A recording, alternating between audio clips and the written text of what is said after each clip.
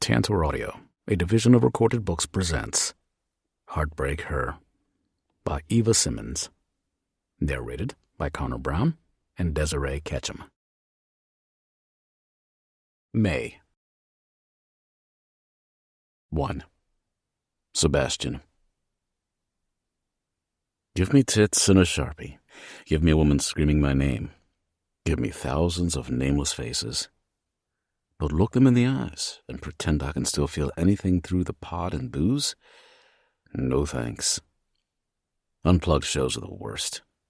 Up close, personal, no massive stadium to drown out individual sounds and faces. Instead, the fans are close enough for me to watch them sweat, close enough to see the tears streaming down their cheeks. There's no room for mistakes, which has the potential to be a big problem when I'm already wasted. I never should have let Adrian talk me into this bullshit. Tonight is going to be rough. You need to be relatable. Adrian keeps throwing that word at me, like he thinks that's what women want from a fucking rock god. Women don't get down on their knees because they want to relate. No. They want to break off a piece of the untouchable. They want to know what it's like to suck the dick of the unattainable.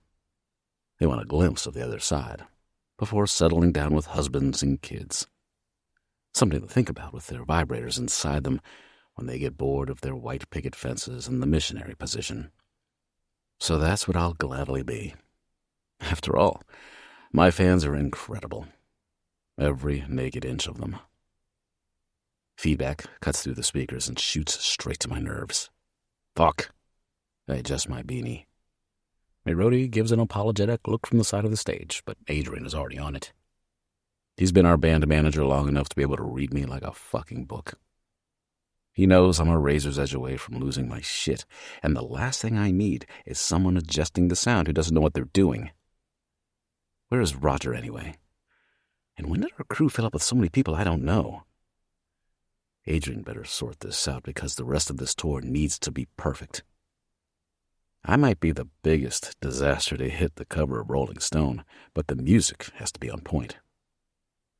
Eloise takes her seat on a stool to my left, tuning her guitar, while someone adjusts my microphone. You look nervous, my sister says over the rim of her neon-red sunglasses. Her eyes are nearly as dark as her eyeliner.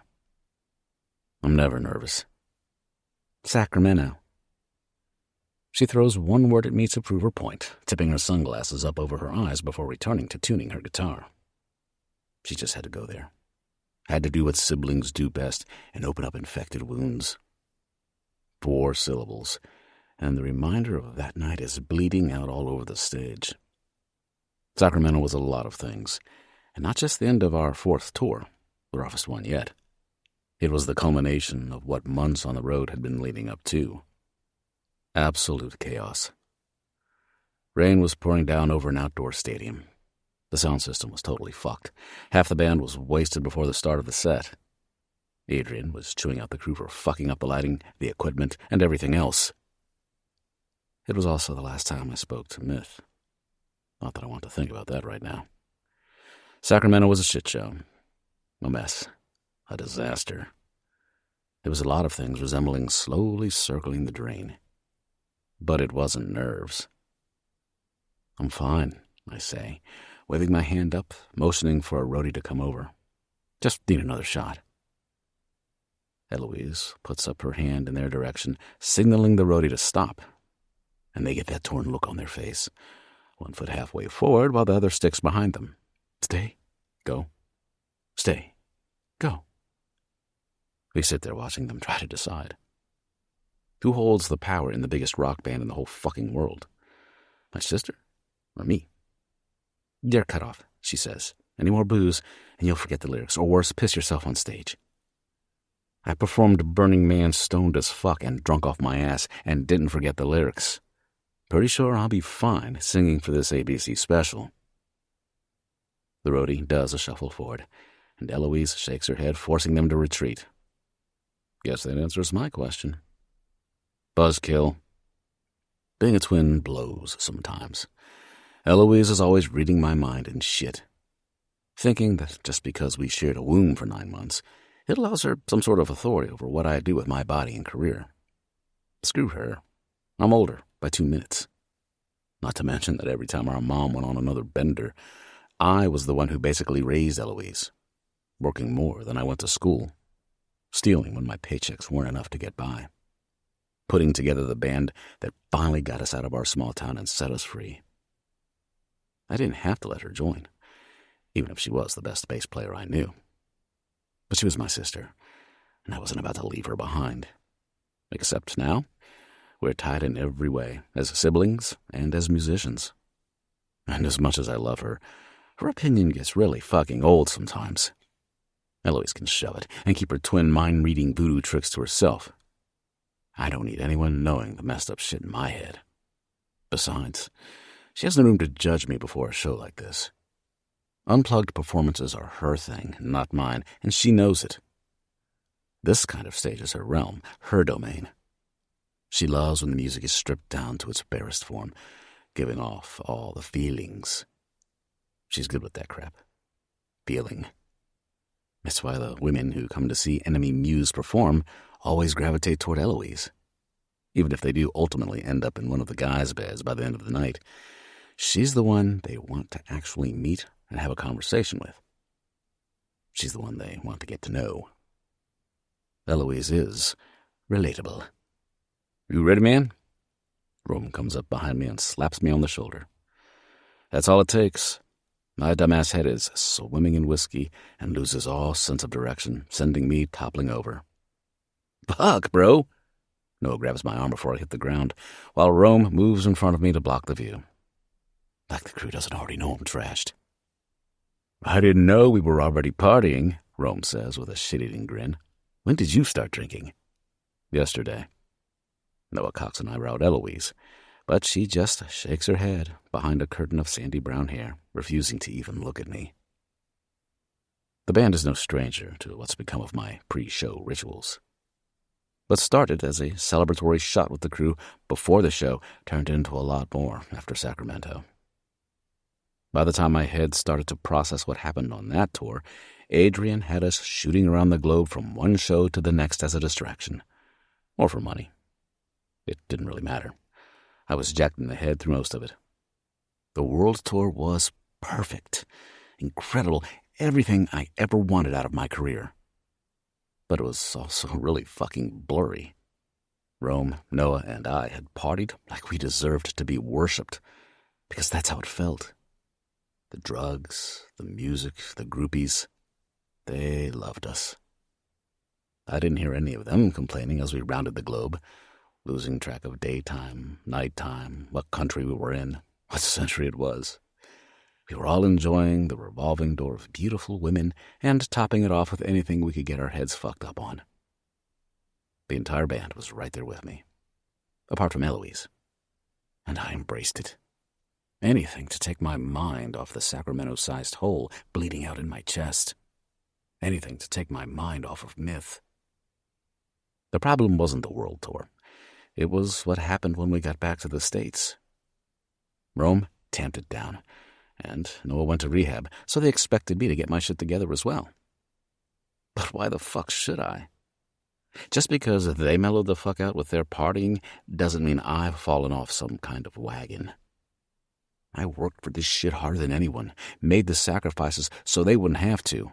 I landed us the record deal. I spilled my life into our music. I sold my soul to the devil without hesitation. So I'm damn well going to drain this for every last ounce, no matter whose patience is running thin. The band can shove their complaints up their asses. I'd like to see them try to get rid of the face of Enemy Muse. Good luck selling an album without my scruffy-ass mug on it. Rome slings his guitar over his shoulder and Noah grabs his drumsticks. I look over to find all three of them eye-fucking each other with thoughts they're no doubt having about the fact that I'm swaying in my seat. Not that they'll say anything. Wouldn't want to stress him out. Adrian's words. He thought I was still outside finishing a joint, but I turned to the corner in time to hear him lecturing them. Warning the band I was fucked out of my head, and they were potentially walking into a train wreck tonight but convincing them to do it anyway. I know Adrian cares. He's one of my best friends and has been with the band from the beginning. But even if he does give 2 shits about us, he gives 10 shits about money. And money always wins. Wouldn't want to stress him out. His words well up inside me. If stress was the extent of my problems, the last bottle of whiskey would have solved it. Thankfully, the band lets it go, settling in. Rome takes the stool on my right and props a foot up on the lowest rung. He strums his guitar to no particular beat. I know this isn't his scene either. He'd rather be throwing his body around the stage, lying in a puddle of sweat, making as much noise as possible. He's called the Riff King for a reason, and he owns it. Everything about Rome is loud and without apology. From the ink that covers him from neck to knuckles to his mouth constantly getting him into trouble. If anyone thinks I'm bad with people, Rome is 20 times worse and doesn't give a shit about it. After all, he's a rock star. The ladies eat that shit up. But unlike me, not afraid to speak my piece about this G-rated special we're about to do, Rome won't say anything. As long as the money and the tits continue to flow in, he's happy. And both are overflowing. Rome watches the fans as they finish taking their seats, doing his usual thing of eyeing the audience and charming the ladies with smiles before we even begin. No doubt deciding which ones he'll have security seek out after the show to bring backstage to suck his dick. I roll my eyes. Noah taps the drums a couple times to get it out of his system. He won't get much of a chance to show off tonight in this type of setting. Not that the women need to see him play for them to willingly offer themselves up later. He stands up and strips his shirt off with a smirk, and I'm pretty sure I hear gasps filter from the seats. Show off. Not that I'm one to talk, but I reserve my abs for a better mood and a bigger stage. The front row is the last to fill, only 15 feet away. Cell phones are already coming out and recording our every move. There was a time when I used to see their eyes as we played. Now it's just cameras in front of faces. I think I might be sick. Not because of the beer, or whiskey, or pot. It's this stage. This close. No matter how many times I stand at the edge of a stadium stage and let my sweat rain down on my fans, it's only in a small room that it feels this personal. Too quiet. Buzzing. The weed hits me harder as the booze starts to wear off a bit, and my head is a clouded mess as I stare out at their blurry faces and the backs of their phone cases. All but one. All but her. She settles into a seat almost directly in front of me. No doubt the best seat in the house. I wonder if she had to blow a roadie to get it. Her eyes are down. Closed, actually, like she's already listening to music when Rome and Noah are just playing random beats out of boredom. She has long, blonde hair waving over one shoulder, dyed bright, bubblegum pink at the ends. And her mouth is moving. Singing? Like she's pulling a song out of the mess of noise. She doesn't reach in her purse and pull out her phone like everyone else. Instead, she sits there with her eyes closed, moving to an absent song. Strange fucking girl. Noah hits a cymbal, and I know that's our cue. We're about to get started. I tell myself tonight's going to be just fine, even if inside I'm coming apart at the seams. I'll sing for them.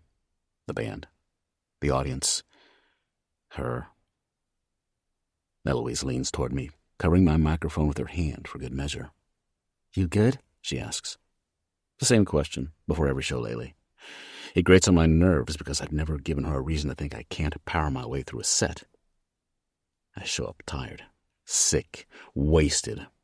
Doesn't matter. I'll get it done for my fans. I've got this. I give Eloise a fuck-off look over my shoulder, which, from her frown, she doesn't appreciate. Doesn't matter what I do anyway. I adjust my beanie and grab the microphone. They fucking love me. 2. Cassie. Rock stars, Mary says, rolling her eyes. I follow her line of sight as the members of Enemy Muse pile into the bar with more security than will fit in here. Half of the band is hiding behind sunglasses, even though it's the middle of the night. For anyone else on the planet, it would look kind of ridiculous. The hair, the leather, the tattoos, the piercings. But they are who they are for a reason, and they own it. You work for them, I remind her, my eye scanning the group for one face in particular, even if it does make me another lame fan. I've been slightly obsessed with the broody, dark cloud that is Sebastian Kane ever since Enemy Muse blew up. And after tonight, there's no doubt in my mind he's the sexiest man I've ever laid eyes on. Mysterious, gorgeous, and downright dangerous. Then there's his voice. Electric. He's everything my brother warned me about. Sebastian settles into a seat at the bar next to Eloise and starts draining the first drink the bartender sets in front of him. He's blindingly gorgeous, but his eyes carry something darker I can't quite put a name to. Yes, I work for them, which means I know them, Mary says with an eye roll. And like I said, rock stars. Says the girl who wants to be one, I point out. Mary waves me off and pulls her wavy dark brown hair behind her shoulders. She's dyed the underside of it bright purple, and it's the only pop of color on her. Dark eyeliner, black gauges in her ears, a muted gray tank top that shows off her many tattoos, and black ripped jeans. She owns her edgy style like she was cut from a rock star's Dream Girl magazine. Mary looks the part of a girl who can be in the same orbit as rock stars, from what she wears to how she holds herself with absolute confidence. She belongs here.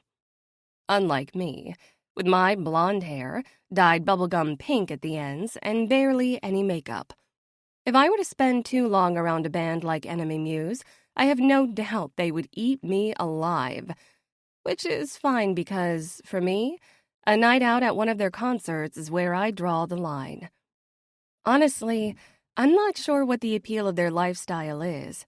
Late concerts, even later parties, being in a different city every other day, it might look tempting from the outside, being handed whatever you want and the world worshiping you.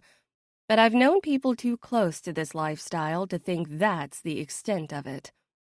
I'm well aware it's not all glitz and glamour. There's Mary, who dropped out of college 7 months ago to join Enemy Muse's crew. She said it was so she could follow her dreams of being a singer someday. But right now, all she's getting out of it is a constant headache while she does the band's dirty work and cleans up their messes. Then there's my brother, who used to be one of Enemy Muse's roadies. He loved every second of life on the road. But while his stories regale the debauched lifestyle of having fun with the band's leftovers, I'm well aware he enjoyed it a little too much. He partied a little too hard, and I saw how it ended. So while other people might look at the band's life with stars in their eyes, I know the truth. Fly too close to the sun, and you'll get burned. Get out of your head and take this shot, Mary says, like she's reading my mind. She pushes the shot glass in my direction, and I take it from her, tipping it back and letting the liquid burn all the way from my lips to my stomach. If only it could take this past year with it. You're right, I tell her, slamming the glass back down and gritting my teeth. Tonight is not about thinking. It's about that show because holy shit, that show. Incredible, right? Mary grins and I nod.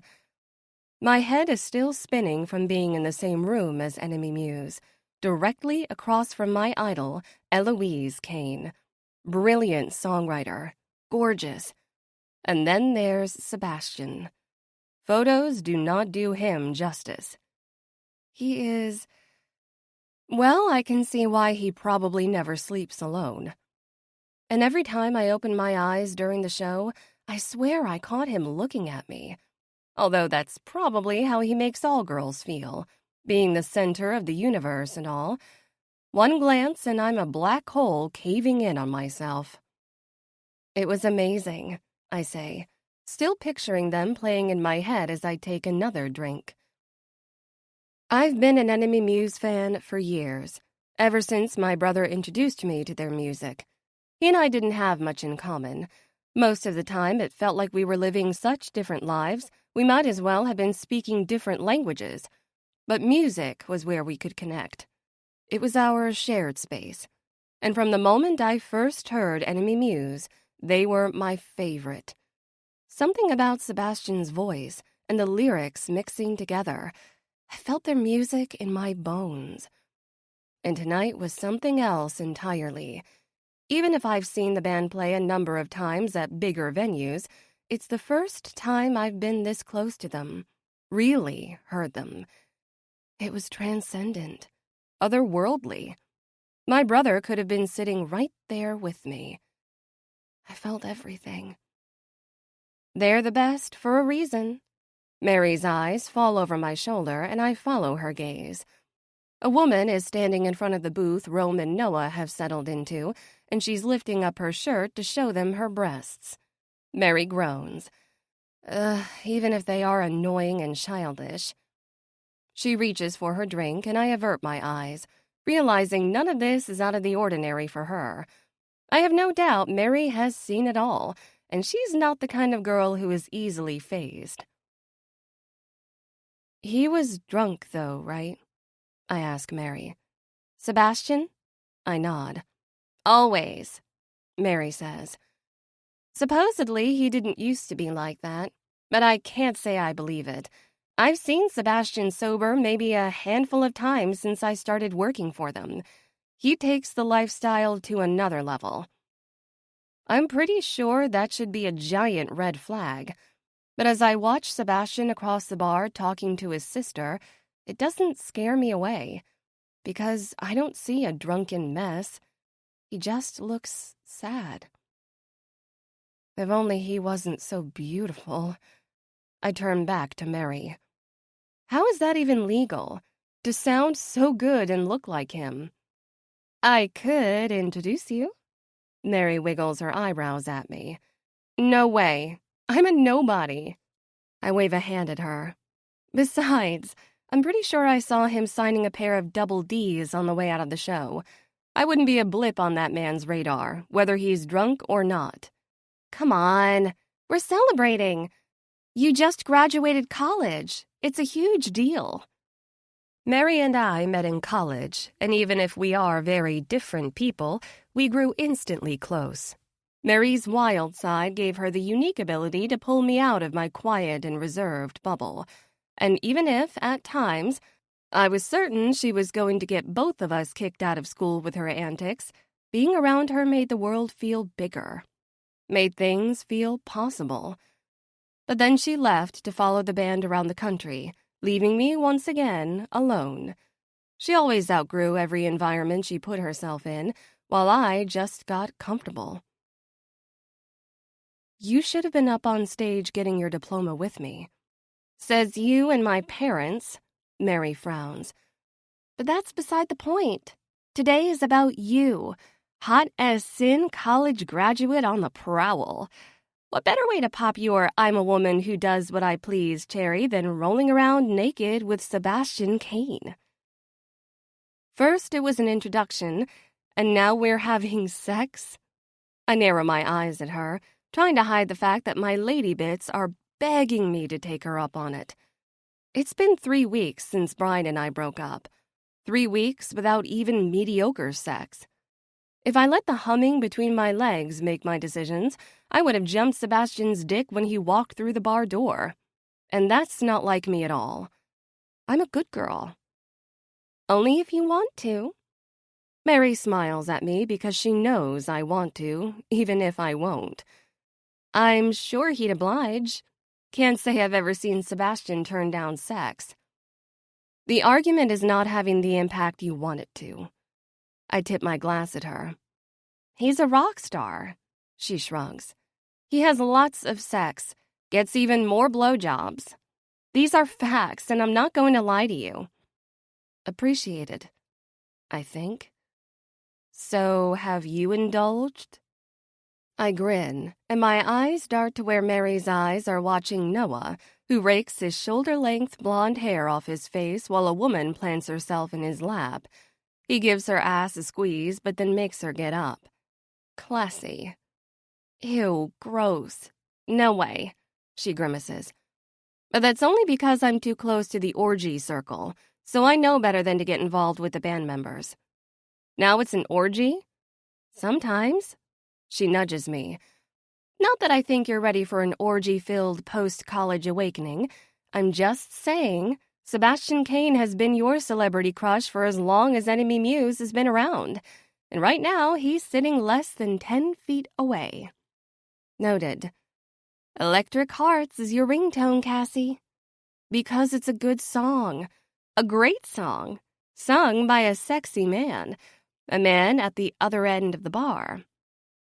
Fuck him or don't. Not my business. But at least let me introduce you. Oh! I look up and see his stool is now empty. Eloise has made her way over to the table with the rest of the band and is chatting up some girl sitting on Rome's lap.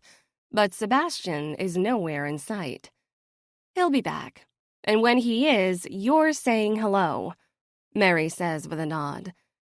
I'd argue, but I'm distracted by an arm falling over the back of her chair. Mercedes, Noah says, skimming Mary with his pale blue eyes. She hates being called by her full name, and from the amused look on Noah's face, he knows it. He's ditched the green leather jacket he was wearing when he walked in here and is showing off every rolling hill of lean muscle on his arms and chest in a thin white t-shirt. Noah twists a lock of Mary's dyed hair around his finger, but she pushes his hand away. I like the purple, he grins. Noah, she says flatly, don't you have tits to entertain? I'd rather entertain yours, he winks. That gets him a smot on the chest, which he ignores with a laugh. Who's your friend? His gaze slides my direction. He might not be Sebastian, but it doesn't stop my body from appreciating those gorgeous dimples, or the way his eyes skim me from head to toe with one glance. Cassie, meet Noah, bottom of the rock star barrel, Mary says, sucking on her straw. Feel free to ignore him. I usually do. Nice to meet you, Cassie. He takes my hand and plants a kiss on the back of it, getting an eye roll from Mary in return. Will you be joining us for the after-party? I thought this was it. Noah throws his head back and laughs like it's the funniest thing he's heard all day. When he meets my stare again, the smile on his face tilts me off balance. I might be well-versed in the fact that he's a bad boy, a player, and everything in between, but his baby face and giant smile are disarming. We're headed back to Rome Suite after this. Just a select few. He's still holding my hand and grinning at me. Actually, I pull my hand away and reach for my jacket. I think I'm gonna take off. Nice work, Romeo, Mary says, glaring at Noah. No, it's okay, I say, sliding off the bar stool. It's been a long night and I think I've hit my limit. Mary stops herself from arguing when she sees the look on my face. Tonight was exactly what I needed. Exciting and freeing. But the music brought back too many memories and I'm at my max. You're still in town tomorrow, right? I ask Mary. She shakes her head. No, headed to Portland first thing in the morning, then the East Coast. All right, well, have fun, and text me. I wrap my arms around her shoulders and she pulls me in for a big hug. Even if I don't see Mary as much as I'd like to anymore with the band's busy touring schedule, it's good to catch up when she's passing through Seattle. When I pull away, she keeps her hands on my arms and squeezes. Take care. It was nice to meet you, Noah says with a smile. He definitely knows what he's doing because his grin could give anyone butterflies. You too, I say, ducking away. Mary turns in her stool to face him and scowls as they flow into something that looks halfway between a conversation and an argument.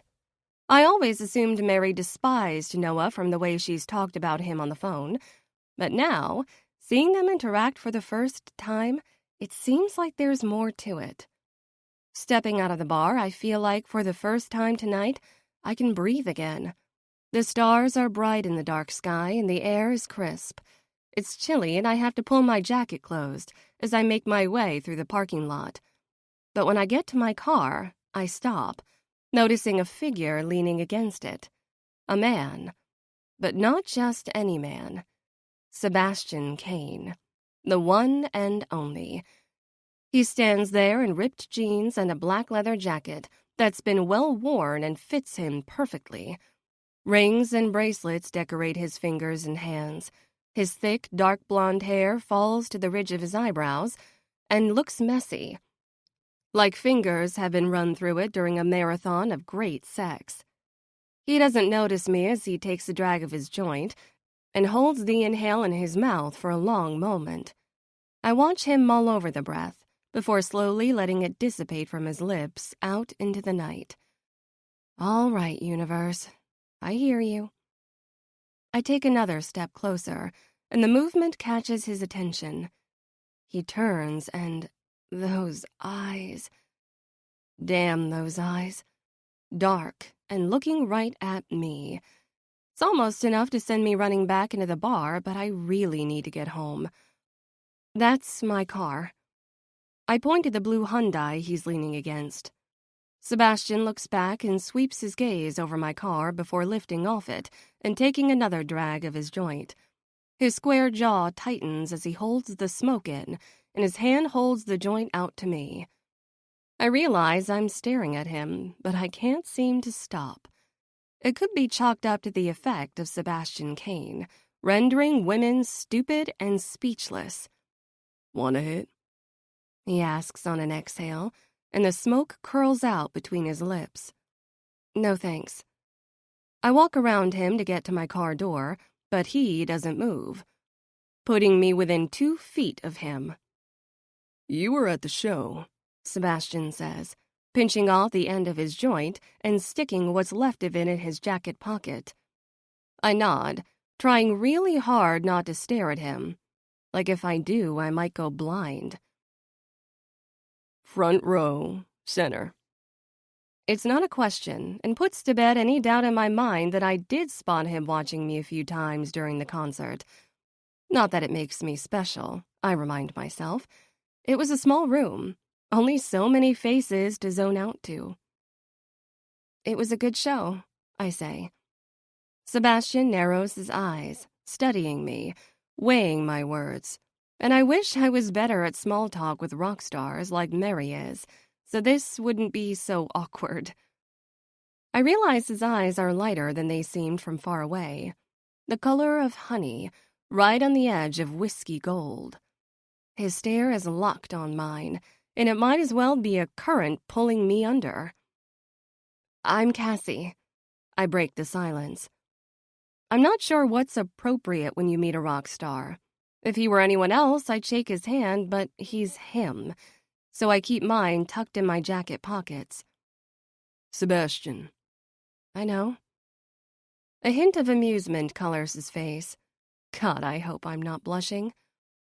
"So, what's your favorite song?" he asks, catching me off guard. I haven't asked for his autograph or pulled my shirt up to show him my breasts, so I'm honestly not sure why he's still talking to me. From the set tonight or in general? The corner of his lips ticks up the slightest. "How about both?" I lean my back against the car and pretend to think about it, like I don't already know off the top of my head. Enemy Muse is one of my favorite bands for a reason, and I've got their album tracks memorized, top to bottom. In general, it's definitely Lady Sunshine. But tonight I'm going to go with Revolve Her. "Two ends of the spectrum." Sebastian props an elbow up on the roof of my car like it's his own. "Would have pinned you for an Electric Hearts fan." My ringtone. Sebastian quirks an eyebrow. Electric Hearts is my ringtone, I say. So yeah, I like it. The song hits all the right spots. That's why it's so popular, right? Perfect for a ringtone. But for a song to be a favorite, it needs to have some blood running through it. A life force, if you know what I mean. Well, of course you know what I mean. They're your songs, after all. Stop talking, Cassie. This is why you wouldn't let Mary introduce you, so you wouldn't turn into a rambling fool. Sorry, I say. Sebastian smiles, looking genuinely amused for the first time tonight. Even at the show, he looked pretty miserable between songs. But under the stars, here he is, Sebastian Kane, smiling at me. So, Electric Hearts is your ringtone, huh? I could slap myself right now. Did I really just tell a rock god his voice is my ringtone? Way to sound desperate. It's a good song. I spin around and reach for the door handle, pulling it. You're leaving? Sebastian says. Figure I'll save myself additional embarrassment. That, and it's been a long night. I try to open the car door, but he doesn't move. So I only get it open a couple of inches. Where are you headed? Home. Sebastian tips his chin down and his hair falls over his forehead. Maybe it's that he's a rock star, or maybe it's that he's Sebastian Kane. But even the simple movement of tilting his head steals the breath straight from my chest.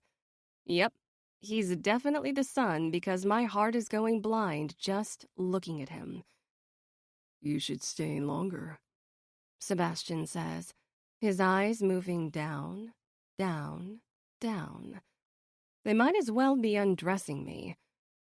Or if you're over this scene, we can always head back to my hotel and hang out. 2 words never held so much weight. I should not go to his room. I should go home, to my new apartment, to my responsible life I'm going to be living now that I finally graduated college, to my predictable world, waiting for the next family-friendly boyfriend to appear in my life. I'm not the troublemaker. I'm not the rebel. I'm the good girl. I follow the rules. Everyone is counting on you. The warnings echo in my head, but Sebastian's gaze holding me in place does something deep down I can't quite explain. It's not like I'd have to fall for him, right? It could be one night with a rock star, the rock god Sebastian Kane.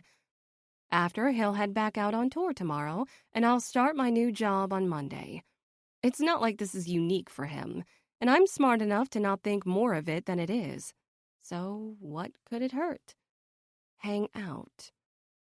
I'm almost positive Sebastian is flat out offering me no-strings-attached sex, and I've had a rough enough year, a fresh enough breakup, and a good enough night to seriously consider it.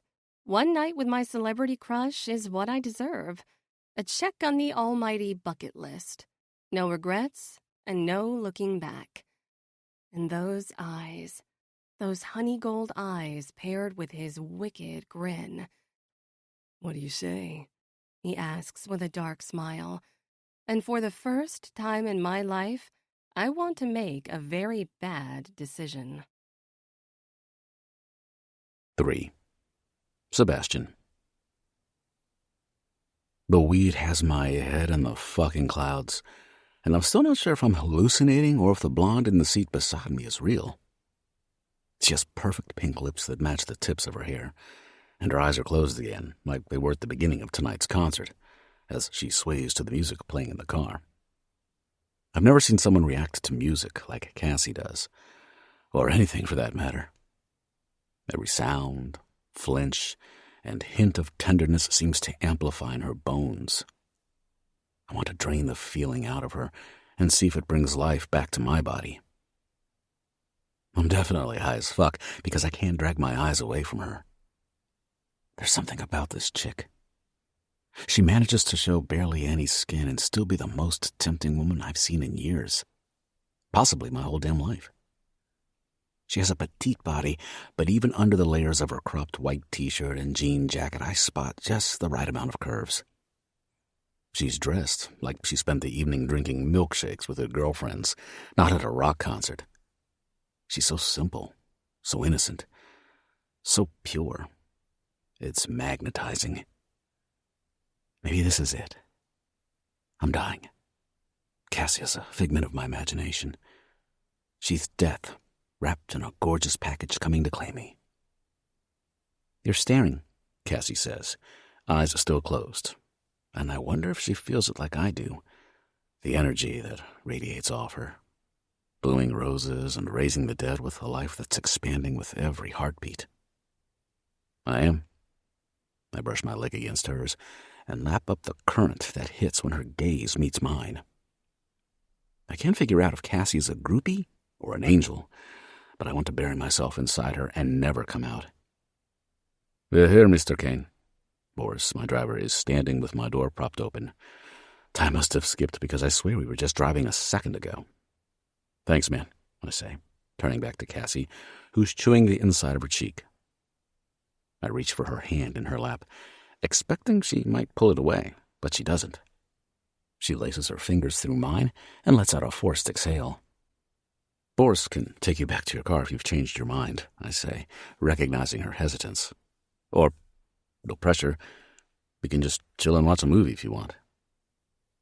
I've never wanted to just chill and watch a movie with a fan before.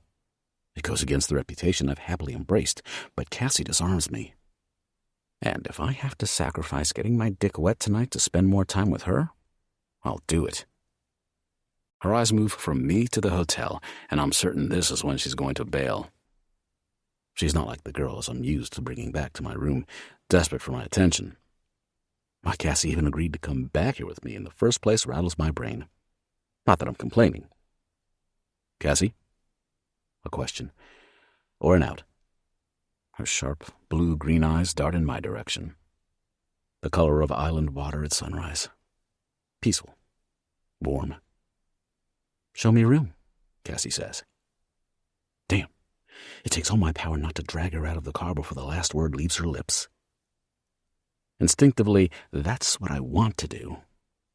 Instead, something compels me to circle the car and open the door for her like some kind of gentleman. Maybe she's not the angel of death. She's the devil, finally here to drag me home, because right now I'd do anything for her. We make our way into the back of the hotel to avoid the lobby. Usually, this is the point where groupies start clinging to me. Either to get caught in a photo by the press for their 5 minutes of fame, or to start taking my pants off. Cassie doesn't. She keeps her distance, a good few feet of it. Even in the elevator, she stands with her back against the opposite wall. It isn't until we're in my room with the door shut that her shoulders finally relax. Her eyes scan the suite. It's a mess, like the inside of my head. My luggage is on the floor, half unpacked. Bed unmade in the other room. Most people find this kind of chaos stressful, but that's my life. I strip off my jacket and toss it into a chair, my body right behind it, while Cassie pauses at the door. I don't usually do this, she says when my eyes meet hers. Okay. I pull the joint from my pocket and light it up. It's cute she thinks I'd care if she did. Being a rock star and banging random chicks around the globe means I reserve judgment. Besides, I don't read her as the kind of girl who does this. So what do you normally do then? I ask, bringing the joint to my lips and letting the inhale float my brain back up to the stars. Cassie finally comes forward, leaving her purse and jacket on the table by the door, showing off a hint of skin where her t-shirt doesn't quite reach her jeans as she drops into the chair beside me. Like, what do I do in general? Or when I go to concerts? She asks. I laugh because that's the second time tonight she's clarified a question. This isn't a pass or fail, but I get the impression she's used to giving the right answers. How about both? Cassie rakes her fingers over her scalp, pulling her blonde hair back and off her shoulders and showing off her gorgeous neck. Well, in general, I just graduated college last week. Congratulations. I tip my head at her. She nods. But that means I haven't had much of a life for the last 4 years. I thought college was supposed to be where you let loose. I wouldn't know since I skipped that step. She shrugs. For some people, but...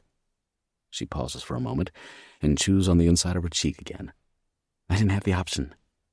I take another drag, getting the hint there's more behind her answer, and also that I shouldn't ask. Fair enough, I say with an exhale of smoke. And what about tonight? My friend Mary is on your crew. She got me a ticket to the show as a graduation present. I was here with her. Mercedes? Cassie nods. Badass fucking chick. That's the one. Cassie lets out a throaty laugh I wouldn't mind drinking from her mouth. How can a woman be so gorgeous and understated at the same time? Want a hit? I hold my hand out and offer her the joint. She turned it down earlier, but she looks tense as fuck, so I'm not surprised when she reaches for it this time. Thanks, she says, taking it from my hand and putting it to her lips, inhaling a drag that tells me it's not her first time before handing it back to me. Well, that explains your seat. Her eyebrows crinkle. What seat? Front and center of the show. The front row at small gigs is usually filled with people fucking a band member or a roadie, sometimes friends. Her lips turn down, and she shakes her head. Not saying, I know, she says, but I can feel some kind of wall going up from my comment. I'm not used to caring what stupid shit flows out of my mouth. It's one of the perks of being who I am, either by my name or the fact that I'm generally too messed up to care what people think about what I'm saying. But Cassie feels different. How about that movie? I jump up and hold out a hand. I'm smart enough to know if I keep talking, she'll run for the hills at any second, so I need a distraction. Really? Her eyebrows pinch. I figured you were kidding about the movie. I mean, if you want me to go so you can get better company, you're fine company. You're Sebastian Kane, she says, like there's a valid argument behind it. So I've been told. And you're fine just watching a movie? Her nose crinkles. Yes. There's a long pause, but her eyes don't leave mine. The weight of her decision fogging the air around us. For the second time tonight, I'm sure she's going home, but she surprises me by taking my hand and following me to the couch. We kick off our shoes, and she settles on one side, so I drop down onto the middle cushion, casting whatever rom-com bullshit pops up first on my app and hitting play. So, why did you take me up on my offer then? I ask her, genuinely curious. If this isn't your thing, and you don't normally go back to hotel rooms with random rock stars, why tonight? Her chest rises and falls with her thoughts, and the light from the TV casts a warm glow on her face. She stares into the distance with an expression that's a strange mix between sadness and thoughtfulness. And when she turns back to me, the warmth in her eyes punched me in the stomach. You're Sebastian Kane. She lifts an eyebrow, which I guess for most people could be enough of a reason. But as we got to talking, I don't know, I got the impression you're also not Sebastian Kane. My eyebrows pinch, confused. Not following. I'm going to be embarrassingly honest with you right now, if that's okay. I grin, not missing that her eyes drop to my mouth. Please do. I like your music a lot. Obviously. It's my ringtone. And then there's the fact that you're you. She waves her hand at me and rolls her eyes. Which means you're hot. I can't help but laugh. I'm not sure a woman has ever been so awkward while hitting on me. Okay. Mary knows I've always had a little bit of a crush on you, so she thought, what better way to celebrate my college graduation than to... She pauses, lifting both eyebrows. You know. Fuck a rock star? Sounds like Mary. Cassie's lips pressed together with a sharp inhale through her nose, and I can imagine that exact reaction from her in my bed. Right, Cassie says, seemingly nervous. And what were your thoughts on Mary's plans for you? I stretch an arm over the back of the couch, and it brings my hand right beside her shoulder. Mixed, she says. Fair enough. I reach for a piece of her hair and play with the pink tip, glad when she lets me. I've never liked pink anything, but there's something about the way she wears it. What tipped the scales in my favor, then? Cassie narrows her eyes and looks me over, reading me the same way she did when she first spotted me leaning against her car. Like my entire fate is in her hands, and I just want to know which way the scale is going to tip. Well, we talked, and yes, the attraction was there, but, she shrugs. Up close, without the microphone and the fans? I don't know. You also struck me as a lot more. I didn't want to walk away just yet. She's right. I am more. A drunk, a pothead, a disaster. Cassie's gaze says none of those things. She looks into my eyes and steals a piece of me I hide so deep I'm not sure if it exists anymore, wringing me out and leaving me with remnants that feel too close to hope. It's not something I'm prepared to feel right now. I lean toward her, getting a hint of her honey-sweet scent. Sugary goodness mixed with the smell of fresh-cut grass on the first day of summer, dragging my soul back to a time before it went through a wood chipper. My finger, playing with her hair, moves to her cheek, tracing the line of her jaw, and I can't tear away from the blue-green eyes staring at me, seeing me, through and through, wanting me, but not like women normally do. Cassie's eyes wander deeper and sink to the very pit of my soul. I'm going to kiss you now, I say, knowing she could get up and stop me if she really wanted to. She probably should. Her pink lips part, and I think she might. But her body shifts in, and the slight nod of her head is all I need to wrap my hand around the back of her neck and pull her to me. Even if, deep down, I know it's the wrong decision, and she's a girl who deserves a lot more than I can give. But I'm lost. I'm desperate. And I hope the fuck she's the angel who's going to either carry me back home or finally drag me to hell where I belong. 4. Cassie.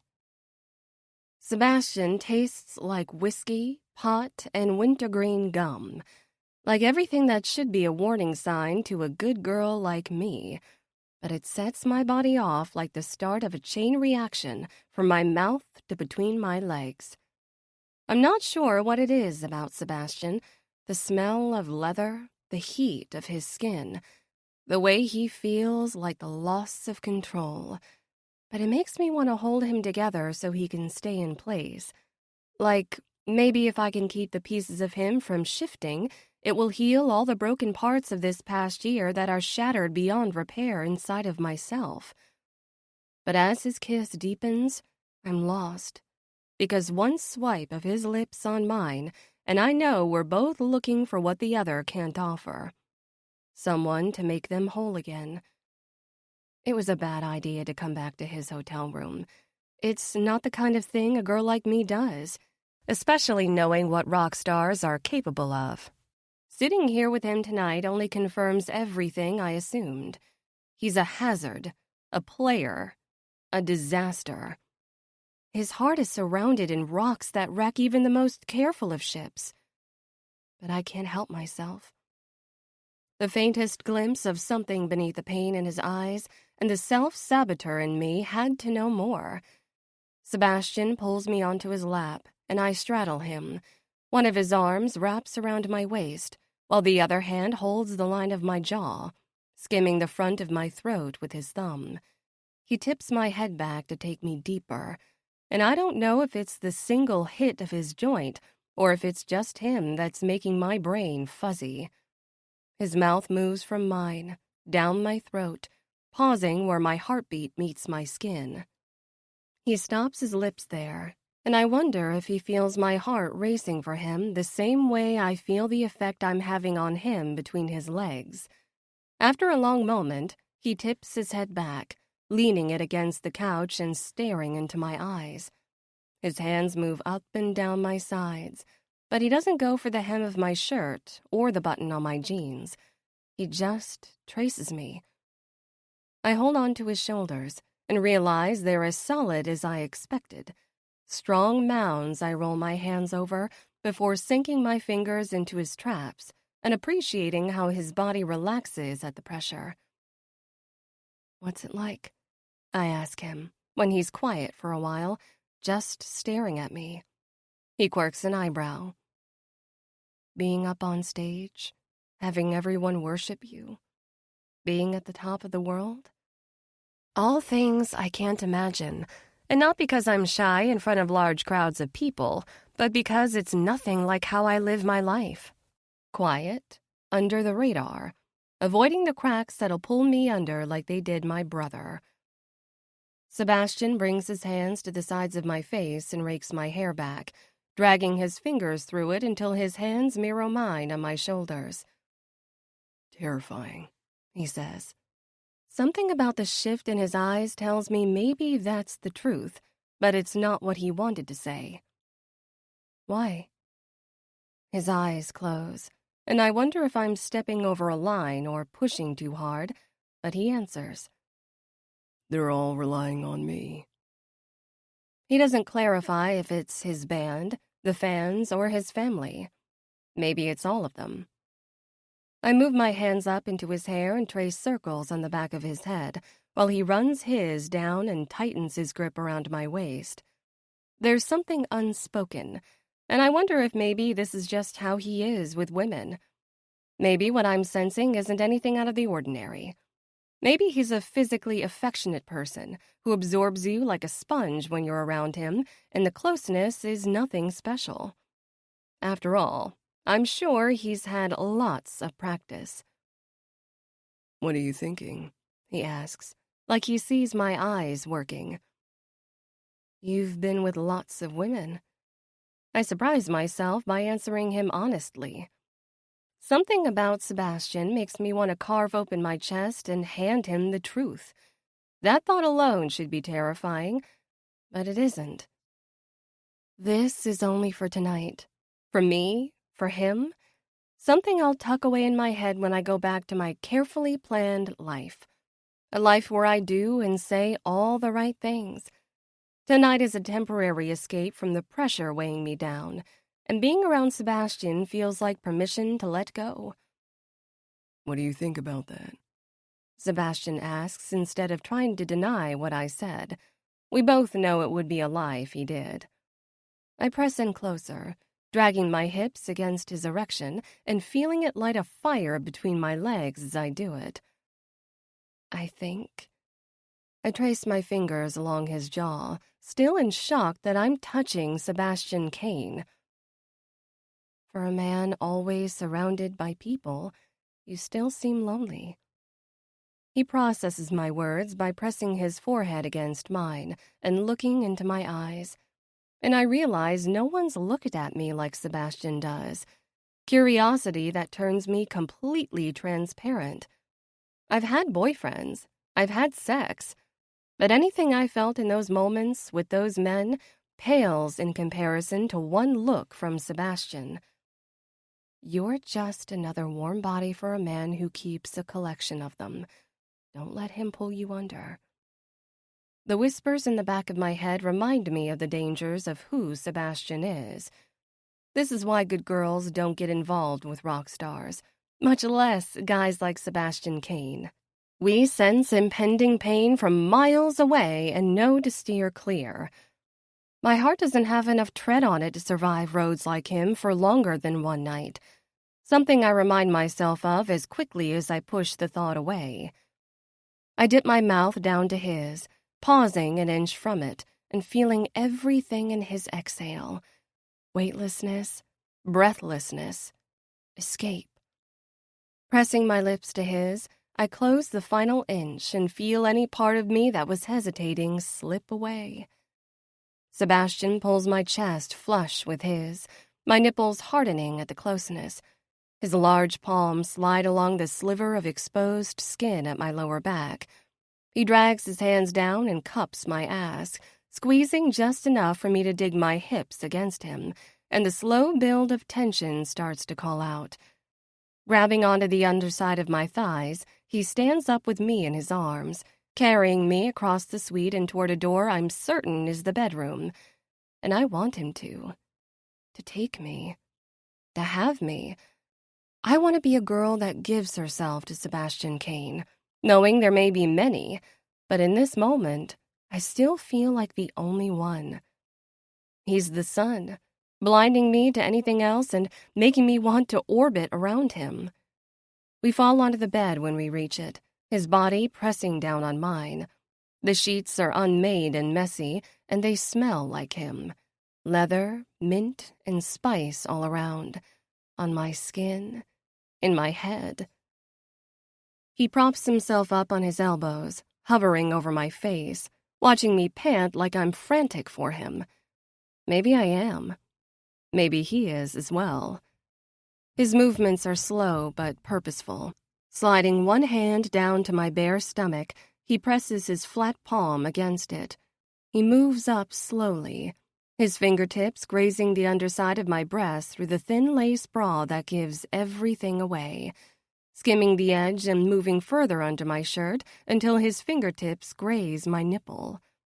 Sebastian stares at my face as he plays with it, grazing, pinching, and pulling, reading my reactions with each one.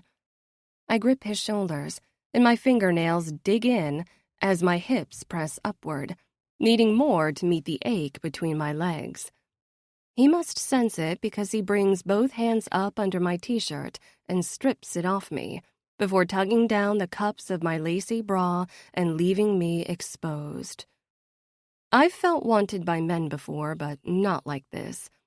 Sebastian looks at me with such intensity, as if me being here heals him and breaks him all at once. I reach for the hem of his shirt, and he lifts, allowing me to pull it up and over his head, revealing his pierced nipples and sculpted chest I'm familiar with through photos and videos from his concerts. But there's nothing like seeing him in person. Those lean muscles might as well be carved in stone.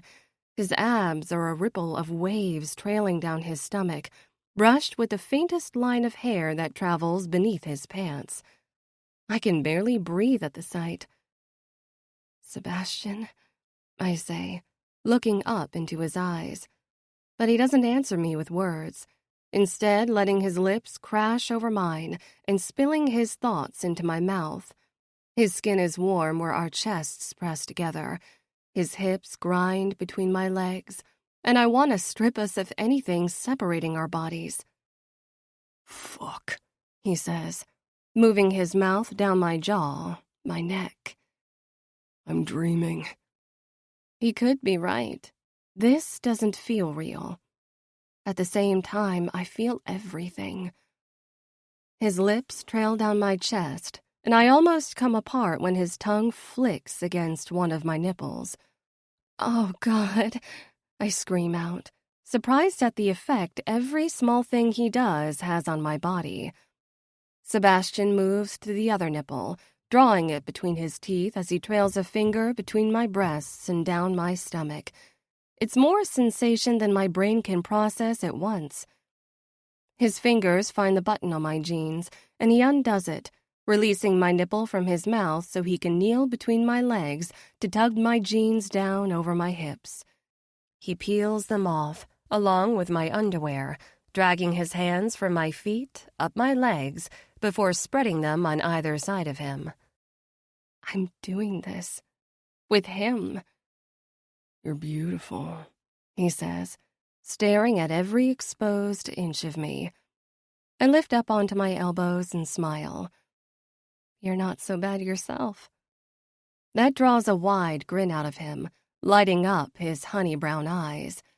Sitting up, I start making work of his zipper, and he plays with my hair, dragging it off my shoulders and spinning it around his fist. "I need it," he says, tipping my chin up to look at him, and I realize he's not talking about this, about us. "That's why I do it. When I'm up on the stage, I'm needed, and I'm someone." "You're someone even without it." He blinks, long and slow. "Not anymore." Before I can argue, he leans down and kisses me, pressing until my back is flat on the bed again. He moves down my body while stripping off his pants. Without looking, I know we're both fully undressed because the energy in the room shifts. Sebastian continues downward, his hands pressing the insides of my thighs wide open for him. I feel his breath between my legs, followed by the swipe of his tongue running the full length of my pussy, and I'm ribbons floating in the wind. He holds my hips against the mattress as he kisses my clit, slow, torturous circles moving around and around, slipping one finger into me, then two. I already feel my body climbing and clenching around him. I grab onto his hair and he moves faster. His fingers drag in and out as his mouth pulls the pleasure from my body, and he watches every reaction like he's memorizing what he's doing to me. A man I've wanted from afar is between my legs, making music of my screams. All it takes is one final lick, slowly, all the way up, for my climax to hit. He pulls his fingers out and fucks me with his tongue, letting me come apart on his mouth like he needs it as much as I do. Sebastian rides those final waves with me before my body finally relaxes, and my hearing is reduced to a white noise ringing in my ears. Only then does he kiss a trail up my body and lay beside me. But even though he's unclothed, and I feel his long, hard length pressing against my side, he doesn't make another move. He holds me in his arms, breathing just as hard as I am, pulling my back against his chest as we lie in his bed. Wintergreen and leather and pot filling my nose. Sebastian holds me like something broke when I came apart, and he doesn't know how to put it back together. He holds me like he doesn't want to let me go. And even if I shouldn't think it, I don't want him to let me go either. 5.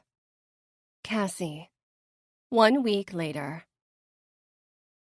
Am I still asleep or am I imagining things? Pounding starts between my temples to the tune of my heartbeat as I stare at my phone screen. I replay the video clip again, like maybe if I look at it enough times it might cease to exist. No such luck. I throw my phone onto my bed and dig my fingers into my hair. There's no denying it's me. These stupid pink tips in my hair that I love so much give away everything. One hint as to who I was spread like wildfire through the press, and they uncovered my name and address in a matter of hours. My social media is already blowing up. Being the masochist I am, I made the mistake of looking at the comments before I fully realized what was going on. Whore, skank, slut. Sprinkled among them were a few comments cheering me on, but that somehow only made me feel worse. How long until my parents see this? Co-workers.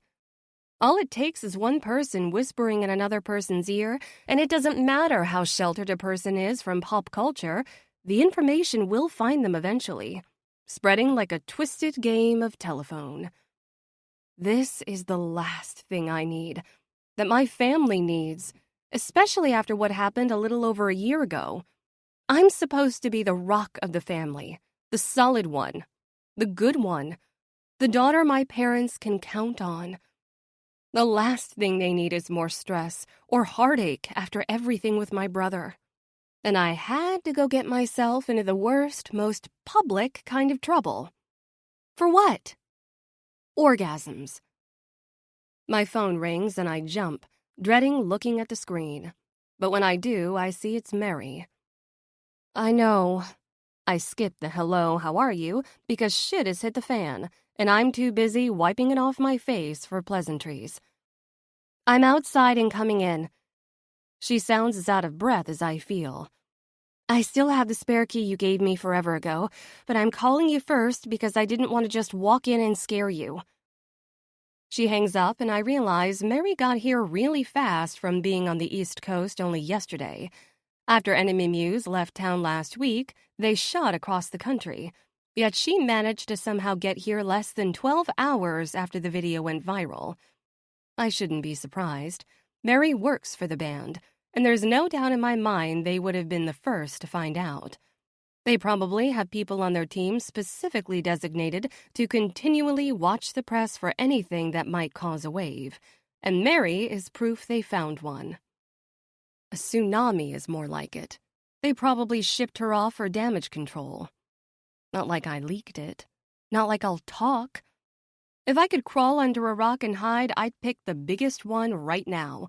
A mountain, as a matter of fact. I'd lift it up and bury myself. Now that I think about it, an off-grid community with no internet isn't sounding bad. Cassie! Mary walks into my bedroom with a forced smile, and I realize how much I've missed her, even if it's only been 6 days.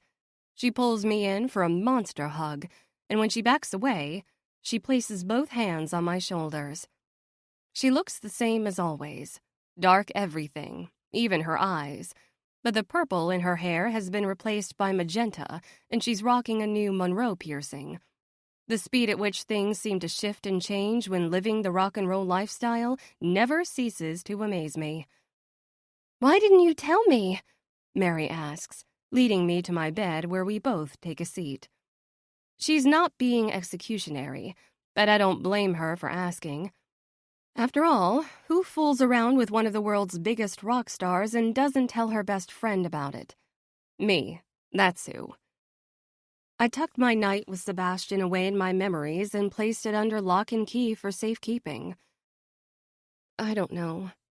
It's the honest truth. I wasn't quite sure how to process it. That's not the kind of thing I do. My family's going to kill me. They won't. And if they try, I'll be your human shield. Don't worry.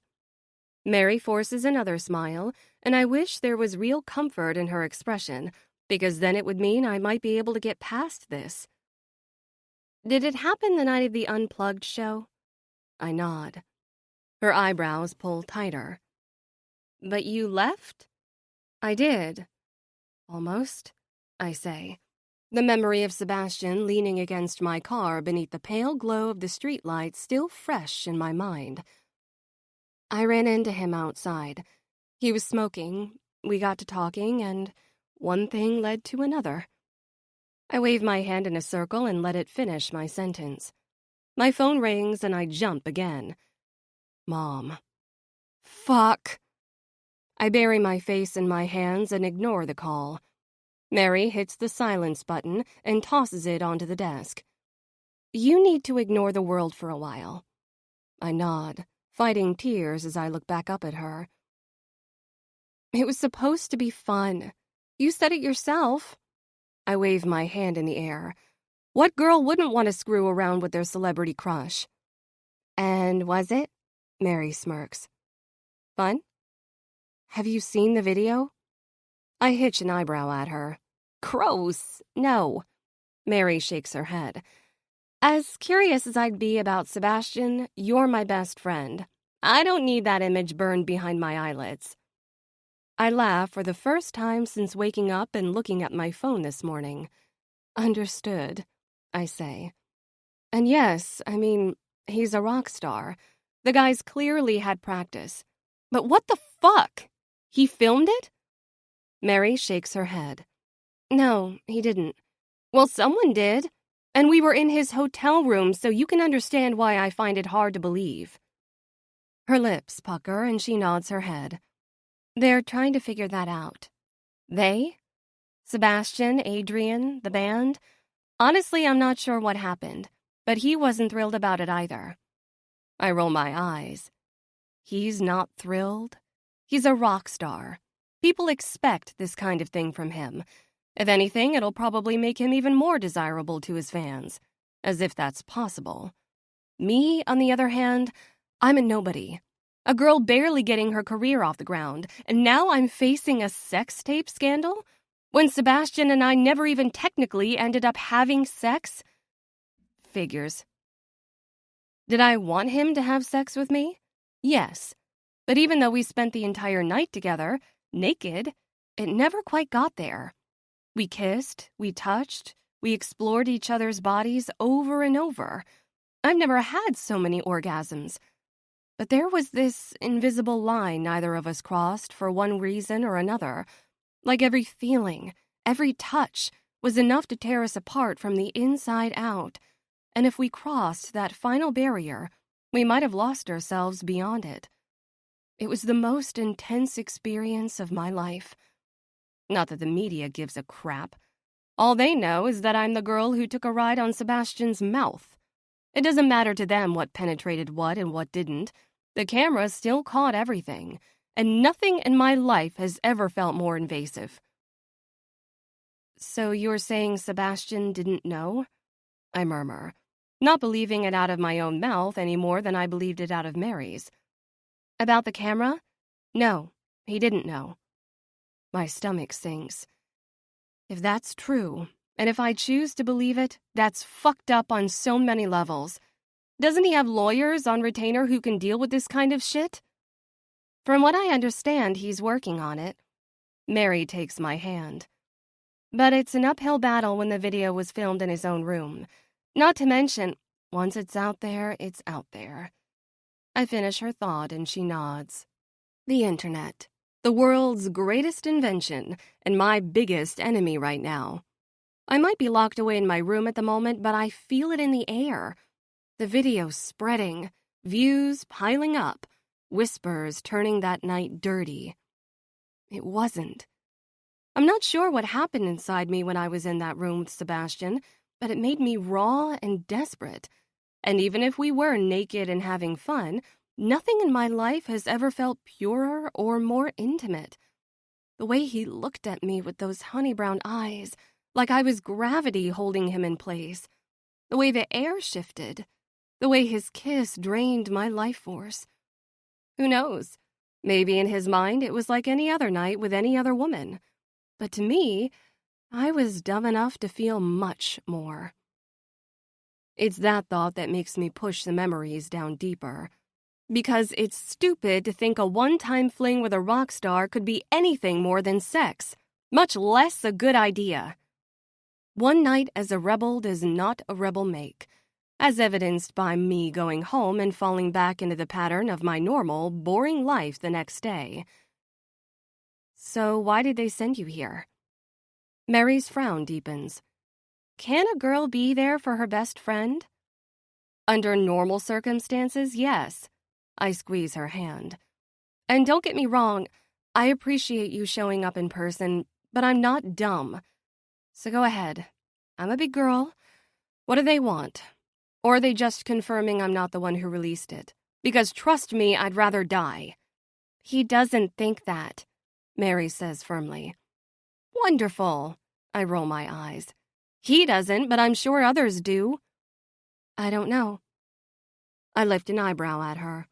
We've been friends long enough I can see straight through her avoidance tactics. Just like I'm not convinced Sebastian didn't release the video to further his reputation. I'm sure there's plenty of people on his team who think the same about me.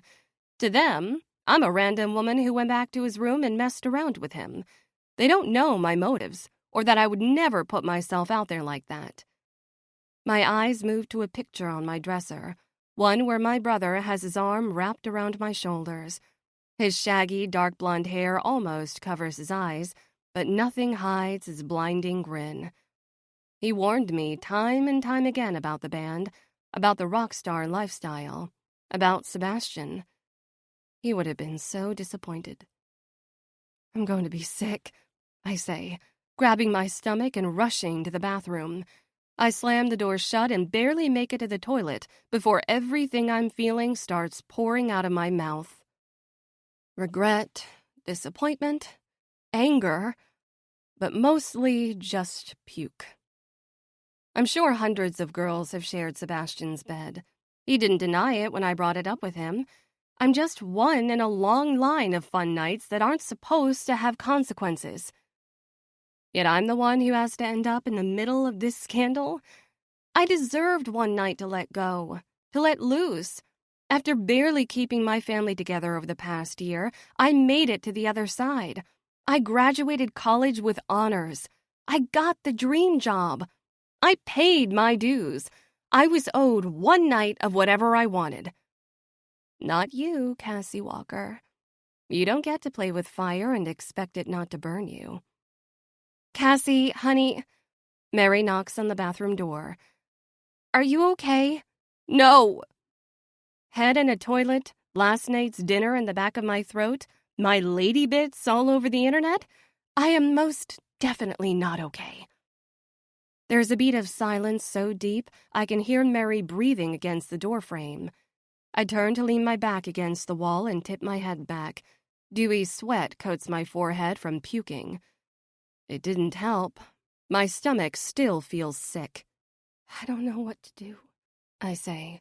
So quiet I'm not sure if she can hear me. It was supposed to be fun. This is such a mess. I know, Mary says, and a thump on the door makes me think she's leaning into it from the other side. You might not want to hear this right now, but you're right. I did come here for a reason. To check on my best friend. Yes, of course. But also for the band. I figured. Not that I'll hold it against her. Everyone has a job to do. Except maybe me once my company catches wind of the tape. I'm listening, I tell her. We're going to find a way to smooth this over. A time machine? She chuckles. Don't I wish? But no. You just need to listen to him. Him? What is she talking about? Her words are still spinning in the air around me as the handle to the bathroom starts to turn. Not enough time for me to lock it. Not enough time for me to throw my body against it. I'm frozen. Seated beside a toilet, my puke still sitting in the bowl, when the door opens and there he is. Sebastian Kane, filling the bathroom with electricity. Looking so good I can't stand it at a time like this. White t-shirt and ripped jeans fitted against a body that's impossible to forget. Hey, Cassie. 2 words, and he shoots my heart to the flipping moon without my permission. He really needs to come with a warning label tattooed on his forehead. Then again, I should have known better. 6. Sebastian.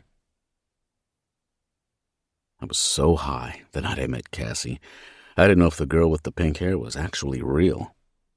Not until I opened the bathroom door and saw her sitting by the toilet looking how I feel inside. Torn to bits. Even with her hair in a disheveled knot on her head and the stench of vomit in the air, she's still gorgeous. The most beautiful girl I've ever seen, and I know I've seen the hottest of them. Cassie leaves all the others in her dust. And not just her beauty, but her thoughts, her nervous tics, the way she stumbles over her words when she's flirting, the way she sees right through me, the way her hands feel like they belong on my skin. She's all-consuming. I can't remember the last time I brought someone back to my hotel and didn't fuck them, or how long it's been since I've gotten so lost in a woman's being that I didn't even want to try. But looking into Cassie's eyes, I knew she wasn't a one-night stand. Even if I couldn't stay away, I couldn't turn her into one either. Cassie saw the deepest parts of me as I was touching her. Opened me right up. She was a wonderland, and by the end of the night I forgot where she ended and I began. But my memory of her from our night together and the girl sitting here now are different. She's tired, broken, and it kicks me in the gut to know that her being with me is the reason. Of all the women I've brought back to my room, she's the one who had to get caught up in this mess. I'm going to destroy whoever hid a camera in my room and burn their fucking world to the ground. Walking over to the toilet, I closed the lid and flushed before sitting against the wall beside her and tipping my head back. She centers me in a way I didn't think was possible with all this shit swimming around in my head. I'm a top, spinning out of control, and she's the finger that slows my speed, bringing me into a gentle orbit. It's how I felt last week, before she disappeared from my room when I was sleeping, and again now, with her sitting beside me. Why are you here? Cassie breaks the silence. I turn to face her, but she's got her eyes closed. She can't even look at me. I came to check on you. Do you check on all the women you fuck around with? My reputation was never a secret, so I'm sure her comment is just a wall she's erecting. Still, it hurts. No, I don't. She opens her eyes and tips her head in my direction. The green from her eyes is all but faded to a cool blue with whatever she's feeling. Hurt, sadness, exhaustion. The look flattens me. Sorry, she frowns. Of course she's apologizing. She's too sweet for her own good. I want her to be pissed, to lash out. After all, even if I wasn't the one to put the video out there, coming back to my room that night is what did this to her. Me being selfish when I should have kept my hands off. You have nothing to be sorry for. I tried to rein in my irritation toward whatever in life made her think she'd ever be at fault for something that clearly lands on my head. Cassie takes in a deep breath, releasing it just as slowly. Well, you've checked. I'm here. I'm sure you have places to be. Not today. After the video leaked last night, it sent everything into a tailspin. The crew and band are scrambling. Eloise won't stop asking if I'm okay. The guys want to know who the girl in the video is. Adrian is fielding non-stop calls. And in the midst of the chaos, all I wanted to do was check on Cassie. So, like the reckless asshole I am, I ditched all my obligations and got on a plane, much to Adrian's displeasure. How did this happen? She asks, her eyes closed again. Adrian's working on that. Don't worry. I'm going to bury them.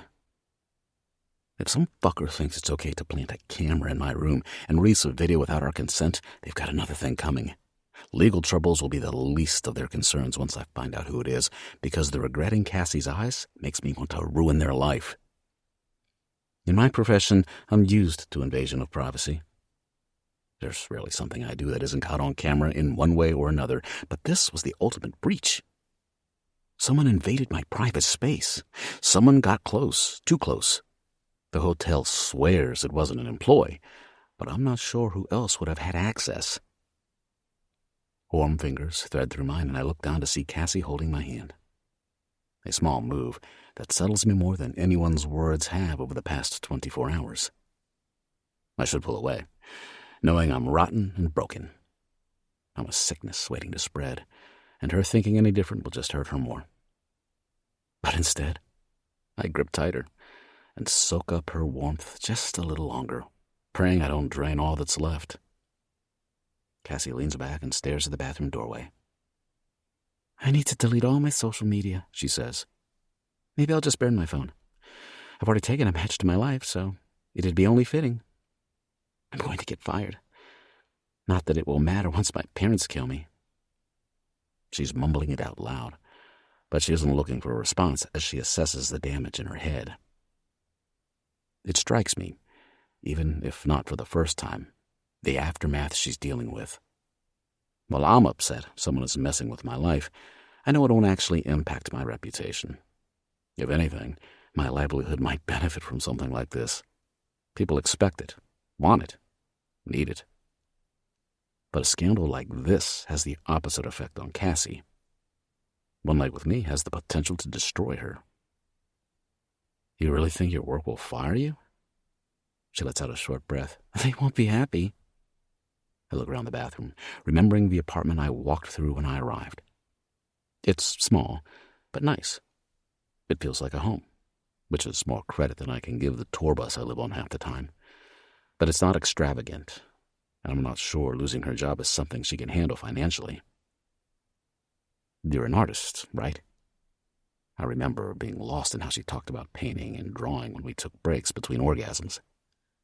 She lit up, and it reminded me how I used to feel about my music, like there was life behind it. I'm an illustrator, she says, her eyebrows pulling together like she can't figure out why I'm asking.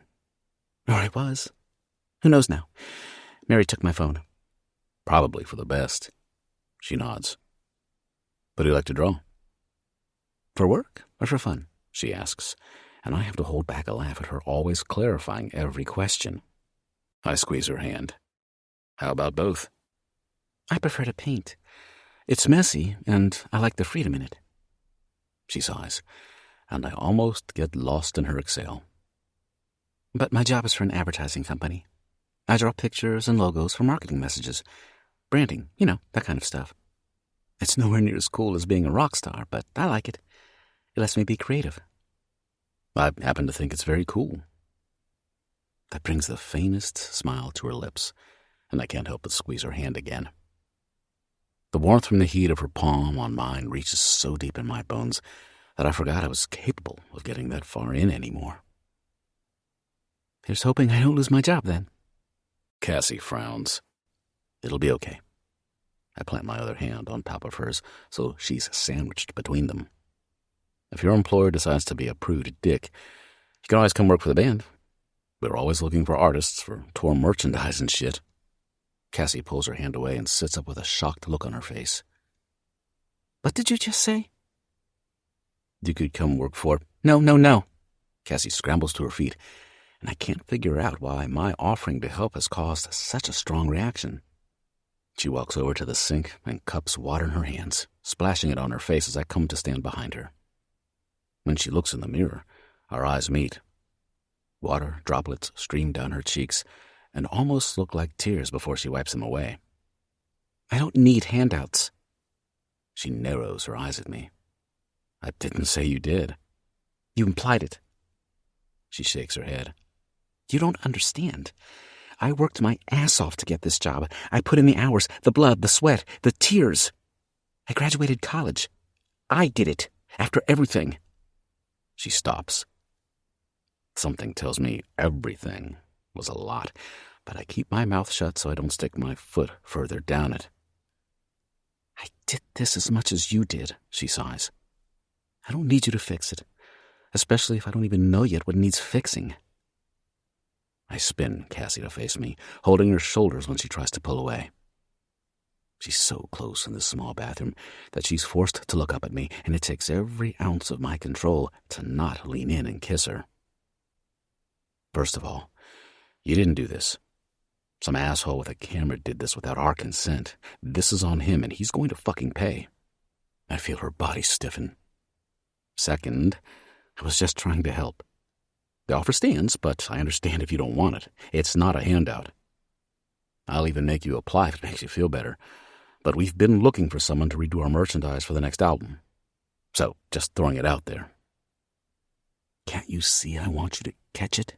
To take it? Can't you see I need you near me?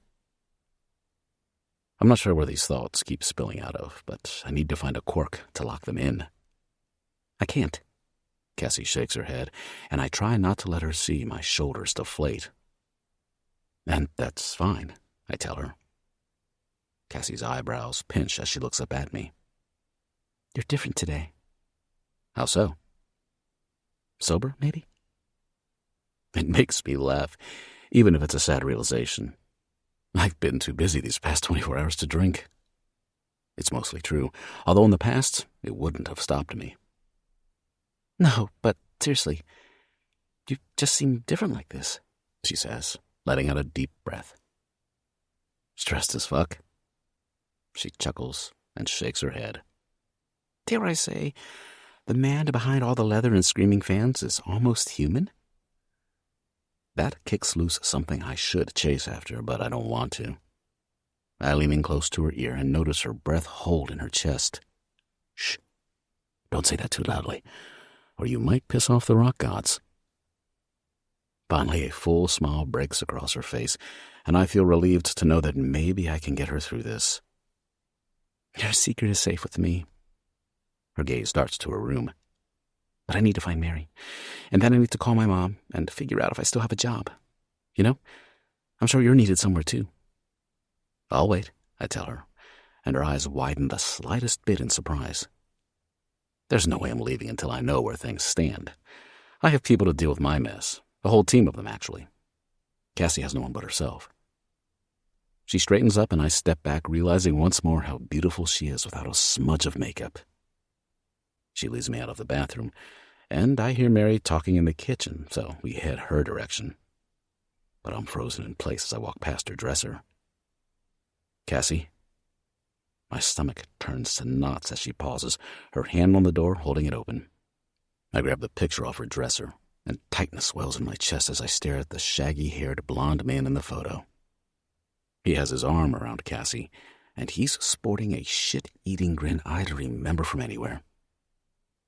Why do you have a picture with Myth? Myth? Her eyes look over her shoulder to the photo in my hand, slowly processing what I'm asking. Oh, right. You guys were friends. I'm not sure how I didn't think about that. Or I guess I was trying not to think about that. He didn't really want me in that scene, and now I get it. She trails off, and I recognize the pain in her eyes because I live with it inside me. Memories rattling around, warnings blaring in my head. You knew him? I know it's a dumb question the second the words leave my mouth, but I can't help it. The room starts to shrink, and I swear I hear thunder in the distance. Knew him? Her eyebrows pinch together, and she turns fully to face me. That's when I see it. The resemblance I didn't notice a week ago or even this morning. The same high cheekbones and bright eyes. Heart-shaped faces and blonde hair. Now it's painfully clear. Of course I knew him, she says. He's my brother. Your brother? My head starts to spin. No way. No fucking way. This cannot be happening right now. I knew Myth had a sister, but he never showed me a picture of her. He said he wasn't letting me get any ideas in my head because there was no way he was going to let me anywhere near her. If our tour went through town and he invited her to a show, he'd hide her in the back of the audience and send her away with a quick goodbye when the set ended. He was fixated on not letting her into his world, into mine. This is it. You feel it, right? Myth grinned at me. I shrugged. We'll see. There were a ton of bands here tonight. Shit bands in comparison. He punched me in the arm. I'm telling you, this is it. You guys are going to get signed, and then the world better look the fuck out. Whatever you say, man, I laughed. Fuck. Myth bounced up and down, and I swear he was more excited than anyone in the band at the possibilities of what tonight could bring. 3 of the biggest labels were in the audience, and Neon Records was already backstage with Adrian asking about us. This was it. I could play it cool all I wanted, but I knew it, just like Myth did. Things were about to change. Myth's phone rang, and he frowned at the screen before tucking it back in his pocket. Who was that? My sister, he sighed. My parents are still pissed I'm doing this shit instead of going to college. She's probably trying to talk some sense into me. But just wait. This time next year, I'll be working for the biggest band in the world. Myth slapped me on the back, and I shook my head. Fuck. Can you picture it? I said, tipping my head back and closing my eyes. The money, the fame, the groupies. Paradise, brother. We're going to take over the fucking world. I looked at him, and it felt like the culmination of so many things coming together. We'd made it. So, who is this sister of yours anyway? He barely talked about her, and never brought her around. You said it yourself.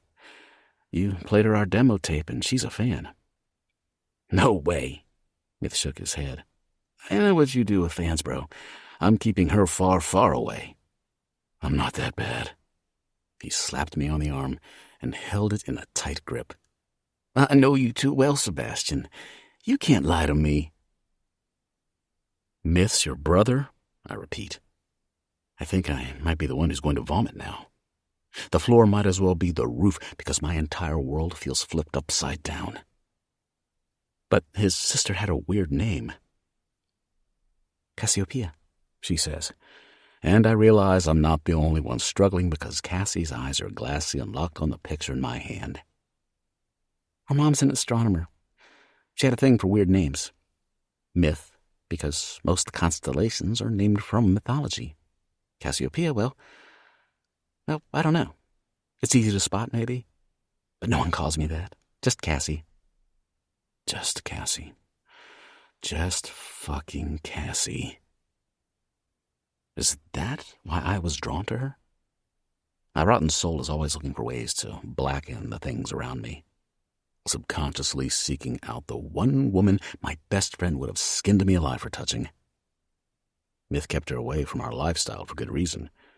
It eats people from the inside out, and I've unknowingly dragged her into the pit of it. What have I done? I take a step back and put some distance between Cassie and me. The air is thinning and I can't think straight. I never should have touched her. Never should have talked to her. Fuck, I can't be near her. All she makes me want to do is take, no matter how selfish it is. She deserves so much more. What have you done? I can almost hear Myth in my ear cursing me. The mess is made. One night, dragging her into all that comes with being in the vicinity of Sebastian Kane. I'm ruin. I'm destruction. I'm the reckoning. I'm the reason Myth is dead, even if Cassie doesn't know it. 7. Cassie. What did they say? Mary asks. She's sitting on the kitchen counter, chewing on her nails, looking as stressed about the situation as I feel. Her professional allegiance may ultimately lie with the band, but I know, deep down, Mary's here because she cares about me. Sebastian is standing beside her, staring into space. His mind is somewhere else entirely. I'm not sure what happened, but the warmth he showed me when he first arrived has dissipated, and all that's left is a cold man with his arms crossed over his chest. Ever since he saw the photo of Myth on my dresser, he's been avoiding my gaze, which shouldn't surprise me, I guess. Myth worked for them for years, and I knew he and Sebastian were friends, but I never said anything about it to Sebastian during the night we spent together. It didn't seem like there was a reason to. My brother is gone, reminding myself of the pain that's rooted itself deep inside me over the past year, as a result, won't do anyone any good. Besides, Myth didn't want me anywhere near Sebastian, so bringing him up would have felt like a betrayal of my brother's wishes. He kept me as far away from road life as possible, saying it was for my own good. My schoolgirl crush on Sebastian was no secret, even to my brother, and he was determined to keep it as just that, a crush, nothing more. "Introduce me, just once," I begged. "No way." Myth's defenses shot up any time I mentioned anyone from Enemy Muse unprovoked, especially on nights I was going to be at one of their concerts. "But you said it yourself. He's a good guy. He's your friend." I crossed my arms over my chest, even though I knew it made me look like I was immature and pouting. "Exactly," Myth said. "He is a friend, and that means I know him. I know both of you, and no fucking way." "What are you afraid of? That he'll be a dick and I won't like him?" "Not that, no." Myth shook his head, and the look on his face darkened. "But you're too good for the life he and I live. It will fucking eat you alive, sis." Why did Myth always have to be right about those things? "They're putting me on a paid sabbatical while they evaluate." I throw up air quotes. The phone call with my new boss went exactly as expected. Terrible. They refused to listen to me and brushed me off with standard HR jargon. "So they heard about the tape?" Mary frowns. "Who hasn't?" Sebastian might be silent, but I don't miss that he stiffens as I hop onto the kitchen island to sit facing them. It's just a matter of time before they let me go. They're not going to risk their accounts for someone who has only been there a week. My shoulders sag. Why would their clients care so much? Mary scowls. It's the 21st century. People fuck. Get over it. She's always been a little bolder than I have in the sex department, so I'm not surprised that she thinks they're blowing it out of proportion. Magnum Records is their biggest client. That gets Sebastian's attention. After all, they're a competitor to Neon Records, Sebastian's label. Drawing this kind of attention to a band that isn't on their payroll isn't good for their business. Getting a job with the firm that works with labels like Magnum Records was a huge deal, especially right out of college. They're one of the best design firms in the country, and they thought I was good enough to work for them. But talent only gets you so far, which I'm now learning the hard way, because my tape with Sebastian lands me in the morally unethical column, and no matter what I'm capable of artistically, All they care about right now are the optics surrounding the scandal. It's bullshit, Mary says. It's business. Sebastian shrugs nonchalantly, even if his face says he's anything but. I need to make a call. He moves past without looking me in the face, and the energy in the room is all wrong. The moment the front door closes behind him, Mary looks back at me. What happened in the bathroom? We talked about the tape, about work, but then it got weird, I say. He basically offered me a job. Oh my God, what? Mary bounces up and down in an uncharacteristically happy move for her. We'd see so much more of each other. No way. I hold up both hands to stop her. I'm not taking it. I'm still not even sure why he'd offer. I don't need his pity. I got myself into this mess and I'll figure it out. Plus, I don't know if I'm out of my current job yet. Because a forced sabbatical is such a good sign. Mary frowns and I feel my insides deflate at her words. She's right. It's not a good sign. They're figuring out a legally clean way to let me out of my contract. The moment they do, ties will be cut, and I'll be back to square one, unable to pay my rent. Jobs for artists are limited, and it's a cutthroat business trying to get them. If this doesn't work out, I'm not sure what I'll do next. Don't let your pride get in the way of this, Mary says. You might be in that video, but it's only out there because of who Sebastian is. You trusted the room to be safe, and it wasn't. That's not his fault either. I'm not sure when I decided that. Before he showed up today, I was convinced he had to have known, but the fury in his eyes proved he feels just as violated as I do. And it's not pride. Not really. It would be one thing if Sebastian had seen my work and was actually impressed. If his offer was based on talent and not just him trying to do me a favor. But I'm not taking a job just because I sucked his dick and he feels guilty it's all over the internet. The front door closes and I realize we're not alone. Perfect. Mary's lips press together and her eyebrows lift as she watches him walk back into the room from the corner of her eye. I avoid looking entirely. There's no way he didn't hear what I just said, and my embarrassment for the day has officially climbed to what I previously assumed were unreachable levels. Sebastian walks past me, and I get a hit of his familiar leather scent. But this time it's rolled with a distinct smell of marijuana, and I realize he wasn't just outside making calls. His body rests into the spot beside Mary, but his eyes are as detached as the night I first met him. Give us a minute, will you, Mary? Sebastian says, crossing his arms over his chest. Sure thing, boss, she says with a salute that's almost mocking him, not that he seems to care. I'll check in with Adrian. When Mary first started working for Enemy Muse, she was brought on as a roadie, at the very bottom of the totem pole, fetching waters, doing laundry, cleaning up puke, basically anything the band needed.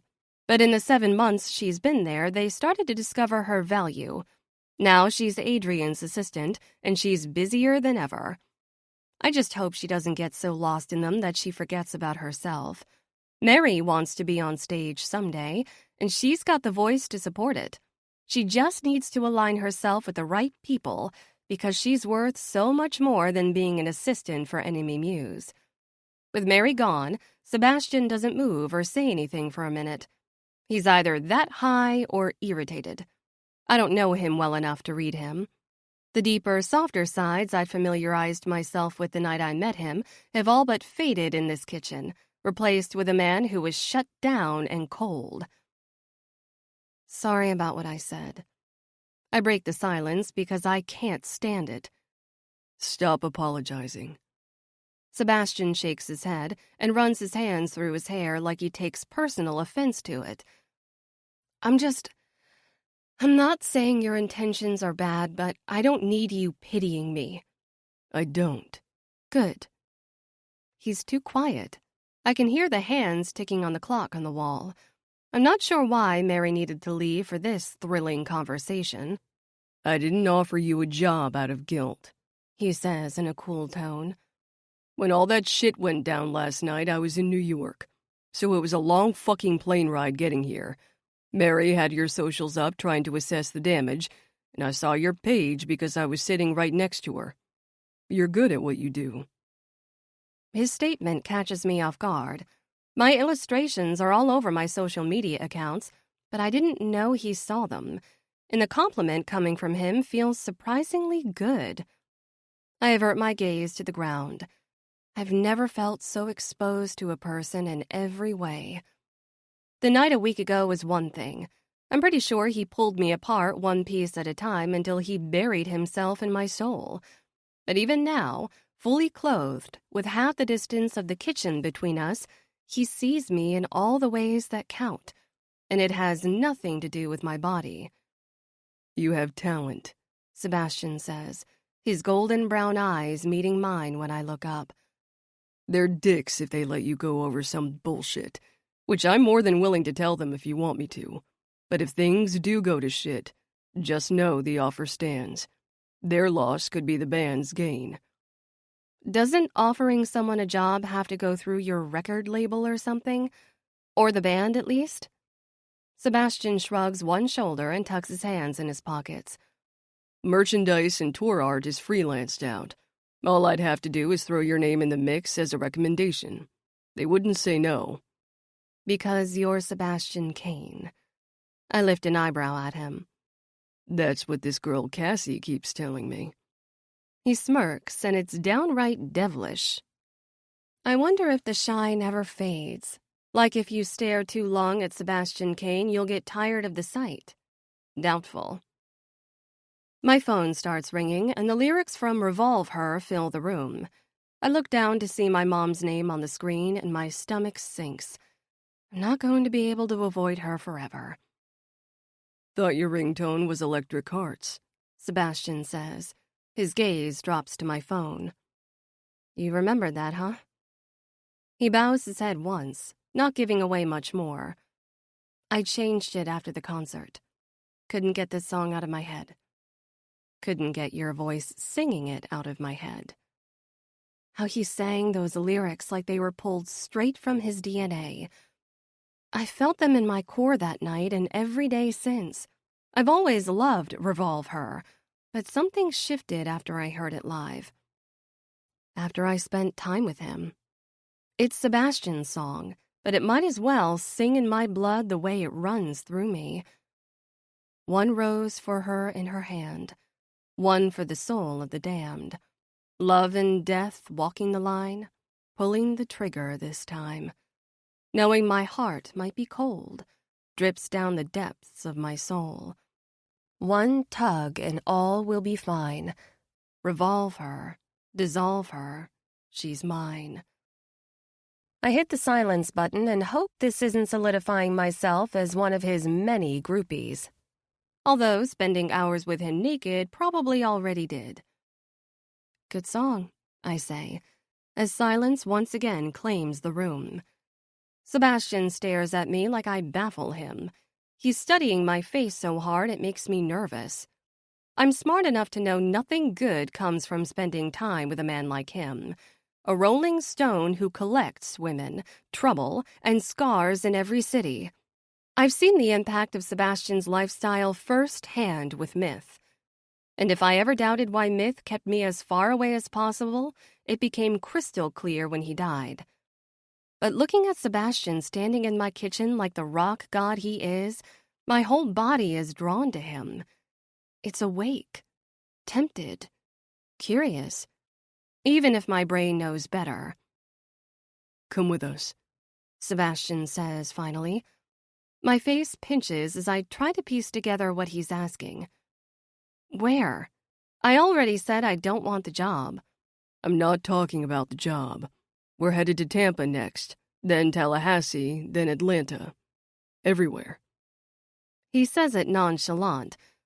Like it's not a huge deal to pick up your life and hop on a bus with a guy you fooled around with once. Much less Sebastian Kane, as I stupidly keep reminding him. I can't. Why? I have a job here, I say. Not quite sure about that one. And my family, my apartment. And what are you even asking anyway? Like I said, that night was out of character. I'm not going to just leave my life to follow a rock band around like some kind of groupie. That's not what I'm asking. His voice is sharp, and I must have hit a nerve because he sounds genuinely pissed at my comment. Sebastian lifts off the counter and walks over to me, planting his hands on the island on either side of my hips, which brings him dangerously close to my face. His hips are to one side of my legs, and my body is aware of every inch between us. I don't do relationships, Sebastian says. Doesn't suit my lifestyle. Harsh and unnecessary, but okay. I'm not asking you for one. I didn't expect to see you again, I remind him, irritated with his assumption. I'm just saying, with this tape and all the fallout and you being Myth's sister, we can't. He doesn't finish the thought, but I know what he's saying. He's drawing a line in the sand. One and done. After all, rock gods get enough pussy that they don't need to come back for seconds. Then what exactly are you asking me? To let me help you. His eyes move to my front window where the curtains are closed.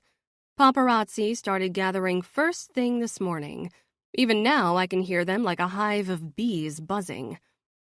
The press are vultures, Sebastian says with a dark look on his face. It's going to be a media circus for a while, and trust me, they don't quit. I have security, a team, people who can keep them off you. And like you said, your work just put you on a paid sabbatical. Come along for a bit while this shit dies down and we figure out what the fuck is going on. Chill with Mary and the crew. They're good people. And when you have to come home or get back to work, then go. I'm not sure what's more dangerous, the press outside my door or putting myself within constant arm's length of Sebastian Kane. I know what my brother would say. To lock myself in my room and never come out. That placing my hand on the stove was bad enough, but don't go climbing in the oven and letting him cook me all the way through. Myth would tell me to stay as far away as possible. But I already went and stirred the pot. How much worse could it actually get? Am I dumb enough to ask myself that question? Why? I ask, genuinely confused. What's in it for you? I know I'm not the first girl to be caught with him on camera. Sure, with the other girls, it wasn't sex or anything close to what we did, but Sebastian is no stranger to having inappropriate photos of himself with half-naked women circulating. I'm sure he didn't hold their hands through the fallout. What makes me any different? Sebastian's eyes search mine, and I wish I knew what they were looking for, so I could open myself up and hand it over before he sees what his stare does to my insides. Because, he sighs. I owe this to Myth. Of course. My brother. I'm not sure what I expected his answer to be, but it wasn't that. Sebastian's eyes heat. And I swear I feel my heart trying to climb out of my chest to get to him. Or maybe it's my stomach clawing deeper in an effort to keep away. But I feel suspended in this moment, on the edge of throwing my life into chaos. Myth tried to keep me away from you, I say, honestly. He wouldn't want me to go on tour. Sebastian nods his head.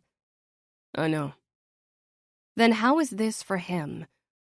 Myth was a friend. My best friend.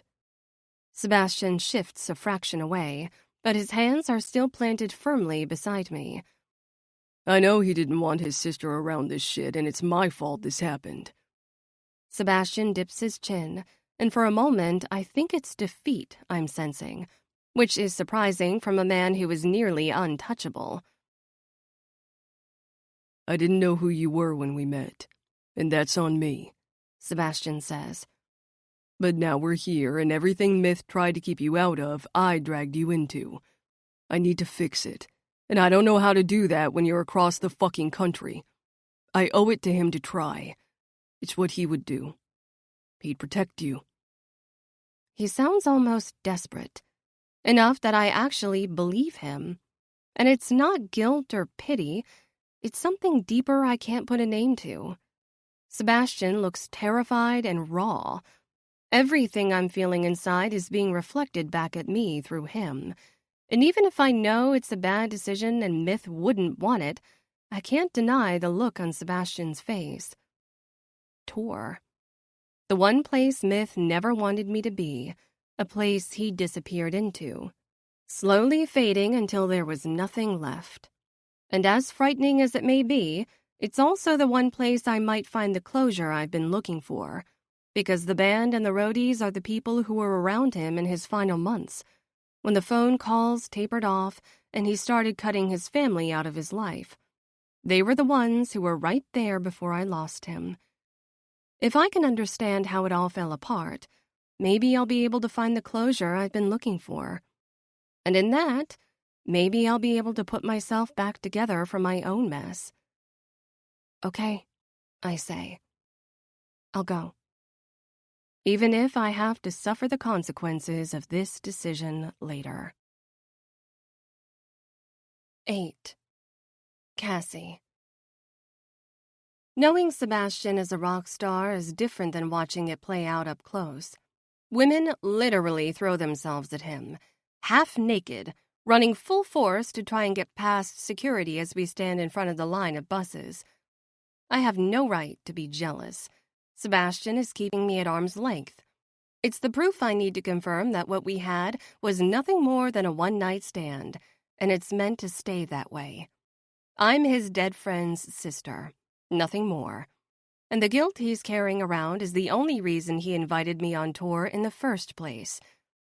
If only I could deny the spring coiled tightly in my stomach as I watch him talking to a random woman with double my cleavage.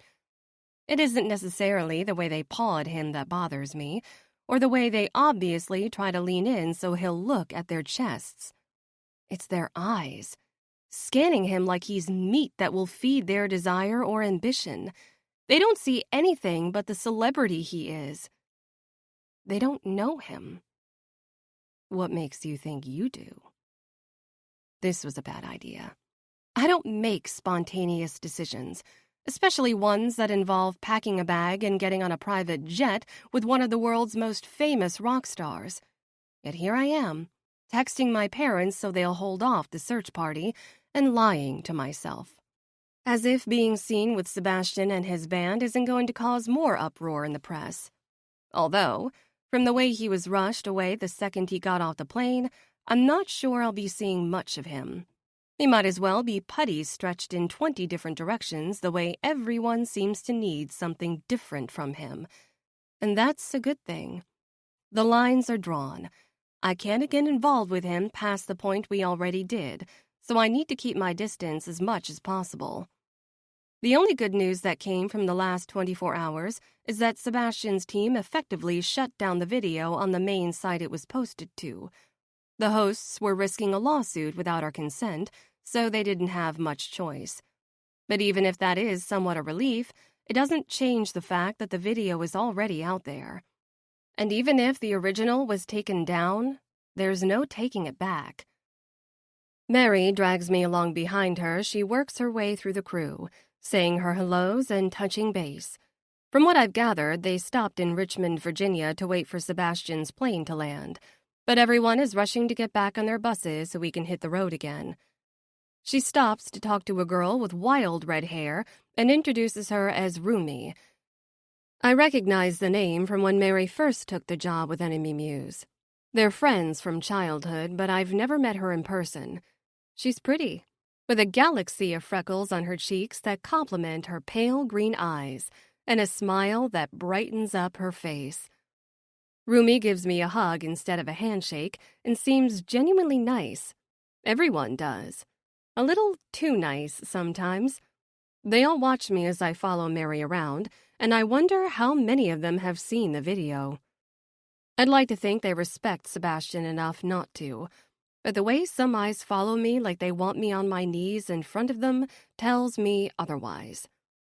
If only they knew the girl in the video isn't really me.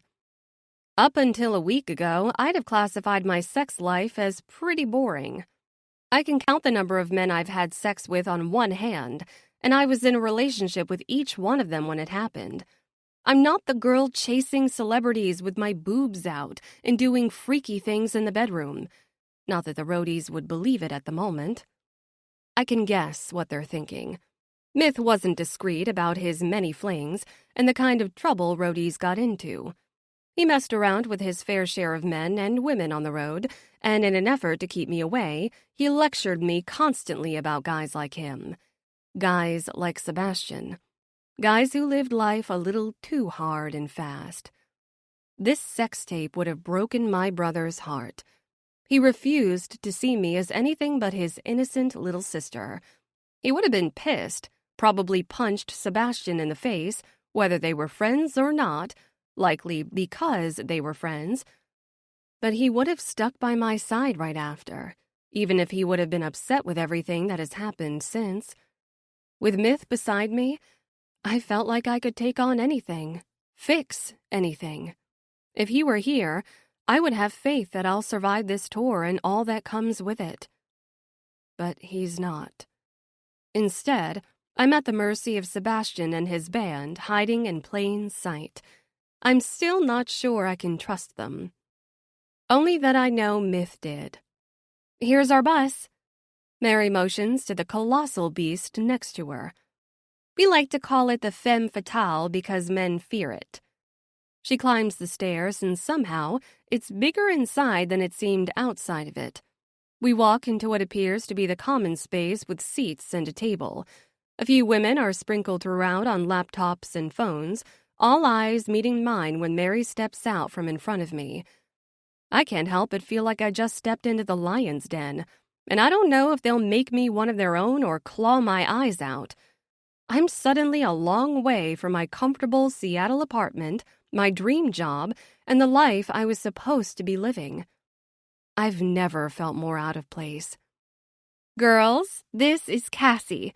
She's gonna ride with us for a while.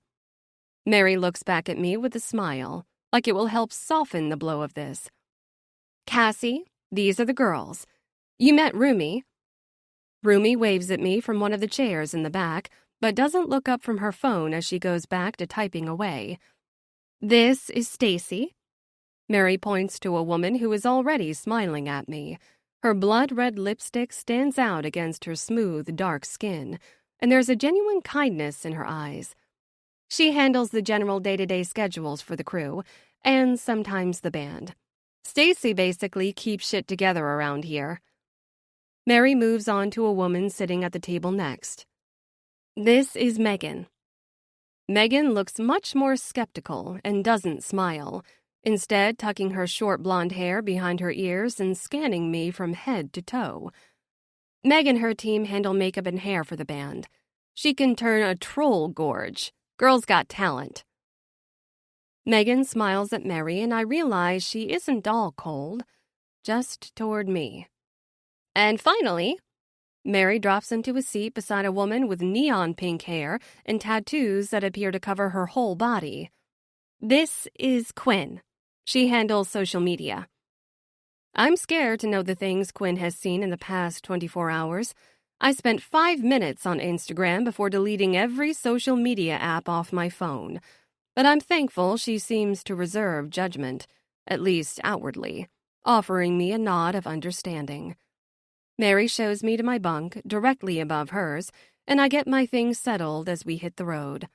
I should probably socialize and get to know the girls, but I've been awake for a full day now, and with the motion of the road, I can barely keep my eyes open. Lying down, I check my phone one last time before closing my eyes. Mom, be safe. 2 words carrying the weight of the world in them. After everything my parents went through losing Myth, the last thing they need is me causing more stress, and the last place they probably want me is on tour, worried I'll never come back. Just like he did. But I've made my bed. Now it's time I lie in it. So I close my eyes and beg for some rest. I'm not sure how long I sleep, but it's light when I close my eyes and dark when I open them. Time doesn't seem to exist on the road. Our driver gives us a heads up that we're almost in Tampa, where we'll be spending the next few days. Most of the girls are in their bunks, but Quinn has her laptop, tablet, and phone spread out on the table when I make my way to the front of the bus. She's cutting videos for TikTok and working on social media posts. May I? I point to the other bench seat. She gives me a nod, so I sit down with my coffee, watching the road fly by out the window. How are you doing? Quinn asks, not looking up from her laptop. Her pink hair is in a ponytail, showing off her dark roots that draw a halo around her forehead. Been better. I could lie, but she doesn't strike me as someone I need to bullshit with. I'm staying offline. Good. Her cat eyes flick up to me and pinch ever so slightly, making me wonder what terrible things she's seen that I'm missing. Don't ask. You don't want to know. I like the hair, she says with a smile that settles me down a bit. I twirl the tip around my finger. Pink ladies, I smile, looking at her ponytail, and she nods. So you're Mary's friend then, Quinn says. That's how you... She stops herself, but there are a number of ways I could finish her sentence. Met Sebastian, screwed around with Sebastian, stepped in this pile of shit. Yeah, we met in college before she dropped out to tour with the band. She got me a ticket to their show as a graduation present. And well, you know how that went. Everyone knows. I take a sip of coffee and wish I could drown myself in it, so I change the subject. How long have you worked for the band? A couple years now, she says with a brightness in her eyes that tells me she enjoys her job. Years? Wow. I don't know if I could survive this life that long. Quinn laughs with a knowing nod. I'm not sure how Mary does it, I say. Or my brother. Well, how he did it, anyway. Who's your brother? Myth? Maybe you knew him? He was a roadie for the band from the early days, but it's been a year.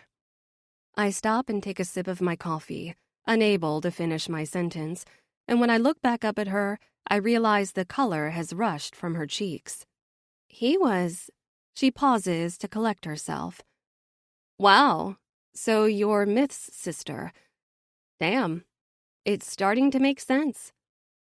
I'm not sure what she means by that, but she keeps going before I can ask. Myth was one of the good ones, she says. He was. I swirl my coffee in my cup. I'm surprised everyone seems to remember him so well after this long. He made it seem like quite the party scene on tour. So I guess I just figured everyone was too wasted all the time to really care about anything. Quinn shakes her head, and it whips her pink ponytail around a little.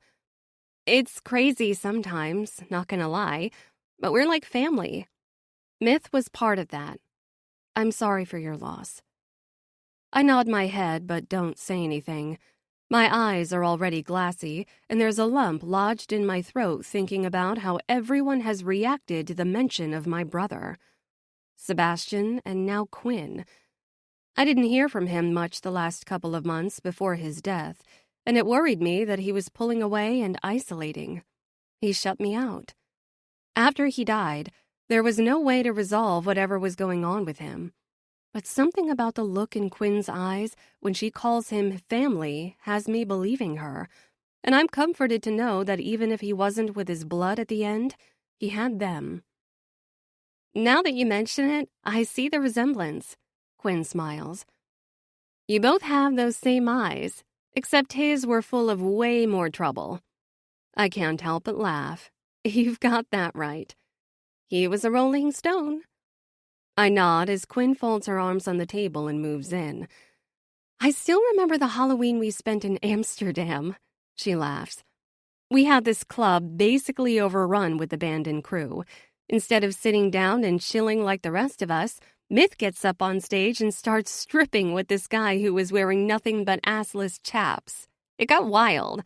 Even Megan jumped up there and joined in, which she rarely does.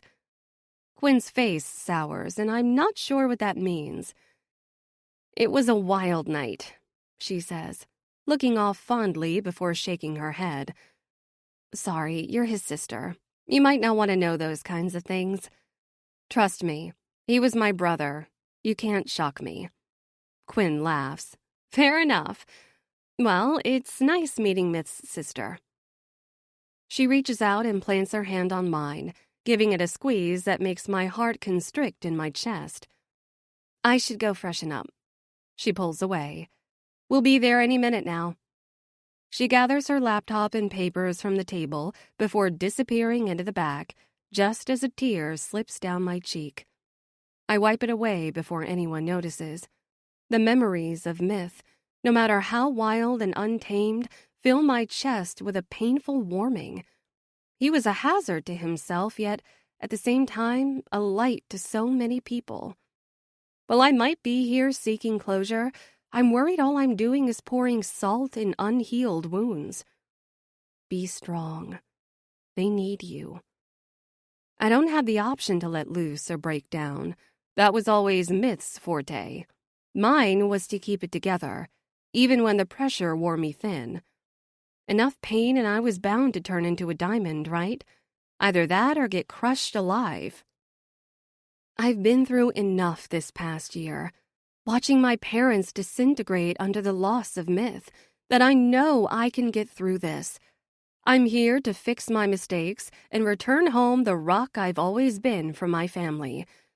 It doesn't matter how good it felt to have one night of uninhibited fun with Sebastian.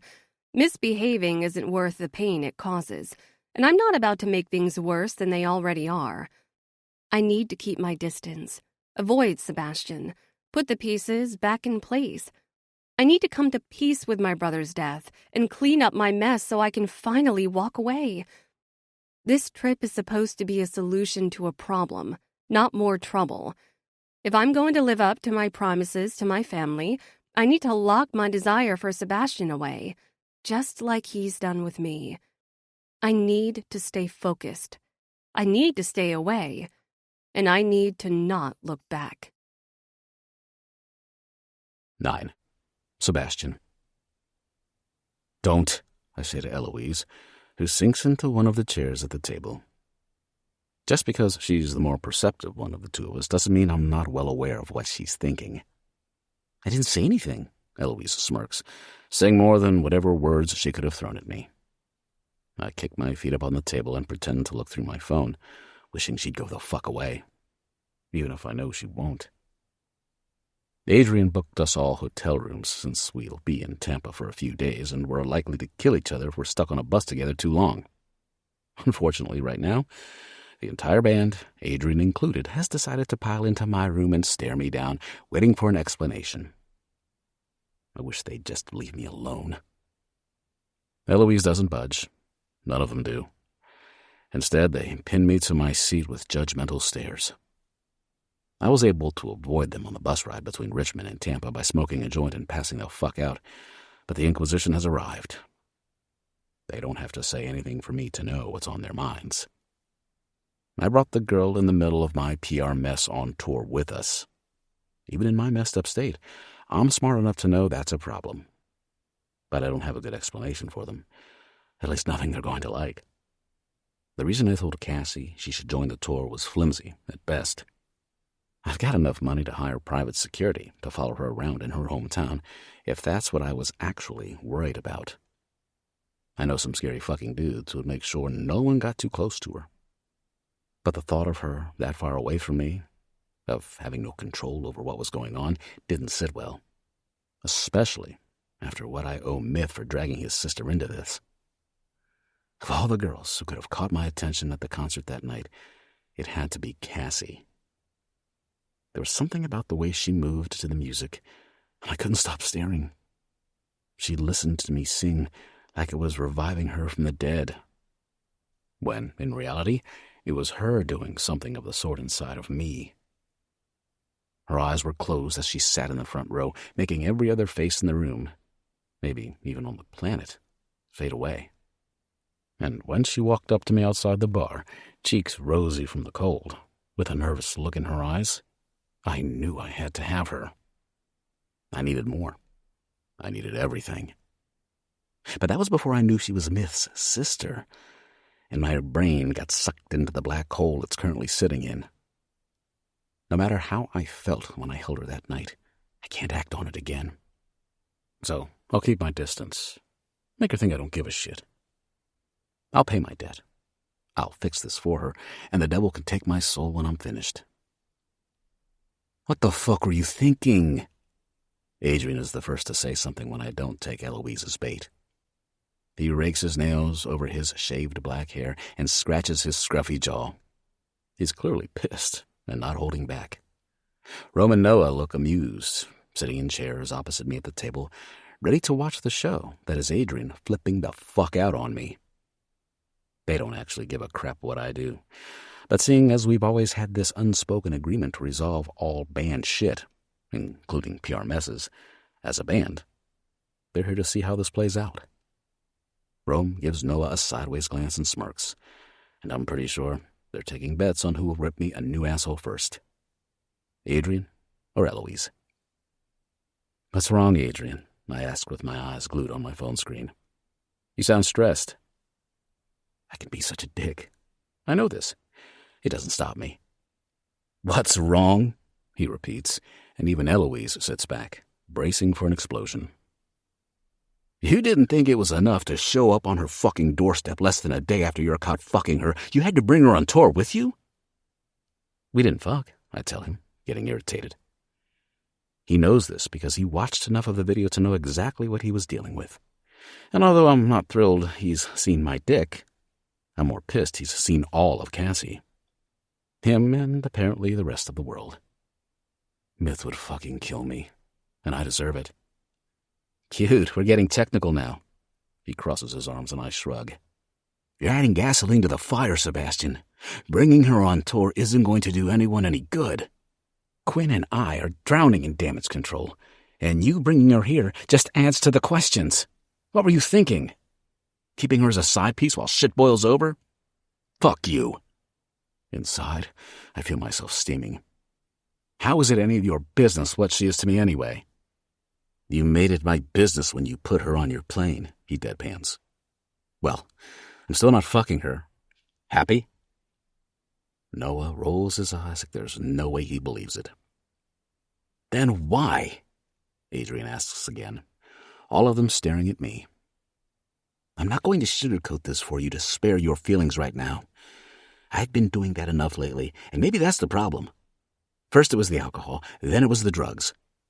Now it's both, with a fucking sex tape added to the mix. What's next? What's next? If it were up to me, one of the first couple things would have already put me out of my misery. Too bad they didn't. God, they could read my mind. I sound like such a selfish prick. I have everything most people would sell their souls to get, but inside I'm caving in on myself, and I'm not sure how much more of the darkness I can take. But that's not the worst part. If I was the only one burning at the stake, that I could handle. That I'm used to. Only now, Cassie is standing beside me, and she doesn't deserve what my flames of hell have brought her.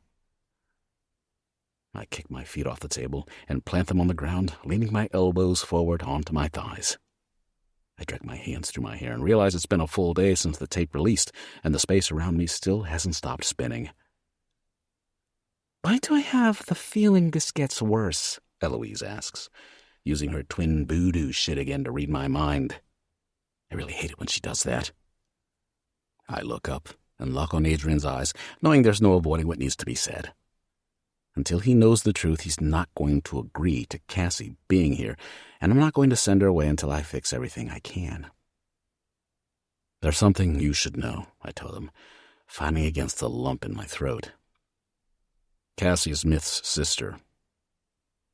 A pin could drop on the other side of the city, and I'm sure we'd hear it. Adrian's eyes widen, and Eloise loses all color in her face. Cassie might be under the impression Myth was just another roadie who worked on our crew. After all, he was a wild dude. He did a lot of shit, smoked a lot of weed, and snorted a lot of coke. But beyond the party animal he embraced, he was also family. My best friend.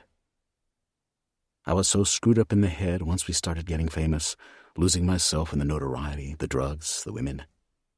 I should have fallen over the edge. I should be dead right now. But Myth was there to bring me back to reality every time I got too close. He was there for the good, the bad, the horrible, everything. And the whole band knows it.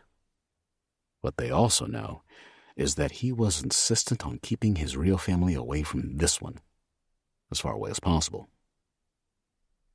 What do you mean your sister was at the show tonight? Why don't you bring her backstage? The band's been dying to meet her. You mean you've been dying to meet her? Myth glared at me.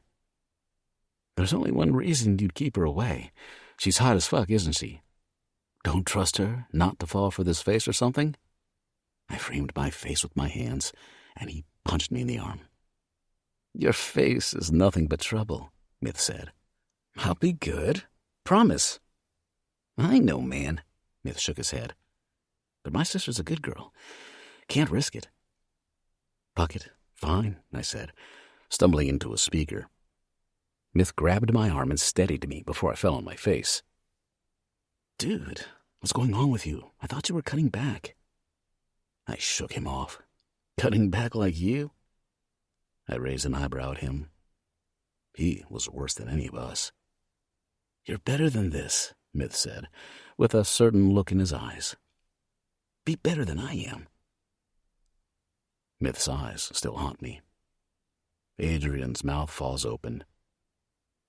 Cassie is Cassiopeia, I say, still really confused by her weird name. Myth's sister. Fuck, Sebastian, Rome says, wiping his palm over his face. Did you know? No, I shake my head. She was at the show with Mary. I had no fucking clue. I thought she was just another fan. I wouldn't do that to him. Damn, I thought you looked kind of familiar at the bar. Noah shakes his head. I get up and start pacing. Fuck. This is why I didn't want to tell them. It makes all of this real. What I've done to Cassie. What I've done to Myth. I might as well piss on his grave and flip off his headstone. At least now I get it, Eloise says. She looks less shocked than the rest of them. Her lips are pursed like she's thinking about something. Well, I'm glad someone does. I walk over to the bar and pour 2 fingers of whiskey, downing it in one swig. I need you to fucking fix this, Adrian. I point a finger at him. I want the internet scrubbed clean, and I want to know who did this. Adrian nods once. Working on it. Good, because Cassie isn't going anywhere until I'm sure no one is going to fuck with her over this. I owe Myth that much. We all do. He was family. Noah gets up and walks across the room, stopping beside me and slapping a hand on my shoulder. We've got your back, bro. Rome walks over next and throws a tattooed arm around me, reaching for a shot glass and clinking it with mine before downing it. Eloise is right behind him, but she waits for the guys to get distracted before leaning in for a hug. Sebastian, she sighs against my ear and hugs me harder. Be careful. When she pulls away, her hands stay gripped on my shoulders for a minute as she stares at me.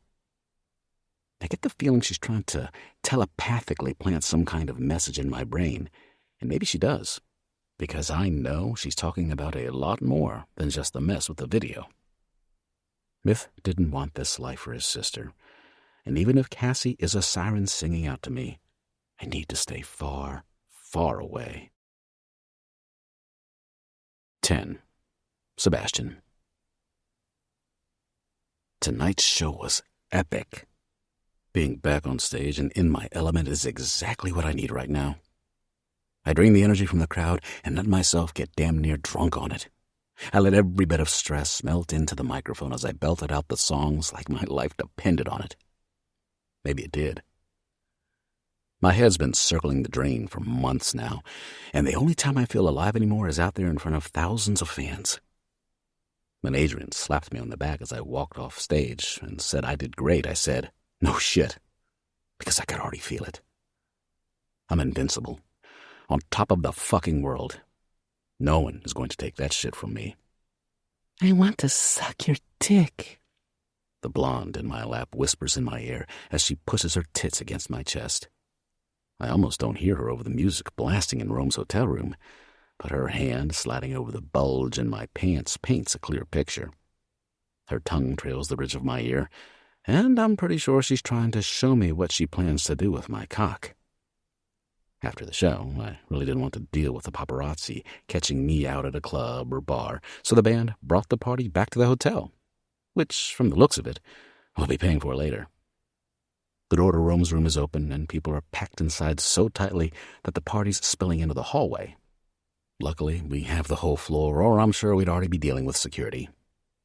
People are everywhere, getting drunk, getting high, dancing, fucking. It's a shit show, but not different from any other night.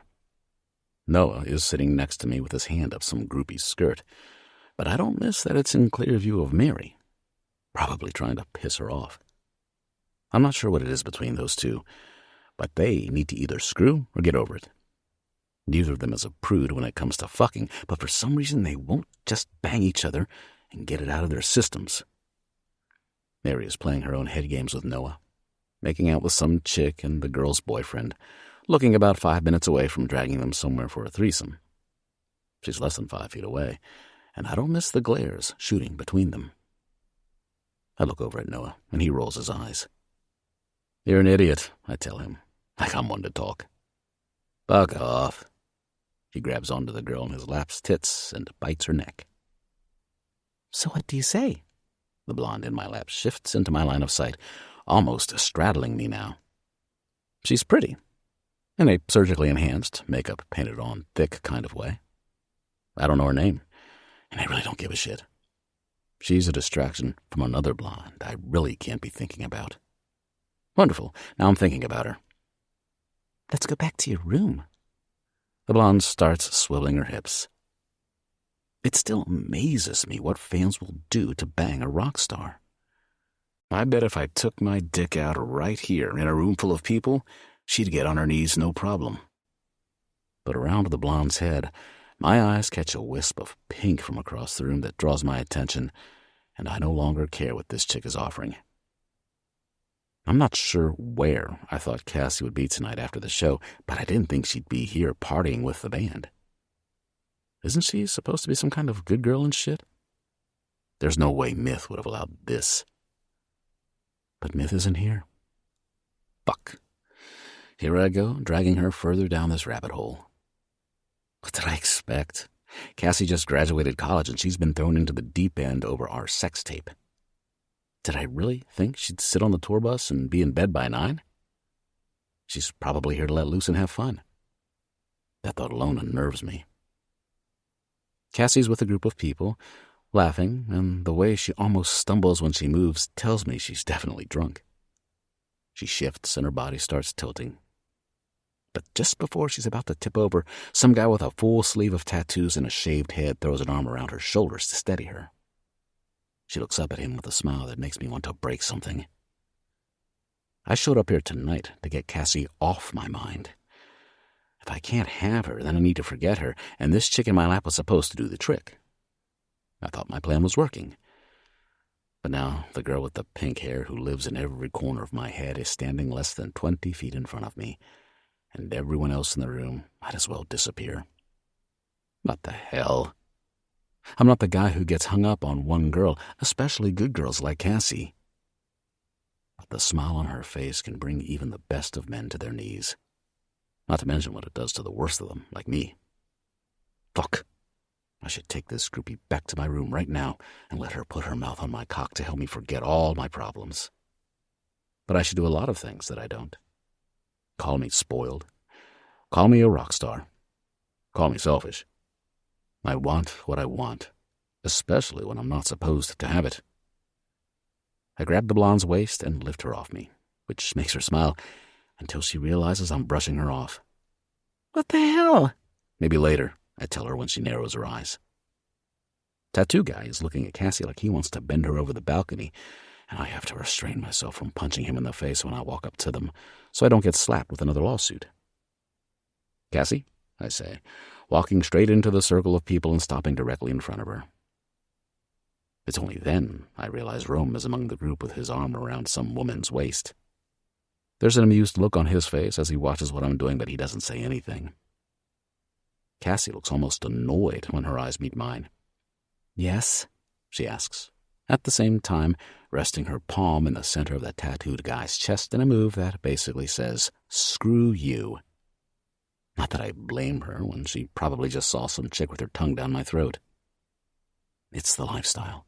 I'm doing what they expect, what she expects. This is why Myth wanted her so far away. "Can I see you?" I'm trying really hard to be nice, and feeling it slipping. "You're seeing me right now," she shoots back. Myth's sister. Be nice. Be good. In private? It comes out through clenched teeth. The guy with his arm around her looks irritated as hell, but he also isn't saying anything. Probably because he recognizes me, and he knows if he starts shit, he's going to be kicked out.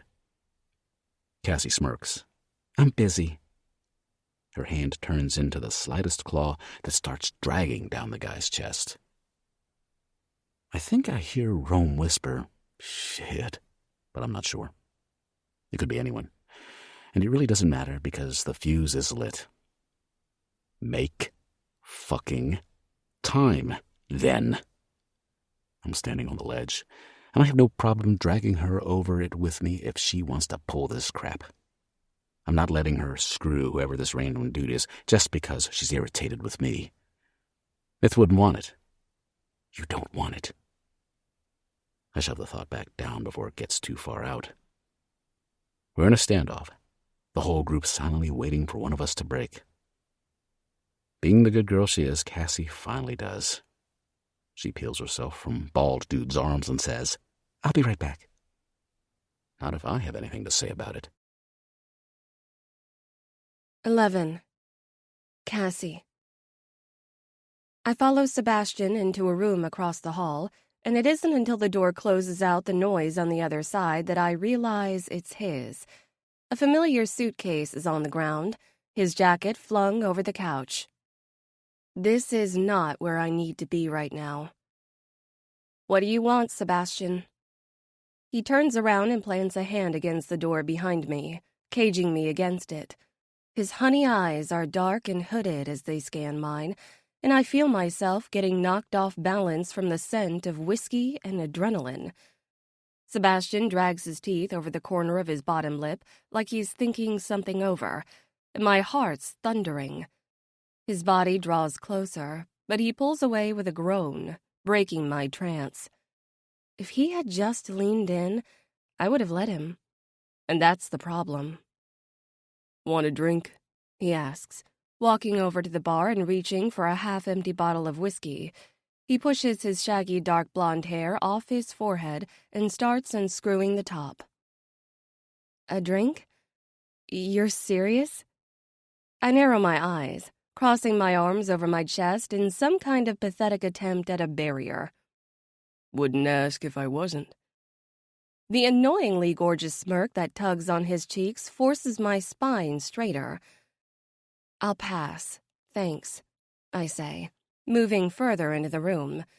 Sebastian's by the wet bar, and there's nothing stopping me from slipping back out the door. I should, since he's dragged me out of the party like a caveman, but against what my rational mind is telling me, I don't want to. "So is that why you interrupted my conversation? To offer me a drink? Because I'm pretty sure there was booze in Rome's room, as evidenced by the fact that you were drinking it." I drag out the last part because this is ridiculous. Sebastian hasn't talked to me since he put me on his plane and brought me on tour with him. But now, all of a sudden, he's interested? It's not like we haven't been around each other the past couple of days. Mary's been dragging me along, out to dinner with the band, watching the shows backstage. We might be constantly around large groups of people, but Sebastian has always made sure to position himself at the opposite end of any crowd from where I am. And at tonight's show, when he walked right past me to get on stage, he refused to even glance in my direction. There I was, standing 2 feet from him, and he brushed past without so much as a look, like I'm his leftovers he couldn't care less about. It doesn't matter how long I've spent infatuated with the idea of Sebastian Kane. Now I've met him. I refuse to be that girl. To anyone. Ever. It doesn't matter if my heart still skips a beat at the sight of him, or if his performance tonight brought an aching amount of pressure between my legs. I'm no one's to claim how and when they please. But of course, he's decided tonight he's going to have an issue.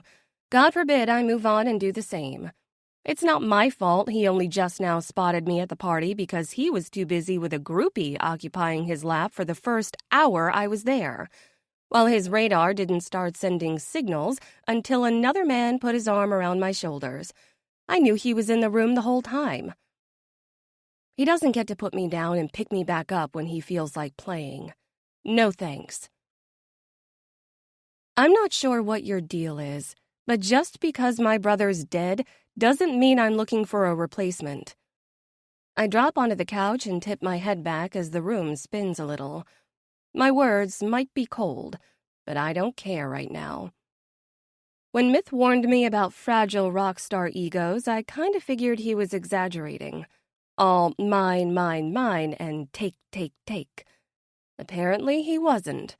Sebastian doesn't get to screw around with me 1 week, ignore me, and then act like I'm his property the next. Good thing I don't want to be your brother then, Sebastian says, sitting in one of the recliners and avoiding the couch entirely. I sit up and grip the couch, leaning forward to bring myself closer to him.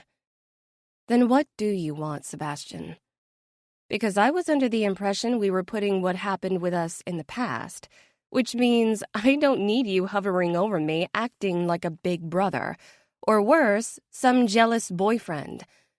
Every time a guy puts his arm around me, I'm not a tree for you to pee on and mark your territory, especially not 5 seconds after some groupie bangs your mouth with her tongue. The look on his face edges the line between amusement and shock. Bangs my mouth with her tongue. He cocks an eyebrow. I shrug and sit back, crossing my arms over my chest. If the shoe fits. Sebastian stares at me, those same stormy eyes I remember, hovering over me in his bed while he traced my lip with the pad of his thumb, are locked on mine. I've never wanted to escape a room so bad, but at the same time, my body is begging me to stay. So you were into that guy then? Sebastian asks with an unreadable expression on his face. Maybe, I shrug. I wasn't. Sure, he was attractive, and from what I felt through his thin t-shirt, built from solid muscle, but it was simple flirting. We were talking, laughing, having fun. I wasn't going to take him back to the bus or blow him in the stairwell. Regardless of what the world thinks of me right now, I prefer to actually care about the men I bring into my bed. But I'll let Sebastian think whatever he wants because he has no right to be glaring at me. Sebastian sits back, his honey brown eyes never leaving mine as he takes a drink. His hair is messy, like he showered after the concert and let it dry itself in whatever wild way it deemed fit. And I can't help but remember what it felt like to tangle my fingers through those thick strands while he kissed me all over. Is that all? I start tapping my foot. Because if so, I'm going to get back. I stand up and the room tilts on its axis. My vision blurs for a second and tries to readjust. One moment, Sebastian is sitting, and the next, he's standing right in front of me, holding the sides of my arms and smelling like a cool night at the beginning of winter. Sit down, he says, guiding me back onto the couch and kneeling in front of me. He plants a hand on my forehead, and my vision snaps back into focus. I'm fine. I push his hand away, even though I'm not really sure. I should know better than to start drinking on an empty stomach, but I've been too stressed to be hungry these past couple of days.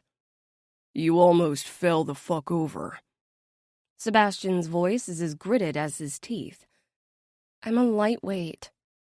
I run my hands over my hair and down my sides, trying to pull myself together, and his eyes follow them every inch of the way. I'm sure the shots didn't help when there was nothing in my stomach to soak it up. You haven't eaten. It's more of a statement than a question. He stands up and pulls his phone out of his pocket. You don't have to. Sebastian holds a finger up to me and starts talking to someone over the phone before I can finish. He's ordering burgers, tacos, and anything else that he can think up off the top of his head. Finally, hanging up, he turns to face me. You didn't need to do that, I say flatly. I know. I'm not sure why he's taking me on as his pet project. Like he feels so much guilt about screwing around with Myth's little sister that he needs to take care of me. I didn't ask that of him. Besides, I'm used to taking care of myself. Myth might have been older in age, but he never acted like it. I was the one who looked after him when we were younger, checked in when he got quiet, worried when he went on tour. He was a loose cannon. I'm used to relying on myself to keep it together. But Sebastian's face doesn't leave much room for argument, and I don't have the energy, so I drop it. I kick my legs up onto the couch and lie back with my head against one of the arms. My head might as well be on a merry-go-round with the constant spinning. I didn't think I drank that much, but my body is telling me otherwise.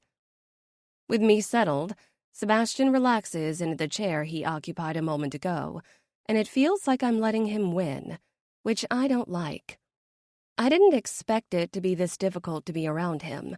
At least when he was avoiding me, I could stay irritated. But the second he shows me an ounce of attention, I start breaking up everything he says and does into pieces I can analyze. While he might easily dismiss the night we had together and never look back, I'm finding it impossible. He's a rock star. He's a heartbreaker. He's Sebastian Kane. All arguments my heart needs to hide behind. What's that? I tip my head to a notepad sitting on the coffee table.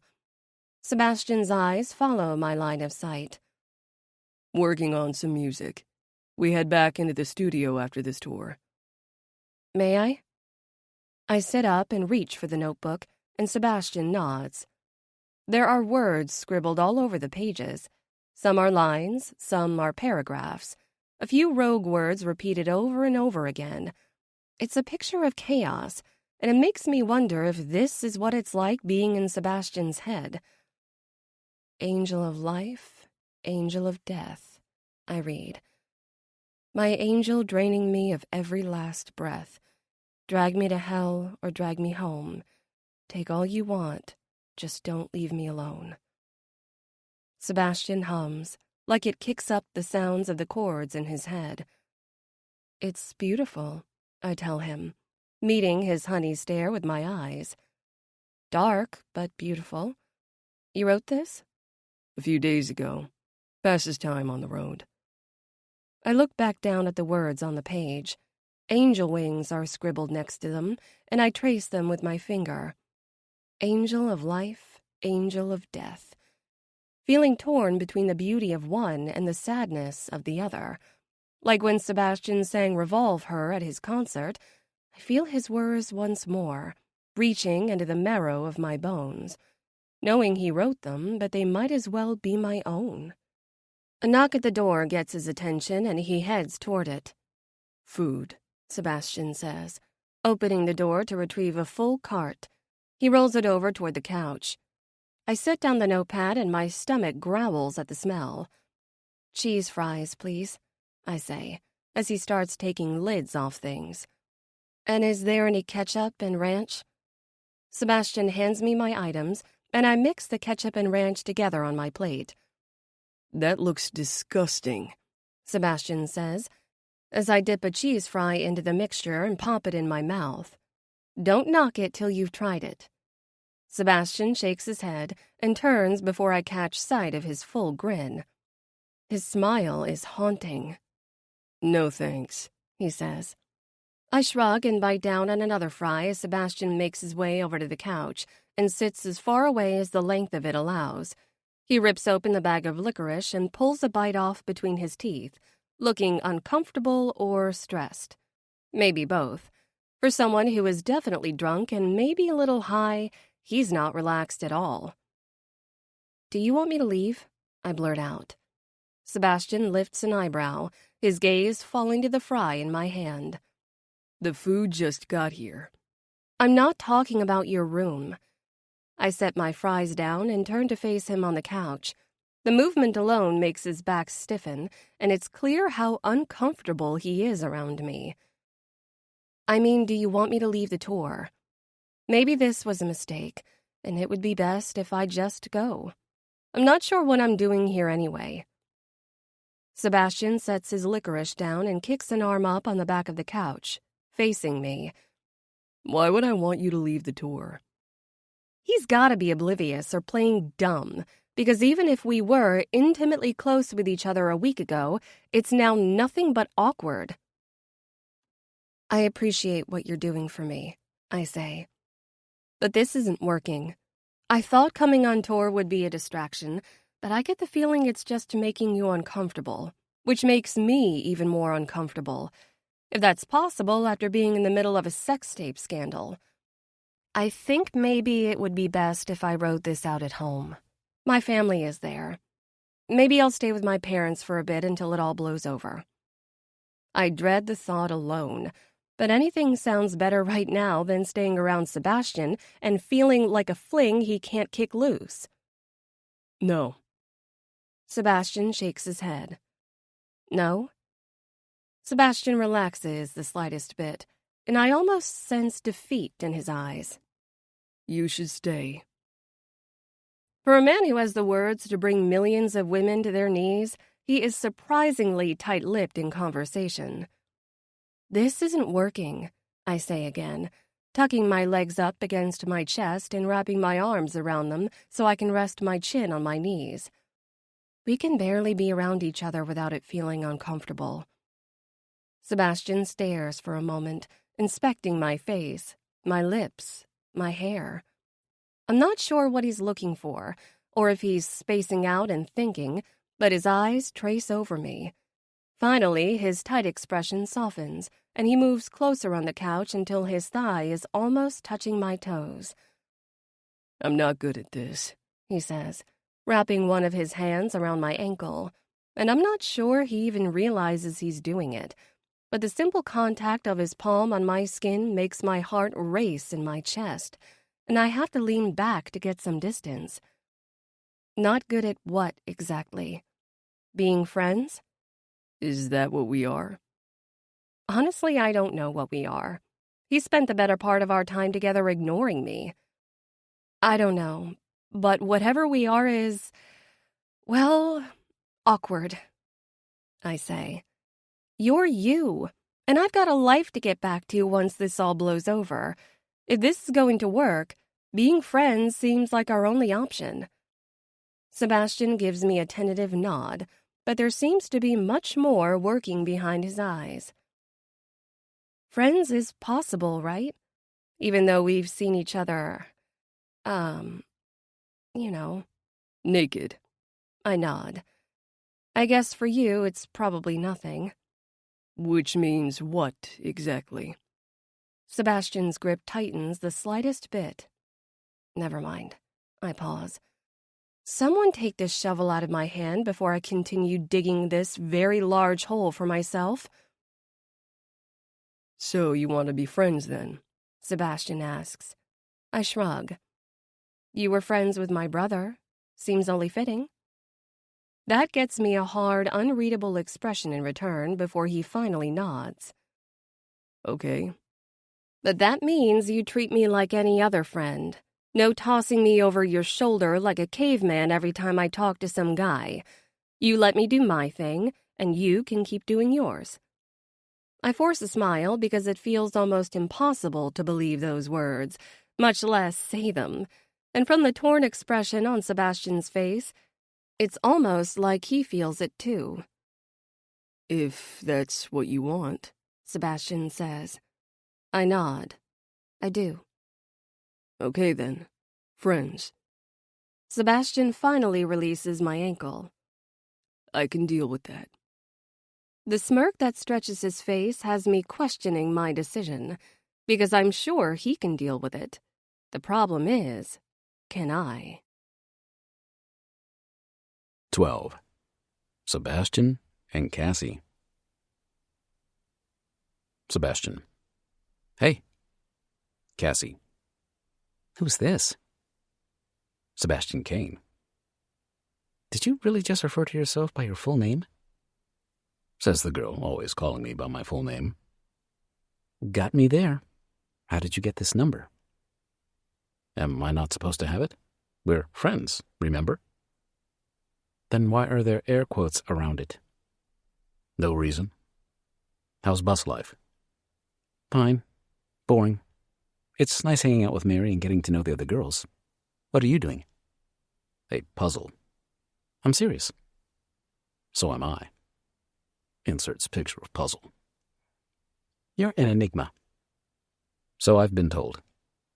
What else would I be doing? I don't know. Rockstar stuff. Which is what exactly? Drinking something? Smoking something? Breaking something? Screwing someone's in the back of the tour bus? That was yesterday.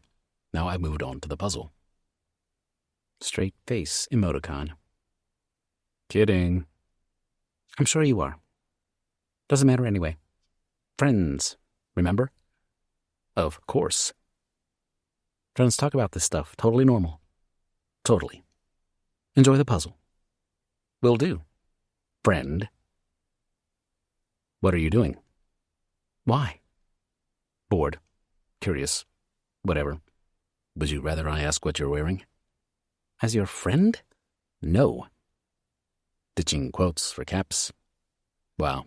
Moving up in the world. So is this a thing now? You are secretly a serial texter, and this is how you fill your time? Maybe. Is that a problem? No. Just interesting. How so? You're not much of a talker face to face. Guess it's the writer in me. Better on paper. So what are you doing? Sitting here wishing I had a dick? Not what I thought you were going to say. The last rest stop bathroom was disgusting. I wish I could stand up and pee. You could have used the one on your bus. It was occupied. You could have used the one on my bus. Winky face emoticon. Not going there. Why not? The winky face answers the question for you.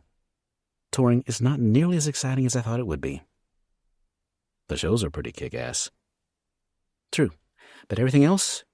I'm tired of sitting, sleeping, and reading. That's why I ride on the road. Everything else is boring as fuck.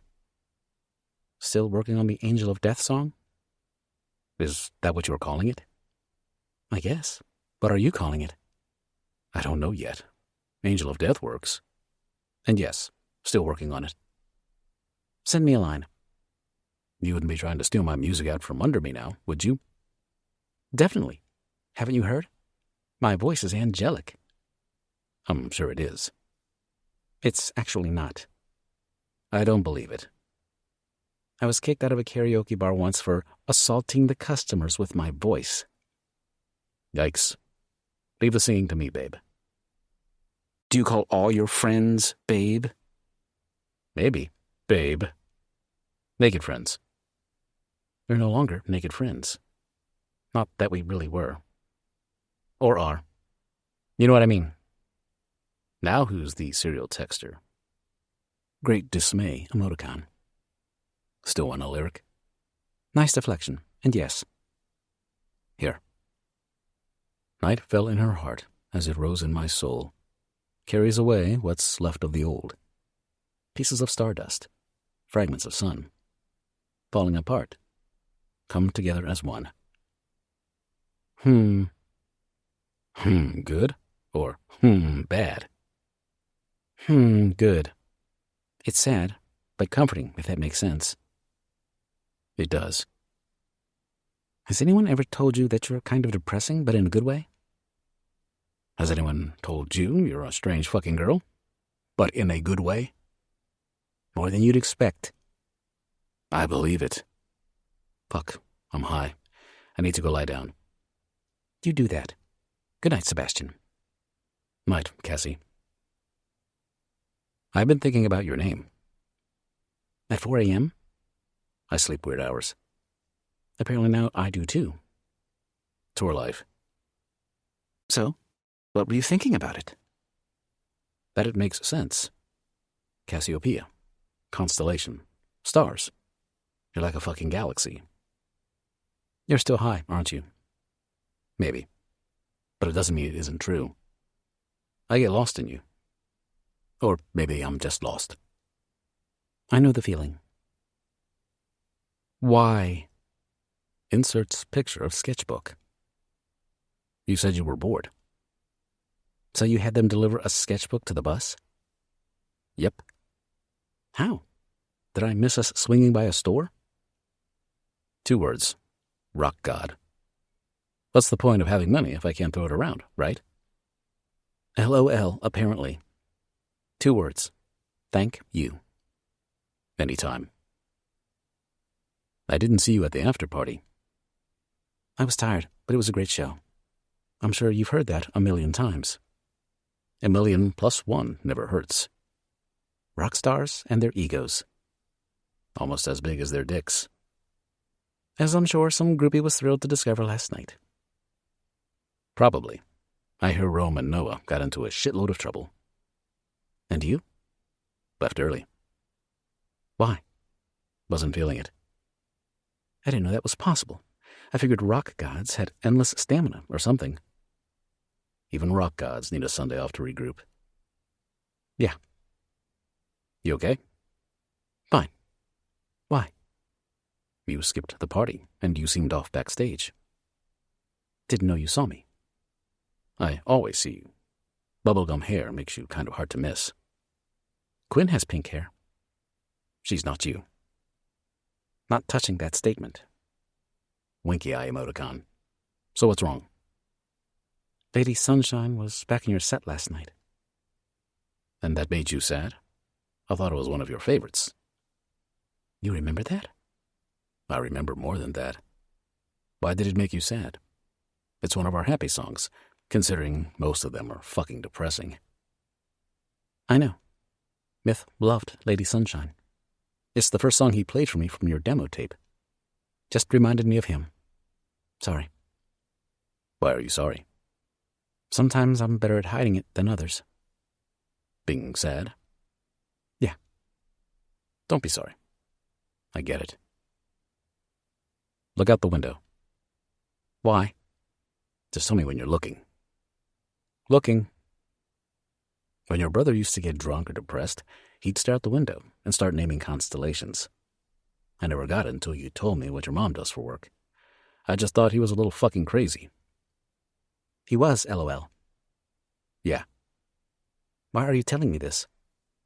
When I think about him, I find myself staring at the stars. I don't know what the fuck I'm looking at, and I can't name them like he could. But it makes him seem closer. Makes me feel like he's still here, even if he's not. Reminds me of before things fell apart. Thank you. I needed that. You're welcome, babe. Good night, Sebastian. Night, Cassie. Did you miss the show? No, I'm here. Where? Trying to find my way backstage. Watched from the crowd tonight. Why? You're with the crew. You can watch from the side of the stage if you want. Better view. Agree to disagree. Question mark. Backstage is nice, but sometimes you need a little screaming, sweating, and grinding. You got me there. Winky eye emoticon. So where are you now? With Quinn, heading to a door. No idea, we're lost. What letter is above your head? G. Go to J, that's closer. I'll meet you there. Only if I survive the sea of boobs. You better have Adrian get you extra Sharpies. Looks like a busy night for you. Winky eye emoticon. Very funny. Calling it like I see it, rock god. See you in a few, strange girl. Tongue sticking out emoticon. June. 13. Sebastian. I'm crawling out of my skin with anticipation while waiting for Cassie after the show. Halfway through my set, I realized all I could think about was her bubblegum pink hair. I kept looking to the side of the stage, trying to catch a glimpse of her, but she wasn't there. Apparently, I should have been searching the audience. I love how she listens to our music, with her eyes closed half the time like she's taking everything in. I swear she feels the songs the way I do, like they aren't just words being sung for show to get women to throw their panties at me. They're pieces of my soul spilling out. It's been 2 days since I've talked to her face to face, and I can't help that I'm looking forward to seeing her, even if we have been texting daily. Call me the bad guy. Call me trouble. She sticks my good intentions in a blender and turns it on its highest setting. I've never been this fucked up over a girl, and I'm not sure how to process it. You're way too fucking happy tonight, Eloise says, coming up beside me and shooting me a suspicious glare out the side of her eyes. And sober. So now that's a bad thing? I cock an eyebrow at her. Leave it to me to disappoint everyone, even when I'm not drunk or high. If I thought the comments about my drinking were bad enough, they've got even more to say about the fact that I'm actually standing up straight tonight. Even Rome noticed, and his mind was sideways after getting head from a groupie right before we went on stage. So what? I'm sober. Kind of. It's not like I'm committed to it or anything. For the first time in a really long time, I didn't drink before the show. Didn't even finish a joint. I was already buzzing off of the energy trying to crawl out of my skin. And when I stepped out on the stage, I felt the crowd like I used to in the beginning. Alive and vibrant, the screams from the stadium fueling me, the pulsing energy from the audience, filling me up and making me whole. I heard them, felt them, was them. And now I know Cassie was out there in the sea of faces bringing me to life. Bad? No. You know I love your dopey-ass smile, and I'm happy to see it any day, Eloise says, her eyes darting to the door under the J sign. It opens, and Cassie and Quinn walk through it, laughing and holding hands. Cassie might as well blind the whole room with the smile stretched across her face. While I feel like I've spent the past year broken, Cassie somehow manages to shoot sunbeams through her grief. And all I want to do is soak it up. But I know you. Eloise turns her inquisitive gaze on me. And this is more than you putting down the whiskey bottle for the night. It's something else. We're just friends. It's my fault she's in this mess, so I'm going to get her out of it. Eloise hums, planting a hand on my shoulder. I'm not judging, Sebastian. I love you, and I want you to be happy, especially after this past year and all you've been through. It's just, Myth said it himself, Cassie's not cut out for this lifestyle. So if you want to help her, that's great, but be careful. You know how this world is. A good girl like her gets chewed up and spat back out. Make sure your intentions are coming from the right place. I'd like to think they are, that I'm the victim as much as Cassie is, and I'm trying to help her through this because I owe this to her brother. But every glance from those blue-green eyes, and I'm reminded I'm the bad guy, taking until she has nothing left. I look into Eloise's deep brown eyes and try not to get sick right here in the stadium hallway. We're just friends. I turn away from Eloise before she can use her twin voodoo to read me. Friends is all we can be. God, why does it feel like a knife to the kidneys? Hey, pink ladies, Eloise says as Cassie and Quinn reach us. Quinn tugs at her pink ponytail and Cassie giggles as she does a little curtsy that makes my throat tight. Cassie tucks her hands in the pockets of her cut-off jean shorts and bites down on her bottom lip, like maybe she's nervous. And I can't figure out how she always manages to look so fucking gorgeous without even trying. Her hair is tied in a loose bun, sending pink streaks tumbling over her head. She barely has any makeup on her face apart from a dash of blue eyeliner above her lashes, and she's wearing a simple white t-shirt that clings to her perky tits. This is why I've been avoiding her. At least through text, I can halfway pretend she doesn't make me hard on sight. Hey, Elle, Quinn says, unhooking her arm from Cassie's. come with me, and let's grab a few shots really quick over by that brick wall for your socials. Catch you later? Cassie nods at Quinn, who walks away with Eloise. But not before Eloise gives me a final warning look over her shoulder. I turn back to Cassie, and we're alone again for the first time since dinner in my hotel room a week ago. She passed out on the couch with a full belly, and I must have fallen asleep in one of the chairs because by the time I woke up, she was gone. Is it just me, or does Tampa already feel like a lifetime ago? Cassie asks, pushing a rogue strand of hair off her face. I feel like I haven't seen you in a year, and it's only been a few days. We've texted, I shrug. Ah, yes, my text bestie. She smiles and dips her chin. Everything she does tilts me off balance, and God, I want to fall all over the place with this girl. It's not just you, I tell her. That's life on the road. Just give it a couple weeks. You'll forget where you are, what year it is, how long you've been gone. It's madness, she finishes. I don't know how you guys do it. Her words strike me in the stomach because, for her, all this is temporary. This isn't her life. It's mine. On the road, up until 5 in the morning most days, sleeping in a cramped bunk on a bus, losing yourself. Cassie might be along for the ride while she waits out this scandal, but it's not permanent. While I'm lost in Wonderland, she has the real world waiting for her back in Seattle, and her whole life ahead of her. I lean against the wall and kick a foot against it, taking a drink from my water bottle, as if anything can ground me when she's got me in this constant state of suspension. Maybe I should be drunk right now, then I wouldn't be so in my head. My brother loved the road. Cassie leans against the wall beside me, the smallest fraction of space between our bodies. People walk past, but even though we aren't alone, all I feel are Cassie's eyes fixated on me. I look down at her. Her chin is tipped up to look me in the face, and the angle reminds me of the morning in her bathroom when I came to get her. Gazing up at me with eyes that pack so much punch, it knocks the air out of my chest. He used to text me from the tour telling me it was where he belonged.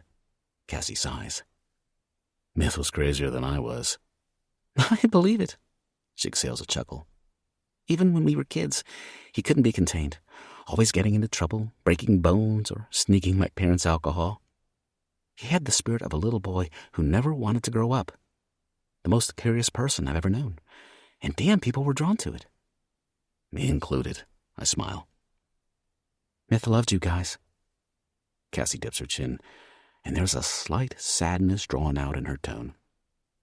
I know he didn't tell me everything because he wanted to protect me, or whatever, but I could tell. Her eyes close, and she takes a long inhale through her nose. It's as if she's digging memories out of the dark places I usually keep mine buried and never revisit. It was the way he lit up when he told stories, she continues. He didn't have to say it outright. I knew you meant a lot to him. That this life meant a lot to him, even if it was destroying him in the process. He could never sit still. Could never just... I knew it would catch up with him. She trails off, her eyes shining back at me, the warmth of them tainted in something darker. Because I might be staring at Cassie, but it's her broken heart staring back. The girl I hurt before I even met her. And if she knew the truth, if she knew what I'd done, she would never forgive me. I should tell her, right now, out loud. I'm the reason your brother is dead.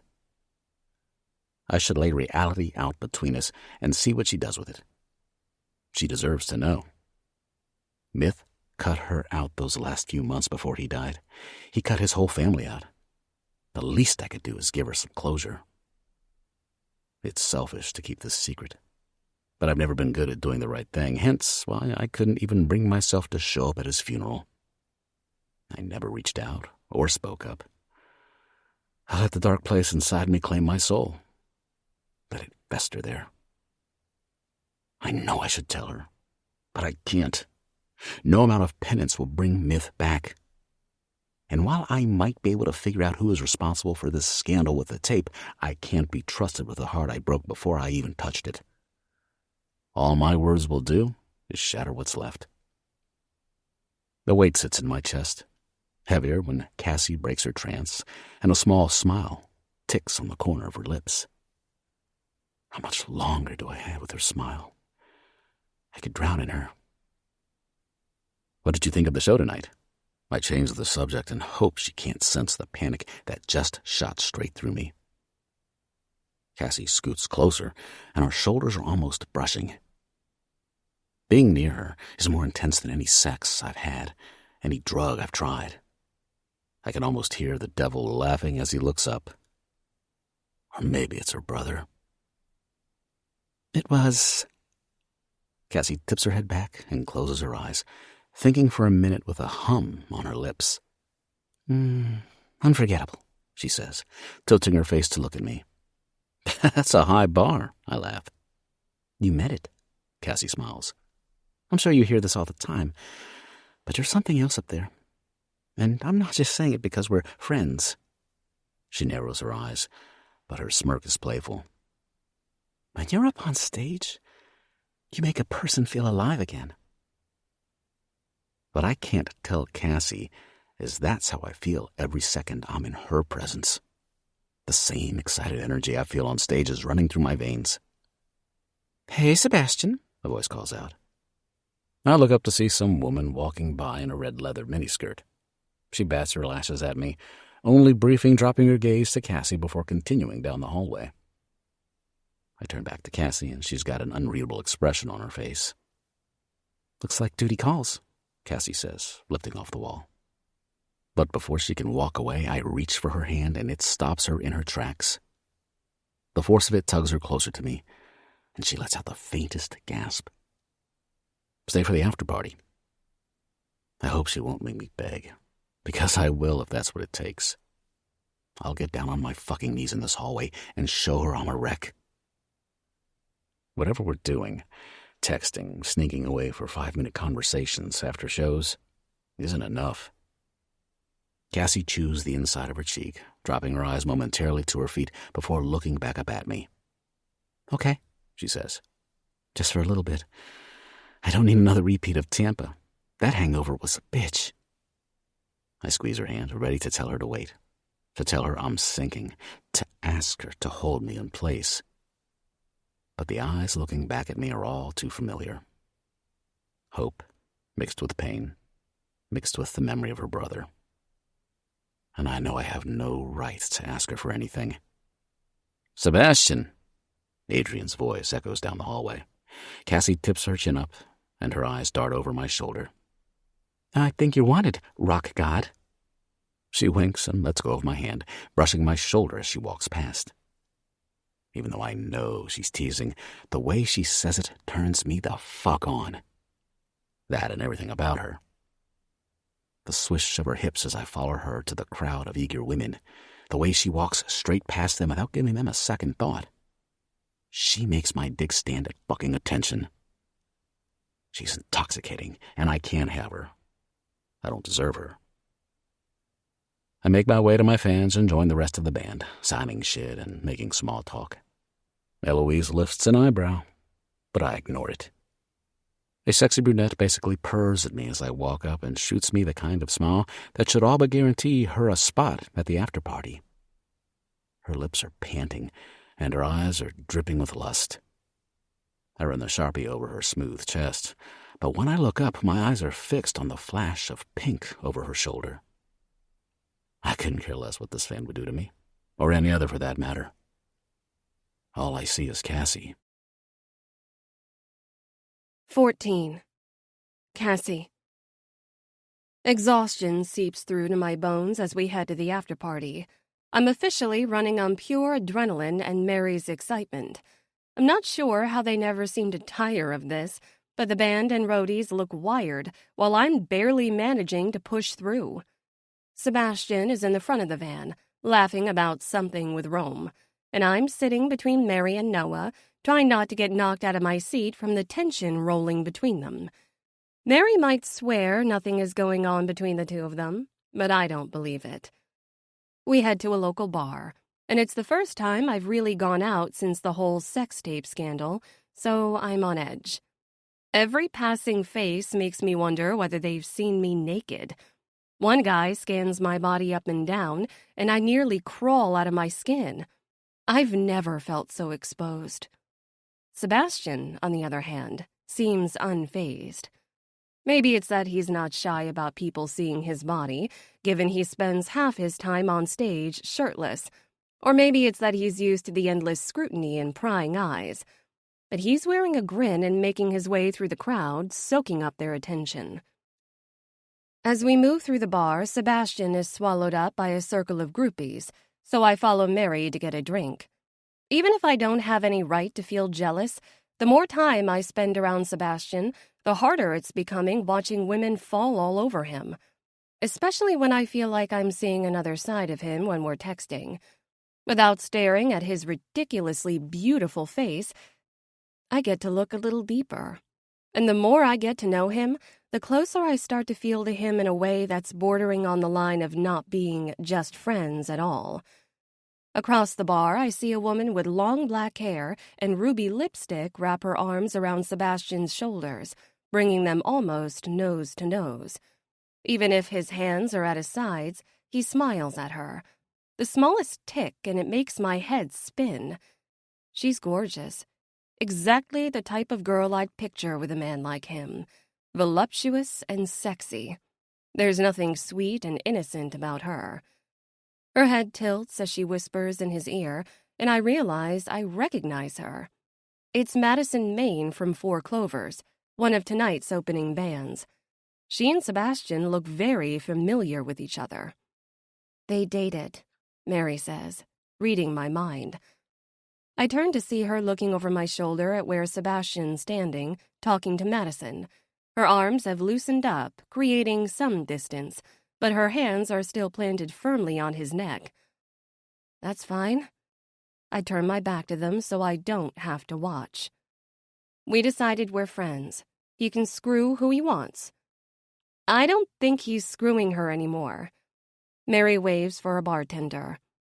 The nonchalant way she says it should put me at ease, but it doesn't. While Mary is used to the play-hard lifestyle of being surrounded by rock stars, I feel like the more time I spend swimming in the deep end, the closer I get to drowning in it. Is that new? I ask her, pointing to fresh ink on her forearm. It's a bleeding heart in the palm of 2 hands. She flips her arm up between us with a big smile. You like? I do, I say, looking it over. Give it a few years and you're going to be covered like Rome. I'm not sure there's an empty patch of skin on Rome's body, apart from his hands and face, but I get the feeling there's a little more to his ink than a fashion statement, because on more than one occasion, I've noticed some scarring hidden beneath them, almost like he uses them to hide something. And I don't know what that's about, only that it's not my place to ask. You might be right, Mary grins. I'm addicted, I'd say. Noah's trying to convince me to let him put one on me. She rolls her eyes. I didn't know he could tattoo. I didn't even know he could draw. It's a hobby, Mary says with a shrug. I nudge her shoulder. Afraid he'll mess it up then? Not exactly, she laughs. But this is Noah we're talking about. With my luck, if I hand him a needle, he'll tattoo his name on my body. Before I can ask her more about Noah, the bartender approaches, and Mary slides her card across the bar. 2 fuzzy nipple shots and 2 vodka tonics. She turns to me. Sound good? I nod because Lord knows I could use a distraction right now. No matter how close I feel to Sebastian, I have to remember I'm no different from anyone else to him. Another face at the base of the pedestal looking up. So what's going on with you and Noah? I ask when the bartender disappears to make our drinks. Mary lifts a pierced eyebrow. Noah, as in the guy across the bar, 5 seconds away from sticking his dick in a groupie Noah? I cock my head. Yes? Nothing. Mary rolls her eyes. Not for his lack of trying, though. So you've never... No fucking way. She purses her lips and lets out a laugh that edges on genuine. Yes, he's hot, okay? I'd have to be blind not to notice. But he's the fun guy. A one-night stand guy. The fucks everything with legs man. Plus, I've got to work with him. Not going there. Okay, I say. Not quite believing it. Noah might get around a lot, but the way he looks at Mary makes me think he wants a heck of a lot more than sex from her. My eyes follow Mary's line of sight to find Noah with a scantily clad girl in his lap. She's grinding against his dick through his jeans. Groupies really will do anything. Here. Mary slides a shot in my direction, tapping it with hers. I pour the liquid down my throat and enjoy the way it makes my head spin. Exactly when I need to take my mind off things. When I agreed to join the tour, I failed to process exactly what it would mean to immerse myself in Myth's life. At the time Sebastian offered, it sounded like an escape, and that was what I needed. But the more I'm around the band, the music, the fast-paced motion of the tour, the more tiring it is, and the more I think of Myth. I chase the shot with a long drink of my vodka tonic and hope it can swallow my thoughts. Another? Mary eyes my glass, and I follow her gaze, realizing it's already half gone. I nod, even if it's a bad idea. Tonight, I'm either passing out from exhaustion or passing out drunk, and the latter sounds like more fun. Don't I know it? Mary smiles, clinking her glass with mine. Tomorrow, we head to Dallas, and it's going to be a long fucking day of sleeping in a bus anyway. You don't ever get tired of it? I ask her. Being cooped up all the time has me antsy. Mary shrugs. Depends on how you look at it. I think of it as freeing. Never in one place too long, seeing the world. I guess. Myth had the same mindset. Couldn't be tied down. Had to experience everything. Maybe I'm vanilla, or maybe I'm just looking at this all wrong. But I miss knowing where I'm going to sleep and wake up. I miss the quiet. I miss the expected. I miss knowing how my parents are doing. Tomorrow I really need to call them. Hey, gorgeous. I don't think we've met. A man comes up beside Mary, but his hazel eyes are focused on me. He looks familiar. I'm pretty sure he's a roadie, and I've seen him loading up equipment. He definitely has the body for it. A strong build and thick, muscled shoulders. His dark brown hair brushes just over his eyebrows. When he rakes it off his face with his hand, I get the full hit of his blinding smile. Zane, he says. Cassie. I feel myself blushing because he has that effect. He's gorgeous, and his attention is focused on me. Mary scans the room. Gotta run. The band needs me. She hops off her stool and grabs my shoulders, giving me a wink that says there's no way anyone needs her right now. But I don't mind because Zane is the perfect distraction from the fact that Sebastian is getting handsy with his beautiful ex-girlfriend. Zane slides onto the stool Mary vacated and tips his chin down to my drink. Need another? Mary just ordered one. The bartender slides it across to me the moment I finish my sentence. But thanks. I start on my next drink, and the alcohol starts sinking in. It might be that I'm tired of the whiplash that is my emotions on a daily basis, or it might be Zane's ridiculously white smile, but my head is spinning. I've seen you with the band, Zane says, edging closer in his seat so our knees are almost touching. I'm trying to read his face to figure out if that's all he's seen of me, but he's not giving much away. Mary's dragging me along. I'm on a temporary sabbatical at work. Figured I had some time to kill. I draw my straw between my teeth and take another drink. I really need to come up with a better answer for when people ask why I'm on tour. I'm clearly not working for the band or doing much of anything. Most days, I'm not really sure why I'm here. What about you? I say to Zane. I feel like I've seen you around. Zane grins. A girl like you noticing a guy like me? I'll take that as a compliment. His knee taps mine and I smile, but there's something noticeably missing. Magnetism? Electricity? I joined the crew a couple months ago. Before that, I toured with Matic Machine, He continues. But these guys are pretty cool. Tough work, long days, but that's tour life, you know? I do. For the first time in my life, I fully get it, and the thought alone makes me want to sleep for a year. Zane says something else, but an eruption of laughter drowns him out. "What?" I yell. He leans in close, and I feel his lips by my ear. I like your hair.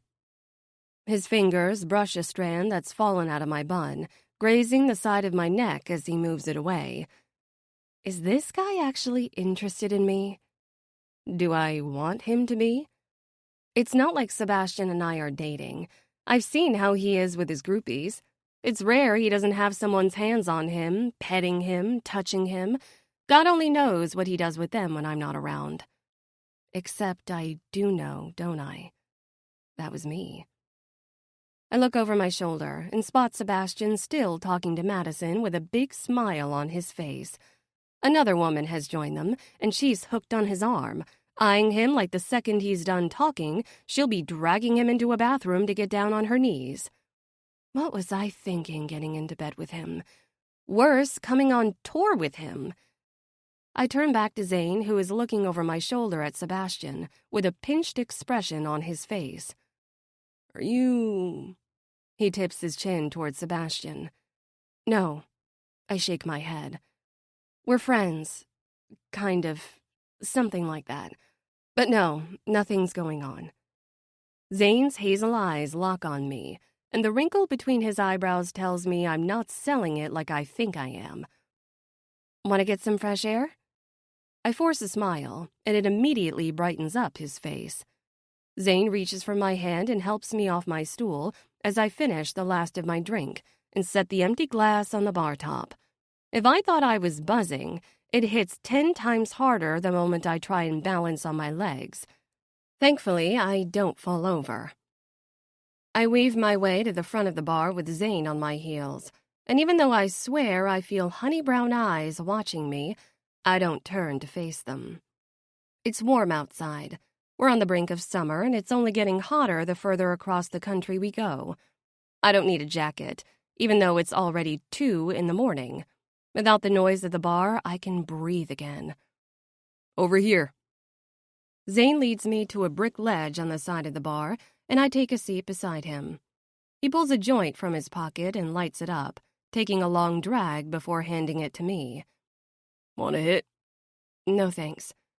I don't really know him well enough to get high as a kite around him, especially given that I've downed 2 drinks and a shot in the last 30 minutes. Zane shrugs and takes another hit. So, Cassie, tell me something about yourself. What do you want to know? He tips his head back against the brick wall behind him, and I watch a long curl of smoke leave his lips and get swallowed up by the night sky.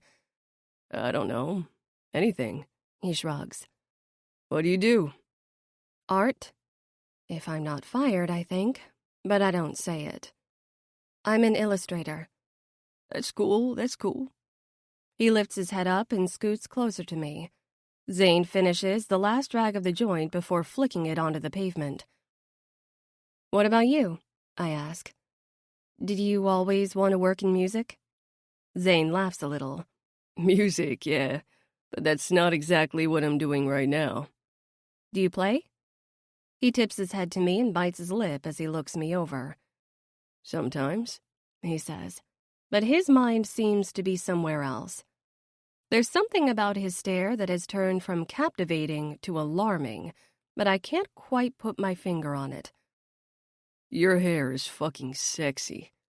He turns his body toward me, our legs touching. His hand reaches up to tug on one of the strands before he traces a line down my jaw slowly. You said that, I remind him, but he doesn't acknowledge it. His eyes are clouded from the weed, and I'm unnerved all of a sudden. His thumb moves along my cheek and then rolls over my bottom lip as he licks his own. What are you doing? I pull away. but his hand falls in my lap when I do, gripping my thigh. Want to go somewhere? Zane's smile has shifted to a dark grin that gives me a bad feeling. Won't film it. Promise. Film it? What was I thinking? That Zane was the one person on the crew who hadn't seen the video and he actually wanted to get to know me? Was I honestly that stupid? I'm going to be sick. Excuse me? Come on. Let's have some fun. Zane leans in with a smile that says he doesn't think it's out of line at all. You sure look like you can take a cock. Show me what your pretty mouth can do, and I promise to make it worth your while. What the fuck did you just say to her? Sebastian's voice comes only a moment before his body closes in on Zane. With the first hit, blood starts flying. 15. Sebastian. Sebastian, stop! There's screaming, hands pulling my arm, flashes of red. Or maybe it's blood from when I crushed that asshole's nose with my fist. Sebastian! It sounds like Cassie, but my ears are ringing so loudly I can't differentiate her voice from my heartbeat.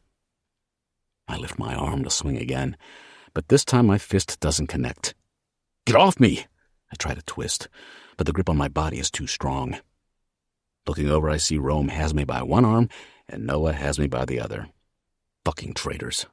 If they'd heard the words that came out of this motherfucker's mouth, they'd be fighting right beside me. Sebastian, stop!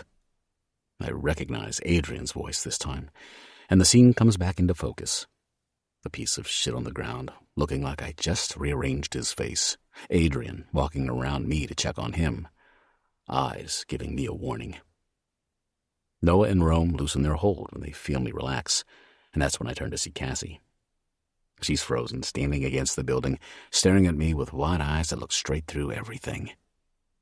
Cassie? Mary darts around me and pulls her in for a hug, but Cassie's arms stay at her sides. What happened? But she doesn't finish the thought. Or maybe she can't.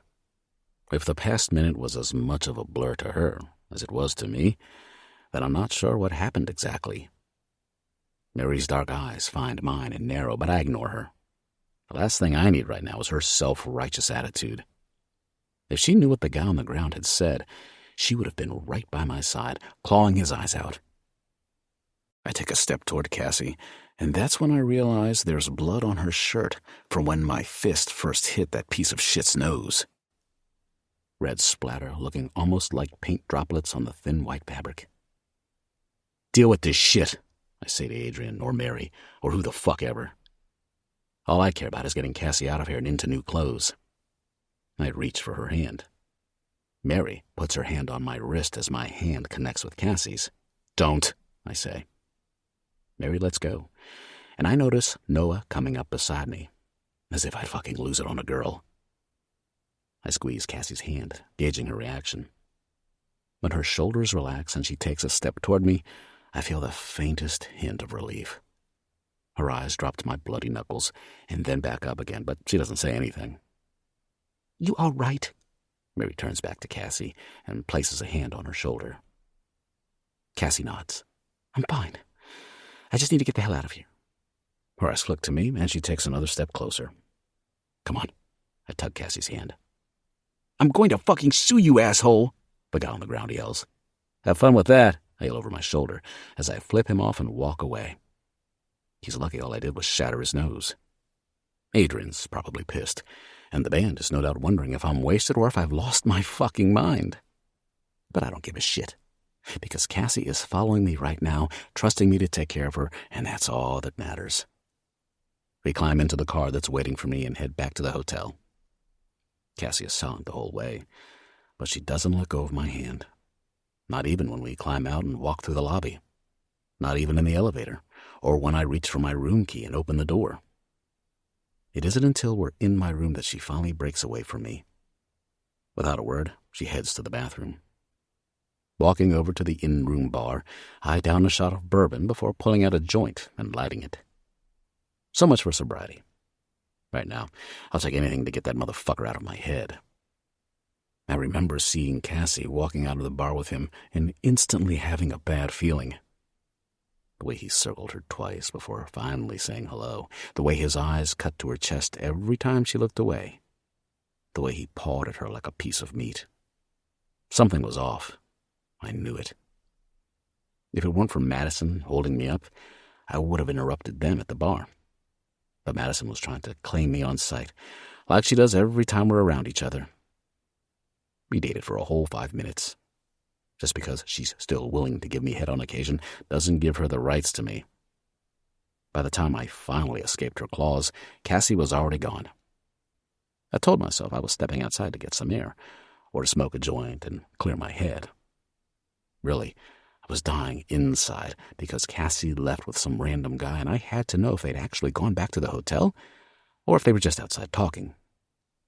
But when I stepped out the bar door and heard him say those fucking words to her, "Show me what your pretty mouth can do, and I promise I'll make it worth your while," I wanted to do a lot more than just break his face. He's lucky someone stopped me. Another reminder of the impact of the tape. Guys thinking Cassie's a piece of ass they can break off. She might have been in my bed that night, but I knew walking into my room she wasn't just another groupie. Fuck this video for making people think that. I grab one of my Enemy Muse merch t-shirts and head to the bathroom door, knocking twice. "Hey," I say through it. "Brought you a shirt in case you want to change. Because of, the blood." The door opens just enough for Cassie's hand to reach through and grab it before she closes it behind her. I don't know if she's upset about that guy's comment or mad at me for hitting him, but she still isn't speaking. Sinking into the couch, I lean my head back and close my eyes.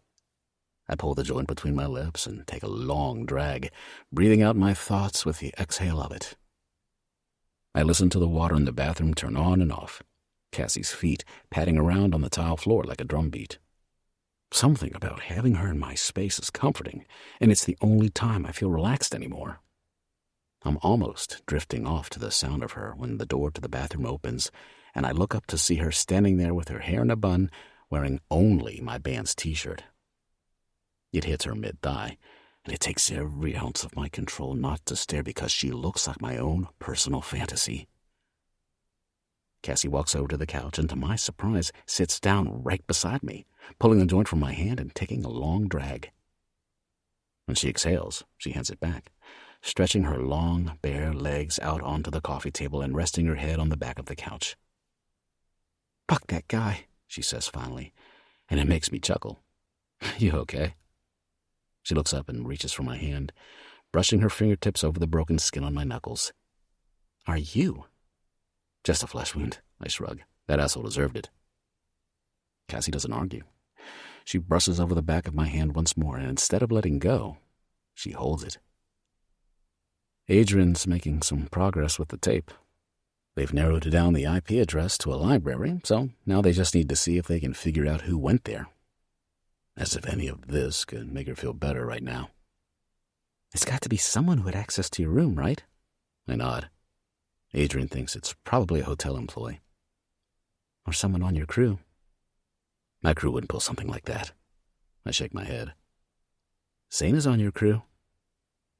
Cassie's eyes darken, and I'm about to ask her who Zane is when all the pieces click. The familiar face my fist connected with. I've seen him before, lugging shit around backstage. What the fuck? I run my palm over my face. Well, he sure as shit isn't anymore. I pull out my phone and shoot off a text to Adrian. If he doesn't get rid of that piece of shit, I'll walk out on this fucking tour. How did we hire someone like that in the first place? The crew used to be people I knew and trusted. "You probably need to get back to the bar," Cassie says, sitting upright. "I can head to my room. I'm exhausted.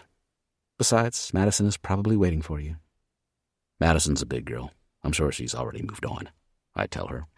Not sure why it bugs me so much that Cassie thinks I'm still hung up on my ex when I'm definitely not.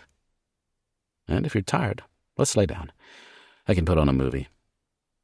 My eyes move to the door over her shoulder. "Where?" She follows them. "In your room?" "Technically, we're already in my room," I grin. Cassie rolls her eyes. We're on the couch, hanging out, like friends. You're tired. Come on. I won't even go under the covers. Promise. Two friends watching a movie. Like a regular fucking sleepover. I hold out my hands and feign innocence. Mm-hmm, she hums and narrows her eyes. A sleepover? With you? Her stare moves up and down, stripping me to my soul, before she levels me once more with her gaze. Fine, she agrees, then holds up a finger. Only because I'm really tired. And the movie sounds good right now. But you stay on your side, buddy, and I'll stay on mine. I'd like to contain the grin on my face, but it's no use because this girl does stupid stuff to me. Cassie follows me to the bedroom and doesn't hesitate to climb in on the far side of the bed. Her eyes are hooded, and I realize she wasn't lying about being exhausted. I head to the bathroom and strip off my clothes, trading them for a pair of sweatpants. Aren't you going to wear a shirt? Cassie asks, eyeing me as I make my way over to the bed. I toss myself on it. Nope. This is how I sleep. You're lucky I'm wearing sweats, because normally I wouldn't be. I wink at her. Cassie lets out an annoyed sigh. What? I grin. Afraid you won't be able to resist me, friend? No. She tugs the comforter up higher, but it doesn't stop the visual of her naked legs twisting beneath the sheets from playing on a loop in my head. Of course not. I don't believe her, and I can't help the feeling that arises from it. Like the last time Cassie and I watched a movie, I hit play on whatever crappy rom-com pops up first in the app because I have no intention of actually watching it. My eyes keep making their way over to Cassie, who is focused on the TV, looking like she's on the brink of drifting off. You're staring at me again, she says, her eyes flicking my way. Yep. I roll onto my side to face her. Us being friends doesn't stop me from appreciating the fact that she's drop-dead gorgeous. Cassie moves on to her side to face me, tucking her arm underneath her head. I'm never going to be able to date again, Cassie says with a sigh. Defeat swells in her tone. The idea of Cassie dating makes me want to break something, but I keep it to myself. People will move on eventually. They always do. You say that like you know from experience. I shrug a shoulder. It's the press, constantly chasing the scent of blood. Wait 5 minutes and they'll find a new victim. I hope so, Cassie says. I mean, not that I want this kind of attention for anyone else, but I don't want it on me, you know? Yeah, I nod. I wish I was you, she says to me. I mean, I'm sure you had no problem getting dates before, being you and all. But now they know. She trails off. Know what? Cassie's cheeks flush red, and she shakes her head like she regrets saying it. Come on. I tug the sheet a little when she tries to cover her face. You can't leave me hanging. What do they know? That, well, you have a big dick, okay? Happy now? Her face is bright red, and it's adorable. Very, I grin, and it only deepens the shade on her cheeks. Change the subject, please. She tries to bury her face into the comforter, but I pull it down and hold it so she can't hide from me. You started it, but fine. Changing the subject. I scoot closer, and I'm glad she doesn't say anything. Have you talked to your parents yet? The brightness in her eyes dims. Only through text. Why? She chews the inside of her lip, and I feel her nervous energy kick up again. Because I'm not ready to face their disappointment. Myth was the one always getting into trouble, not me. I can only imagine how pissed they are. You're close with them, yeah? Cassie nods. Then give them a chance, I say. From everything you and Myth have said about them, I'm willing to bet you're not giving them enough credit. Didn't take you for much of a family guy. Cassie reaches out and nudges my arm with her hand, sending a bolt of electricity through me. I'm not. I drop my gaze. But Eloise and I are close, so that's good enough. Cassie's hand freezes on my arm. You're not close with your parents? Close? I laugh, and she lets her arm fall on the bed between us. Not exactly. Never even knew my dad. He disappeared when my mom was pregnant with Elle and me. He was a junkie. Wouldn't be surprised if he's dead. Cassie flinches, and I realize that should be my reaction, too. But I gave up feeling sorry for losing a man who didn't give two shits about us years ago. And Mom, I scrubbed my hand through my hair. I think she always blamed us a little for Dad leaving and how her life went. She spent most of our childhood on and off the wagon herself, in and out of either jail or rehab. She's clean now, so that's good. Yeah, Cassie sighs. She and Elle are closer now, but I don't know. I never could bridge the gap. I think I remind her too much of him. It's like she's still just sitting around, waiting for me to fuck it all up. She wouldn't be wrong. Lately, all I do is drown my problems with drugs and booze. Just because I'm a rock star and it's acceptable to live this lifestyle doesn't make me much different from either one of them. Except for the fact that my dad left before destroying the people he was supposed to care about, and I'm too selfish to not take mine down with me. I can't read the look in Cassie's eyes. Something on the edge of pity, maybe? But she doesn't say anything, just listens. After a long beat of silence, she lifts up, and I think she's going to climb out of the bed. Instead, she leans in, pressing her mouth over mine. It's so soft, I worry it's a figment of my imagination. A dream, like the fantasy she is. The warmth of her lips sends my heartbeat thundering through me as she pours into me all the things we're not allowed to say as friends. There's more we're ignoring. There's tension at the surface. One kiss, and she's cutting me open and bleeding me dry at the same time. But as suddenly as she's here, she's gone, moving back to her side of the bed and tucking herself into the covers. You're a good guy, Sebastian. I really believe that, she whispers. Thank you for tonight. I reach over and brush a hair off her cheek, smiling at how it takes her breath away. If that's how friends say thank you, I might need to expand my circle, I grin.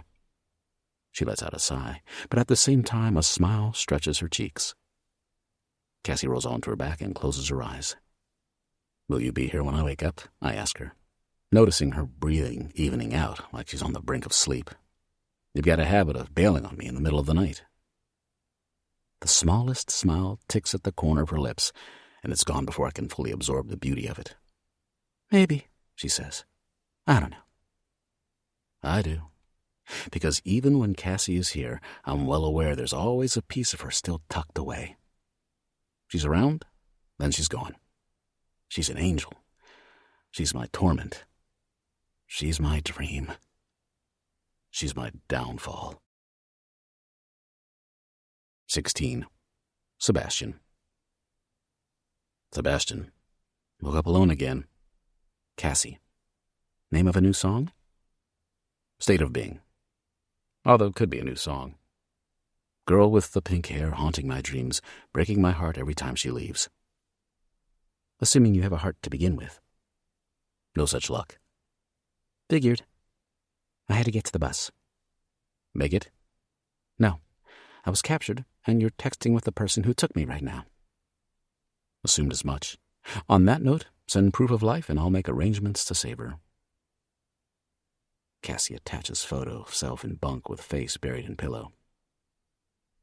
Well, you look half alive at least. Work in progress. What are you up to? Waiting for Adrian to get off the phone so we can have a band meeting. He's using the fact that we're trapped on a bus and can't escape against us. Smart man. Don't tell him that. Good luck.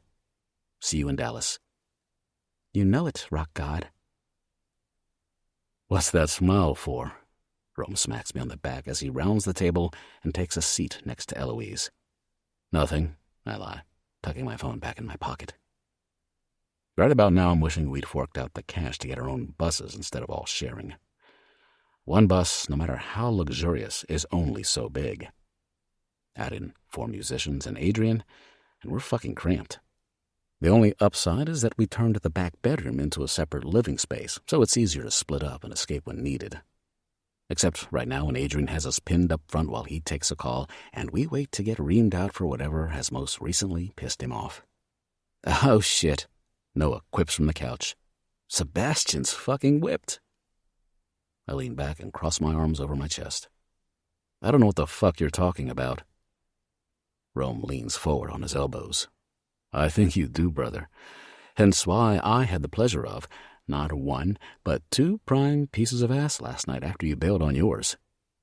And you're complaining? I left an eyebrow. Fuck no. Rome leans back, laughing, wrapping his arm around the back of Eloise's seat. You should fuck Cassie more often. Leaves more groupies for the rest of us. I'm not fucking her, I snap. My tone catches even Eloise's attention, who usually tunes us out. After this many years of touring with the 3 of us, she isn't fazed by much. Crude comments, naked women, public fucking. Eloise ignores us and goes about her business. Except right now, when my voice hinted at more than I wanted it to. Sorry, bro, Rome says, leveling me with his gaze. Just figured. You're not one to stay in for the night unless someone is riding your dick. God, I need my own fucking bus. These guys are giving me a headache. At least when Myth was around, he used to know how to shut the fuck up. We'd sit and watch some crap on TV. I'd a drink, and he'd smoke something. We'd just chill. Rome and Noah are too amped all the damn time. Rome reaches in his pocket and pulls out a baggie of white powder. Want some? He asks, waving in front of my face. I thought you were cutting that shit out, Eloise says, narrowing her eyes at him. It's just a little coke, Rome shrugs. Passing the time, so sue me. Lawsuits would be Sebastian's problem, Adrian says, coming out of the back of the bus and plucking the baggie from Rome's hand. What the fuck, Adrian? Rome frowns. He shakes his head. Save this shit for after tonight's show. I have enough to deal with right now. Here we go. I love Adrian. I really do. The guy has always looked out for our best interests, which is difficult when you're dealing with 4 stubborn rock stars and a record label that is ready to fuck you with a strap-on at any given moment. But today, I'd really like to skip the lecture. He's made it no secret how he feels about Cassie being on tour with us, and after last night, I'm sure his irritation has reached a new level. The sex tape was one thing. Having the girl in the video on tour was another. But punching a guy in the face outside the bar for hitting on her, Adrian's probably not happy. I don't give a crap if that guy is suing. I lean back in my seat. I'm sure you don't. You never do. Adrian is standing with his arms crossed, and he looks tired. He hasn't shaved in at least a week, and even the dark hair on his head is starting to grow out a little. At 32, he's only 6 years older than me, but the stress from his job compounds to a lot more. You didn't hear what that piece of shit said. Is it what he said? Adrian holds my stare. Or is it that he said it to her? Cassie. She has a fucking name, and he asked her to suck his dick. So help me. I'm going to lose my shit on one of my best friends right now. What do you mean, so? Exactly what I said. How many women suck your dick in any given week? Or Noah's or Rome's? Suddenly you've got a problem with a chick getting on her knees? I stand up and walk over to him, but Noah hops off the couch to meet me, acting like a barrier between Adrian and me. Not that Adrian seems fazed by me coming at him. He knows I won't hit his stupid face, because even if he pisses me off, he's still a friend. Don't you fucking dare talk about Myth's sister like that. Is that really the issue, Sebastian? Adrian asks, not backing down. What the fuck else would it be? I immediately wish I could reel the words back in, because the smile that forms in the corner of Adrian's mouth tells me everything he's thinking. She needs to go home before this gets worse. Adrian uncrosses his arms and grabs onto the counter behind him. First the tape, now the fight outside the bar. What's next? I know you think you're helping her, but that's not really it, is it? Fuck him. I am helping her. Back at home, she'd be swarmed with paparazzi and guys like Zane who think they can take advantage. She'd be sitting there alone, worried about if she has a job or not, with no one there to protect her if something happens. Myth would have protected her. He would never have let this happen. But he's dead. And whose fault is that? Voices beyond the grave reach out to me. I rake my hands through my hair and walk to the couch furthest away from everyone else, sinking into it. If I was the good guy, I'd send her packing. I'd hire security, and I'd stay far away. But if I was the good guy, she wouldn't be in this mess in the first place. She's staying, is all I say. Adrian looks less than thrilled, but he doesn't say anything more about it. He knows when to drop a subject, although the heat in his gaze tells me this is far from over. Now you. Adrian's eyes find Rome. Rome leans back with his hands behind his head and a shit-eating grin on his face. What the fuck did I do? You're mad about a little coke? Come on, Adrian. If I remember correctly, you were standing right there beside me snoring that shit off a random chick's tits a few years ago. Adrian's eyes dart to Eloise so fast I almost miss it, and her neck flushes the faintest bit red. It's no secret Adrian and Eloise have always had something unspoken between the two of them. I don't think they've fucked, but Eloise doesn't talk about relationships, so I really have no clue. I'm just glad that, whatever it is, they didn't pursue it. He's our manager, and it would get messy as fuck if the two of them couldn't keep it professional. That's not what I'm talking about, Adrian says, eyes back on Rome. Annabelle Mason. Who? Rome's tone matches the unimpressed look on his face. The girl claiming she's pregnant with your baby. Holy shit, Noah laughs, sitting back down on the couch beside me and slapping his leg. And we thought Sebastian was being an idiot with his dick. I reach over and smack Noah on the back of the head. What? Noah laughs, stretching his legs out. He looks ready to watch our lives fall apart like it's his favorite movie. Noah might be the most obnoxious of the group, but out of all the guys in the band, he manages to stay out of trouble for the most part. It helps that he's been sober for almost a year, and so he tends to be the most level-headed when shit hits the fan. It's not my kid, Rome says, giving Adrian a deadpan expression. I wrap my shit up 100% of the time. Because condoms are 100% effective? Eloise asks, glaring at him. Sorry, I'm not over here re-virginizing myself like you are, princess, Rome shoots back. I grab a pillow off the couch and throw it at his head. That's my fucking sister, dickhead. Rome just shrugs, and Eloise goes back to whatever she's doing on her phone. We're working with lawyers to schedule a paternity test, Adrian says, ignoring the tantrums playing out in front of him like always. Until then, be good, and watch your mouth in interviews. If this kid is yours, it's not. If it is, Adrian says again, Quinn and I are already putting together a plan. We'll talk about how to handle the PR, if and when that happens. Rome grinds his teeth, looking thoroughly irritated. Way to go as usual, Adrian. Walk into a room and piss off the whole fucking band in one conversation. Anything else, Mr. fucking Sunshine? Noah asks, lifting an eyebrow and saying what we're all thinking. If I wasn't so annoyed with Adrian, I'd actually feel bad for him. It can't be easy dealing with the four of us. Well, three of us, since Eloise keeps her shit under control. It's not his fault. He's always the one stuck cleaning up our messes, but that's what we pay him for. And we pay him a lot. One more thing, Adrian says, and every pair of eyes except the ones in Eloise's head rolls. The label is putting together the schedule for the next album as we speak, so I'll have that to you soon. 4 weeks left on this tour, and then we hit the studio. After that, they're planning to send you guys to Europe to hype the next album. Good thing I planned on sleeping when I'm dead, Eloise says, giving her input in this conversation for the first time. Lately, she's been more vocal about the fact that the label gives us barely any time off. And I'm not sure if it's that she's actually tired or just tired of us. Adrian ignores her comment. I'll get you the schedule as soon as I have it. Now get some rest. We go straight to the venue tonight. Yes, sir. Noah mocks him with a thumbs up as Adrian disappears into the back once more with his phone. Buskill took my coke, Rome says. I reach into my pocket and throw a joint at him. Chill the fuck out.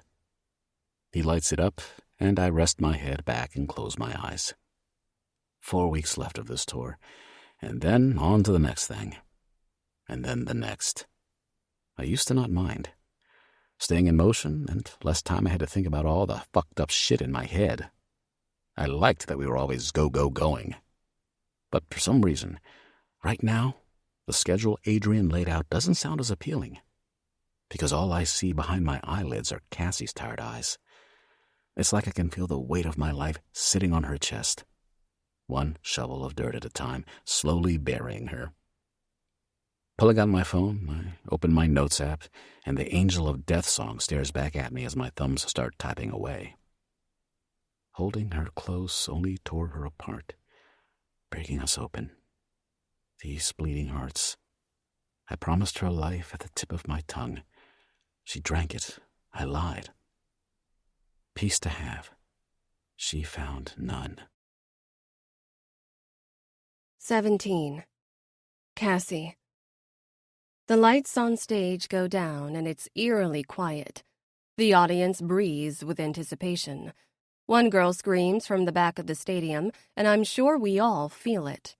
Anxious, ready, waiting for him. My heart's hammering in my head as the band takes the stage, shadowy figures cloaked in darkness.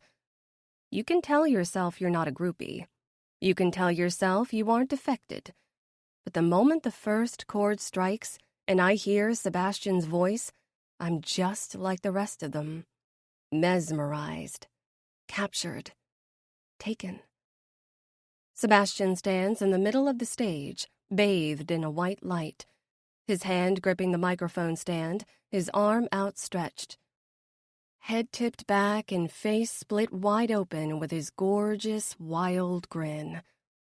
He's wearing nothing more than a simple white t-shirt and black leather pants.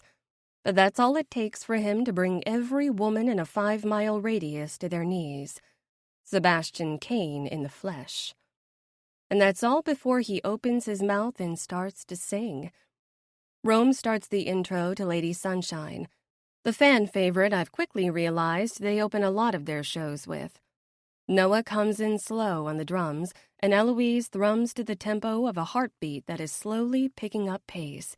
Faster, faster, faster, until everything cuts out, and Sebastian's voice consumes every molecule of air in the stadium. Lady Sunshine pulls me from the ground. Spin that pretty little top around. Wash me up, wring me out, shake that pretty little head of doubt. With that, the band comes back and the crowd screams. Sebastian wraps both hands around the microphone and closes his eyes, dipping his chin and dropping his voice to an octave that hits me right in the core. Lady Sunshine, come and go. Warm me up where I'm getting cold. Burn me through to the bone. I'm getting cold, getting cold. It's getting old. Sebastian tips his head to the side, and our eyes connect. He winks, and all the air leaves my chest as he almost whispers, "My Lady Sunshine." Ripping the microphone from the stand, Sebastian turns back to the crowd and starts pacing the stage with that beautiful smile. But I can't find my breath, or my heart, because I swear both have left my body in favor of running after him. As the song picks up, the entire band comes to life. Rome goes wild and drops to his knees. Noah is banging his head with every beat on the drums. Eloise plays it cool with a wicked grin. And then there's Sebastian, walking around like he owns the stage because we all know he does. As the concert continues, one song bleeds to the next, and it's easy to lose track of time listening to them. Drowning in the music of Enemy Muse is both an electrifying experience and a tranquil one. I have no idea how they don't collapse, song after song. I'm sweating just watching them. Rock gods in their element, standing before us as we all bow down. I'm out of breath from singing along, dancing with Mary, and getting knocked by equipment as it's moved on and off the stage. And like the heat of it all isn't enough, halfway through Electric Hearts, Sebastian grabs the back of his shirt and rips it off his head, tossing it into the crowd and nearly starting a riot. He's dripping with sweat, dropping to his knees with every muscle in his chest flexing as he belts out the chorus. And in this moment, I might as well be laid out before him because I feel everything. Excitement, fear, grief, Every emotion I've held back for the past year is spilling out of me as his voice leaves his lips. I don't know if I'm sweating or crying or laughing, maybe all three, because it all hits me. The expectations I've barely survived, the pain of losing my brother, the tearing inside as I tried to keep it together while I was falling apart, graduation, the tape, meeting Sebastian, my blood-stained t-shirt. Every moment of the past year runs through me like a train. Finally, the music slows as Sebastian climbs to his feet. He lets the final words of Electric Hearts go at the same time as I breathe out, and I feel his song carry me away with it. Sparks running through my veins. You're running through my veins. You light me. He exhales, eyes finding me once more on the side of the stage. Up. Good night, Dallas. You don't have to go home, but get the fuck out of here, Sebastian says before dropping the microphone on the ground and flipping the audience off with both his hands. Screams erupt, but his eyes are set on me as he walks past Rome and makes his way across the stage. 20 feet, 10, 5. I can't think. I can't breathe. My cheeks are streaked in dried tears, and my hair is matted to my neck with sweat. But all I can feel is the distance he's closing between us. Friends. Except that's not how he's looking at me with those dark, honey-brown eyes as he approaches. There's something wild and untamed, like the beast in my chest isn't the only one that broke free tonight when he was on stage. And when he finally closes the distance, he doesn't stop in front of me like I expect. His lips crash into mine with such force he has no choice but to drink the moan that escapes. Sebastian's hands run through the hair stuck to my neck, and his body presses into me until my back strikes a wall behind me. One hand moves to the bottom of my jaw, tipping my face up so he can take me deeper. I get lost in his kiss, and his tongue slipping into my mouth, the taste of wintergreen and the smell of sweat and leather. I lose myself in his body, grinding harder when I feel him harden against me. My pulse is throbbing to the tune of my heartbeat. When his other hand drifts down, his fingers dig into my ass, and I want to wrap my legs around him and let him devour me. But as quickly as the thought comes, he breaks the kiss, and I'm panting against his mouth. That's not how friends kiss, I say, out of breath. Sebastian's eyes are dark, and his pupils are dilated as he tips his forehead down and rests it on mine. I don't want to be your fucking friend. His lips claim mine again, this time possessively, draining me, pouring out something that feels a lot deeper than anything he's ever said.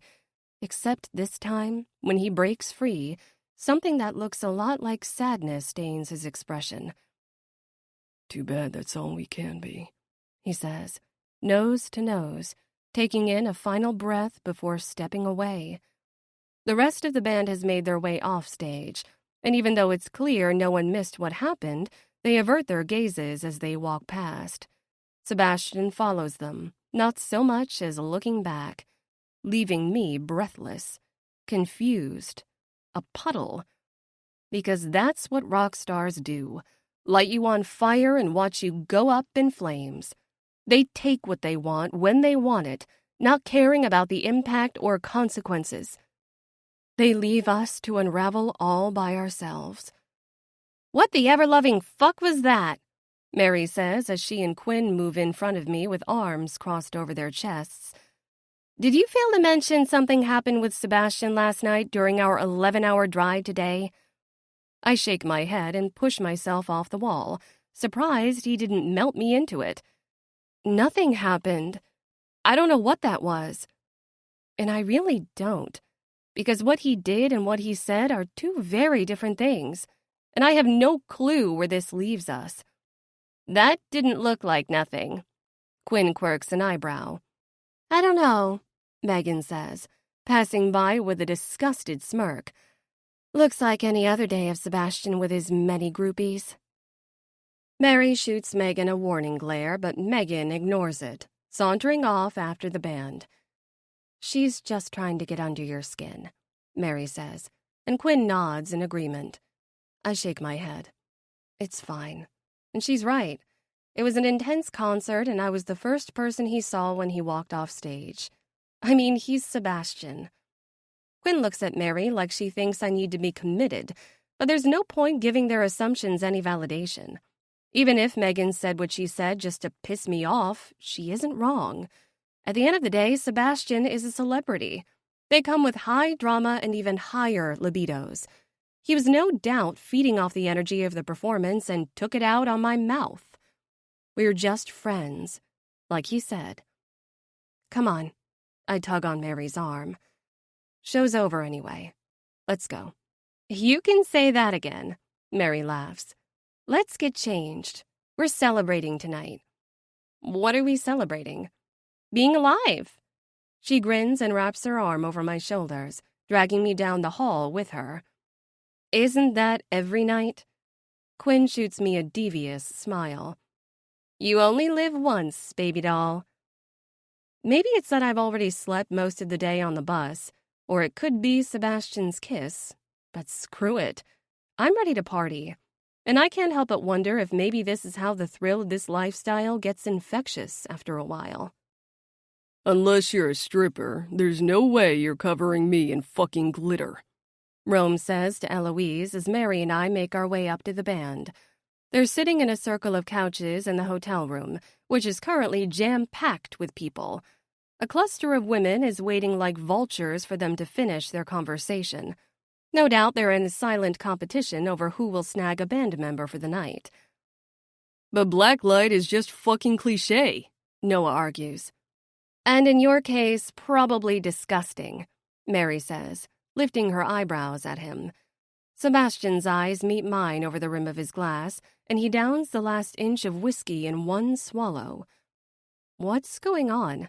I ask, leaning my hip against his chair and pretending not to notice the silent tension that overwhelmed the room the moment the band caught sight of me.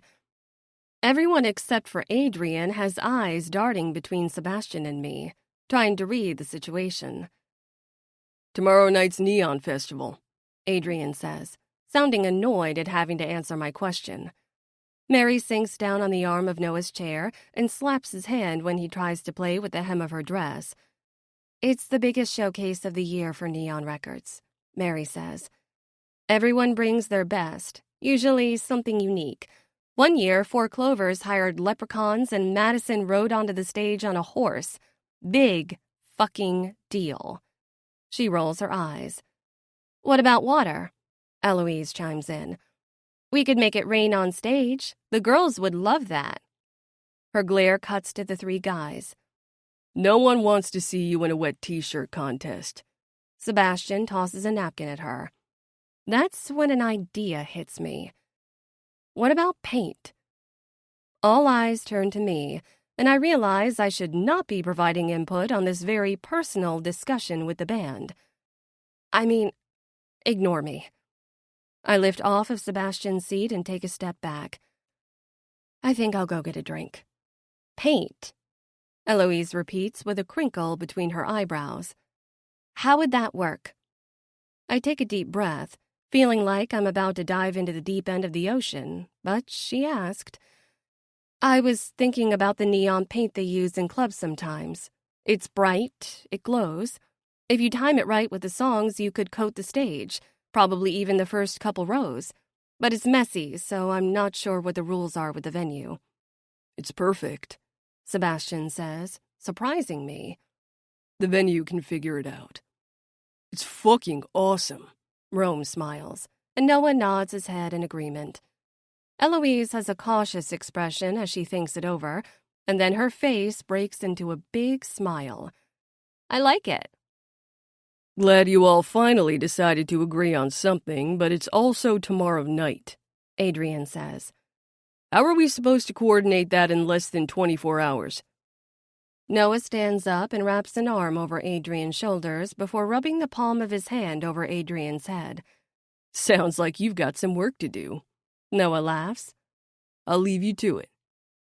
Noah walks past Mary before grabbing the first girl standing outside the band's bubble and planting his mouth over hers. Mary rolls her eyes and darts the opposite direction. On that note, I say, turning. But I don't make it far before a hand grabs my wrist and stops me. Hey. Sebastian pulls me against him. In a room full of people, it isn't easy to back up and get some space. Where are you going? To find Mary. I look over to where she disappeared, and she's already sitting on some random guy's lap. Or getting a drink, I guess. I don't understand her and Noah. No one does. Sebastian smiles, and it's like looking into the sun. That was a killer idea back there. Sorry if I was overstepping, I say to him, and it makes him tighten his grip. Sebastian's hand finds the back of my neck, and he pulls me closer. What did I say to you about apologizing? What did I say to you about us being just friends? I throw back at him. His fingers flex in my hair. Like I said earlier, don't want to be your friend. You also said, too bad that's all we can be. I remind him, and it's enough to make him pull away. As much as I enjoyed the kiss, he can't think I'm going to just let him come and go as he pleases, taking whatever he wants from me when he's horny or it's convenient. Sebastian. A girl sides up beside him. She's wearing a skin-tight dress and heavy makeup, but is otherwise basically perfect. A grown-up head cheerleader. Your show. She smiles, and he finally looks down at her. I'm still wet just thinking about it. Wow. Overshare much? Pulling the inside of my cheek between my teeth, I bite down and try to take my mind away from the constant aching whenever he holds me. Are you busy? She asks him, but her eyes dart to me, looking me over like there's no way he'd choose to keep talking to me now that she's here. Or... Actually, It's fine, I say, cutting him off. I was just heading out. Cassie. My name is a plea, but he's yet to shake the groupie off his arm, and it's a reminder of exactly what I'd be getting into with a guy like him. That whatever happened backstage was adrenaline and nothing more. It's all right. Mary and I had other plans anyway.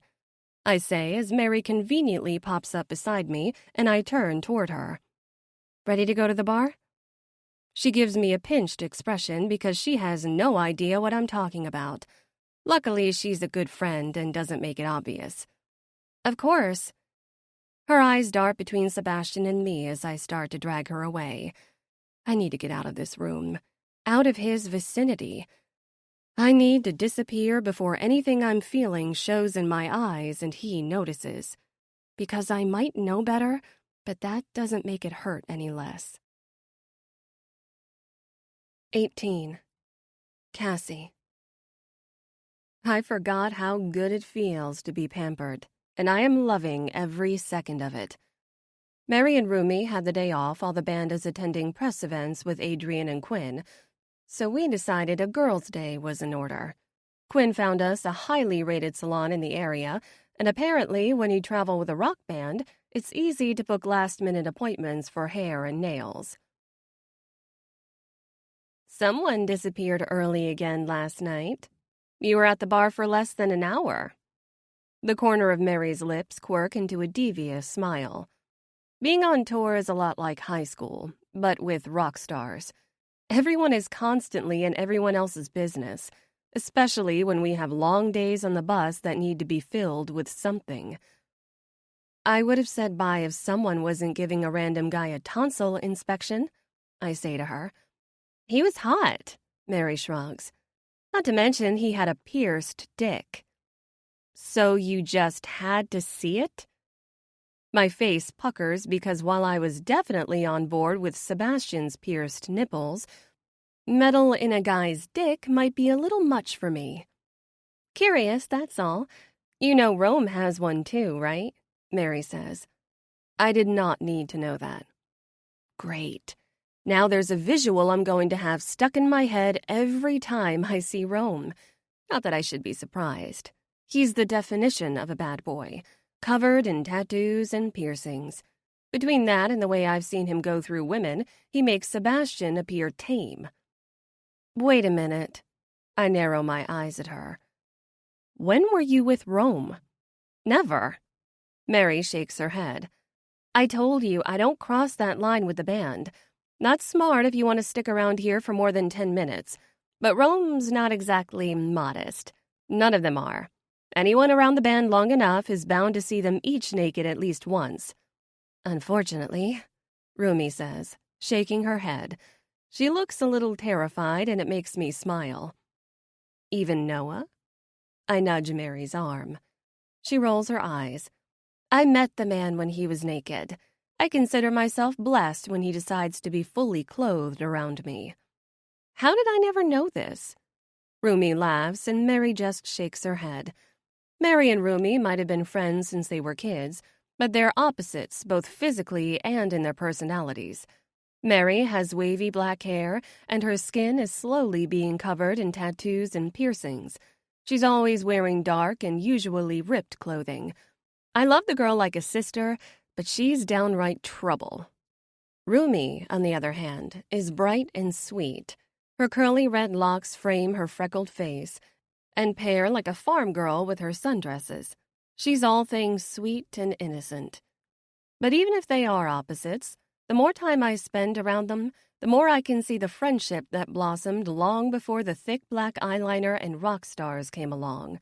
Because when they're around each other for long periods of time, they act like little girls with a secret no one else knows. And it makes me want more friendships like theirs in my life. The kind I used to be capable of before losing Myth. When he died, I lost more than a brother. I lost my best friend, and it's something I still haven't quite learned how to cope with. I tried to fill my time, burying myself in schoolwork and staying focused.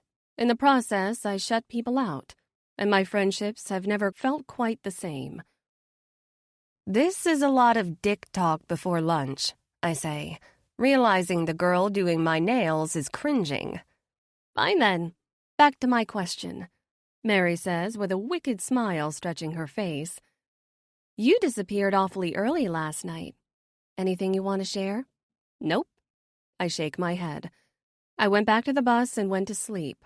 Unlike some people, you know me, very boring. Oh. Her face sours.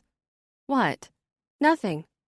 She shakes her head, but the way she bites her lower lip tells me she's hiding something. Just say it. Mary lets out a heavy sigh, her eyes cutting to Rumi, who gives her a nod. Megan said she saw Sebastian leaving Rome's room with a blonde, that's all. Thought it was you. I'm sorry. Mary leans over and nudges me with her shoulder. Sebastian leaving with someone shouldn't surprise me, but it doesn't stop the sour feeling in my gut. Seeing him with women on his arm is one thing, but confirmation he's sleeping with them stings on another level. What did I expect? That he would go to bed alone when he's hopped up with adrenaline from a show? That would be naive of me. It's fine. I shake my head.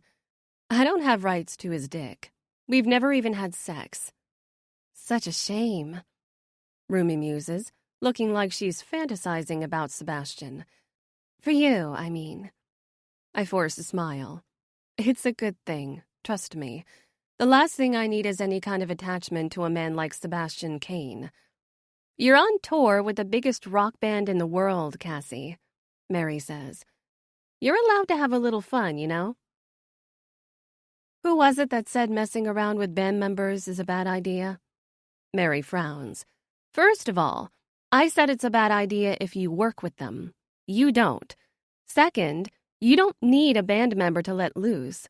There's dick and pussy all around. Take your pick. Mary's manicurist looks up and her face pinches as her eyes dart to me. I shoot her a sympathetic look. After the whole thing with Zane, I think I'll pass. Rumi sighs. I heard about that. I'm sorry. It was a wake-up call, really. I shrug. The last thing I should be doing is throwing myself at random people without knowing their intentions first. I need to get my shit together so I can get back home eventually. But I want you to stay forever. Mary smiles and rests her head on my shoulder. I'd die, literally. I laugh. Cassie Walker might have been wild enough to celebrate her college graduation with a roll in the hay with Sebastian Kane, but I'm not cut out for touring. The second I get home, I'm sleeping for a week. Amen, Rumi says. You're having doubts again? Mary turns to Rumi with a worried expression. Rumi shrugs, making her orange-red curls bounce around her shoulders. Maybe. I'll stay at least through the end of this tour. But after that, I'm thinking about going back to school. Didn't know you were feeling that way, Mary frowns. Only kind of, Rumi says, seemingly worried that she's upsetting Mary. I don't want to leave you, but I don't know how much longer I can do this. Don't feel bad. I love you, and I get it, Mary says. Not all of us are lifers like me. Mary reminds me a lot of my brother when she says things like that. He was a lifer too, as she calls it, touring until the day he died. And even if it was way too soon, I'm also positive that's exactly what he wanted. You don't think you'll ever leave? And what? Her face pinches. Settle down in the suburbs and pop out some children? No fucking way. I'm perfectly happy living my life just like this. And when you ladies get tired of your suit-wearing husband someday, call me up, and I'll hook you up with some smokin' hot rock stars. I roll my eyes because, to Mary, the difference between what we want in life and what she wants is black and white. Either you're living life on the edge about to fall over, or you're settled nicely at the bottom being boring. There's no in-between. And there's no world in which Mary can believe that leading the life of a regular, normal person would be something she'd want. Not like me. At least, that's what I always saw for myself. The trouble with being on tour is that I'm starting to understand more and more why Myth kept me away. It isn't the exhaustion, although that's definitely there, and it isn't the drugs because I'm not tempted by them like he was. It's the rush of standing this close to the sun, that invincible feeling when it doesn't immediately burn you. It's feeling untouchable in a way I never have before. You don't have to be part of the band to get hooked. Simply being around Enemy Muse makes people treat you differently. They move your name to the top of the list. They give you anything you want. They beg to spend time with you. It's dangerous and alluring, and I have a fresh understanding of how it pulls you in. My phone pings and I look down to where it's sitting on the table, just as my manicurist finishes the last nail and steps away. Speak of the devil, Mary smirks, and I look down to see Sebastian's name pop up on the screen. Surprised he's texting you. Because he's so busy with his groupies? I roll my eyes. Because he's Sebastian Kane, Mary says. I tilt my head her direction. And that's different from what I said, how? Rock stars don't text. Rumi cuts in like it's a fact, and she's surprised I don't know this. At least, they don't text just anyone. I try not to let that thought bury itself too deeply in my head as I grab my phone and open the message. Sebastian. You're not on your bus? Cassie. Girls' Day. Sebastian. When will you be back? Cassie. After lunch. Sebastian. I'll already be at soundcheck. Not that I asked for his schedule or anything. I'm not sure what he expects. Me to just sit around waiting for him to be groupie-free so we can hang out in his room and watch another movie? Sebastian. Will you be at the show? Right now, I'm tempted to tell him I won't and hide in the bus. But after giving them the paint idea last night, Adrian's actually been involving me in the details to make it happen, and I'm the one who found the local artist who's going to help, so I really don't want to miss it. Cassie. Yes. Sebastian. You okay? Not sure why he cares when Miss Skin-Tight Dress is probably still in his bed. Cassie. Fine. Just busy. Sebastian. You don't sound fine. Cassie. I am. Sebastian. Okay. See you later then. I don't bother responding because anything that comes out might not be what I want it to be in this mindset. That, and I need to start creating some more distance. If the kiss was any indication, Sebastian still has full reign over my body, no matter how smart my brain is. Him texting me and kissing me might give my heart one impression, but his actions prove I can't trust him. Ladies, if you'll follow us this way for hair. A guy with a bleach blonde mohawk says. A trio of hairdressers has arrived, and one is waving a comb at us. We follow them to seats on the other side of the salon as they sit us down and wrap cloths around our shoulders. Primping for rock stars, ladies? The guy with bleach blonde hair asks, and I see from his license on the wall that his name is Nix. Rock stars? No. Waste of time, Mary says, and Nix laughs with her. But they sure do know how to throw a nice fucking party. That's the truth. Nick shoots her a playful wink before turning to me. Love the pink, doll. Are we keeping it? I stare into the mirror at myself. The pink is perfect, sweet. My little bit of rebellion for my last year of college. It's also the siren that alerted the press so quickly to who it was rolling around naked with Sebastian in the video. What about red tips instead? I say to Nix, and a grin stretches his cheeks. Deep red. Fierce. Mary lifts an eyebrow and looks over at me. Red like blood. I smile. Something temporary to darken it up. And maybe some purple in there just for fun. The smile that climbs Nix's cheeks is downright devious as he processes what I'm saying. Goodbye, Miss Sweet, pink-haired Cassie Walker. As much as I'd like to believe things haven't changed, she's faded the moment the sex tape hit the internet. Mary is right. I'm touring with rock stars, and I deserve to enjoy it. Eat your heart out, Sebastian Kane. 19. Sebastian. I get the feeling Cassie is avoiding me. Not that I blame her. What the fuck was I thinking kissing her after the show last night? Did I actually believe it could change anything? That it wasn't going to throw me knee-deep in a mud pit of emotion? Dirt sticking in every crevice with no way to get clean again? I can't get her out of my head, the way her body melted in my hands when our lips connected. The first night we were together, I was so high and drunk that half of what I experienced didn't feel real at all. I was suspended halfway between heaven and hell, and she was the angel weighing my justice. But last night, I felt everything.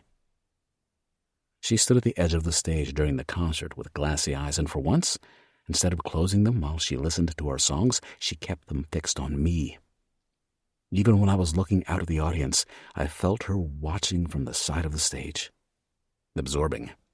She was soaking up my soul with every lyric. The moment our set ended, I could think of nothing else but having her. But as quickly as the kiss started, something rooted deeper pulled me away. Because I know it's selfish for me to want her like I do, and it's not fair for me to pretend otherwise. Only now, I'm finding it increasingly difficult to remember why it matters.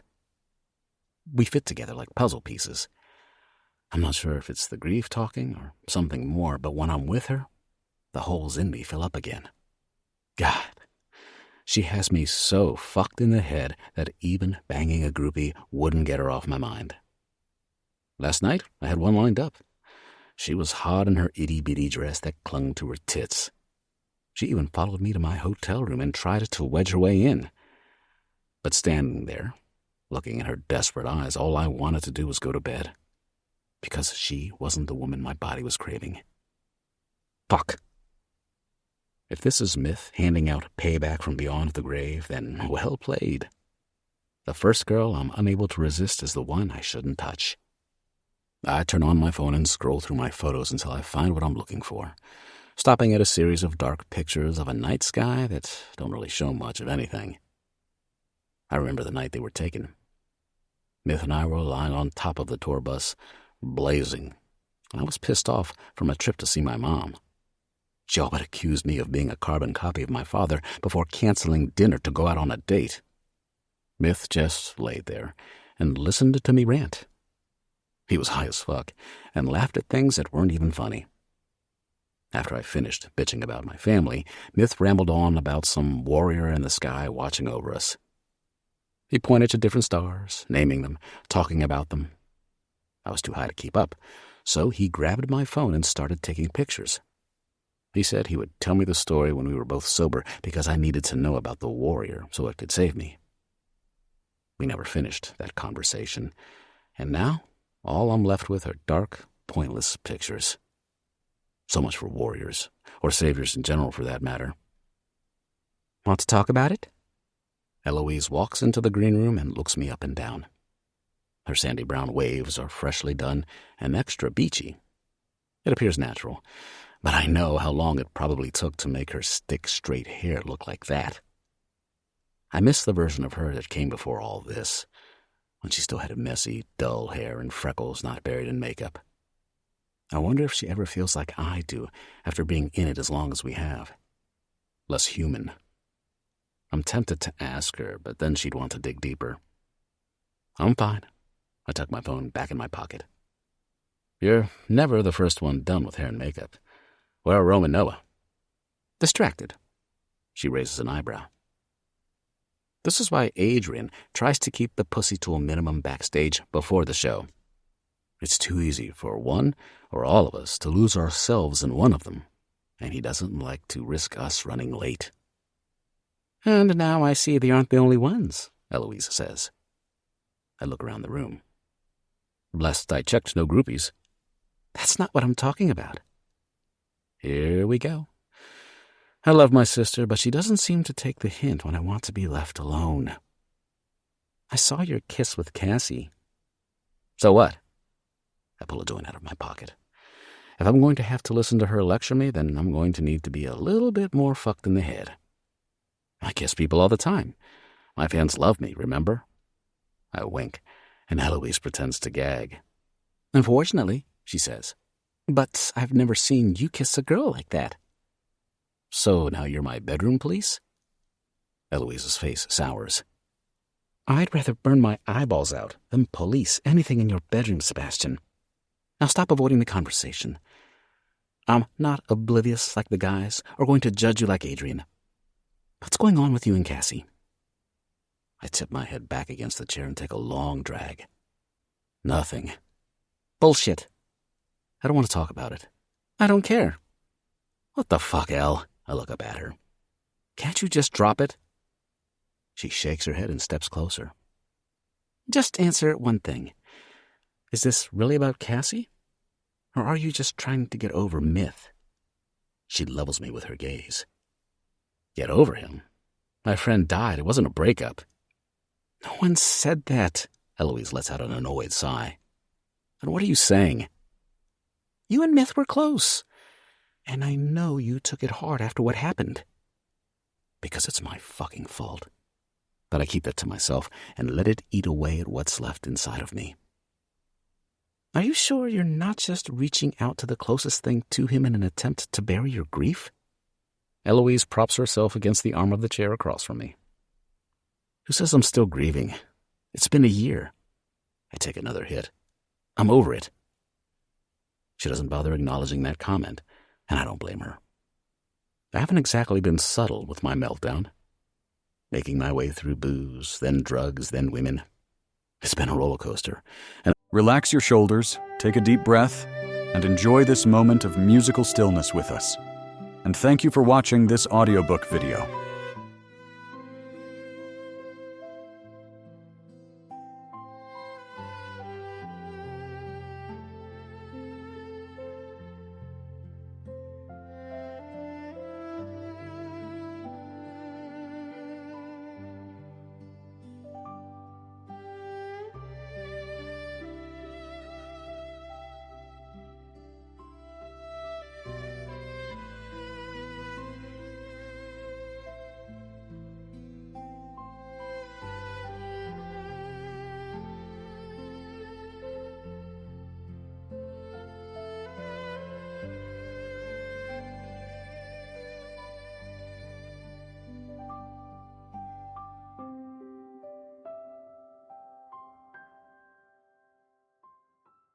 Unfortunately, the band has been along for the ride.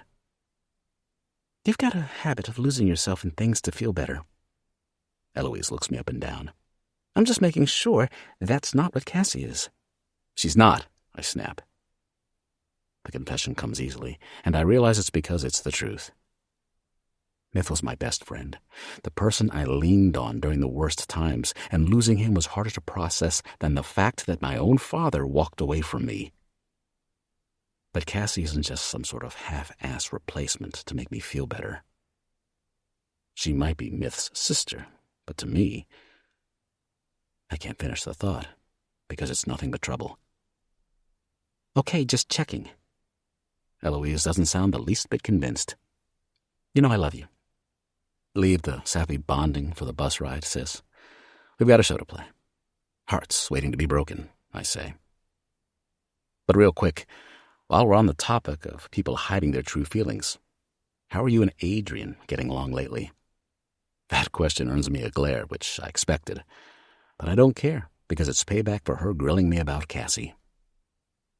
Eloise might think I don't notice how their eyes constantly follow each other when they're in the same room, or the fact that, even if I know Adrian gets random groupie ass, Eloise hasn't openly dated since he started managing the band. But I'm not stupid.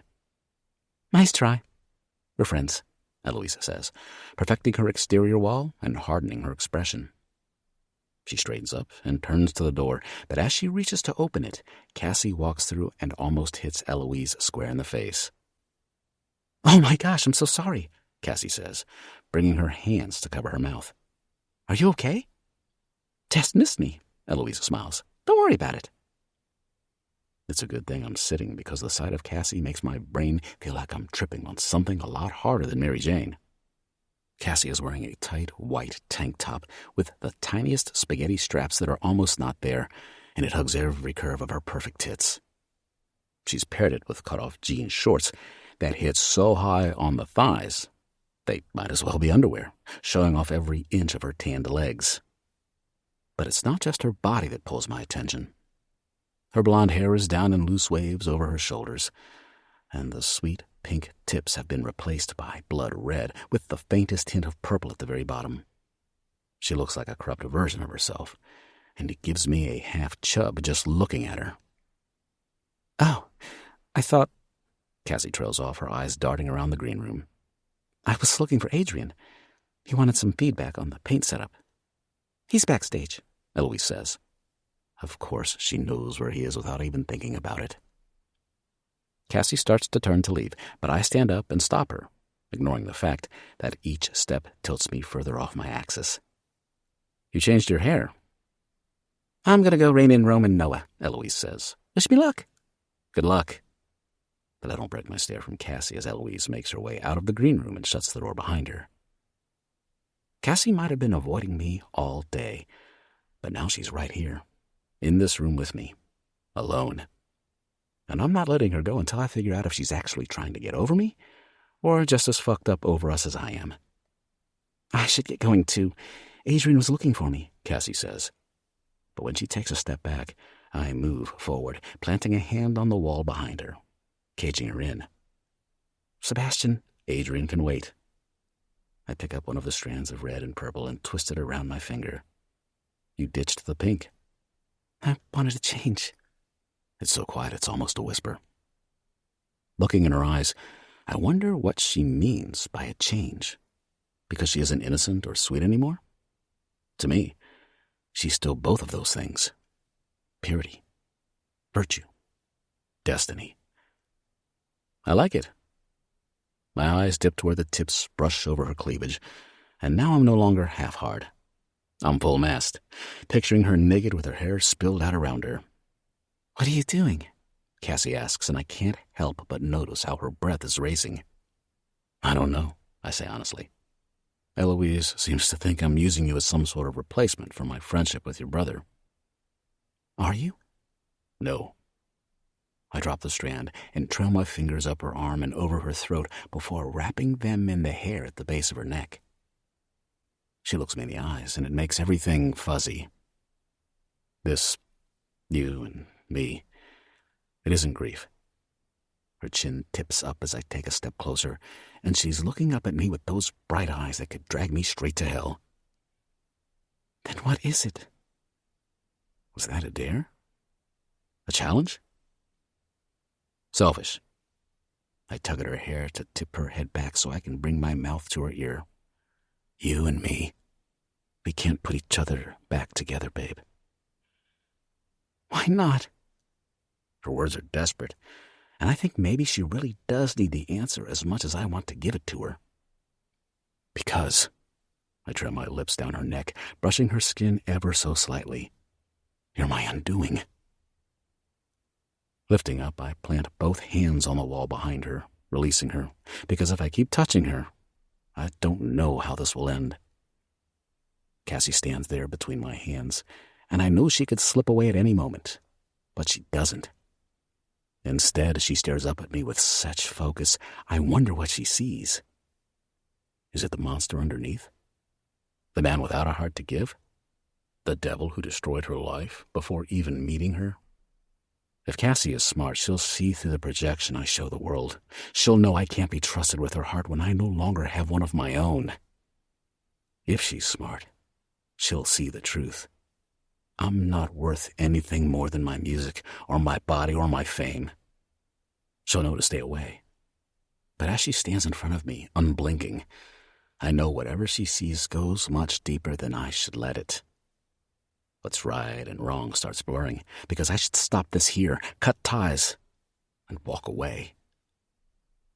I should make this decision easier for both of us. But I can't deny what's blooming inside me every time I see her face. I can't deny I need her, and I no longer care about the consequences. Voices kick up in the hallway. The show is minutes from starting, so this isn't the time. But this isn't over either. I'm done hiding what's been clawing at the surface, even if it will send me to a pit so deep there's no coming out. I've been lying to myself. Myth might be a really good reason to stay away, but I don't give a shit anymore. Now that Cassie's in my path, there's no denying something is sparking between us. I'm going to have her, even if it destroys us both. 20. Cassie. Adrian brings me into the band's circle, and it feels a little like being on holy ground. 4 idols and their manager are all staring at me. And if that's not stressful enough, the look in Sebastian's eyes is saying a lot I can't place all of a sudden. Ever since I stepped into the green room, I swear he's been poised to eat me up. Earlier today, I was convinced I needed to put more distance between us. Self-preservation was kicking into full gear, but his expression in the green room told me something I haven't seen in him before, or I haven't been brave enough to look at. What I felt for him since our first night together isn't one-sided, and I'm not sure what to do with that. One more time, just so everyone is clear, Adrian says, crossing his arms over his chest and giving me the floor. It feels like a big moment. I'm Cassie Walker, a former nobody from Seattle. Now here I am with the biggest rock band in the world looking to me. Somewhere between coming up with the idea to use paint and helping Adrian find an artist to help, I was handed the reins to this production. And while I might be insecure about a lot of things, for once, I'm in my area of expertise, and I'm feeling confident. Because this show is going to be incredible, and a large part of that is thanks to me. Adrian explained to me that you're only on for 3 songs tonight, I say, trying my best to take slow, measured breaths. But you're also the last band to go on, so the goal is to finish strong. Bands have been performing all day for the festival. Now that it's dark and winding down, the headliners are taking over the stage. Right now, Madison Maine's voice is echoing through the stadium as she belts out her hit Glitter Monster, and I realize they weren't joking when they said bands take this festival seriously. She's dangling midair on a flying pole. We're saving the paint for your own medicine. That's the last song, Eloise says, looking a little annoyed. Right, but it's for a good reason. I hold my ground. The paint is going to get messy quick. Once the girls take the stage and start shooting it out at the band and the audience, it's going to get everywhere. Your instruments aren't going to handle it well for long. Eloise's face softens with understanding. But also, we need to end big, I say. If you pull the same stunt for 3 songs, there's time for the excitement of it to wear off, and they'll be waiting for something bigger. We need to really embrace the build-up, ease the audience in, and then, in the last 4 minutes, all hell is going to break loose. Rome's face stretches in a wide grin. Now we're talking. His eyes move to a line of girls in tiny white bikinis holding paint spray guns, winking at a busty one in the front.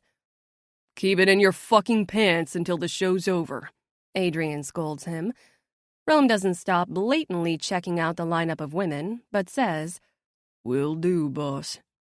One more thing, I say, and the band turns their attention back to me. I really wish Adrian would say this part so I wouldn't sound like such a perv, but apparently he's letting me take the wheel full force. Shirts off, guys. Sebastian's eyebrow quirks up, and I don't miss the smile that tells me he read my embarrassment. If you wanted me naked, all you had to do was ask. Rome takes a step toward me, but Sebastian slaps his arm against Rome's chest to stop him, making him laugh. Kidding, man. Sebastian looks less than thrilled at the joke, while Noah ignores all of it, ripping his t-shirt off in one pull. Rome and Sebastian are right behind him, and I'm surrounded by washboard abs. It's distracting, to say the least. Eloise rolls her eyes as she pushes her neon red glasses up over them. Wonderful! Their egos weren't big enough already. The line of women holding paint sprayers are now drooling over the band, and I spot a number of them with their eyes locked directly on Sebastian. It's strange how normal it is by now, watching women strip him naked with one glance everywhere he goes. What used to bother me doesn't have the same effect, and that's been amplified by our little green room encounter. Because as I look up and see his eyes locked on mine, the feeling once more takes hold. He can have any woman here, but they aren't who he's looking at right now. You're my undoing. His words play in a loop, splitting me open tonight in the same way he did the first night we met. Even before he knew I was Myth's sister, he looked at me differently. He made me feel like something more than any other girl. Dare I say, special? At least, to him. But then he found out about my connection with my brother and he pulled away, causing me to harbor this unspoken fear ever since, that any feelings on his part were simply because of his friendship with Myth. That, like Eloise said, I'm a tool he's using to cope with his grief. But if that were true, the same could be said for me, couldn't it? Is it possible we're both imagining this? Are we both simply looking for something to disappear into? I get lost in you. More of his words, but those ones through text at the beginning. And even with my head above water, all of a sudden, I feel like I'm drowning. The band moves to the edge of the stage while Four Clovers is waving to the crowd. It goes dark after Madison takes a bow and equipment starts getting shifted around. It's almost time. Sebastian breaks away from the group and moves beside me, causing a wave of disappointment across some of the faces on my right. I should really step away, all the way back to the green room. But when he tips his head to the side and drags his teeth over his bottom lip, I'm pulled right back into his bed in my mind. You look gorgeous, Sebastian says, his voice rumbling through me. His compliment is surprising and unprompted. Like a fucking goddess. I look up at him and quirk an eyebrow. Are you high? Only a little, Sebastian grins. Doesn't mean it's not the truth. He says it like only a little is a step up. Who knows? For him, maybe it is. Okay, Romeo, I laugh. You nervous? Sebastian shakes his head. Never. That, I believe. He turns his body to me as the crew manager starts motioning for them to get on stage. His fingers rake along my shoulder and lace through the hair at the base of my skull, tightening with enough pressure to make me feel it all the way down my spine. "Just because I don't get nervous doesn't mean you can't still wish me luck," he says. I try really hard to seem unaffected, but my words come out in shivers. "Good luck, rock god." He smiles, pulling away and heading across the dark stage before stopping at the center of it. I see the shadow of his head tip, and I wonder if he can see me from where he is. If my face is as transparent with my feelings as I imagine. I might have thick skin, but Sebastian's a razor blade cutting right through it. Noah hits a cymbal, and the song begins as the lights go up. They start with electric hearts, and the fans eat it up. The crowd is almost louder than Sebastian as they sing along, and he's smiling out at his adoring audience while they put him up on the pedestal he lives on. Next up is Revolve Her, moving from the light airiness of electric hearts into something a little darker. The beats are low and heavy, and Sebastian's voice tickles through my veins. Those final words are a reminder of the Unplugged show when I first met him in person. There's a beat as they transition, and the girls with the paint sprayers are up ready for the crew manager to motion them onto the stage in their barely there bikinis. Your Own Medicine is one of Enemy Muse's lesser-known songs, but it's perfect for tonight. For this. A blender of emotions, all peaking in pure, crazed passion. The song starts, and I feel everyone backstage holding their breath. Mary slides up beside me and holds my hand, everyone waiting for the chorus. For the moment, we know the chaos begins. Finally, the beat picks up, and the stage manager motions the girls forward. The moment Sebastian opens his mouth to start the chorus of Your Own Medicine, the first spray of paint strikes the stage, splattering the band in a streak of neon that slowly drips down Sebastian's chest. His voice drops, the beat slows, paint flies, and the chorus flows from his lips like honey. Baby, I gave my all, gave my best, gave you hope, laid my body to rest. That's how games are played, and you played them well. But baby, I was made and forged in hell. So I'll pull you close, steal your breath, rip you out, love you best. And just when you rest your head, that's when you'll taste your own medicine. Paint hits the crowd, and the stadium goes wild. Neon streaks raining down, lighting up an otherwise colorless stage. The band is getting soaked, and they look savage, uninhibited. I can't tear my eyes away from Sebastian. He belts out the lyrics like he's bleeding them. Paint dripping from his hair, down his face, streaks and splatters of color on his broad chest, defining the ripples in his muscles. If I thought there was no way he could be sexier, I'm proved wrong in this moment. As the final chorus ends, the crowd goes wild, and the girls on stage empty their paint sprayers with the final pumps. Adrian looks over at me with an impressed smirk, and I think, for the first time since I got on Sebastian's plane, he doesn't hate me. The set ends with the girls leaving the stage before Sebastian's usual banter and flipping off the crowd. Tonight, the band leads the way ahead of him with grins stretched across their faces. "That was righteous," Rome cheers. He walks over to me and wraps a paint-covered arm around my shoulders, getting it all over, but he doesn't let me wiggle away. "Awesome idea, Cassie. We need more shit like that on tour." "Seriously," Eloise nods. "Even Elle agrees. You're a fucking badass, Cassie," Noah says, slapping a wet hand on my arm and coating it with paint, before wrapping his arms around Mary and covering her in it. "Get off me, jerk!" Mary swats at him. "Just getting you all wet, beautiful." Noah grins and rubs against her a little more. "Seriously, though," Rome says, still holding my shoulders. "I finally see the family resemblance. Myth would have gone crazy for that shit. A bubble of pride comes to the surface with that thought. Maybe I'm not an outsider after all. If only Myth could have seen it instead of hiding me away.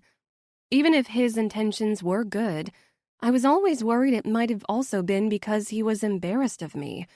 Or worse, because he thought I might judge him. If he would have just let me show him I'm capable of fun too, maybe things could have been different. Get the fuck off her. Sebastian swats Rome's hand away, and Rome frowns at him. But it doesn't take long for him to cheer up when two girls in bikinis tuck themselves under his arms, and he follows them backstage. A girl tries to grab Sebastian's attention, but he turns his back to her and stands facing me, so close I have to tip my head back to look him in the eyes. He reaches a hand to my face and cups my jaw, streaking wet paint over my cheek with his thumb. It sends a flurry of butterflies kicking around in my chest. How did I do? Live up to your expectations? He asks with a grin that tells me he already knows the answer. It was your best one yet. There are many sides to Sebastian. The fuckboy the media sees him as, the crowd pleaser at press events, the quiet asshole when he's pissed off, the thinker when he's texting with me or hi, and then there's the core of him, the part I only ever see in one place, on stage. Ripped open and raw, genuine. And tonight he was everything. You're a mess, Sebastian says, running a trail of paint down my neck with his fingers and grinning. No thanks to you and your band. I hitch an eyebrow. It was your idea. His eyes drop down to my paint-splattered white tank and then to his own chest. This is all you. I look down and realize he's covered in bright neon colors. Teal, purple, pink, green, coating his chest. Splatters of red and blue on his flexed abs. And I can't help myself.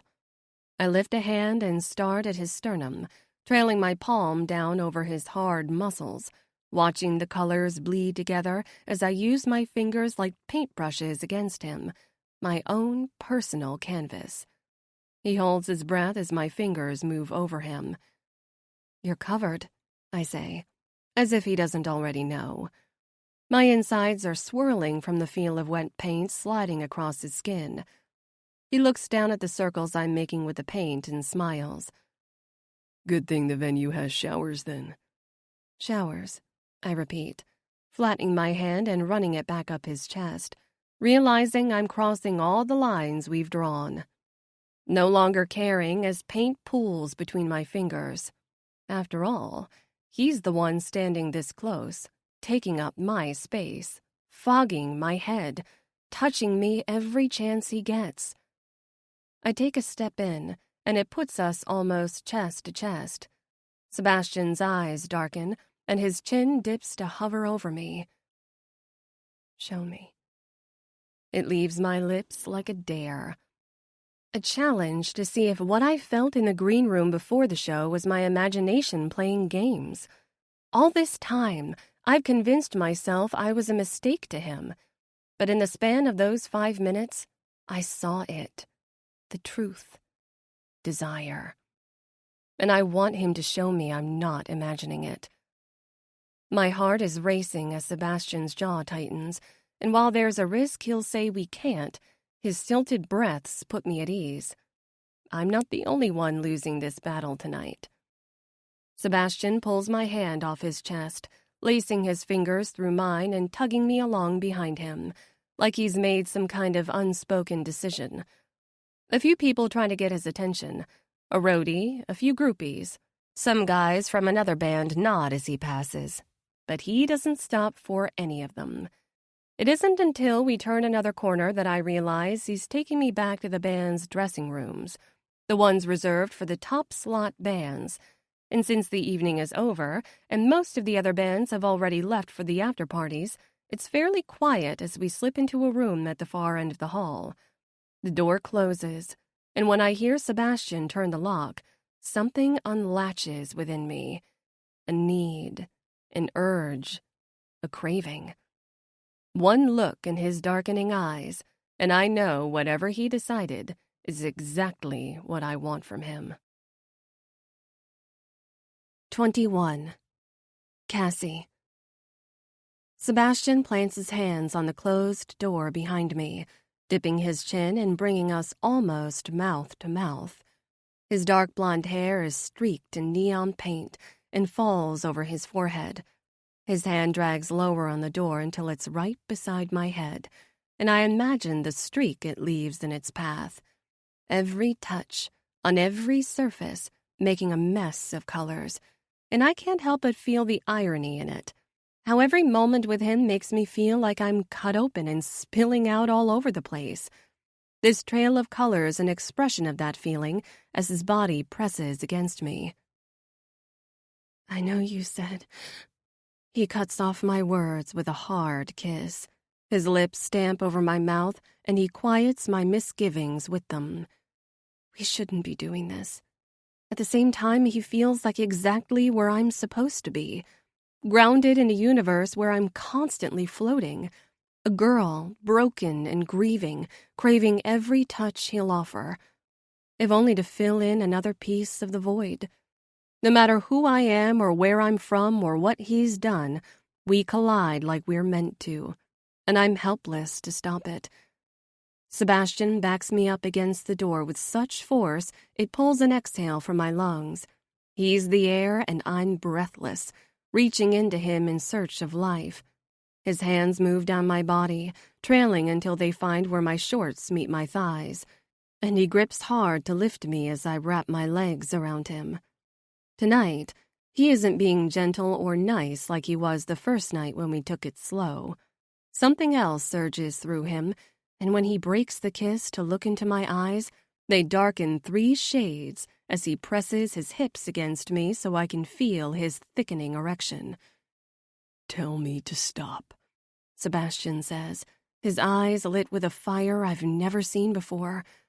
I'm not sure if he's begging me to actually say it or praying I don't, but his words come out desperate.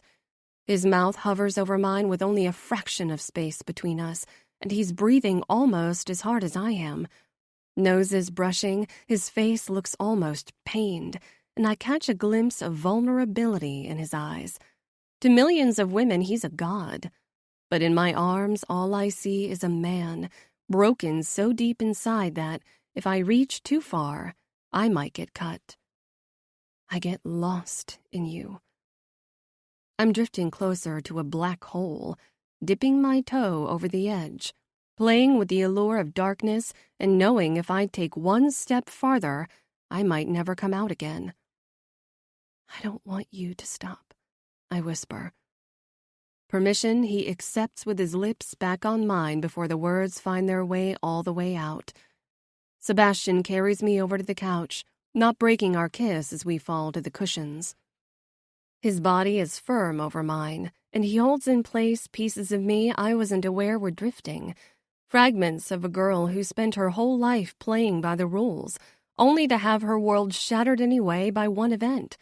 One loss, and all the puzzle pieces were shaken up. That is, until the night I first laid eyes on Sebastian standing beside my car, looking like a bad idea. Knowing he had the power to break what was left of my fractured heart, I handed it to him anyway. His hand finds my jaw, and he tips my chin up, slipping his tongue into my mouth. I could live inside his kiss. The taste of wintergreen and whiskey, the smell of leather, the feel of paint mixing together against our warm skin. I could bottle this moment up and stay inside it. Sebastian runs his fingers up the side of my face and into my hair, and I feel what's left of the paint drying as it rubs through the strands. We're making a mess all over this room, and I don't care. I want to paint this entire stadium with what we're doing. I want to let go. Sebastian breaks the kiss, his elbows resting at the sides of my head as he hovers over me. Those whiskey gold eyes look further in with each moment, and I know I'm in deep with him. No matter the fear or the warning signs, I can't get enough. And when he looks at me like that, My heart hammers between my temples. "What are you thinking?" I ask, when he's been staring at me for long enough that I realize he's lost somewhere deep in his head. His hand holds the side of my neck as his thumb strokes my jaw, and his gaze dips to my mouth. "I'm no good." "I don't believe you." I tip my chin up, bringing my mouth a breath away from his. He runs a hand down my arm and wraps his fingers through mine, pulling my hand up and pinning it over my head. The other tightens where my throat meets my jaw. Not hard, but enough pressure for me to feel held down by him. And it doesn't scare me. For the first time in a long time, I'm not floating away. Sebastian's lips graze my mouth ever so slightly as he moves them back and forth, brushing mine. "I'll ruin you." A threat? A warning? An offer? I lift my free hand and brush his hair off his face. "Please do." It's barely a whisper, and he swallows the words the moment they're out, crushing his mouth into mine. Releasing my arm overhead, he drags his hands down my sides and strips me of my shirt, unhooking my bra with it and tossing them to the side. My mind doesn't have time to catch up to the sensation of his bare chest on mine before he dips his chin and pulls one of my nipples into his mouth. His tongue skates in circles, building an insurmountable pressure inside me. I arch my body into his, but it isn't enough. Nothing is ever enough with Sebastian. Reaching down between us, I move for his leather pants, popping the button on them easily and skimming my hand over the faint trail of hair that leads down. He's not wearing any underwear. God, that's sexy. Sebastian shifts his hips away from me and drags his face to my other nipple, taking it between his teeth and biting down. I dig my fingernails into his shoulder, and he matches the pain with another firm tug. "Fuck, you feel good." Sebastian groans. He moves down my belly with a trail of kisses until his hands find the zipper on my jean shorts, and he tugs them off with my underwear in one sweep, throwing them in the opposite direction of my shirt.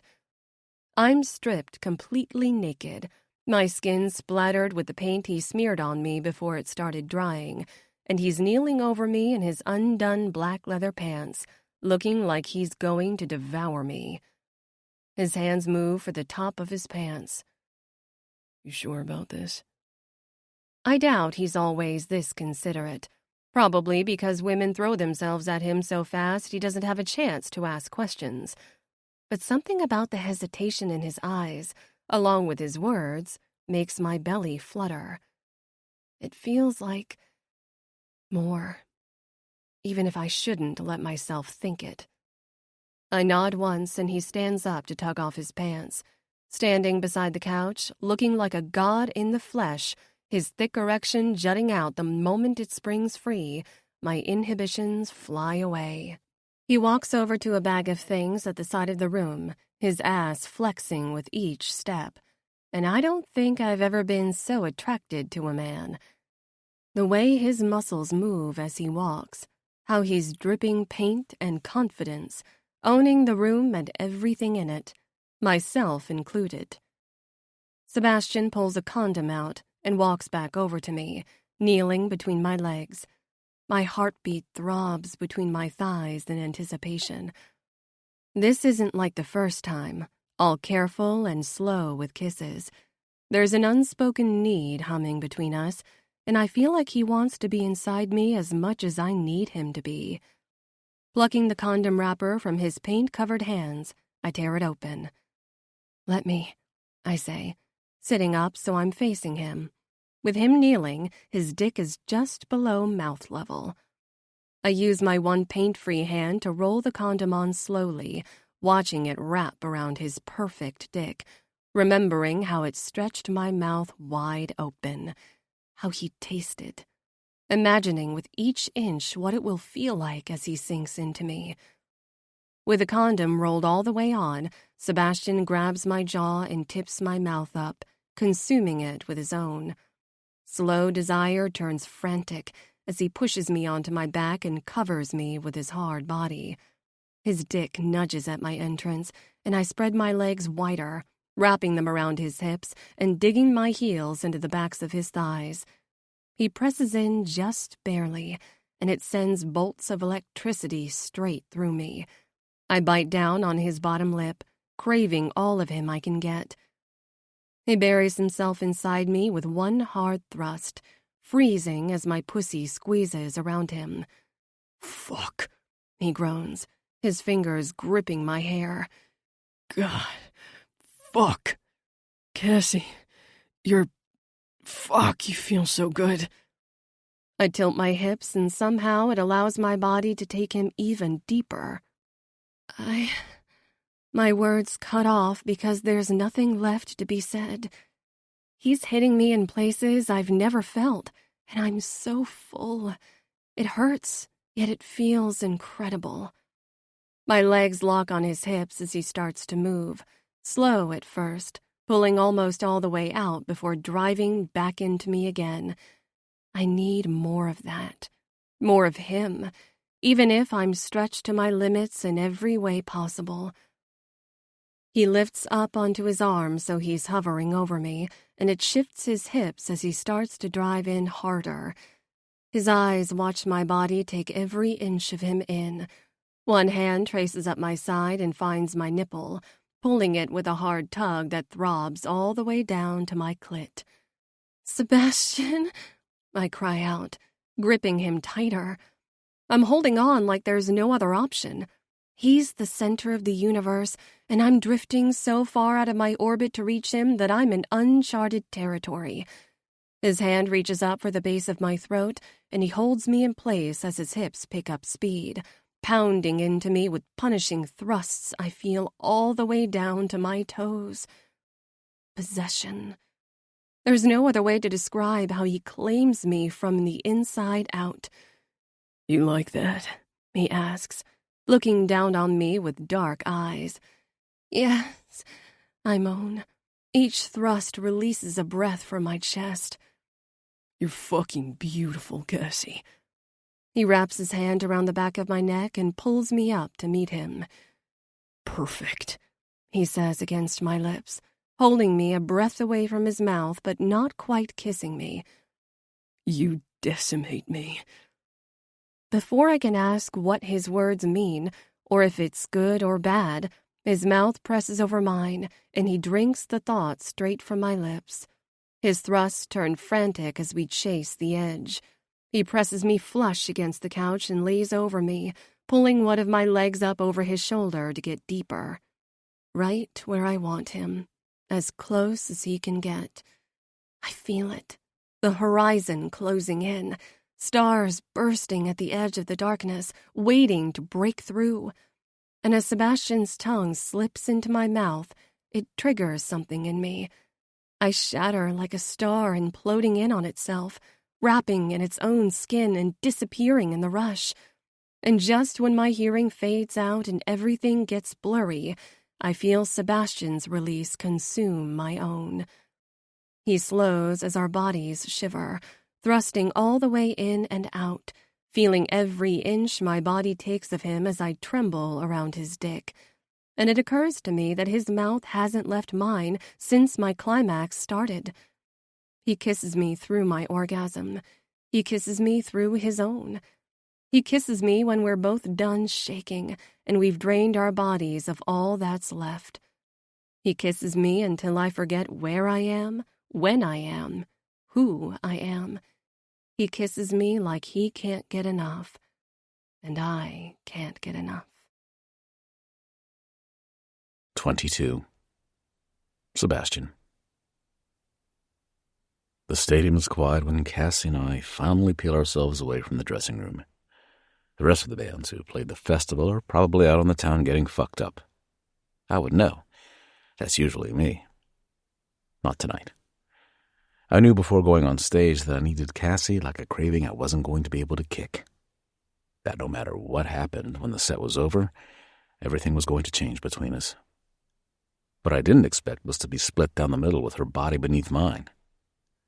I let myself believe for a moment that the man she sees is who I can be. Someone more than his fame, more than his decisions, more than the pain I've caused as a result of them. Her vision of me and my reality are blurring, leaving only one thing that's certain. I belong to this girl. I lead Cassie to the buses in the parking lot. Even though I have a hotel room nearby, I'm not ready to leave the quiet bubble she and I are existing in quite yet. So I grab a couple of blankets and guide her to the roof of our bus. She lies at my side, staring up at the stars, and I remember for a second what it's like to be lost looking at them, the same way I get lost in her eyes. Cassie's wearing another Enemy Muse t-shirt, and it's one of my favorite things to see her in. This one is a little too baggy, so she has it knotted on one side, showing off the slightest sliver of stomach where it doesn't quite meet her cut-off jean shorts. Her hair is freshly washed and fuzzy, sticking out in all directions from her messy bun. I reach over and pick a teal flake from her scalp. More paint. I hold it up between us on the tip of my finger. She narrows her eyes at me. I blame you. Flicking the paint off to the side, I pull her closer and plant a kiss on the top of her head. Credit I'll gladly take. Cassie rolls onto her side and rests her head in the crook of my arm. Her hand rests on my chest, and I swear my heart beats like it's begging her for mercy. She stays there quietly for a moment, and I wonder if she can hear the thunder rolling inside me the same way I do. I crossed the line tonight, lit a fuse, and stood back to watch the explosion. I betrayed my best friend, doing everything he never wanted me to do with his sister. Deep inside, I knew I was standing at a fork in the road and went the wrong direction.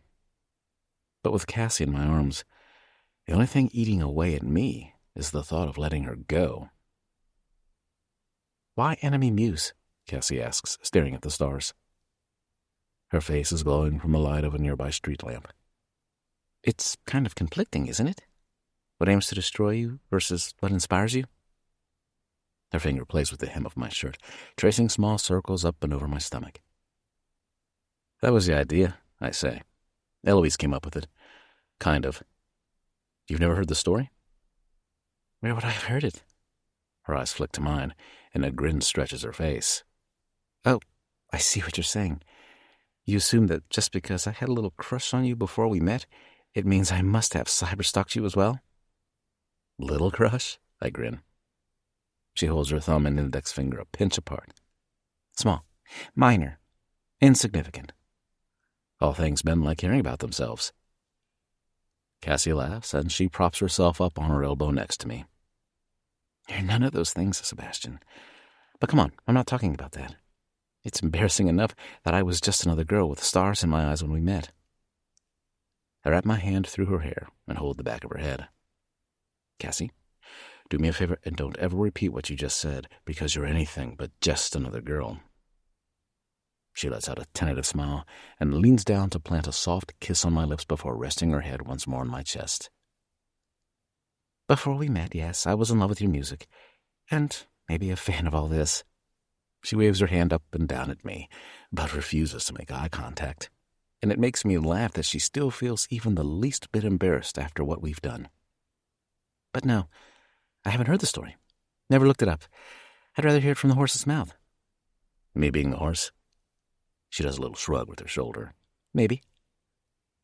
This girl does something unrecognizable inside my chest, planting seeds that feel like they grow things a lot like what I stopped hoping for a long time ago. I'm not sure the last time I've lain still with a woman in my arms, but I hug Cassie tighter. We didn't have a name for a while, I say. Eloise wanted to wait until we had a full band, so once Rome and Noah joined, we finally started thinking about it again. But we couldn't agree, so we went through a few names before we signed with a label. Then, at one of our jam sessions, everyone was in a real shit mood. I was having writer's block with a new song. Rome was being his dick self, and Noah had just been dumped by his girlfriend. Wait. Cassie turns and looks up at me. Noah in a relationship? Dude used to be a fucking romantic, I laugh. Believe it or not, before Callie, his ex, left him, he swore up and down he'd be married by 25. Cassie lifts an eyebrow at me. Okay, now I've heard it all. This is the same guy who's been officially nicknamed the Orgy King by the roadies? That's the guy. This life changes you. In ways I can't even put into words for someone like Cassie. Anyway, it was a perfect storm of a shit day. And I said something like, "Where's my muse when you need a bitch?" "Charming," Cassie nudges me. I'm a dick, I admit. But yeah, I couldn't put words to fucking paper, and it was really irritating. And Rome said, "Who needs a bitch to inspire you when it's easier to just focus on doing shit better than your enemies?" It was like the words fell out of his mouth, and it all clicked. "Enemy muse," Cassie says. Eloise put it together, but I guess it was a joint effort. After all, it's a hell of a lot more rewarding proving the haters wrong than sitting around waiting for some muse that's never going to show. I take in a deep breath and realize my slight high has faded, and I'm completely sober. Normally, this is when I'd reach for something to numb that shit back up again, but right now, I'd rather feel everything if it means I can sink further into this moment. "I like it." Cassie looks up at me.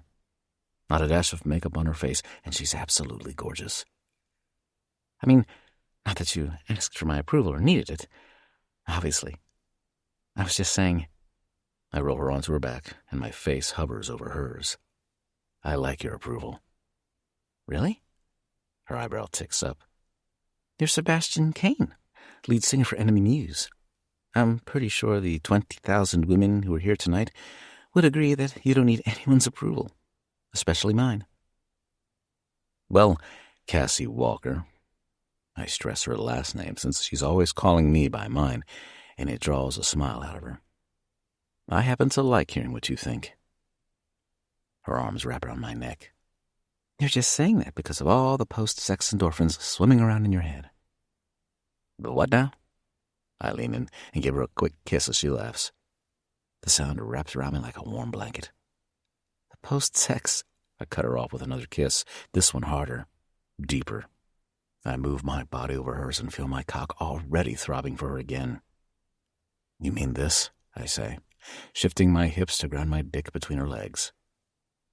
Cassie's eyes roll back as she lifts her hips to meet my aching dick, but it's the smile crossing her cheeks that has me hypnotized. "What were we talking about?" "Absolutely nothing," I say, claiming her mouth with my own. She melts like chocolate in the sun under my touch, and I fucking love it. I love everything about her body under mine. How she smells like things I'm sure are all in my head. Like honey and lemonade and fresh-cut grass in the summer. She feels like a time in my life when it wasn't so painful to think. When I still resembled myself in some way, and not just a tortured figment of whatever the world has morphed me into. I love how she moves, how she moans, how she's always thinking too hard about too much, but one dip of my tongue between her pretty, puffy lips and she loses all train of thought. She's liquid, and I'm a desert, desperate to drink her up. Cassie's hands grip my sides as I press against her, enjoying the feel of her in her sexy band t-shirt with no bra underneath. Her nipples are already hard and achy, and I can feel the heat of her pussy grinding against me. "Fuck me," she says. Yep, my cock is at full attention for this.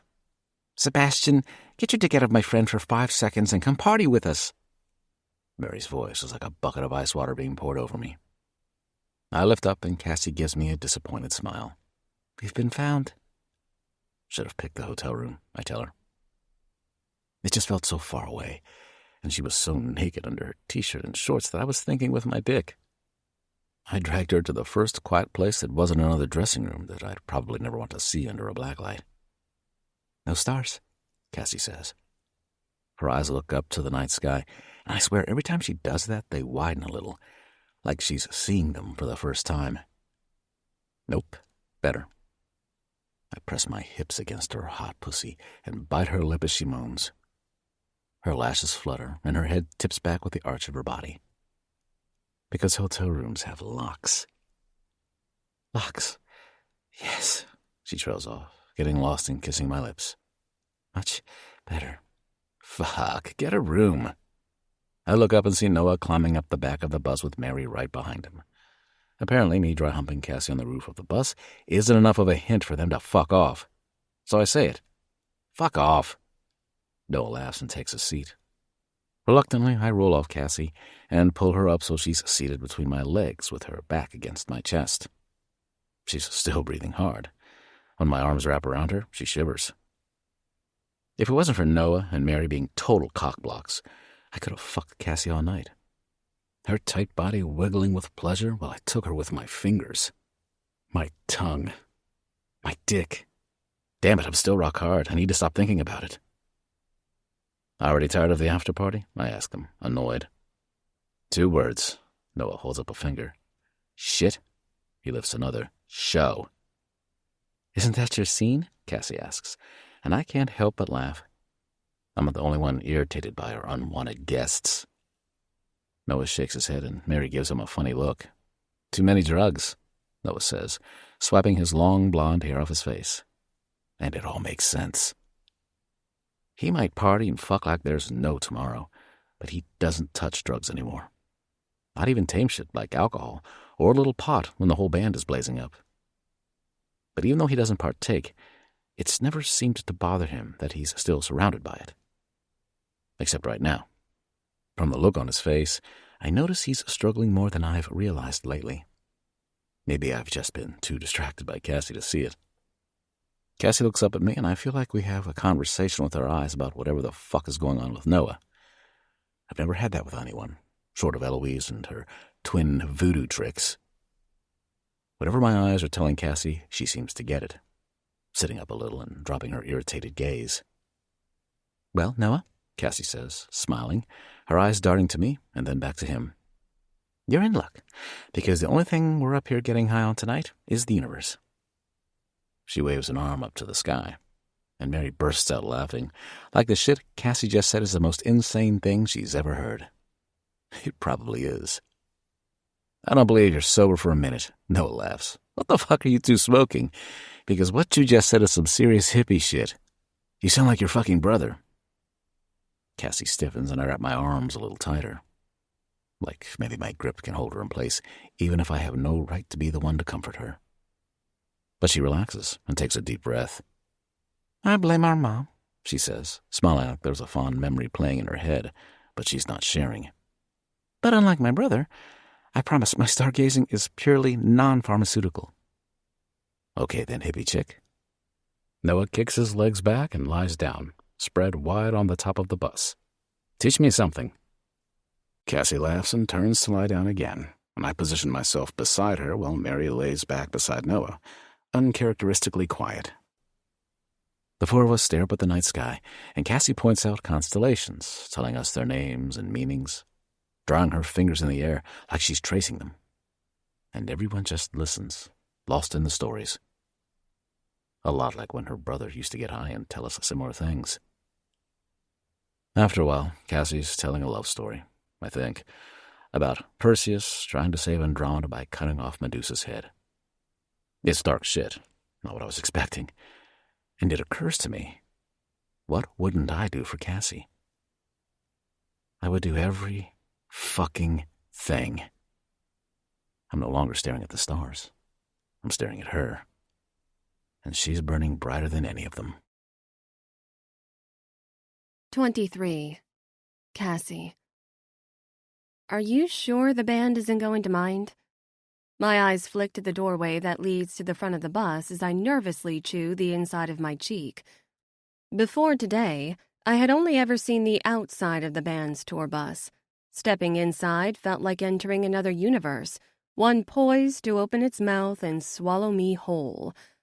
All eyes burned my direction as Sebastian took my hand and tugged me to the sitting area in the back, and I could feel the weight in whatever they were thinking, especially Adrian, who looked less than thrilled about the situation. It doesn't matter how many weeks I've been on tour with Enemy Muse. I can't help but still feel slightly intimidated by the rest of the band, especially Rome and Adrian.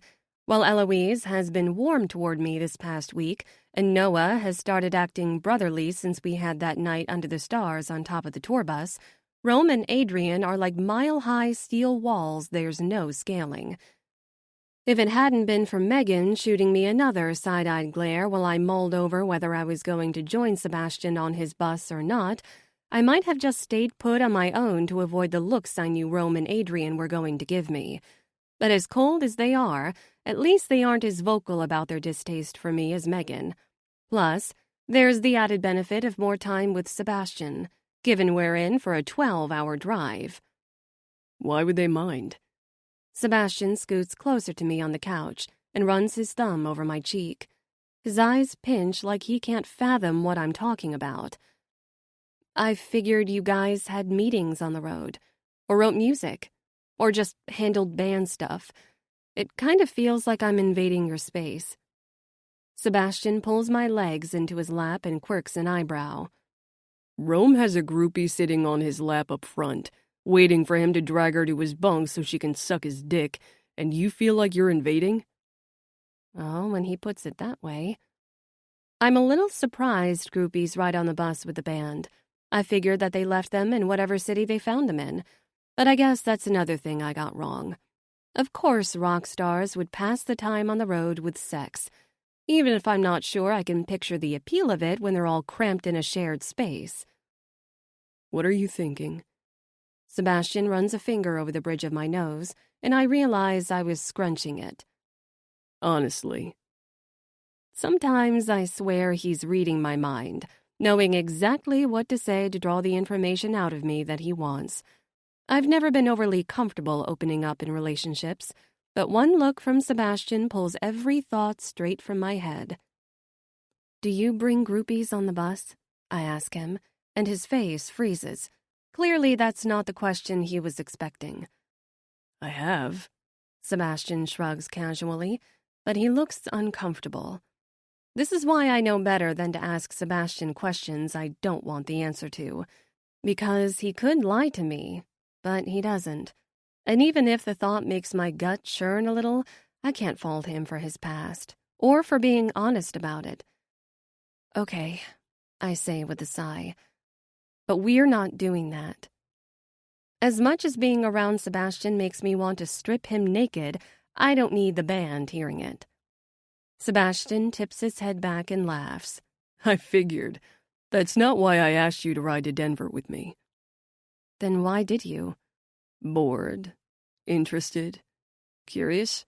He shrugs. Wanted to spend more time with you. And you'll let me know when... I find myself tripping over the words. When that changes? His eyebrows pinch, and I swear I see his jaw clench as he processes what I'm asking. You're serious? I won't be on this tour forever, Sebastian. We both know that. And don't get me wrong, I'm enjoying what's happening between us at the moment. But I'm not some starry-eyed girl getting any ideas. You're a rock star, and I'll be going home eventually. I don't need you trying to spare my feelings. I understand what this is.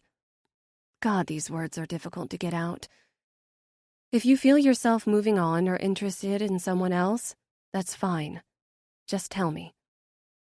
Sebastian stares at me for a minute that feels like it could be an hour, working his jaw back and forth with teeth clenched. When his face finally relaxes, he reaches for my hand and pulls it into his lap. That's all sorts of fucked up, Sebastian says with a flat expression that's almost impossible to read. I open my mouth to argue that it's not fucked up at all, because I walked into this knowing full well who he is. And even if I don't particularly want that to be the case, I get it. My eyes are wide open, but he doesn't give me the chance. You're not just some random lay to me, Cassie. He narrows his eyes. I don't want you to be. And if you honestly think I'm just fucking you between fucking them, then I haven't been clear enough with you. Are you fucking other people? No, of course not. I wouldn't. But I would. My shoulders sink. I'm not saying it to hurt your feelings. I know you're not, Sebastian says, and I honestly believe him. But is that what you think? That I would? I mean, I wave my free hand at him. I guess I just figured. Well, don't, he says, tugging my hand slightly like he's trying to jerk me into some reality that I can't fathom in my head. Because I'm going to be 100% honest with you about this. I'm not fucking anyone else, and I don't have any interest in it either. I haven't since I met you. Since I joined the tour? No. He shakes his head. Since I met you. After the Unplugged show? He nods. A whole week before my world imploded and he showed up at my doorstep. Why? It's a fair question. He's had no reason to be faithful to me. We didn't even have sex until a few days ago. He didn't owe me any kind of loyalty. I've never thought of Sebastian as a liar, but this comment trips me up. Honestly, I don't know. He scrubs his palm over his face and tips his head back, closing his eyes. He sits like that for a minute while he thinks. When he finally looks back at me, there's something edging on pain in his expression. I was a mess when I met you, he says. Pretty much had been for the better part of a year. And I'm not talking about the drugs and partying rock star kind of mess. I'm talking about the wishing I'd finally do enough to fucking kill myself to put myself out of my misery kind. I swallow a hard lump in my throat because I'd gotten the impression the night I met him that there was something fractured inside him, something much darker under the surface of those honey-brown eyes trying to kick its way out. But for him to say he was hurting enough to wish he could end it, my heart breaks a little at the thought. When I met you, I kind of thought I was hallucinating. He laughs, but it's not with amusement. I thought you were some kind of angel who was going to either save me or finally give me the end I deserve. Don't say that. I squeeze his hand. Sebastian shakes his head. It's true. There's still a lot you don't know about me. About what I've done. He doesn't elaborate, and as much as I want to know what he's talking about, as much as I want to know everything, I get the message that now is not the time to ask. Meeting you brought some kind of life back into me. And don't ask me what that means, because honestly, I have no fucking clue. But ever since then, nothing feels right. No one feels right. Except you. Sebastian leans in and brushes his hand over my cheek, tracing his fingers down my throat like he's memorizing me. I couldn't have been with someone else even if I tried. And I did try. I'm not going to bullshit you. But... He pauses. What? You're giving me a look. I let out a deep sigh. It's not that I doubt you or anything. And you don't have to say all this for my sake because I was well aware of what I was getting into. I was warned against it, actually. But I've seen you with other women. On your arm, kissing them. It's really hard not to gag. Really, really hard. I didn't fuck them, he says. I wait for him to elaborate. Instead, he leaves it at that. But, he says, I don't do girlfriends. Shit gets complicated. And there it is, reality peeking its way in. So what are you saying? I frown. Because I didn't ask to be your girlfriend. I don't want you fucking other people, he says, about as blunt as it gets. I'm not. Okay, then. He stares at me. Are you going to be fucking other people? It wasn't something I intended on bringing up, or even expected of someone like him. But if he's going to throw down the gauntlet, then I have enough respect for myself to throw my own back. Sebastian shakes his head. No. Okay, then. I'm not really sure where this leaves us. On one hand, I should be ecstatic. Sebastian Kane wants to have sex with me and only me.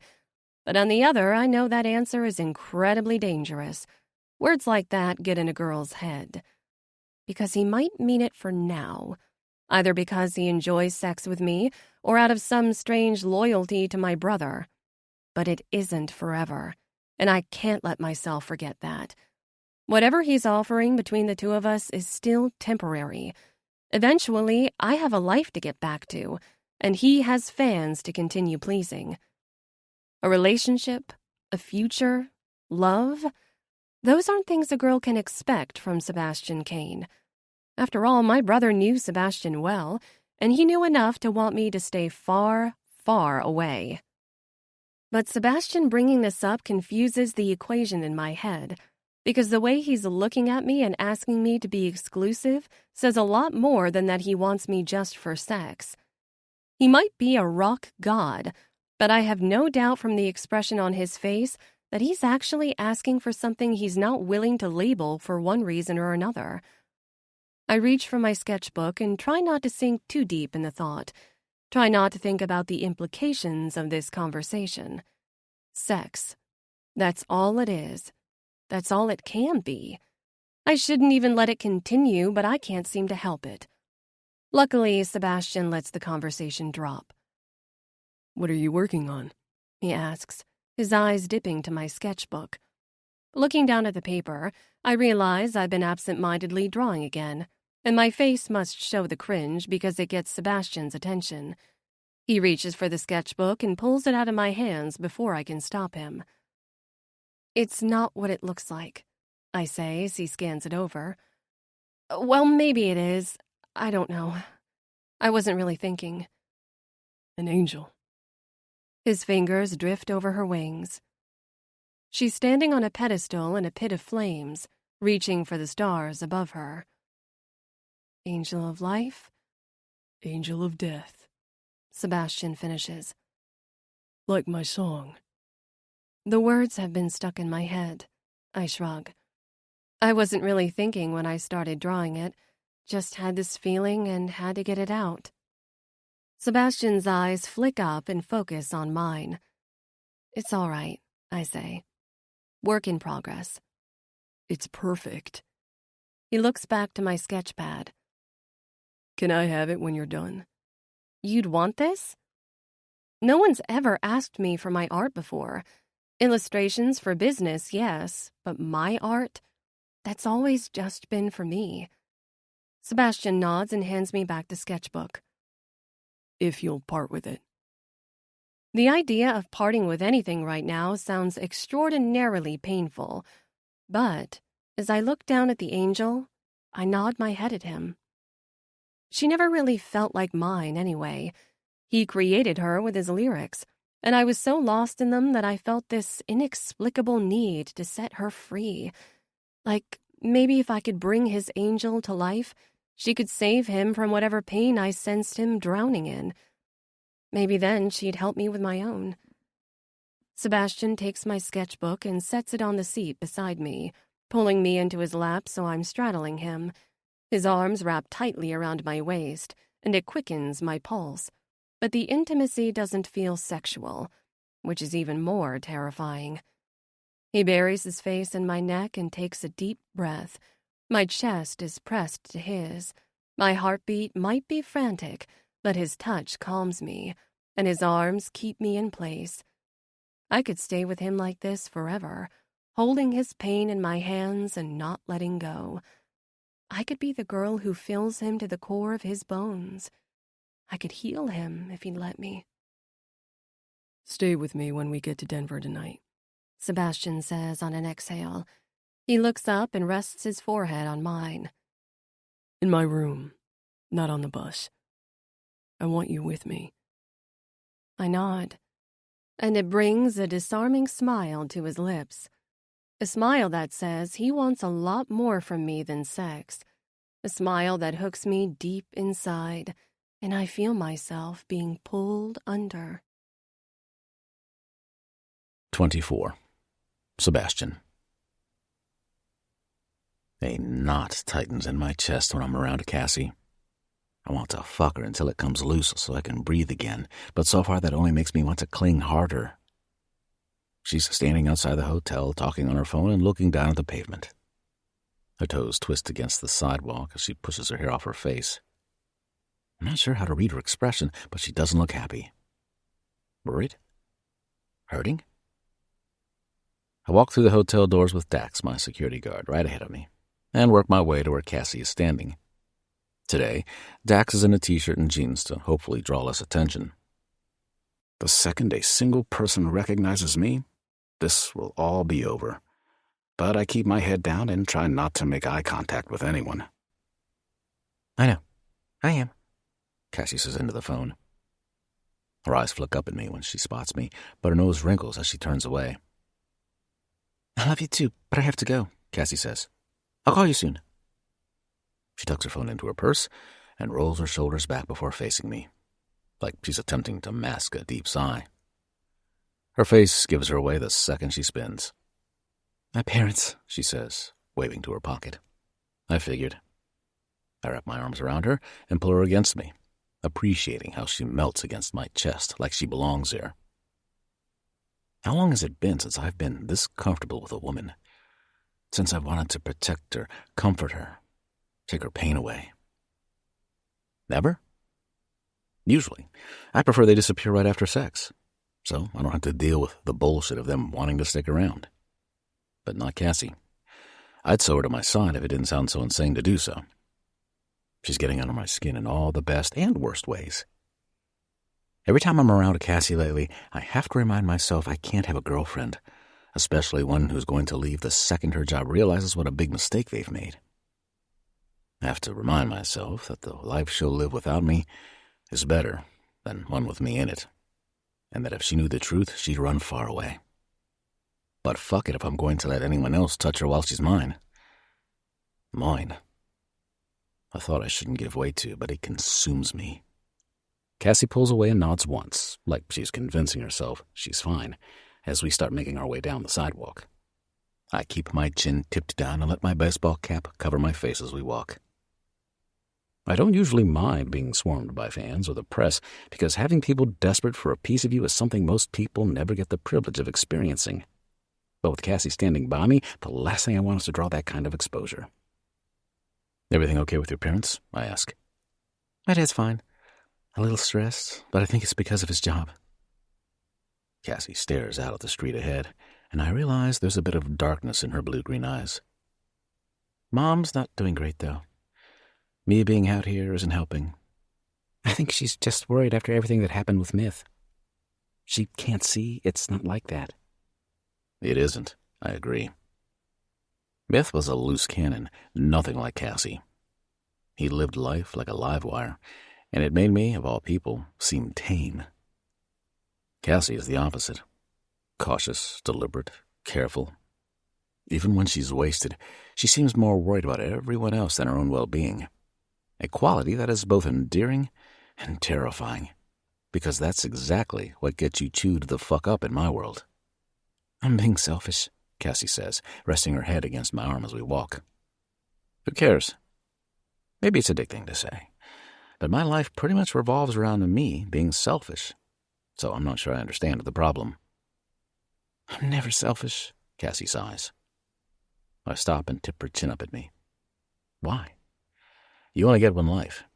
You can't spend it living for other people. Now you sound like Myth, Cassie frowns. And while I appreciate the sentiment, that's just not an option. After everything with him, and I'm not talking about his death, because it goes all the way back to when we were kids, I can't. Myth cost my parents enough headaches. One of us had to keep it together, and that one was me. It was the least I could do. And what about what you want? I'm good, Cassie shrugs. I graduated college. I'm starting my dream career. Even if it is on pause for a minute, I know I'll get there. I got what I wanted. I wrap my hands through her hair and hold on to the back of her head. Then why don't you sound excited about it? Her nose scrunches as she thinks my question over. Her eyes are ocean deep, and I could easily get lost in them as they stare into mine. My fingers rub the back of her skull and her body relaxes with a long sigh. I did everything right, and I still lost him. She blinks and her eyes get glassy. No matter what I do, I can't change that. Myth made it clear that Cassie was the rock of the family. Between his free spirit and her parents' fierce expectations, she was the glue holding it all together.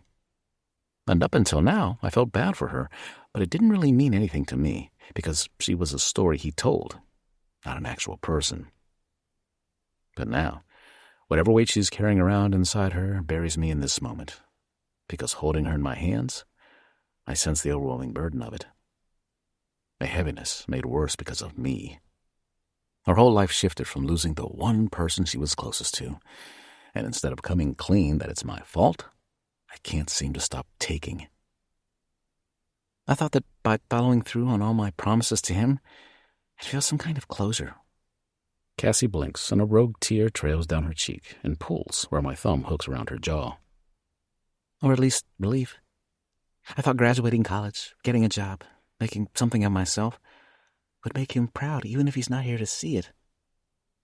But I did it, and I still feel empty. She might as well be pulling the words from my soul, because that's my life, surrounded by people, every dream granted and then some. But I'm a shell. One moment, one mistake haunting me. I step in closer, and it brings us chest to chest. She has to tip her head back to face me, and her breathing quickens. Cassie might hide her feelings well because she's used to holding herself together for the people around her. But this crack, this glimpse, is a painful reminder of what my decisions have really resulted in. I can't give you what you need, I say, dipping my face to hover an inch from hers. But I wish I could. Pressing our lips together, I feel us collapse in on ourselves. The kiss stopping the tears from falling. Maybe even stopping time. We stay there, pressed together from our chests to our lips. Soaking, breathing, but not moving.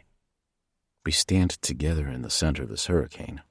And when we finally pull away, and sounds return to the world, what I see in her eyes terrifies me, because it fills me up. Enough talking about my family, Cassie says, stepping back and wiping her tears away. She forces a smile, but it doesn't reach her eyes. We're supposed to be having fun, right? You can do whatever you want, I say, but she laces her hand back through mine and pulls me forward. In that case, what I want is the day you had planned for me. I feel like you should lower your expectations a little. I just said we were going on an outing. I smile at her. Cassie shakes her head. You're Sebastian Kane. She covers her mouth and looks around. Sorry, should not be saying that out loud. I'd prefer to keep you in one piece. Appreciated, I grin.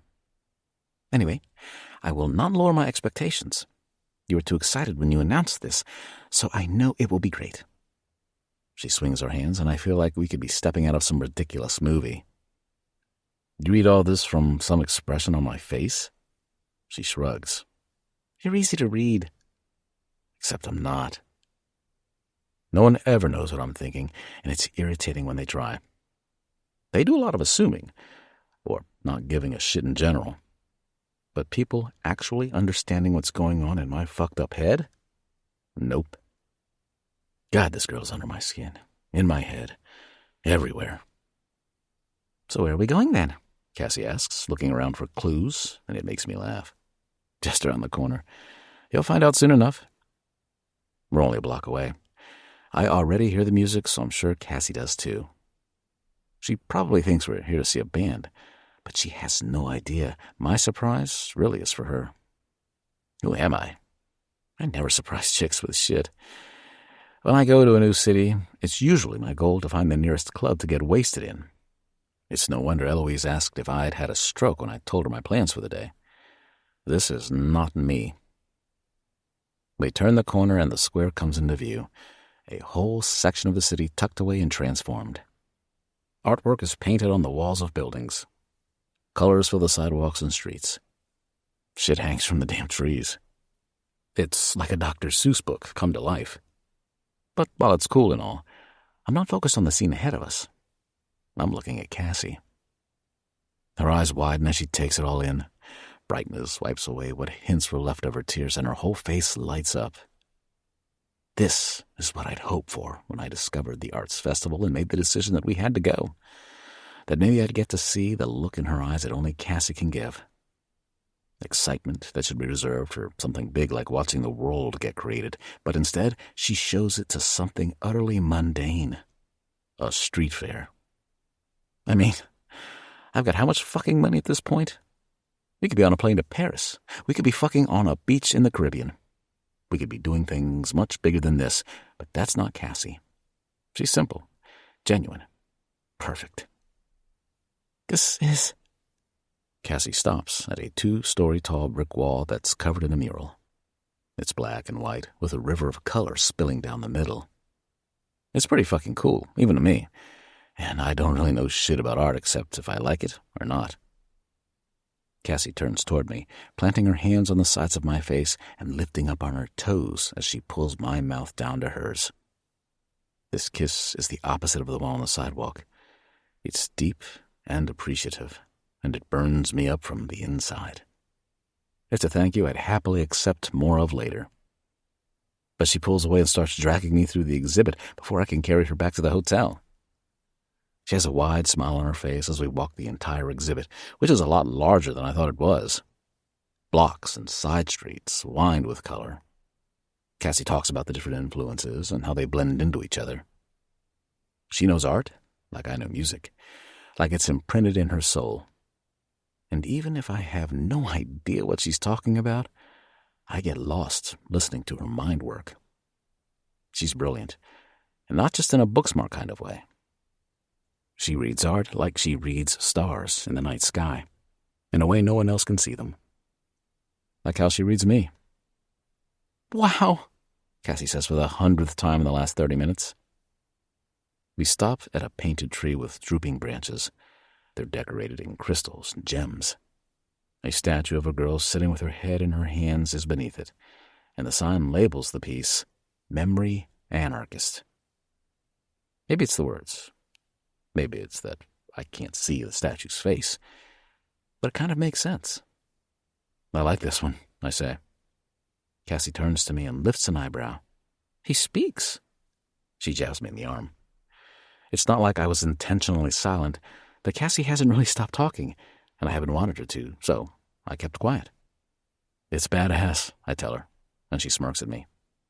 Cassie runs her hand up and down my arm at the comment, and I don't miss when she bites down on her bottom lip as her fingertips graze my stomach on accident. Her cheeks warm, and she tightens her body the slightest against mine. Something about this statue of a sad chick turning you on, babe? I ask her with a cocked eyebrow. Her eyes dart to me, and she leans up to whisper in my ear. Not the girl, no, but something. Cassie skims her hand over the front waistband of my jeans. Fuck. I need to stop bringing her out in public because it's a huge cock block when I want to screw her brains out and there are people everywhere. Spotting an empty alley to our right, I drag Cassie away from the exhibit and over to it. Dax stands at the entryway, trying to be inconspicuous, but let's face it, there's really no way for him to be. The only benefit is that we're far enough down the alleyway that people can't really see us that well. We just look like two people checking out an intimate part of the exhibit. Sebastian, Cassie says in shock as I push her back against the brick wall. I wrap one hand around her jaw and slip the other around her waist. Art turns you on? I lean in and sink my teeth into her puffy bottom lip, and she lets out a breathy moan. No, she says. But you do. Well, fuck, I groan, taking her mouth full force with my own. Where we are doesn't seem to faze her, and neither does the threat of being caught because she presses her hips against my dick, and I really wish I could strip her naked right here. You make me stupid, I tell her, as I reach my hand for her pussy and cup her through her jean shorts. Those fucking jean shorts that hit her right below the ass and make me want her legs wrapped around my body. Even through the fabric I can feel her, hot and ready. Cassie breaks the kiss and looks up at me, our eyes inches apart. You make me forget myself. I don't know if that's a good thing or a bad thing, but she wraps her arms around my neck and pulls me back in. Her tongue slips between my teeth and sends all blood, thoughts, and sanity straight to my dick. My fingers slide under the bottom hem of her very short shorts, and she widens her stance so I can gain access to her pussy. My finger slides beneath her underwear, and it's fucking crying for me. Damn, baby. I tighten my grip on her jaw, and she moans. You're soaked. I drive 2 fingers in hard, and she lets out a gasp. If people have discovered what we're doing, I don't notice or care. I pay Dax enough that he better rip their heads off before they get a good enough view to figure it out. So he better work for his fucking paycheck right now. I drive my fingers in deeper and reach my thumb up and over her clit, rolling it in a slow circle that makes her whole pussy clench. Noticing her body tense, I roll my thumb over her again. Let go, I tell her. And I mean it in more ways than just handing her body over to me. I want her to unravel. I want to be the man who causes it. I want to be her obliteration. It's sick. I'm twisted. I need it. Pumping my fingers in faster, I feel her breath quickening with every kiss. Her heart is hammering so hard, I swear I feel it smashing against my chest. I work her center, her clit, her mouth. I lose myself in the movements and let her wet pussy fuck my fingers. She tips her head back, and just as she's about to scream her release, I press my mouth over hers and drink my name straight from her lips. Her body shivers and her pussy clenches. So fucking tight. Cassie shakes through her orgasm, and I don't let up until well past the end. I savor every twitch, shake, and moan. I empty her. If this is how it feels to watch Cassie come apart, I want to do it again. And again. And again. I want to do it until we both have nothing left. 25. Cassie. Grief is a being. It takes on a physical form inside you without actually needing to be one. It tangles deep, where nerves meet bone. You'll believe you're fine and over it. And then somewhere along the way, a smile reminds you of that person, or a laugh echoes in a forgotten crevice, and the pain strikes you all over again, reminding you that you're at grief's mercy, no matter how long it's been. It will never leave you alone.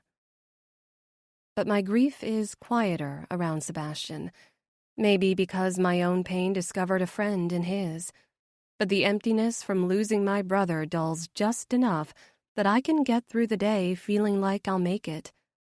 It might not be healthy, and it might only result in a deeper cut in the end, but I can't help basking in that feeling. Sebastian taking me to the street exhibit was unexpected. It was thoughtful and caring, not what I would expect from a rock star, and it's making it difficult to keep my head on straight, because it gives me a glimpse of the attentive side of him that would be harder to ignore. I'm starting to see the version of him my brother knew, someone he cared about and trusted. And while that's comforting, it's also a stark reminder of the hole in my chest. Being on tour, spending time with Sebastian, and hearing everyone's stories, it all reminds me of myth. It gives me a taste of the people who surrounded him and of a life I've been missing. It's showing me what it feels like to make decisions not based on someone else, and I'm starting to crave it. I've been a shell of a person for the past year, but that changes around Sebastian. It could just be the thrill of biting into the apple when I know I shouldn't, but at the same time, it feels a lot like Sebastian just being Sebastian and him fitting perfectly with me. The magnetism is overwhelming, and it's clear this game of emotional chicken isn't going to end well for my already fractured heart. After the art exhibit, Sebastian had to get to sound check, so I joined Mary and Rumi for a shopping spree. My wardrobe is seriously lacking for hanging out with rock stars. While the girls who hang out with the band are usually in sexy crop tops, fishnets, and leather, I look like a farmer's daughter who might as well have pigtails in my hair. By the time we get back to the venue, the concert has already started. Sebastian's voice echoes through the stadium and sends a chill down the length of my spine. There's nothing like hearing him perform. He's all-encompassing, dragging thousands of hearts straight from their homes and soaking them up. "My fellow Pink Lady is back!" Quinn cheers when she sees me turn the corner to the backstage area. The crew is standing around watching them play, and Quinn pushes through them to make her way over to Mary and me. She flicks a piece of hair off my shoulder and shoots me a wide smile as she waves her own pink ponytail in the air. The red and purple were temporary color for the paint show. I smile, twisting the pink strands around my finger. I had the pink touched up this afternoon. I almost had them cut it off entirely, admitting to myself that at some point soon I should probably be ready to step back into my put-together professional life. But as I sat in the hairdresser's chair, I wasn't ready to let go of this bit of freedom just yet. Especially after the phone call I got this afternoon. My work finally called me, and while I've been waiting in suspense for the past few weeks, assuming they were going to fire me, they surprised me by telling me that they want me back as soon as possible. Apparently, it's true what they say. All press is good press. From what they told me, the firm has received increased interest since my name went public. While I've been offline, my social media exploded, and my art is apparently everywhere. Labels and brands have been asking for it, begging for it, or so they say. I should be thrilled. It's finally time to go home, get some sleep, and check in on my parents. My career is going to take off, and I'll be back in my own life. I never meant for this tour to be a long-term thing. I'm not my brother, and that's crystal clear based on exhaustion alone. This should be good news. But when those words came out of my boss's mouth, I was immediately torn down the middle between what I'm meant to do and where my heart is currently leading me, and I have no idea how I'm going to tell Sebastian. My eyes moved to the stage. Sebastian and Rome have their backs to each other, and they're deep into the final chorus of Wicked Heat. He looks absolutely delicious, and it makes my heart sink. While he says he doesn't want a girlfriend, it hasn't stopped me from feeling like things between us are more than he's willing to label it. And while he'll probably move on soon after I'm gone, I'm not sure how I will. You're thinking about it again. Mary nudges my side, and I look over at her. She had green streaks added to her dark hair today to match her Emerald Monroe piercing. The look reminds me a lot of the villain in Sleeping Beauty. That is, if Maleficent was young, hot, and hung out with rock stars. I have to go back, I tell her, surprising even myself that it brings a frown to my face. It's the right thing to do. I don't know about the right thing. Mary shakes her head. But I'm the wrong person to ask. My dad still isn't talking to me after I dropped out of school. When do they want you there? Ideally, within the next couple of weeks. They tried to get me to give them a date, but I said I had to sort out a few things. My eyes move once more to Sebastian on stage, and I realize he's spotted me. A grin stretches his face before he turns back to the audience. How do you think he's going to react? Fine, I sigh. I mean, it's like you said. This is just temporary. He's a rock star, and it's not like I'm his girlfriend. Mary tips her chin down and lifts an eyebrow at me. And you actually believe that shit? For him, yes. Mary nods her head as she thinks that over, and I really wish she'd argue with me about my statement. But she doesn't, solidifying my feelings. And what about you, Cassie? How do you feel about it? Mary loops her arm through mine. The truth or what I'm trying to tell myself? Mary nudges my arm. You better be honest as fuck with me, Cassie Walker, or we are no longer friends. And honestly, I'm tired and confused. I sigh. I'm not ready to go, but I also know what I have to do, even if it hurts. Falling for Sebastian was never an option, but that didn't make it a choice either. Every time his lips met mine, or he looked at me with that grin that transports me to another universe, I subconsciously handed over another piece of myself to him. It doesn't help that sex with him is universe-altering. How he touches me, holds me, needs me. I rest my head on Mary's shoulder.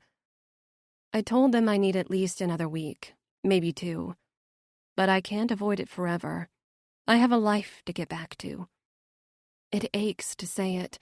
As much as I didn't want to be on this tour initially, I've been getting more comfortable by the day. It's addicting. That's the appeal, after all, isn't it? The allure of being around rock stars? It's easy to drown your grief and escape if you never have to actually sit still for 5 minutes and feel it. But it only works for a short time. Sebastian and I are two very different people with very different lives. We want different things. He might be able to circle the globe without attachments, but I want something stable. Something more. Well, good luck with that conversation, Mary says with a hint of a frown on her face.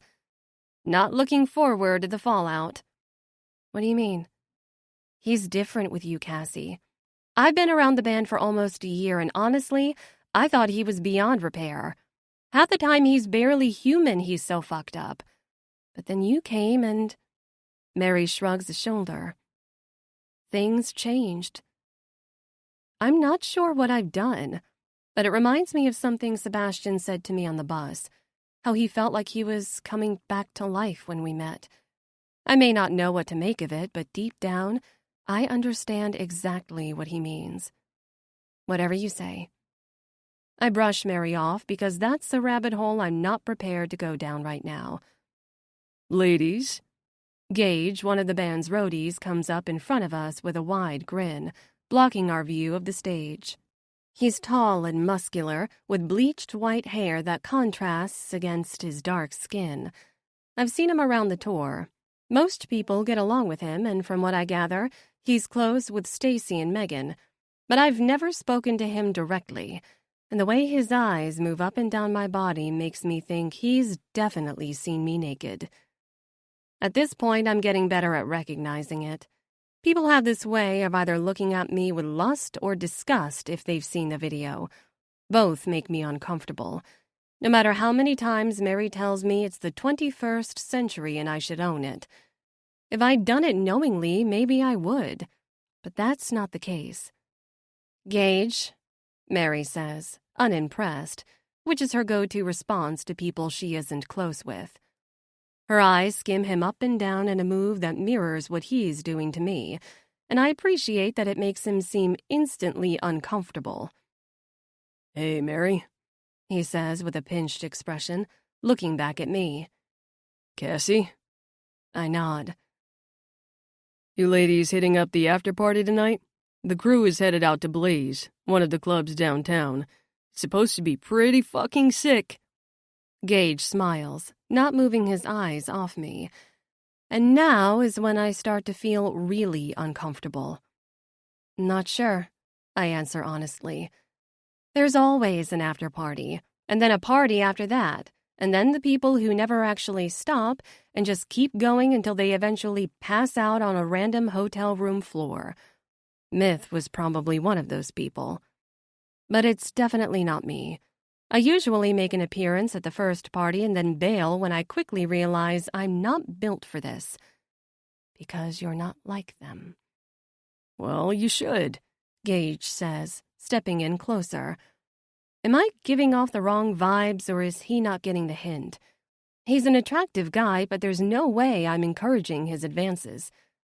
His eyes dip to my mouth, and his tongue darts out between his lips, wetting them.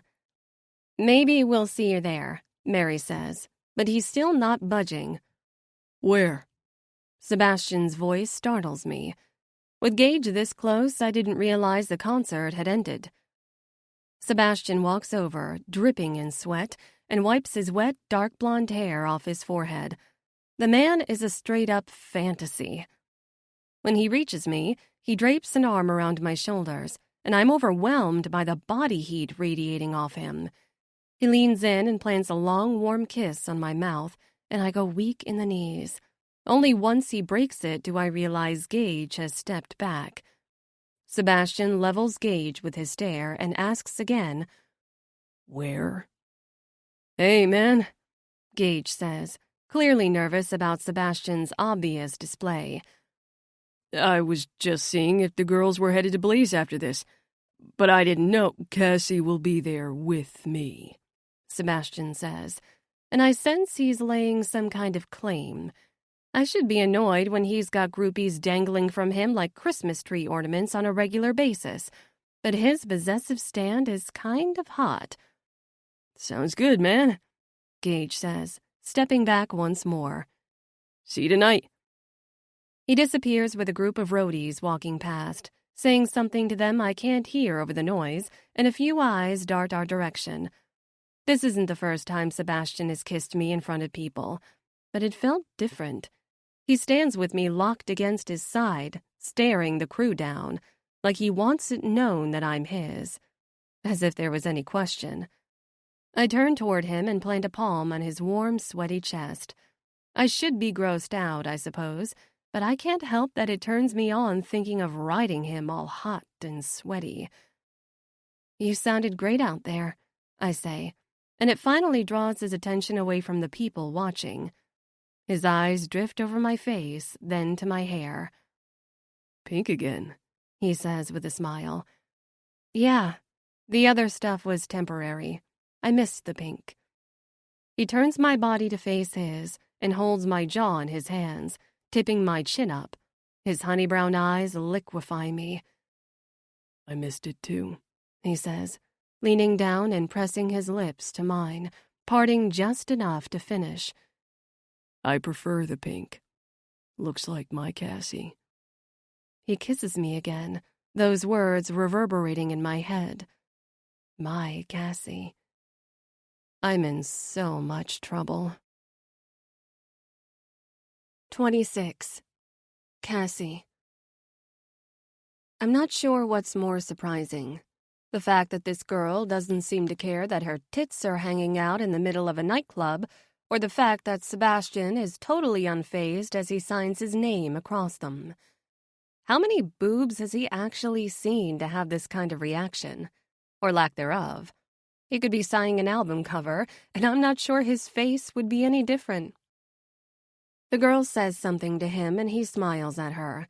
A genuine smile that carries the full force of the sun with it. He might miss that it makes her eyes widen and her cheeks flush, but I don't, because I'm intimately familiar with that reaction. She pulls her shirt back down and leans in for a hug, which he reciprocates with one arm around her, and I can't help but wonder, if I wasn't here, or if we hadn't made our not dating but monogamous sex agreement, if this is the type of girl he'd bring back to his hotel. She's petite, pretty, and looking at him like she'd do just about anything. Sebastian pulls away and makes his way back to the table, to the disappointment of a group of women lingering outside the ropes that close us off from them.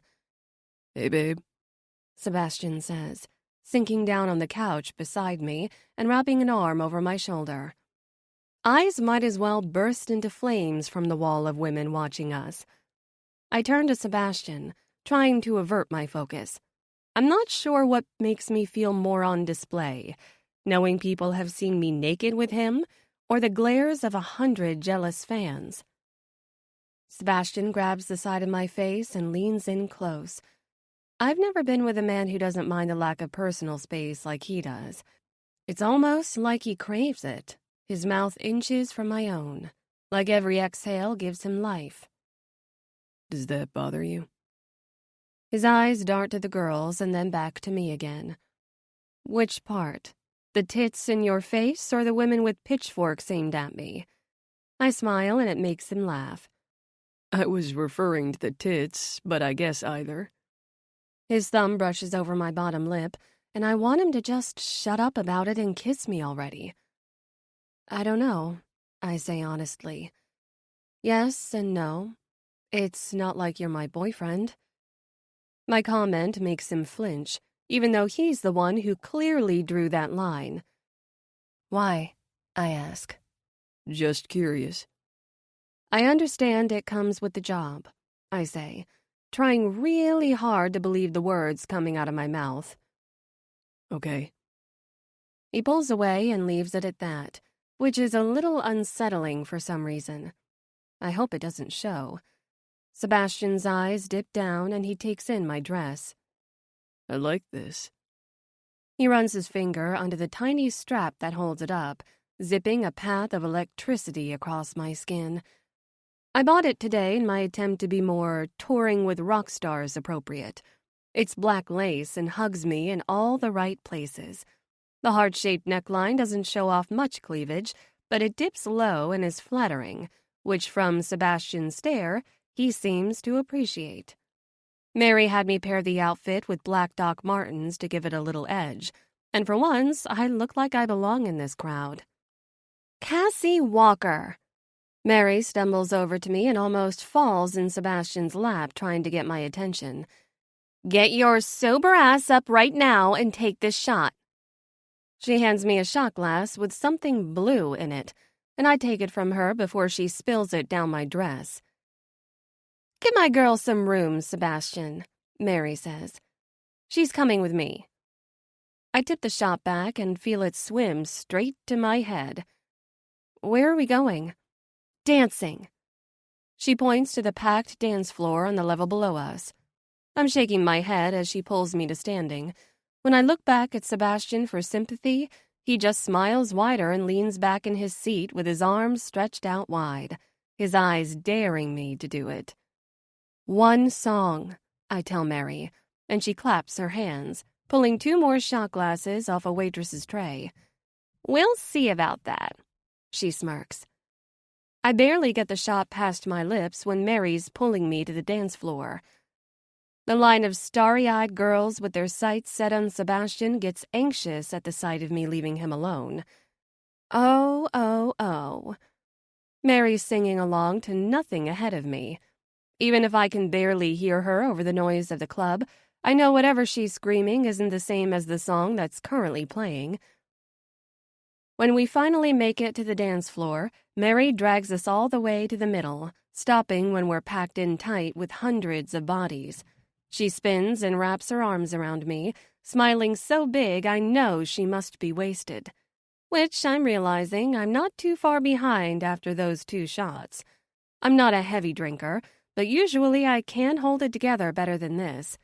Maybe it's the heat, or the thrumming of the music, or the bodies pressing close all around me, but it's blurry in this club all of a sudden.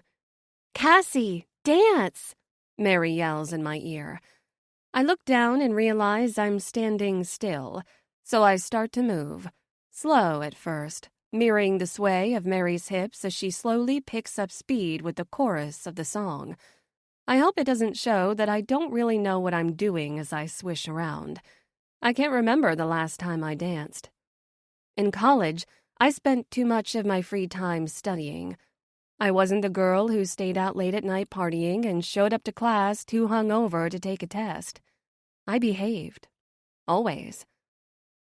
As I throw my arms up and dip a little lower, I realize I don't want to be the good girl anymore, because this version of myself is starting to feel so much better. Mary slides her hands down my sides and grins, singing along to the lyrics, and so am I, yelling at the top of my lungs along with everyone else here. Not that anyone can hear me over the music. I might as well be screaming into an empty desert, letting loose in the vastness of it. A wild side I didn't know was inside me is clawing its way out. The song changes, and the whole dance floor screams like it's the greatest thing we've ever heard. Maybe it is. I'm sure I should recognize the song since my mouth seems to know the lyrics, but the disconnect from all the booze makes my memory fuzzy. Mary spins around so her ass is grinding against me as she simultaneously grabs onto some guy's face and starts making out with him on the dance floor. She's definitely not shy, but there's still something seriously wild about these drinks because she's sticking her tongue down his throat like she's 5 seconds away from fucking him. The beat slows down, and it takes my thoughts away with it. My hips are swaying as I look up at the orbs of lights blinking above us. Red bulbs thump with the beat of my heart. My eyes blink, and the room sways in time with my body. Is it just me, or is the whole room breathing? Feeling good? A voice comes from somewhere behind me. It's deep and melts into the sounds of the song as hands slide around my waist. Thick hands pull my back flush against a solid chest. I try to turn my head back, but there are so many people in here and the music won't quit. It's getting to my head. So I close my eyes and try to feel instead. "Sebastian?" I say, folding my hands over his. But everything is fuzzy, and I can't tell what's familiar and what isn't. His hips press his thick erection against the ridge of my ass. Guess again. My eyes fly open, and I spin in his arms, face to face with Gage's cold, dark eyes and white blonde hair. I try to take a step back, but his arms are latched around me. "I thought you were someone else." Music blares from the speakers, and it's hard to even hear myself. Gage's mouth dips to my ear. Who? Him? He pulls back slightly, and his eyes move toward the second level. Sebastian is now standing with his back to the balcony railing, and there's a woman on either side of him. One is laughing at something he said, and another brushes her hand over his arm. He won't mind, Gage says, and I realize he's once more moved in close enough that his lips are on my ear. We all share. My stomach turns, and I think I'm going to be sick. "I don't," I say. My words are almost a whisper in this throbbing nightclub, and I suddenly couldn't feel more out of place. By pretending I fit in this world, I placed myself at the gates of hell in an itty-bitty dress, knocking, seeing how much I can tempt the devil before he swallows me whole. Come on, baby. Gage's hands slide down to my ass, and he pulls me in closer. Let's give him a little something to be jealous of. He likes it. Gage's mouth dips to mine so fast I don't have time to think, but the second his lips connect, a bolt of rage strikes through me. I shove his chest as hard as I possibly can, and finally it's enough to break him loose and make him stumble. "Don't fucking touch me!" I turn around as fast as I can and start pushing through the crowd. I look for Mary, but she's been swallowed up in a mass of bodies, so I head for the nearest gap to escape. My eyes move to the second floor, but I don't see Sebastian's back against the balcony anymore. Rome has taken his place. It isn't until my eyes move to the path directly in front of me that I spot Sebastian working his way through the crowd. The moment he's within reach, he catches me in his arms. Dax is dealing with him, he says through gritted teeth. Who? Then I realize his eyes are on the dance floor, and he must have turned in time to see what happened. It's fine, I tell him. You can't fire your whole crew because of me. It's not fine. Sebastian wraps his hand through the back of my hair, and it forces me to look up at him. Those beautiful honey brown eyes are filled with the kind of rage that speaks volumes. If a man can't respect a woman, then he sure as fuck isn't going to work for the band, even if I have to fire my whole fucking crew. His jaw tightens, and his whole body is stiff. I used to be able to trust them, he says. Back when... But he doesn't finish his thought because we both know where that sentence ends. It's where all roads lead in both of our heads. I want to pull away, to run. I want to go home and never look back. I want to turn the hands on the clock to a time when myth warned me to stay out of his world. And I want to listen to him. I want to have never fallen for a man like Sebastian. But in Sebastian's arms, I know one cold truth. It's already too late. Because no matter what I see or feel, or what people say, all I want is him. I want his arms around my waist. I want his fingers tangled at the base of my skull. I want that look in his eyes when his dark blonde hair is falling over them as he fucks me. I'm lost, and there's no way out. Cassie. My name is desperate on his lips, and I know he feels it like I do, whether he's willing to admit it to himself or not. So I press up on my toes and crush my mouth against his, showing him the only comfort he and I will allow ourselves. The grip of his fingers tightens through my hair, and his other hand finds my waist, pulling me against his body. I wrap my arms around his shoulders and dig my fingernails into his thick blonde hair, clawing, reaching, wanting, begging. Take me away with this kiss. Bleed me dry. Empty me out. Sebastian's tongue slips into my mouth, and I'm not sure how we don't actually melt into one person. If he could peek inside my head, he'd realize that, in me, he's planted himself somewhere permanent. And that's the problem. Because my heart might belong to Sebastian Kane, but so do a million others. 27. Sebastian. Cassie is on edge, and she's not alone. After the show in the club last night, I had a feeling it was starting to get to her. The scene, the people, and it didn't help that another motherfucker on my crew made a pass at her. I remember when I used to trust the people who went on the road with us. People like Myth who knew when it was okay to make a pass and when they needed to stay the fuck away. Whoever all these new guys are, they weren't taught to not touch a woman without permission. Not to mention, to not touch a woman who's mine. Gage is lucky I let security take care of it because I wanted to peel off his flesh. And if him kissing Cassie wasn't enough to fuck with my head, when we got back to the hotel, Cassie dropped the bomb that her work is ready for her to come back, shattering any bit of hope I had left.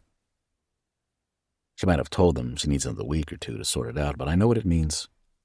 The countdown has begun. My time with her is officially limited. 5 days off couldn't come at a better time, because I'm pretty sure one more night like last night would send Cassie running early. Whenever the band is passing through Denver, we take a small break. We gather some sanity, clear our heads. And I've never needed it more, for myself and for Cassie. Cassie's fingers fidget in her lap as she stares out the window. She's been distant since last night. Even if she swears she's not upset with me, I'm not sure it's the truth. There was something about the look in her eyes when all the groupies were circling in. I never used to think much of it. Signing tits, making polite conversation, fucking them when I needed to get my rocks off. Besides music, they were my favorite perk of this profession. Except now, I want them all to go the fuck away before it sends Cassie over the edge. I don't want them, or anyone, except for Cassie. There's got to at least be some fans left who actually give a shit about my music, right? Where are all of them right now? Maybe I am just like my father, only good for two things: getting wasted and fucking people over. Are you sure he knows where he's going? Cassie asks, keeping her voice low so Boris can't hear her. Except he does, and I spot him smiling as he tries to pretend otherwise. He knows. Cassie presses her lips together, and her eyebrows do that crinkle that catches me off guard every time. Okay, because this is really far outside the city. There's a lot of trees. Her eyes take in the scenery as we wind along the road. Trust me, I say, reaching for her hand, relieved when she laces her fingers through mine and holds it. I do. Those two words slither in without warning and burrow into the infected parts of my head. They make me want to bare my soul and admit everything. But once Cassie knows the truth about what happened with her brother, I'm not sure she'll ever look at me again. So even if I know I need to tell her before she leaves, I'm not ready yet. Is that? Cassie looks out the window and her eyes go wide. A resort? I shake my head. Not exactly. It's my house. Cassie looks from me to the house and back again. You're kidding me, right? This is not where I expected you to live. I mean, you're a rock star. Expecting a dark cave or an evil rock star lair or something? I laugh. More like a penthouse with stripper poles, she smiles, and the ease of it relaxes my tense shoulders just enough that I don't feel like I'm crawling out of my skin. I knew all the pot and booze was getting bad, but I hadn't realized exactly how bad. Because sitting here, sober, is harder than I expected it to be. And if that isn't enough for me to slow things down, then I don't know what is. Sorry to disappoint. No sex dungeon and no stripper poles. There's enough of those on the road, I say, and Cassie laughs. I needed something quiet. Cassie climbs out of the car and takes it all in. Well, this will do it. It's incredible, Sebastian. Walking around the car, she slides up to my side and wraps her arm through mine, nestling into the spot against my body that feels like it was meant for her. Not many people have been to my house, but it feels right that she's here. If she's going to be gone soon, I need to make her a part of everything first. I'll light the match and enjoy the flames, right before they heat me up. Whenever we have a couple days off, this is where I go, I tell her. Cassie looks up at me with a smile. Is this one of those, if I tell you then I have to kill you kind of secrets? Then I swear the location of your secret hideaway is safe. She lifts her fingers to her lips and pretends to zip them. Guess we'll see. I move myself behind her, pulling her back flush with my chest before I lean in to bite her neck, which forces a squeal out of her. She wiggles, but I just hold her tighter. Sebastian, she swats at me. Boris is coming back out of the house after dropping our bags inside and tips his chin before climbing in the car and driving away. Okay, now I'm getting worried, she says, not looking worried at all. Did I just get stranded in the middle of nowhere with a rock star? Because I hear that's highly dangerous. I grab her hand and start walking her to the house. Yes and no. I have a few cars in the garage, so if you wanted to, you could still escape. But I have no plans of letting that happen. Oh, really? A grin widens on her face. Really. I open the front door and guide her in. You might have one foot already heading back to Seattle, but you're mine for the next few days. I pull her inside and press her against the front door as I close it, holding onto her chin with one hand and tipping her mouth up to meet me. I like the sound of that, Cassie whispers before pressing up on her toes to close the distance between us. Good. Because right now, I'm going to do something I've always wanted to do. She pulls her face back and her eyebrows pinch together. Please tell me this isn't your way of asking for butt stuff. Fuck, this woman. I laugh so hard, it shakes both of us. Wrapping my hands under her thighs, I lift her up as she wraps her legs around me to hold on. No, I'm not talking about butt stuff. I smile at her. Okay, good. I just don't think we're there yet. She looks genuinely relieved, and I swear her innocence is even more of a turn-on. I probably sound like a total prude, and I swear I'm not. It's just that well, you've probably done it, so I'm not sure I'm trying to explain to the right person. But the craziest thing I've ever done is go to your hotel for a one-night stand. That and a sex tape, even if those are basically the same thing. I've never done...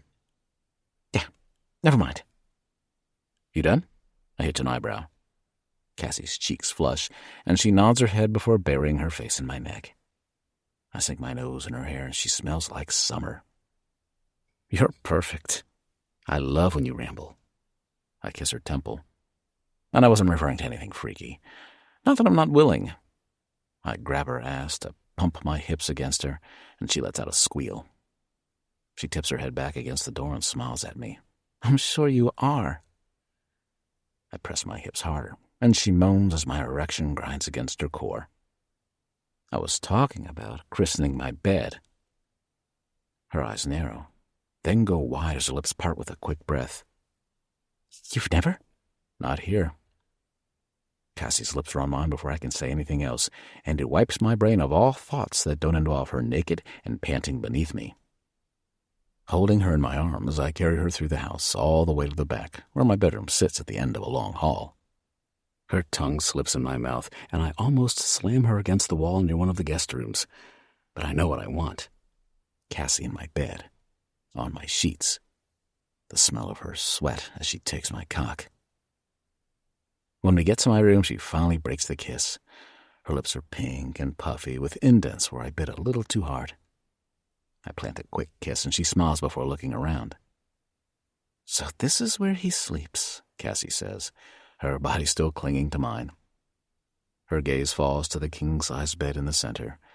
Everything in the room is black and tan, with accents of green, like the forest surrounding my hideaway. Just how I like it.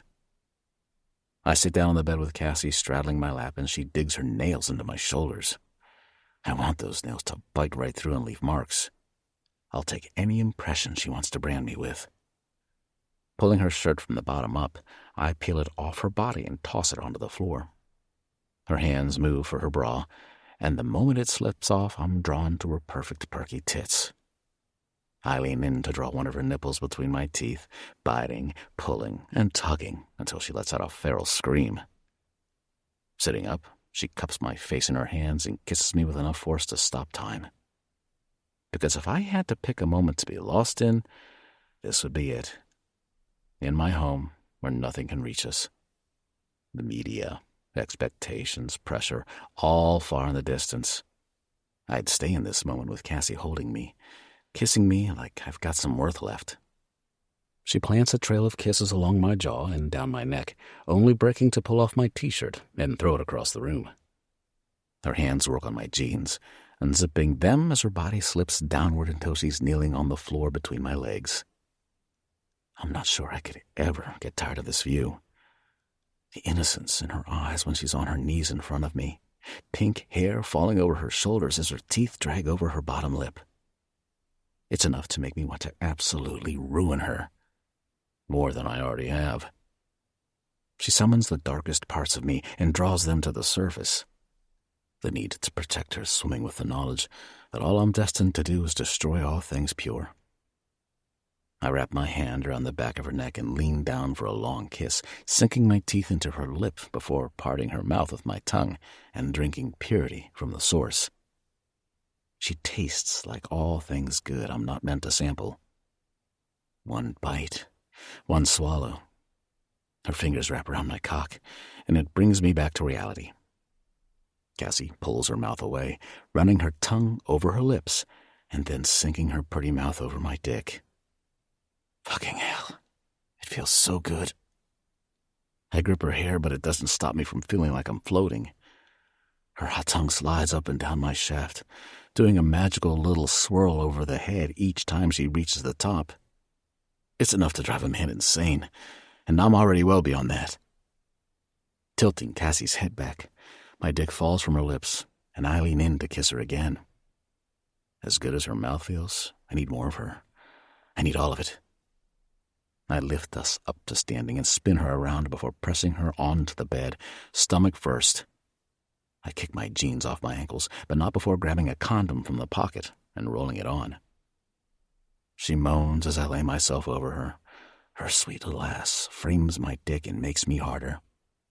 I turn her head to the side so I can lean in for a kiss. Her mouth is sealed on mine as I grab the base of my dick and run it along her pussy. She's slick and ready, and as much as I'd like to be a gentleman about it, I'm out of patience.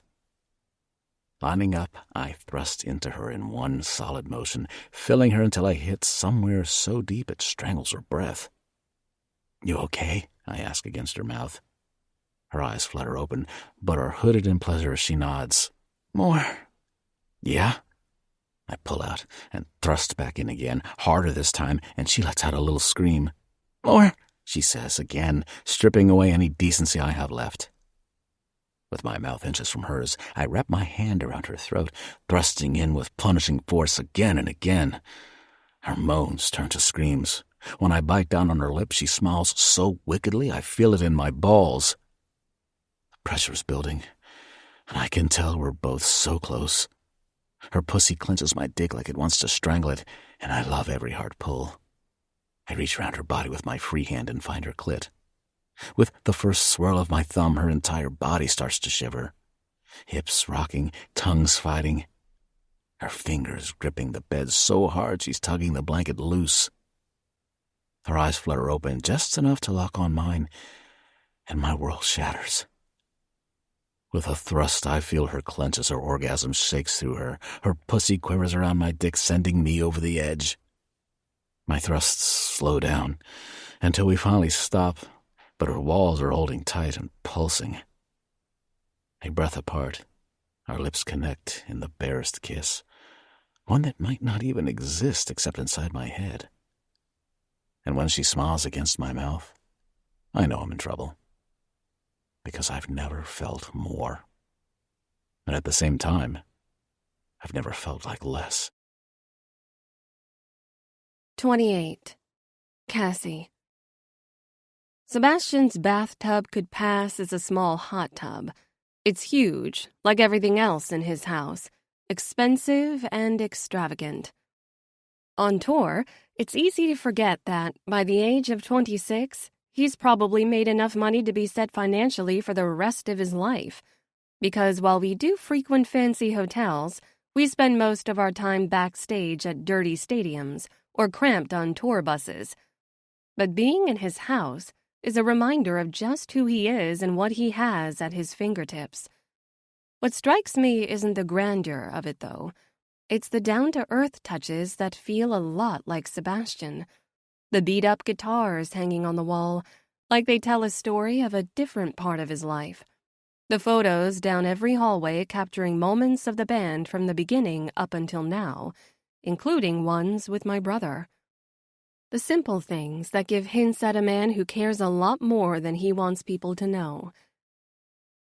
Being in his home, I feel guilty thinking it would be anything less than it is because every inch of it feels 100% like him. Hidden, sacred, showing me only glimpses that I can touch. And I feel like I've never seen deeper into his soul. The tub is in the center of the room, completely exposed, and Sebastian strums a guitar in his underwear from the couch in the bathroom because, of course, he has furniture in his bathroom. Some assumptions about rock stars are there for a reason.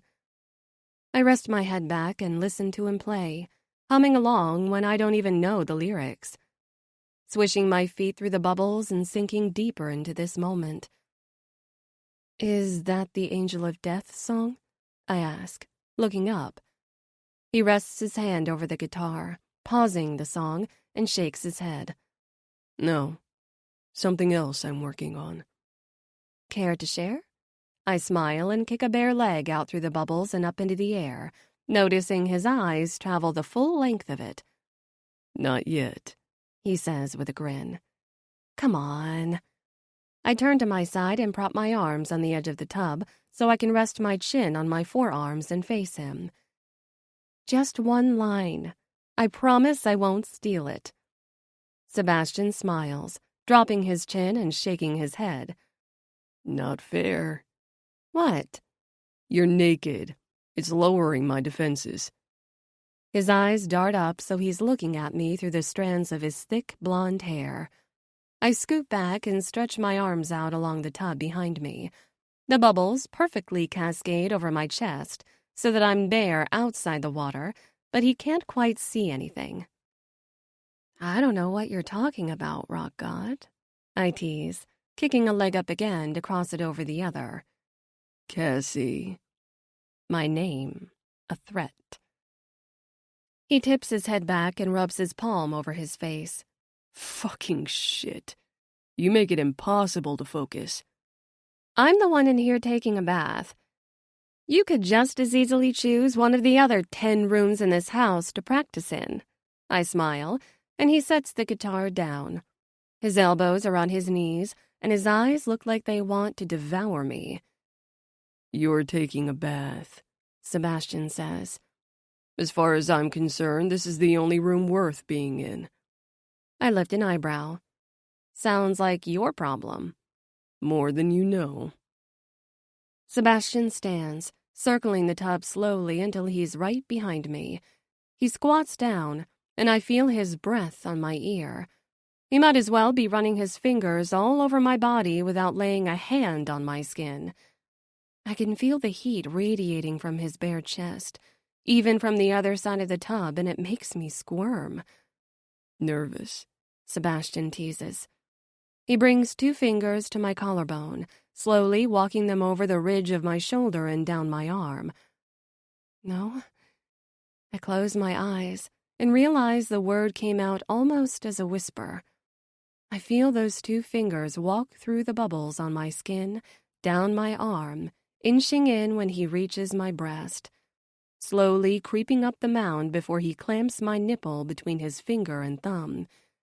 Sebastian, I warn. Aren't you supposed to be working on music for a new album, or... He pinches again, but tugs this time, and it makes my sentence cut off in a scream. All work and no play, he says in my ear, and I feel it all the way between my legs. His hand moves further. His fingers walk their way between my breasts and slowly down my stomach, tiptoeing around my belly button and pausing just at the apex between my legs. He might as well have turned up the temperature of the water, because my insides are boiling. I instinctively lift my hips, and he flattens his palm against me to press them back down. "Did you want something?" he teases. His middle finger is at the edge of my clit, and he presses down, the intensity of it making me throb for him. "Mm-hmm," I say. Sebastian's hand drifts down further, and even in the water I can feel that I'm slick and ready for him. "Does my singing always get you this excited?" he asks. I feel him grin against my ear as he sinks a finger into me. I unravel with his touch, those bare movements that put pressure in all the right places. His rough fingers work me like guitar strings playing his favorite song. Maybe. I tip my head back and smile. Just one line. Don't make me beg. "I like it when you beg." He wraps his free hand around my throat and tips my chin with his thumb to turn my face his direction, bringing me face to face with him as he drives another finger into my pussy. "Promise to make it up to you," I say. My breathing is as jagged as my words as his hand holds me in place while his other one pumps slowly in and out of me. His pupils are dark and dilated, turning his honey-brown eyes into deep craters that I get lost in. I'm sure he can read my desperation on my breath, but it doesn't stop me from seeing a hint of his own. Turning my head again, he brings his lips to my ear. He sinks his teeth into my earlobe, and heat pools deep in my belly. Pulling his mouth away, he starts to hum against my neck, teaching me that there is something sexier than Sebastian dripping with sweat on stage, belting out a love song. It's him singing in my ear with his fingers buried in my body. He starts to sing slowly, quietly, just for me. "Girl with the pink hair haunting my dreams, breaking my heart every time she leaves." He stops and kisses me on the cheek. "There." He pulls his fingers out of me and plants his hands on the edge of the tub. "Hey!" I splash water at him, and he tries to dodge it. I'm all wound up, and he looks amused by it. "I asked for a song. That's the text you sent me." "Maybe it's a song." He smiles. "Uh-huh." I roll my eyes. "Sure it is." He shrugs. "Fine then." I turn in the tub to face him and rest my arms on the edge so we're face to face. "Keep your secret. I have one of my own, and unlike yours, it's not fake." "Do you now?" Sebastian asks, like he doesn't believe me. Leaning over the tub a little, I bring my mouth to his ear and lick the full length of it, appreciating how it makes him shiver. "Yes?" I plant a kiss on his neck and bite down gently before bringing my mouth back to his ear and whispering, "I've never had sex in a tub." "Ah," Sebastian says so slow it strikes me between the legs. "Guess we're going to have to do something about that." He stands up and strips off his underwear so fast my brain can't catch up to process. He heads over to the sink naked and opens the medicine cabinet to get a condom, rolling it on as he walks back over to me. "Lean back, baby," he says, his eyes locking on mine with his cock firm in his grasp. "And spread your legs." Like the good girl I am, I do exactly as I'm told. 29. Cassie. "So you're telling me you're some kind of psychopath?" I say to Sebastian as we walk toward Eloise's house, hand in hand. "It's just a puzzle." Sebastian shrugs. I shake my head. "A picture of something that's been cut into a bunch of tiny little pieces is a puzzle. That thing is designed to make a person go mad." When I woke up this morning and made my way into Sebastian's living room, I discovered that puzzles are actually a thing for him, and not just something he does to pass time on the tour bus. And apparently, it's not just normal puzzles he tackles. It's ones meant to drive people insane. Spread out on the coffee table was a puzzle made entirely of white pieces. Nothing on them to differentiate one from the next. Completely blank and looking nearly impossible to put together. Sebastian spins me toward him and holds my face in his palm. Good thing you're here keeping me sane, then. He dips down for a kiss, and I'm tempted to drag him back to his house. I'd rather be buried in his 800 thread count sheets than headed to a barbecue with the band, but approaching footsteps stop us. Well, that's one way to arrive at a party. I turn to see Eloise standing there, looking Sebastian and I up and down. Quickly, I take a step back and try to gain some composure. She smiles at me, then Sebastian, with a knowing look on her face. Eloise Kane, my idol. I'm not sure I'll ever get used to being around her. I've looked up to her since Enemy Muse hit the scene, for her talent and her fearless support of women's rights. She's the embodiment of a strong, powerful woman who has no problem telling the media exactly what she thinks. It's no wonder she's able to survive in a band with these guys for all these years. I'm pretty sure she's the toughest of them all. And right now, Eloise is standing a mere few feet away from me in front of her ridiculously oversized house, almost looking like the girl next door in a badass package. Her hair is up in a ponytail, and she's wearing large, round sunglasses. She has on a blue fitted tank, showing off her flower tattoo that covers one shoulder and runs down her arm. The perfect balance between delicacy and edge. Maybe she's not the girl next door. More like the girl who makes the girl next door cry while simultaneously making her totally envious of how awesome she is. Hey, sis. Sebastian walks forward and pulls Eloise's ponytail. She swats at him and then hurries to fix it. In this setting, I almost forget they're rock stars.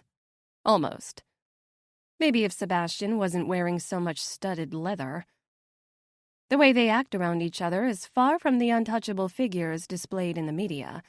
They pick at each other like any other brother and sister. This way. Eloise waves for us to follow her. Good to see you, Cassie. I smile at her because that's about as warm as Eloise gets. 5 words of acknowledgement might as well be a compliment. We make our way to Eloise's backyard, where there's a mass of people and 3 barbecues cooking a variety of meats. Noah and Adrian are cooking, and I don't think I've ever seen the band so at ease. From what Sebastian's told me, the whole band owns property outside of Denver, and this is where they come in their downtime to relax and record albums. Adrian has a studio in his basement, so while they do have to head to LA sometimes for specialized productions, most of their songs are recorded right here in Colorado. It strikes me how down-to-earth it all feels. How peaceful they all seem in this setting, no matter how unexpected it is. Looking around, I notice something else missing from the band's usual scene. Groupies. Most of the people here are faces I recognize, the band and crew members. Anyone I don't know is attached to someone and appears to have been explicitly invited. Even Rome's lap is empty, which I've come to learn is a rare occurrence. Boys, Eloise says, leading us over to where Noah and Adrian are barbecuing, while Rome is propped up on a picnic table drinking a beer. No shit. You dragged him out of his man cave, Rome says, hopping down to slap Sebastian on the back before pulling him in for a one-armed hug. Rome's eyes skim me head to toe. Hey, Cass. Sebastian shoves Rome hard, and he stumbles back, laughing while Sebastian seems unamused. Rome is flirty, but Sebastian has nothing to worry about, because I wouldn't see anyone besides him if I tried. What are you assholes up to? Sebastian asks, leaning against a picnic table and holding me close to his side. Eloise tips her glasses down and rolls her eyes. Ask these jerks. She leans back and takes a drink. Adrian and Noah both look at Rome, who lets out a sigh. Fucking shit. Rome pinches the bridge of his nose. I told you I'll take care of it. Then do it. Adrian gives him a deadpan stare. It's not my fucking kid, Rome says, annoyed. His kid? And here I thought my sex tape scandal with Sebastian was the band's biggest problem. Then let the DNA do the talking. Adrian crosses his arms, and I realize just how broad he is. He could be ex-military based on the way he holds himself and addresses everyone so directly. He can level a person with one look. It's one blood test.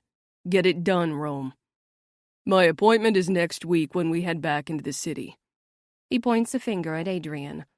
And when I prove she's lying, you better be ready to sue her ass for dragging my name into her baby mama drama. Adrian rolls his eyes like he fully expects the baby to be Rome's, but doesn't say anything to argue. Rome continues to stare at Adrian, and the rest of the band look around at each other, seemingly searching for an escape. How's writing going? Noah breaks the silence. Terrible, Eloise says, at the same time Sebastian says, Fine. You're writing again? Eloise looks at Sebastian. All of them are looking at him, actually, and they seem surprised. It's nothing. Sebastian grabs a beer, but the look on all their faces tells me it is definitely something. If he's been having a difficult time writing lately, I haven't noticed, because he's been sending me lyrics ever since we first started texting each other on the road. Can't wait to hear some of it. Eloise nudges his arm. Sebastian just nods and takes a drink. At a far table, I spot Mary talking to the girls from the bus and decide this is probably band conversation they don't want me to be a part of. I'm going to go catch up, I say to Sebastian. His eyes follow my gaze to where the ladies are sitting at a table, and he nods. Have fun. He tips my chin up for a quick kiss before letting me go. I'm pretty sure I hear Noah make a comment about it as I walk away, but I try to tune it out. This is just a fun little fling. No use trying to turn it into something it isn't in my head. Cassie! Mary smiles when she sees me walking up. Hey! I wave to the table. Stacy gives me a nod, and Quinn stands up to hug me, but Megan does the usual and pretends I don't exist. Unfortunately, she's the only one with an open seat next to her, so I sit down with as much distance as possible between us. It's nice up here, isn't it?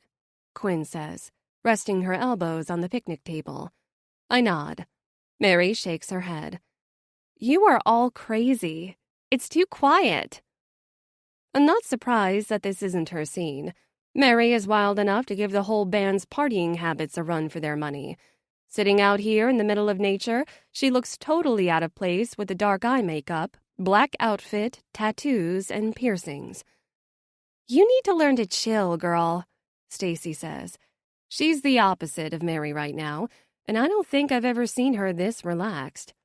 For a woman who usually dresses like she's going to a business meeting, she's currently in a bright teal sundress, and her tight curls are down, bouncing around her shoulders.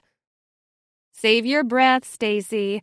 This girl couldn't chill if her life depended on it. Quinn laughs, and I notice even Megan breaks a smile at the comment. Sorry, I don't feel like spending my life dying of boredom like you bitches. Mary rolls her eyes and takes a drink of her beer. So, Cassie, how are things going at Casa de Sebastian? I shrug. Fine. Girl. Stacy nudges my shoulder. Lie to us all you want, but your cheeks give you away. Mary tips down her sunglasses and winks at me. They really do. I don't kiss and tell, I say, reaching for one of the unopened beers on the table and twisting off the lid. Anything to keep my mouth busy so I don't say anything I'll regret. Boring, Mary frowns and Quinn laughs. They drop it and go back to a conversation they were having about some guy Quinn is seeing, and I'm glad they do. I'm not sure how to process whatever is going on between Sebastian and me right now, and talking about it isn't going to be any better. As much as we both have been vocal about how this is going to end the second I go back to the real world, it's getting harder and harder to accept that. "He's got your name tattooed where?" Rumi asks, popping up behind Mary and joining the conversation. Quinn leans back and points to the side of her ribs. "His heart? Idiot." Mary shakes her head. "Well, not exactly his heart," Quinn argues. Mary lifts a pierced eyebrow. "Close enough." Quinn looks to Stacy, whose face pinches. "I'm with Mary on this one, girl." Guy is whipped. "Fuck." Quinn buries her face in her hands. "How does this always happen to me?" "Guy's getting whipped?" I ask. "Worse," Quinn says, looking up at me. "Falling in love." "It's that pink hair," Mary decides. "I mean, look at our girl Cassie, taming Sebastian of all people." "Taming?" I say. "Not possible." Stacy says, taking a long drink of her beer. Quinn ignores all of that and sighs. "Whatever it is, it's annoying. I don't want love. I just want a good fuck." "Don't we all?" Mary lifts her beer up and Stacy clings hers against it. Megan's cell phone starts ringing on the table between us, and my eyes catch the screen before she tucks it away. Zane. The familiar name makes my stomach tumble. I'm not sure why, though. Just because Sebastian fired him for what he said outside the bar that night doesn't mean he would have cut ties with all of his friends on the crew. I just didn't realize he was close with Megan. Megan puts her phone away and glares at me like it's my fault I looked when it's sitting right in front of me. It's impossible to try with her, so I've given up. "I'm going to go grab some food," I say, standing. Mary waves. "Food, sure. Have fun blowing your man in a bathroom." I roll my eyes and hope it masks whatever feelings her words stirred up. My man. He's not. And that's starting to feel like the problem. I make my way back over to the grill. Rome points me in the direction of the house when I ask where Sebastian went, so I head inside. Eloise's house is just as large as Sebastian's, but it couldn't be more different. It's decorated with bright colors and is warm and inviting. There are plants everywhere, on tables, hanging from the ceiling. She must have someone watch them when she's gone because it'd be a plant graveyard if she didn't. Her house feels like home, welcoming, and I wonder if there's a warmer side to Eloise Kane than what she shows the rest of the world. I hear voices coming from the kitchen, and I follow the sound. Eloise and Sebastian are arguing about something, and I almost turn to go back outside, but my name stops me. "What did you expect to happen with Cassie?" Eloise asks. "I don't know. Not this." Sebastian sounds defeated. "I'm not sure what the problem is." "I can't," he says. "You know why." "Sacramento?" My blood freezes. I've only been to Sacramento once, to ID my brother after his death, and I have a strong feeling that, in this conversation, it's not a coincidence. "You can't keep carrying this around with you, Sebastian," Eloise says. "You need to tell her." My feet are about to start moving, but a hand landing on my shoulder stops me in place before I get the chance. I turn to see Megan with a cold expression on her face. Her eyes move over my shoulder to where Sebastian and Eloise's voices are still coming from, then back to me. "Cassie," she says. "We need to talk." 30. Cassie. My head is in a constant state of vertigo, and the room might as well be flipped upside down. Megan has me cornered in the living room, and Sebastian's conversation with Eloise has quieted to whispers that I can no longer make out. "What do you mean Sebastian killed my brother?" My stomach turns just from getting the words out. At first, I was certain I had to have misheard her, but from her pinched expression, I know that's not the case. Sebastian gave Myth the drugs that killed him. He's the reason Myth is dead. Megan crosses her arms over her chest. Myth told me himself when he came to my room that night. Your room? Megan nods. You guys were... I'm not sure what to make of her confession, given how cold Megan has been to me since I arrived. We were dating, sort of. Myth wouldn't put a label on it because of stupid Sebastian and his comments, but I know he loved me. Loved? Myth never even mentioned her. But that isn't what forms a knot in my gut.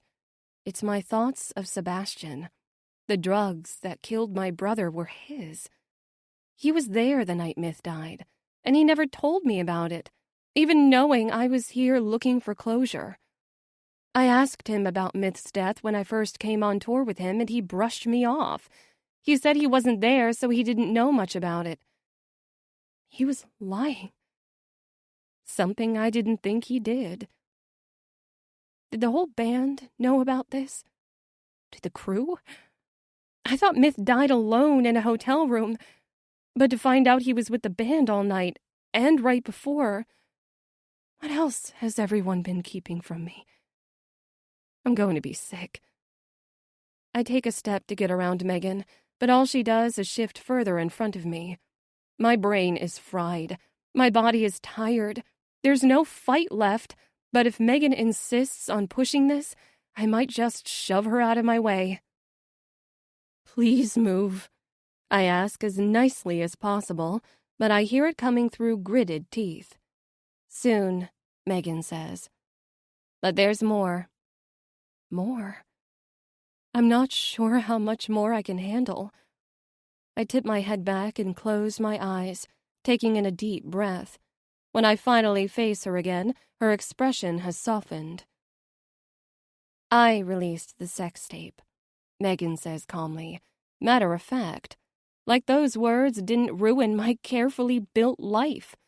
Like what she just said, on top of everything she told me, hasn't caused an avalanche inside of me.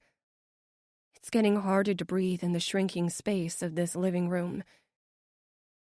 You released the tape, Megan finishes. I search her face for remorse or regret, but come up empty. What I should do is slap her across the face, or at the very least, walk away.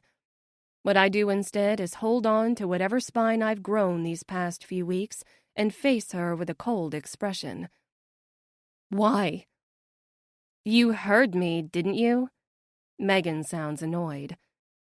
Sebastian is the reason Myth is dead. I don't entirely agree with her statement. Myth was the one who did the drugs. No one ever had to force my brother into a good time. Not that it looks like Megan could be convinced of that right now.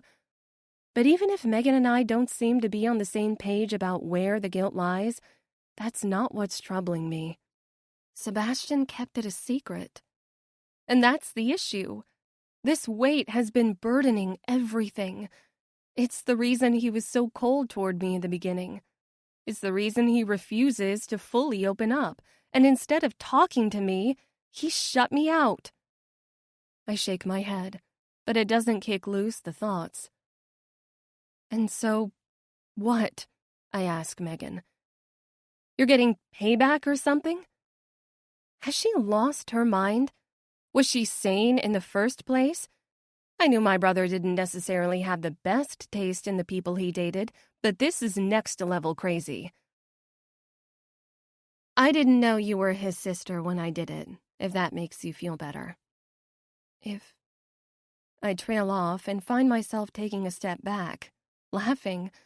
Somewhere really deep in my chest, something has rattled loose. And I don't know what it means that I'm not able to control the sounds coming from my lips, but I feel officially insane. You need to get away from me, Megan. I take a threatening step forward. There must be enough heat in my eyes that she finally moves back. I'm sorry, okay? Megan says. But I'm not the one to blame here. Sebastian is. He didn't want to lose his wig man, and because of that, he wouldn't let Myth be happy. He kept Myth sucked into his world of drugs and partying. He killed him. He needs to pay for what he did to Myth. Don't you dare say my brother's name, I snap, getting in her face. I don't care what you think you were to him. If you actually cared about Myth, you would have known he would never have approved of you doing what you did. It cuts me to my core to say it because it's the truth. Myth might have treated the world like his playground of chaos, but he genuinely cared about the people around him. He would never bring pain on someone voluntarily, not even for revenge, especially not someone he was close with like Sebastian. You've got to be kidding me, Megan sneers. It was a fucking sex tape. Big deal. I said I was sorry, but I'm not the one who was slutting it up with the guy who killed her brother.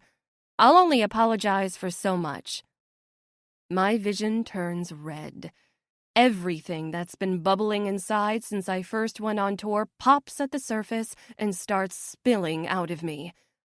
What I did with Sebastian is none of your fucking business, or anyone else's for that matter. You had no right to make it public in some sick game of revenge. And how dare you try to blame Sebastian for what happened to my brother? You didn't know him then, and you never fucking will. I'm out of breath, and it feels like the air is leaving the room. I step back, but it doesn't stop the merry-go-round from spinning. What's going on? I look to the left and see Mary turning the corner, with Eloise and Sebastian right behind her. Sebastian's face resembles how I feel. Tired, deflated, empty. And when his eyes meet mine, I feel recognition hit. I'm not sure what my expression says, but as his eyes dart to Megan and then back to me, we both know the truth is bare between us, and there's no more hiding. Cassie, he says, but I hold up my hand as he takes a step toward me, still trying to catch my breath. Deep down, I know it's not Sebastian's fault, just like it's not mine. What happened the night Myth died was, and always will be, on Myth. But it doesn't mask the betrayal of Sebastian keeping the details of that night from me, and it doesn't take away the hurt of Megan's revenge scheme as a result of it. Megan crosses her arms over her chest and turns to face Sebastian and Eloise. I quit. Eloise shakes her head, looking as confused as Mary does, a pinched expression on her face. What's going on? Eloise asks. I told her. Megan sounds proud of herself for what she's done, and it makes me feel sicker. Eloise takes a step closer, but Sebastian doesn't move. His expression is flat, and his gaze is stuck on me. Told her what? Eloise asks. The truth! Megan is yelling now, and I realize her tone is as unhinged as I feel. You all pretend like nothing's wrong. Like your brother didn't fucking kill Myth. They were his drugs, you know. That laced shit was meant for him, but like it always is around you guys, someone else paid the price. Some fucking family this is.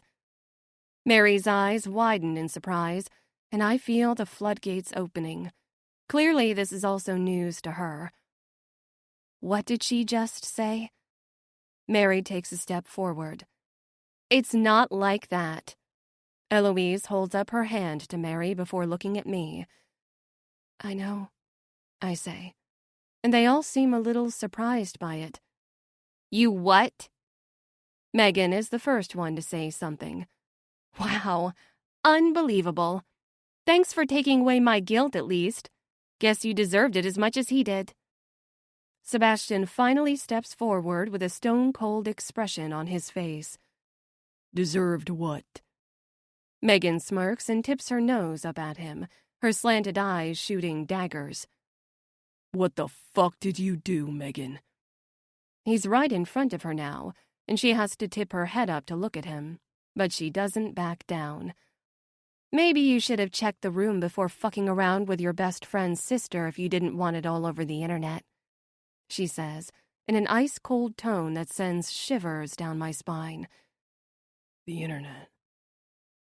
Sebastian trails off, but I see the pieces click together in his head. Mary is already moving around him, screaming, grabbing Megan by the hair and pulling her backward. You released the tape? Madness descends, and limbs are flailing. If I ever doubted Mary's fierce friendship, it's proved in this moment. Sebastian and Eloise try to break up the fight, but my feet are frozen in place as I watch it like it's a movie playing out in front of me. I step backward as people start to fill the room. The moment Noah and Rome make their way in, Noah moves for Mary. He wraps his arms around her waist and pulls her off Megan, which just pisses her off more. With the two of them broken apart, Sebastian steps away and runs his fingers through his thick hair. When he looks up, his eyes meet mine, and they tell me all the words he should have said weeks ago. The cold, painful truth. That one night was all it took to break both of us in ways we might never be healed from. Fighting and screaming might fill the room, but Sebastian and I are in a bubble at the center of it. Him frozen, and me overcome with unanswered questions. I always knew Myth died from an accidental overdose, but no one told my parents where the drugs came from. It never occurred to me that he might have gotten them from Sebastian because he might drink and smoke pot, but I've never seen him touch anything as heavy as the stuff my brother was into. But how well do I actually know Sebastian?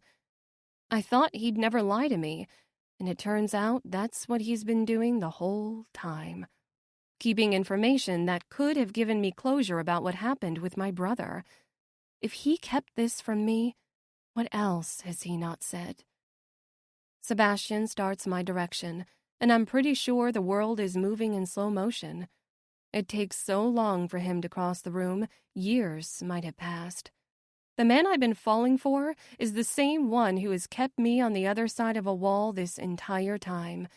Him shutting me out had nothing to do with him being a fuckboy, or even being a rock star.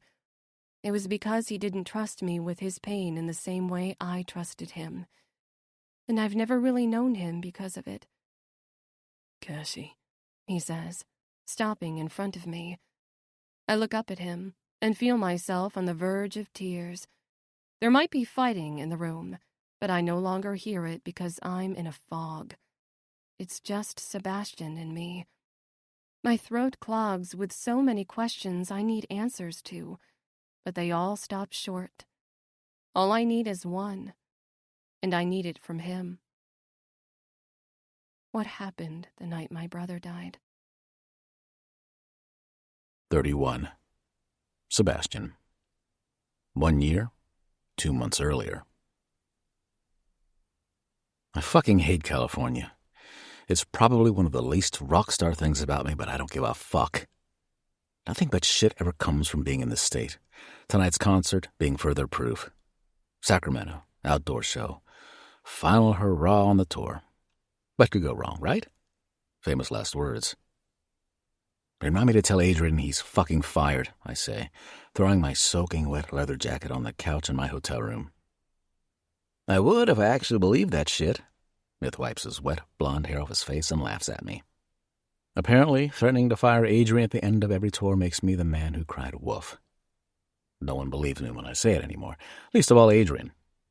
Last time, he just flipped me off and went about his business. This is why they warn you about hiring friends. It's your birthday. Shouldn't you have some groupie been over by now? Myth asks. I cheer you up. You know what would cheer me up? I wink at him. Introduce me to your hot sister already. I never said she was hot, Myth says. Also gross. You won't let me meet her, I lift an eyebrow. Translation, she's hot. And too fucking good for your dumbass. Myth shoves my arm and drops onto the couch. For all of this shit. You sure she's related then? Myth narrows his eyes at me. We're done with this conversation. Besides, what happened to that girl with the rack backstage? Pretty fucking piece. Dax is bringing her up soon, I grin. And her friend. Happy fucking birthday to me, right? Myth nods at me with the biggest grin. I walk over to the in-room bar and grab a bottle of whiskey, taking a long swig of it before heading to the couch and handing the bottle over to Myth. We're probably already fucked up enough, But now that the tour's over, who gives a shit? Where are you headed after this? I ask him, dropping into one of the chairs as he hands the bottle back to me. Home. He tips his head back and closes his eyes. Mom's been on my ass about it. They say it's because they miss me, but I'm pretty sure I'm walking into some kind of intervention or some shit. My sister keeps calling, and that's never a good sign. One of the perks of an absent father and a mom who doesn't care. No intervention. I lift the whiskey bottle up. That's fucking depressing, bro. Maybe it is, but it also means I don't have someone constantly judging my every decision. Except for maybe Eloise. Regular people don't understand this shit, I say. They want a piece of it in small doses, but they don't get it. What about you? Myth leans back. What does Adrian have you doing now that the tour's over? Writing, recording, fuck if I know. You'd have to ask him. Lately, I just go where they tell me. Say what they ask me to do what they want. I'm their puppet. It's not that I don't want the fame, but what comes along with it is a lot more than I was prepared for. Back when we were playing shows for free and barely able to feed ourselves as we traveled in a small van from town to town, at least we still had control. That's long gone now. You'll be back for the next one, right? I look over at Myth. Fuck yeah, he smiles. Couldn't keep my ugly ass away if you tried. Good. Myth's face softens and he gives me a solid nod. Besides the band, there's not many people I've let get close to me. Myth being one of the few exceptions. From the moment he handed me his joint and said, "Smoke this shit or I will," and I'm already in the fucking stars, we've been friends. Dude is crazy. He's there for me. He's good people. When did you start messing around with nose candy? Myth snatches a baggie off the coffee table and tosses it my direction. When did you start giving a crap about that kind of thing? I narrow my eyes at him. Not judging, Myth says, but no one's expecting shit from me, so it doesn't matter what the fuck I do. You, on the other hand, fuck 'em. I'm getting tired of all the expectations. The label treats us more like commodities than people. Every year I'm cutting out another piece of my soul and handing it over. Another part I'll never get back. It's never enough. Just be careful, man, Myth says, his green eyes holding my stare. I'm a little surprised by his comment, but he seems genuinely worried about the idea of me following the same path. I'm good. It was a birthday present from Mark. No big deal. I shrug a shoulder. I'm not sure what it says that roadies are always shoving drugs and pussy in my face to say happy birthday, but I'm not complaining. Myth opens his mouth to say something, but a knock at the door distracts him. Takeout is here, he winks. I toss the bag of Coke at him. Like you're one to talk. Fuck Megan a few times and suddenly you're acting like your boyfriend material. Yeah. Enjoy your blowjob. Myth stands, tucking the baggie in his pocket. I'll go get the party started without you. Give me 30 minutes, I grin. Myth opens the door to the hotel room, and the fine-ass blonde chick with a killer rack walks in, her curly-haired brunette friend right behind her. I can already picture their lipstick on my dick. Make it 45. Myth laughs at me, flipping me off before shutting the door behind him. The girls are fine, I think. I'm so high that the blowjob is a blur, the sex even more so. But the call, followed by the banging on the door, the look on Adrian's face, clear as the sun shining on a bright fucking day. The way his teeth ground together like it was almost impossible to grit out what needed to be said. The way he looked like his words were about to break me in two. They did. Myth's dead. 2 words changed everything. 32. Cassie. I'm thankful Sebastian brought me into the kitchen because if I was standing right now, I'd probably fall over. Sebastian sits across from me with his hands folded, one over the other, and the pain so present in his face that it cuts through me. My head is swimming with conflicting thoughts. One specifically keeps circling. The bag of Coke was in Sebastian's hands first. The same drugs that killed my brother could have killed him. Losing one meant ultimately not losing the other. My heart hurts more than should be possible at the thought. Then there's the fact that Myth took the drugs because Sebastian was too busy celebrating his birthday with multiple women. How did I never know that my brother died on Sebastian's birthday? There are so many pieces he kept from me, and even if I know that Sebastian is wrongfully blaming himself for what happened, it doesn't take the pain away from the fact that he's been hiding all of this. God, my stomach is twisting. I stand so fast the chair almost falls backward, but I can't think straight. It's taken me over a year to get to a place where I can be at peace with Myth's decisions, where I've been able to move through my day with a little less pain, where he isn't constantly in the front of my mind leaving me feeling like I've failed him. But grief has a way of resurrecting things that have long since been put to rest. One moment, one memory, and the full weight of them comes back. I start, but the words don't come out.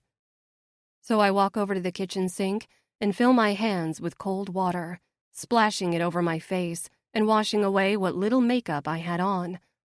The coolness on my skin does nothing to wash the thoughts away. If Myth had stayed in Seattle, if he'd chosen a different profession, if he'd stood still for a moment and stopped looking for an escape, could things have been different? Probably not.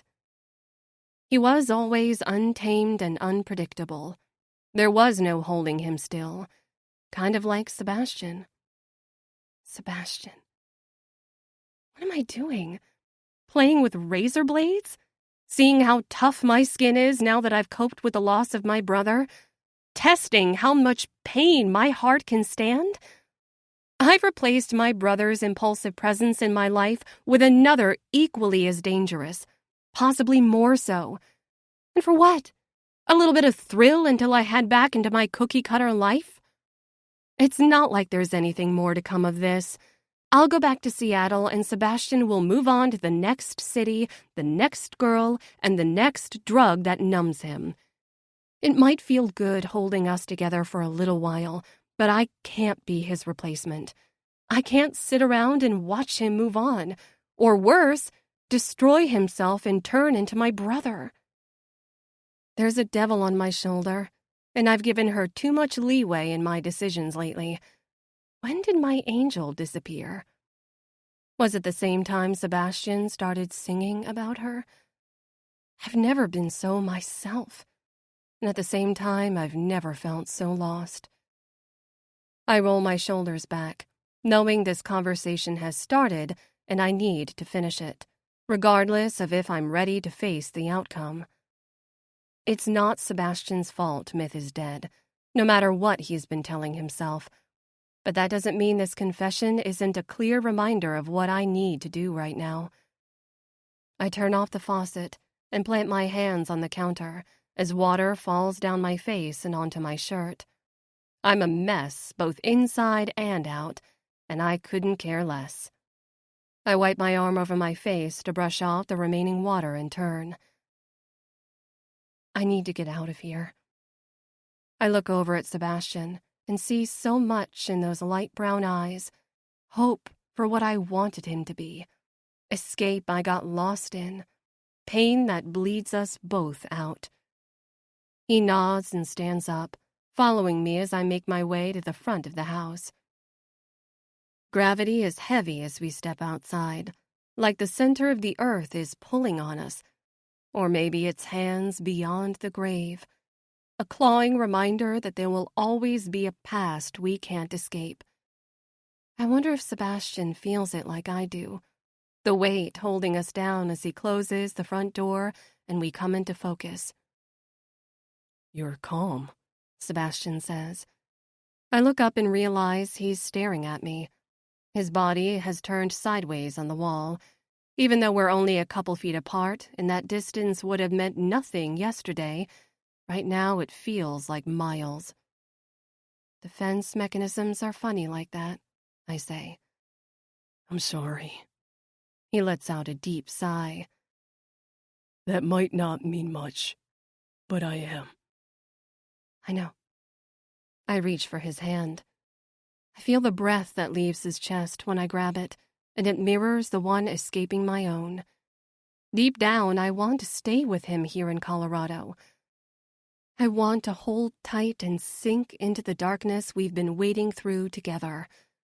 I want to trust him with my broken pieces and see if he's the one who can finally make sense of them. But for the first time since I saw him in the parking lot, the look in his eyes is eerily familiar. He's hurting and broken, and as much as I might want to, I know I'm in no shape to put him back together. If Sebastian wasn't prepared to face his own guilt or to work through what happened the night Myth died, I can't be the one to do it for him. He made that clear by closing me off from it for this long. He needs to process this as much as I do. And neither of us has really started. It's not your fault, I say, and the words come easily because I truly believe them. Sebastian has been carrying around this guilt for as long as I've been carrying around my own for not being able to save Myth. But it's misplaced blame. You weren't. It's not your fault, I repeat, turning toward him and placing my hands on either side of his face. Even though my hands are on his cheeks, I know my palms might as well be cradling his bleeding heart from the way he's looking at me. God, he's gorgeous, and caring, and deeper than the rest of the world realizes. Sebastian is everything I've ever wanted, no matter how bad he is for me. Myth made his own decisions, I say. Not just that night, but for years before it. I tried to get him to slow down, to stop. He never listened. If it wasn't then, it would have been some other day. But it's not on you. Sebastian closes his eyes, and he tips his forehead down against mine. I feel all his pain washing over me, the intense wave of it spilling out. It hurts almost as much as my own. Stay, Sebastian says. I'm sorry for keeping this from you, but you can't leave. I need you here. I close my eyes because I can't look him in the eyes and respond, or my heart will do the talking, and she's in no place to sway me right now. You know I can't. I need to process all of this. I shake my head, but my forehead doesn't leave his. I ordered an Uber when we were inside. It'll be here soon. My family needs me right now, and I think I need them too. Sebastian exhales, and it feels a lot like giving up. Or maybe it's giving in to the inevitable position we put ourselves in. I thought I was past this, but I take in a deep breath and hold it, wishing it could bring me life that I'm severely lacking in my bones. I'm not ready. I need to sort that out. And so do you. His hands snake down my sides and wrap around my lower back, pulling me closer. My heart is hammering in my chest as he holds me. I'm not sure if I'm falling apart all over again, but there are pieces shattered all around. Was he happy? I ask, feeling a tear slip down my cheek. Sebastian opens his eyes, and we stand nose to nose looking at each other. He wouldn't answer my calls those last few days. More tears begin falling, and even Sebastian's fingers running over my cheeks aren't enough to wipe them away. He shut me out, and then he was gone. And I was here without him, and I need to know. Myth was happy, Sebastian says. The road brought him alive. He loved it. And he loved you, Cassie. Fuck, you were everything to him. And Pressing my lips to his, I stop whatever he was about to say because I don't need to hear it. I don't need Sebastian's misplaced guilt. I just need the truth so I can sit with it for a while. I need to see if it breaks me for good or if I'm strong enough to move on. In the distance, I hear tires crunching against gravel, and it makes me break the kiss. I look to see an unfamiliar car pulling up the driveway and know it's my ride. Since the moment Sebastian showed up at my apartment, I feel like I've been slowly sinking. Right now, I need the space to breathe freely again. I step back, but before I get too far, Sebastian wraps a hand around the spot on the back of my neck that craves him, and he pulls me in again, pressing his mouth to mine with force this time.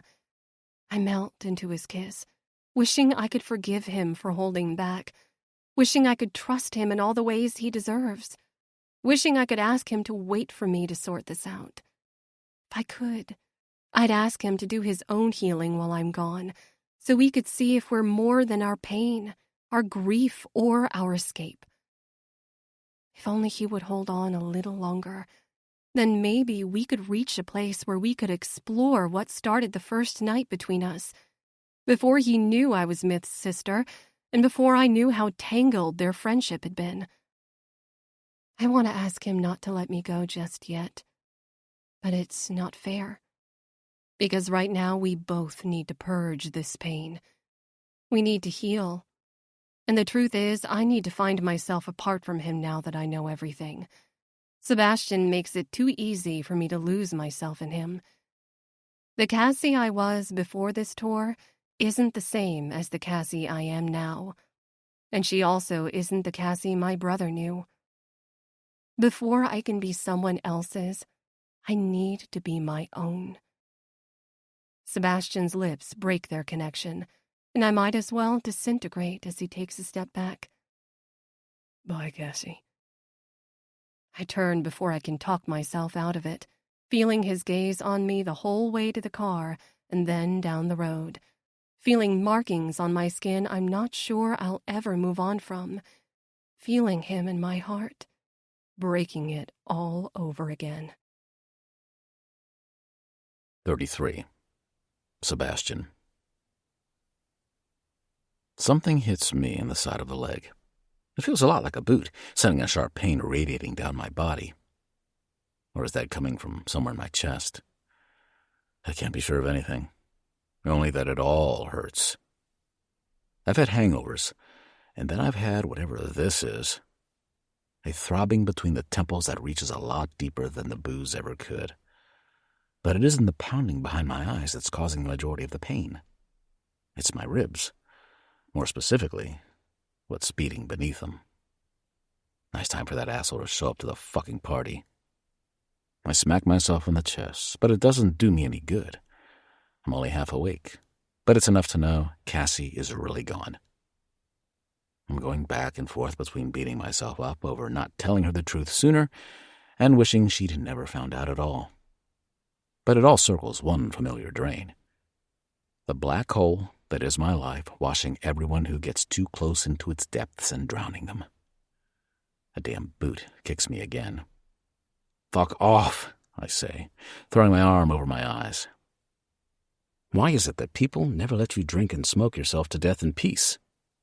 Always have to show up, giving two shits, right past the point where it's too late to convince me otherwise. Not going to happen. Eloise. Perfect. Just what I need is her doing her judgy twin voodoo mind shit on me. I'm fine now, I lie. Someone snorts, and I know it's Noah based on the sound alone without having to remove my arm from my eyes. You're fine?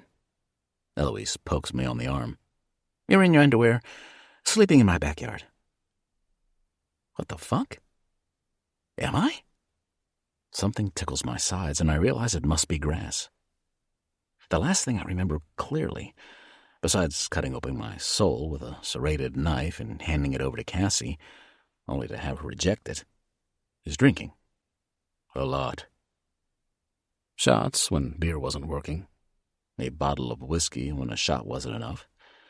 After that, I slipped something from Rome's stash, popped it, and everything got really fucking dark.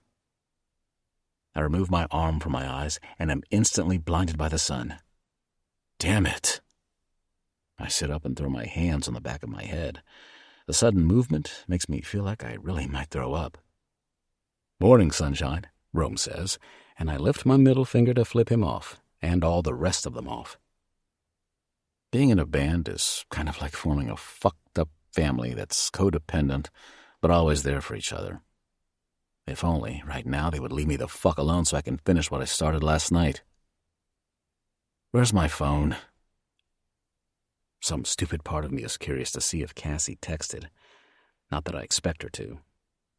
But I can't help but wish she'd sink the knife in just a bit further to remind me of the pain of being alive. "In your pants in my freezer." I look up and Eloise is scanning me with narrowed eyes. "Don't ask." Wasn't gonna. Looking around, I realize the whole band is here, including Adrian, who is drinking coffee like this is just a normal day on the job. Damn, we've done a number on him, for him to be this unfazed all the time. "Why are you all circling around me like you're sitting around the fucking campfire?" I groan. "I'm not talking about shit." "Then don't." Noah stretches his legs out on the lawn and rests back on his hands.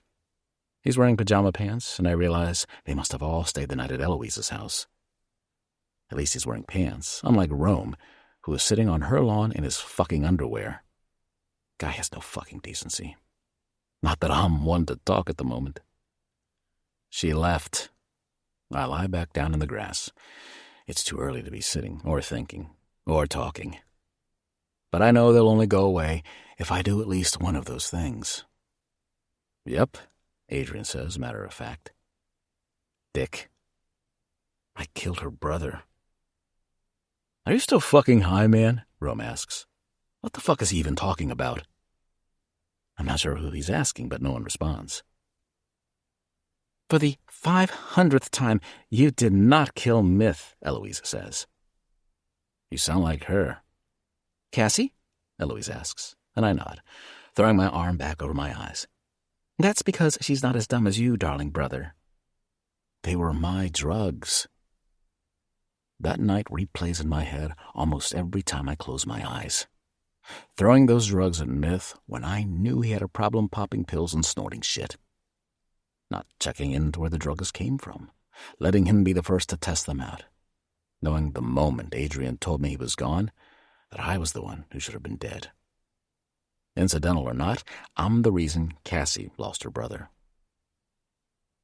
"Sebastian, you need to let go of that at some point," Eloise says, like it's so easy. Sure. Seriously, man. This time it's Noah, and I can tell he's leaned in closer. It doesn't matter whose drugs they were. Myth was going to snort that shit. Dude could not get enough of anything.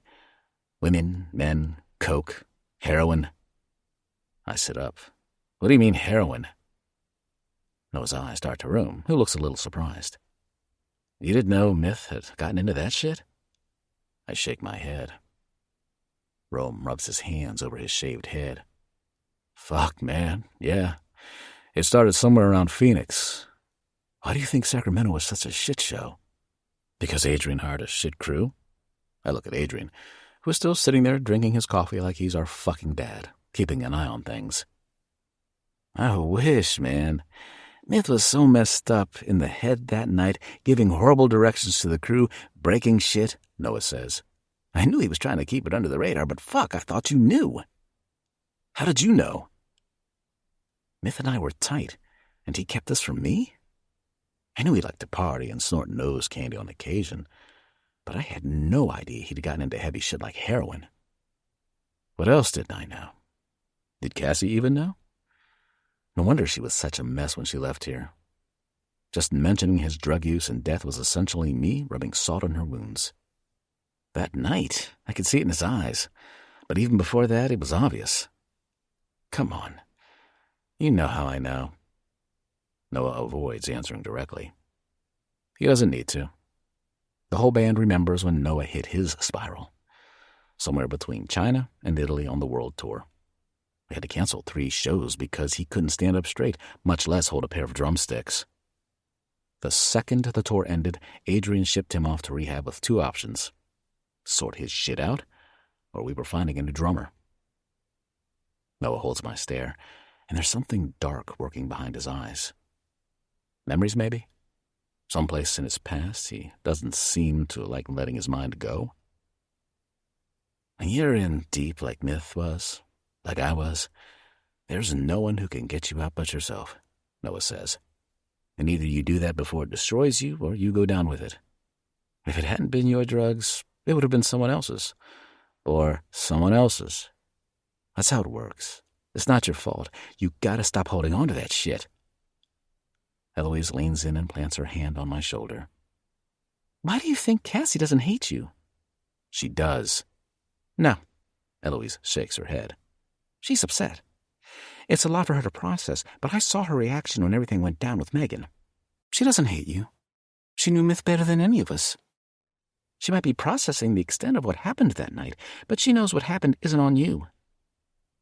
I bury my face in my hands and try to kick loose all the shit swimming around in my brain.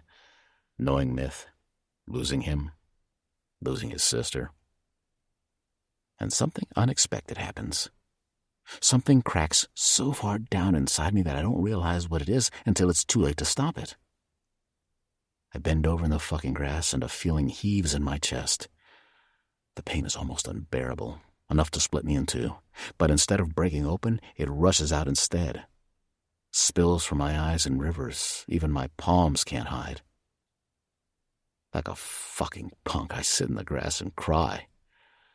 Feel everything I've buried over the past year. Everything Cassie shook loose is melting off of me. I feel the anger in it, the guilt in it. But mostly, I just feel the pain in it. Claws reaching up from hell, reminding me of what I've done. And my band, Adrian, they don't say a word. They sit around in the circle and watch me burn at the stake. They let me shed whatever it is I need to, no matter how ugly. Even when I stop and my eyes are raw and I get up and walk to the edge of the backyard and scream my lungs raw out into the forest, they don't speak. Adrian probably has some comment about not straining my voice on the tip of his tongue, but he lets me be.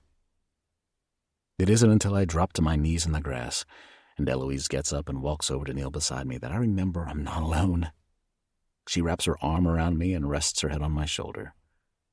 But she doesn't say a word as the rest of them make their way over and pat me on the back.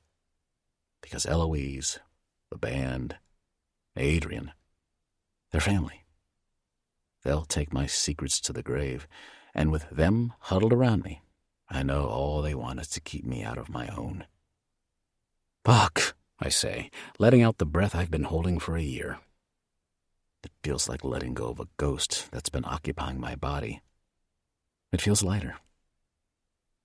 How about breakfast? I laugh because there's nothing left to do at this point. My throat hurts, but it isn't any different than any other part of me. Fuck yeah, I'm hungry, Rome says. I vote pancakes. I'm not cooking shit for you guys, Eloise says. Last time, I didn't even get so much as a thank you, and you all left me to clean up the mess so you could drink beer on my porch. You're all unappreciative dicks. I look up at her and force a smile. Even for your bro? Eloise rolls her eyes. She might hate me, but she's secretly a total sweetheart who does anything for the guys she calls unappreciative dicks. Fine, she says.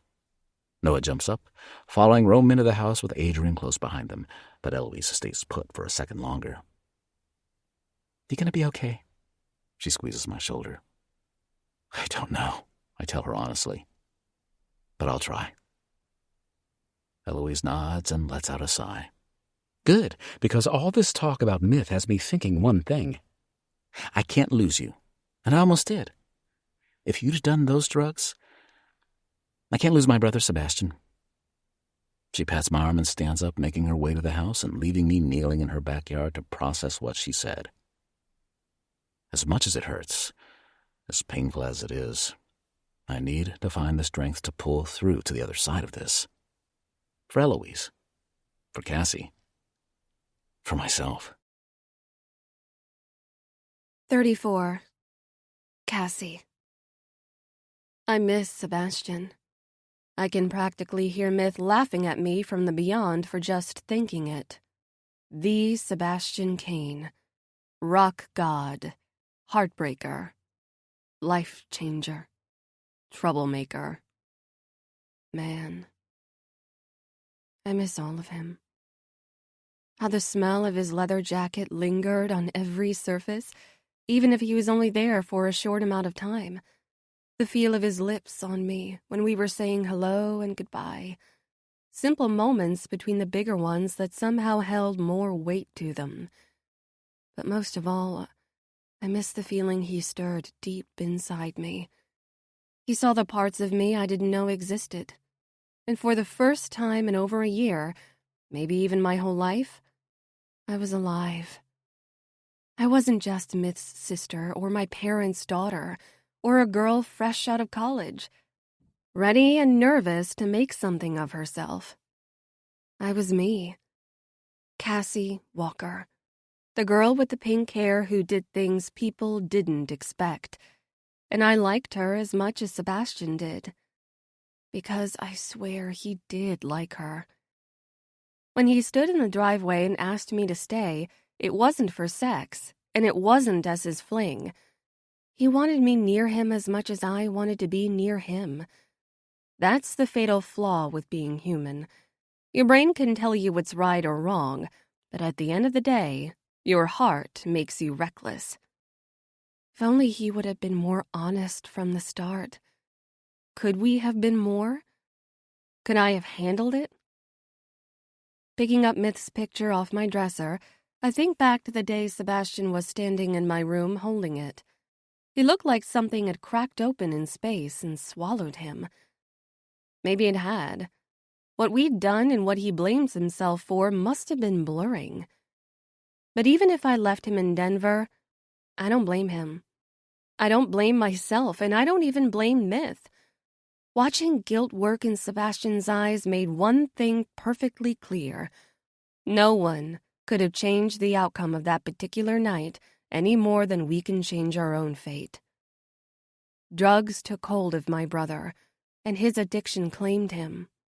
There's no changing it and no taking it back, for me or for Sebastian. Blame wasn't why I left. I walked away because I'm ready to face my brother's loss, and Sebastian isn't.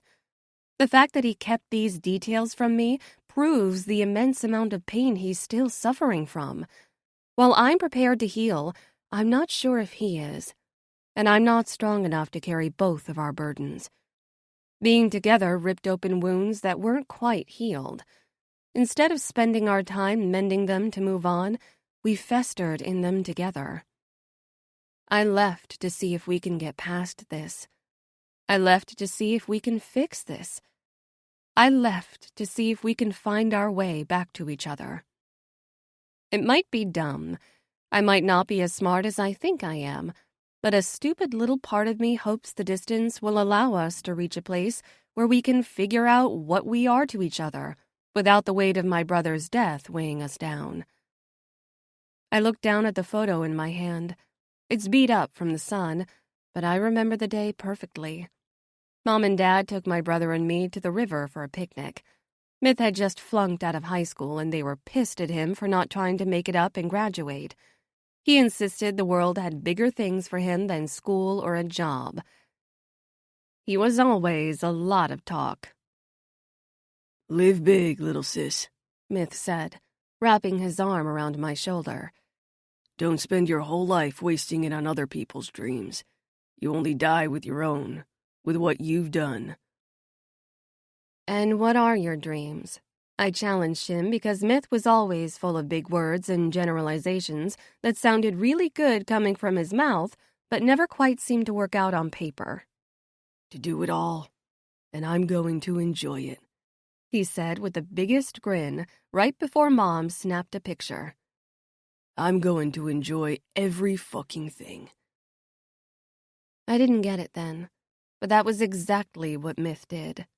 He lived, and then he drowned in his own addictions. A knock at the door shakes me out of my head. I'm not ready for today, but I won't ever be, so there's really no getting past it. "Coming!" I yell, making my way through the kitchen and living room. Opening the door for a second, it's like I'm seeing Myth standing in front of me. But it's my father. They always looked so much alike, and now it can be unsettling. I'm facing the man my brother will never grow into. Your mother's in the car, Dad says, reaching in for a hug. I bury my face against his chest and stand in his arms for a moment. When I got home a few days ago, I went to their house first. They didn't ask what happened or why I looked like I'd been struck by a bus, and I was thankful. Because there were no words. I needed my family, their presence, some sleep. And when I crawled out of their guest room and sat at the kitchen table to eat some breakfast, the world started falling back into place in my head again. Ready, cupcake?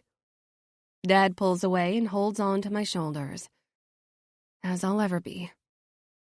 Mom is in the car with a solemn look on her face, but she forces a half smile when she sees me. Unlike Dad, she never came even halfway back to life after losing Myth. On a good day, she's fractionally present. The rest, part of me thinks she went with him. Where did you guys finally decide to go? I ask, climbing into the back seat. The beach with the cliffs surrounding it. Dad looks back at me in the rearview mirror. He loved it there. I nod. They don't know this, but that's where Myth kissed a guy for the first time.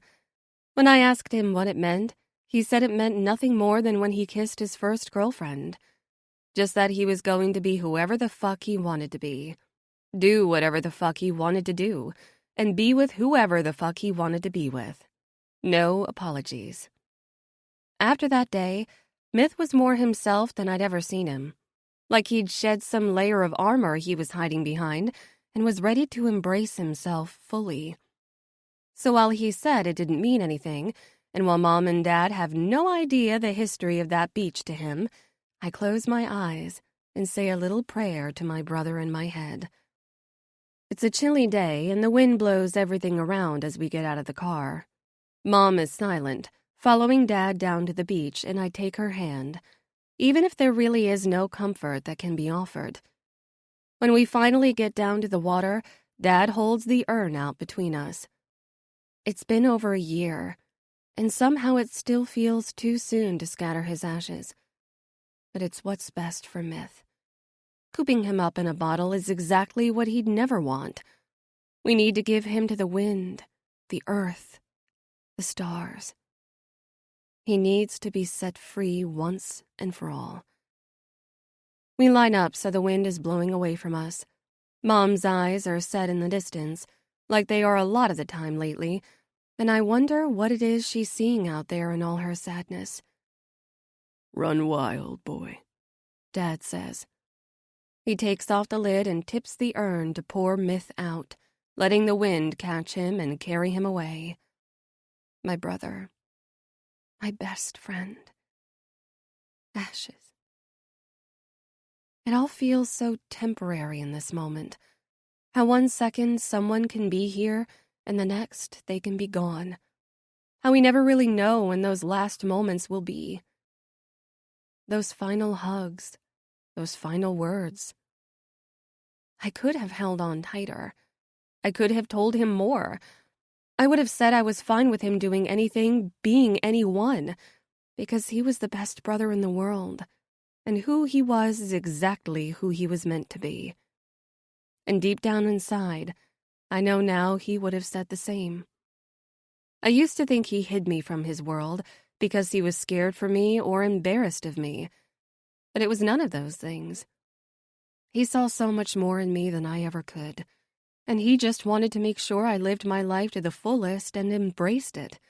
He wanted me to achieve everything he thought himself incapable of. My brother saw the girl with the pink hair before she ever existed. He believed in her. It isn't until the urn has been empty for a while that I realize my cheeks are streaked with tears. And my dad has one arm around me and one around my mom. The sun is setting, and I'm not sure how long we stand on the beach, but my feet feel like roots have grown, and I planted a piece of myself in this place that meant so much to my brother. For the first time in a long time, I feel one with myth again.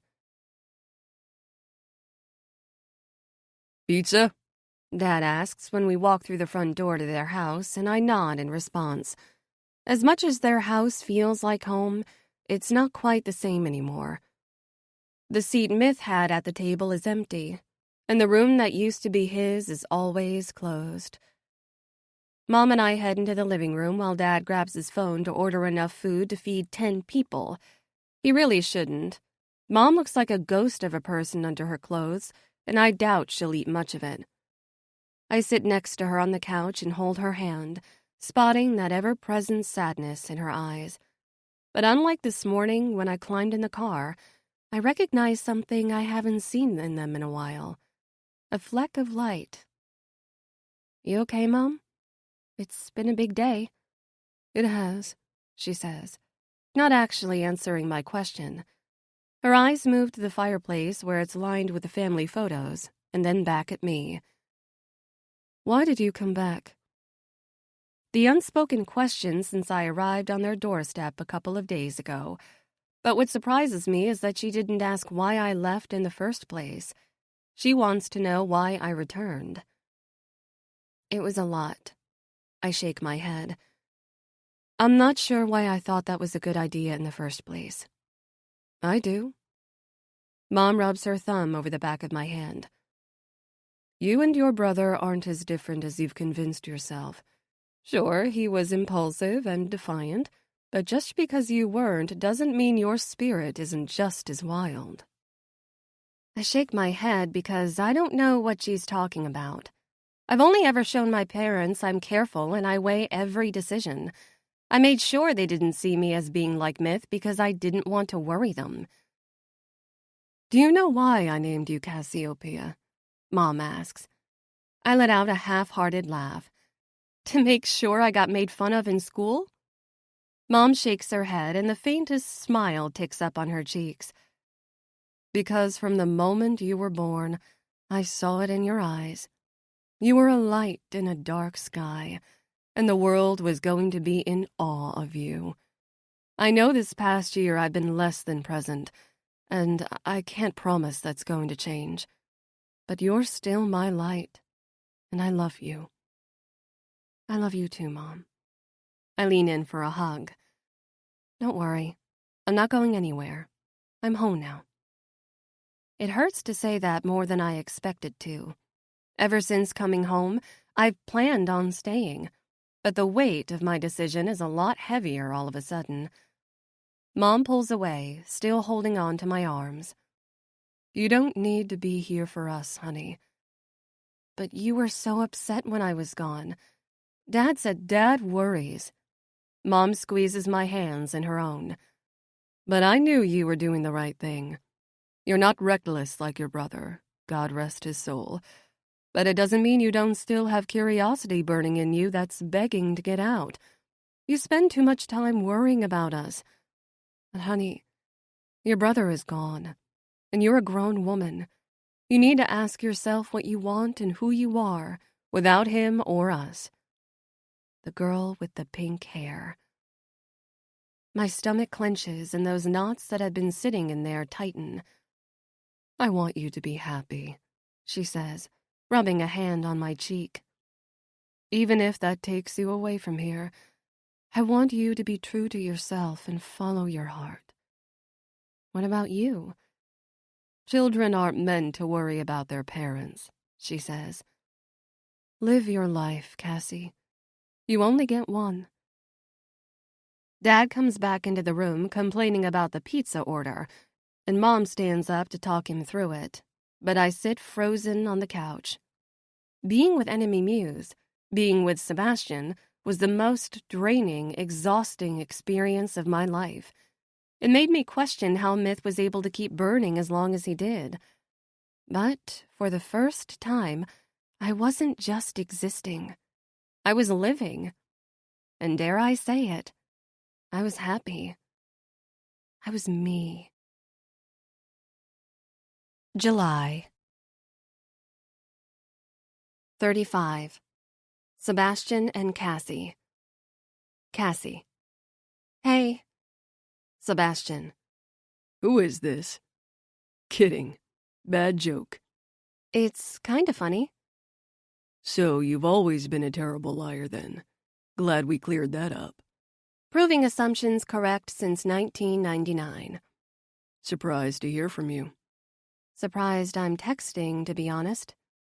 Why are you?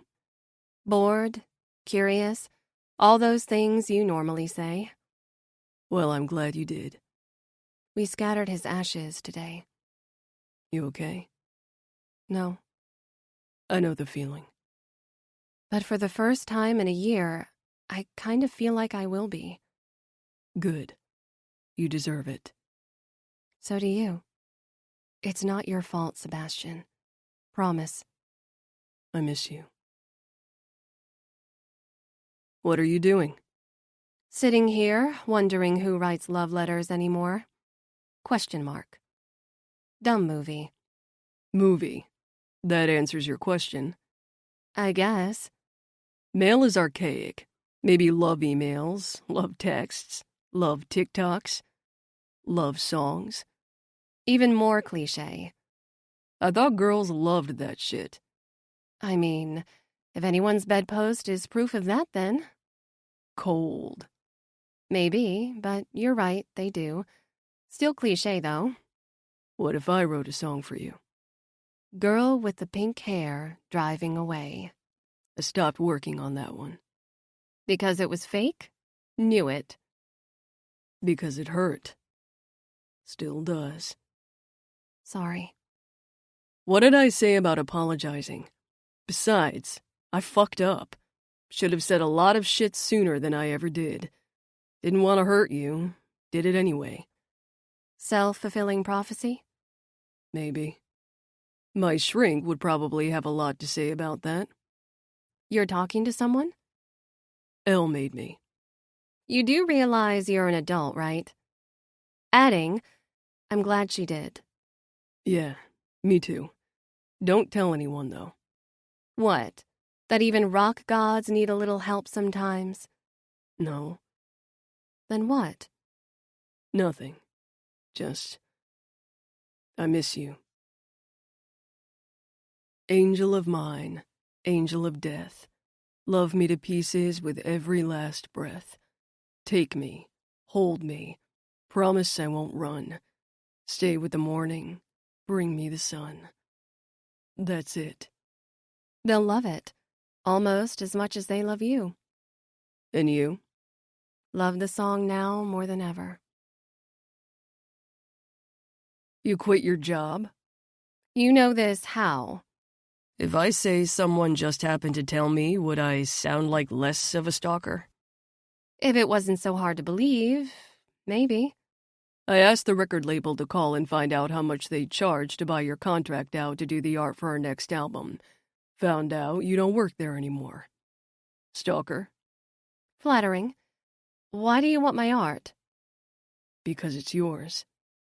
I want your art. And you. I bet you say that to all the girls.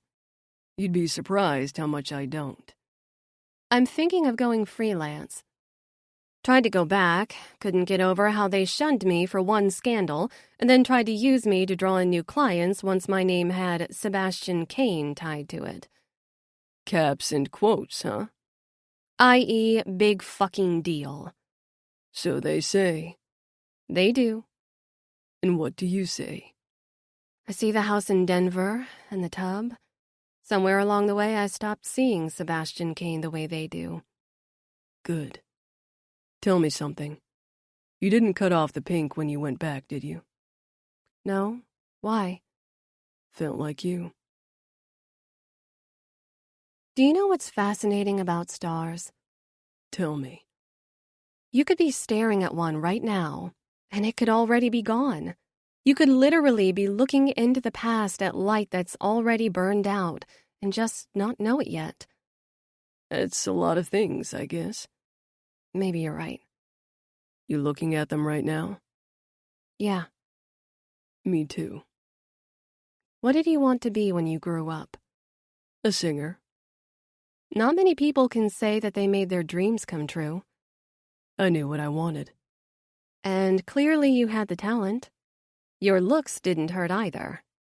I knew it. She only wanted me for my body. I mean, kidding. But I wasn't complaining. What did you want to be when you grew up? An astronaut. Damn, really? Why didn't you become one? Grew up, realized I was afraid of heights, preferred my feet on the ground. Practical. Lame. You're never lame. I'll have to take your word for it. Where are you? Salt Lake City. Too far away. That's a lot of things, I guess. Touché. Curious minds inquire. Love letters are sad, right? Why would they be? You'd only need them if you're not with the person you're writing them for. That depends on how you view the distance, I suppose. Forced or voluntary. Gray area. Then I guess they could be either. But I'd like to think they're happy. I write better when you're near me. You just want me naked in your tub. No doubt. But even fully clothed, telling me we're only friends, still way more productive than I've been the past couple weeks. Fuck. You should be here. I should have told you everything the second I met you. Why are we doing this again? Thinking, taking time, healing. It hurts less, and it hurts more. Yeah, Say it's not forever. nothing is. If you were here, I'd stop being a fucking idiot and kiss you senseless. If I were there, I'd let you.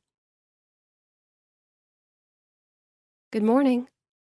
I like waking up to that. It's past noon. You're just waking up? Never mind. Don't answer that. Late concert. Exhausting show. Shit with Adrian after. Okay. I miss you. It's only you. I'm not there, though. We agreed no sleeping with other people. While we were sleeping with each other. So you're fucking other people? No? Well, neither am I. Just ask Rome and Noah. They're happily picking up the slack to keep the groupies happy. How noble of them. But really, you don't have to do that. I'm not there. Wrong. Your body, no. But you never left. You're everywhere. Like a fucking star in the sky. Sebastian, Yeah. I miss you too. Tickets to Sacramento. Elephant, meet the room. You want me to go? Wouldn't have sent them if I didn't. That's a lot. Haven't been back there since. Me either. I didn't know. If you show up, maybe I'll sing your song. Angel of Death? Sure. It's just a lot. I don't know if I'm ready. How do I know if I'm ready? According to my shrink, you don't. Smart guy or Mr. Obvious? Who fucking knows? Dude has lots of degrees, wears glasses, says lots of vague shit like that. Therapy is weird. Maybe he has a point. Maybe. Or he's just very familiar with trigger words that make people stop and think, this guy knows what he's talking about, without actually knowing anything at all. Which, in turn, I guess makes him brilliant in his own way. But in reality, you're just solving your own problems and paying him to get you there. Hopefully you aren't paying too much. You're adorable. And beautiful.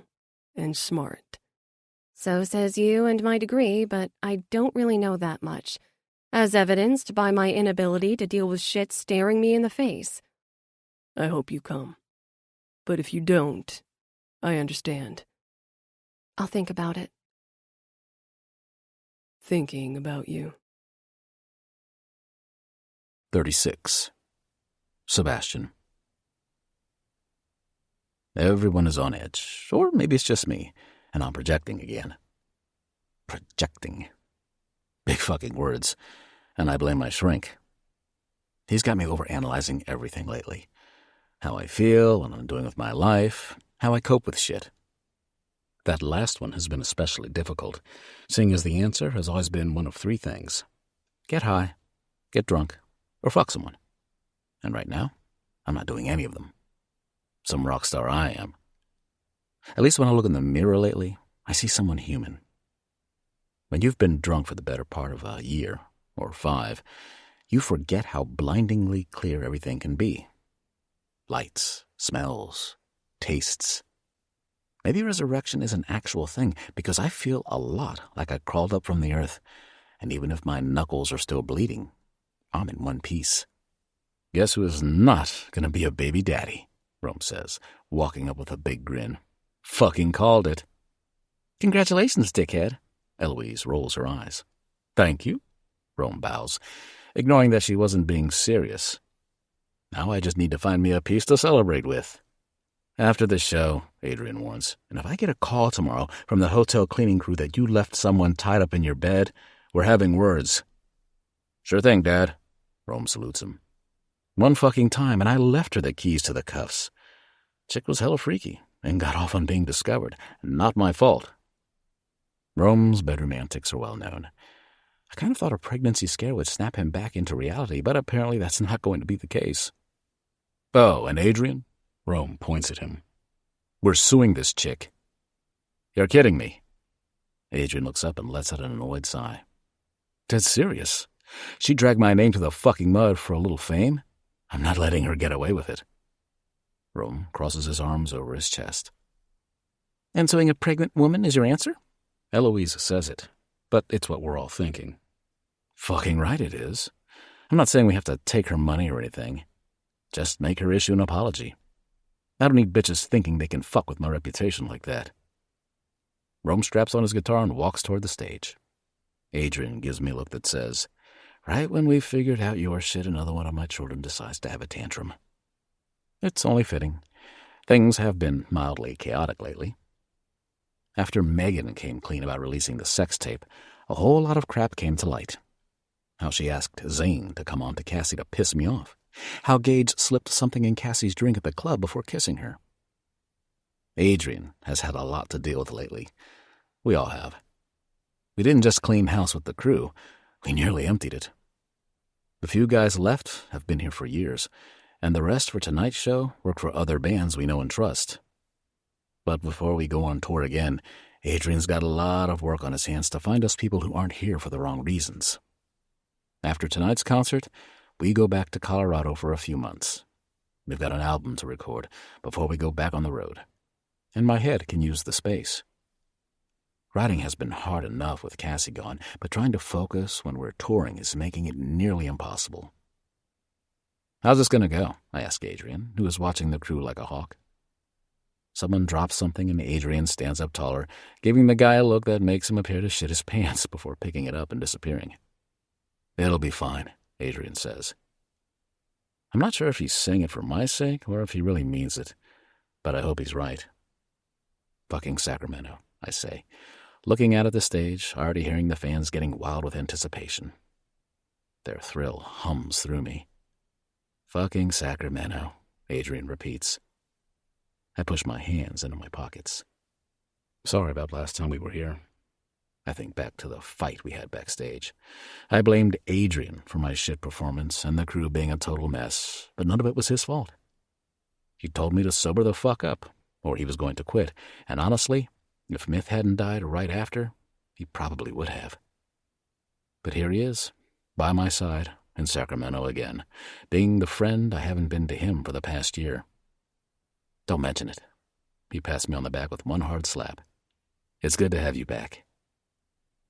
Do you think she'll be here? I ask him, trying really hard not to sound desperate. That's another problem with being sober. All the fucking feelings spilling out all over the place.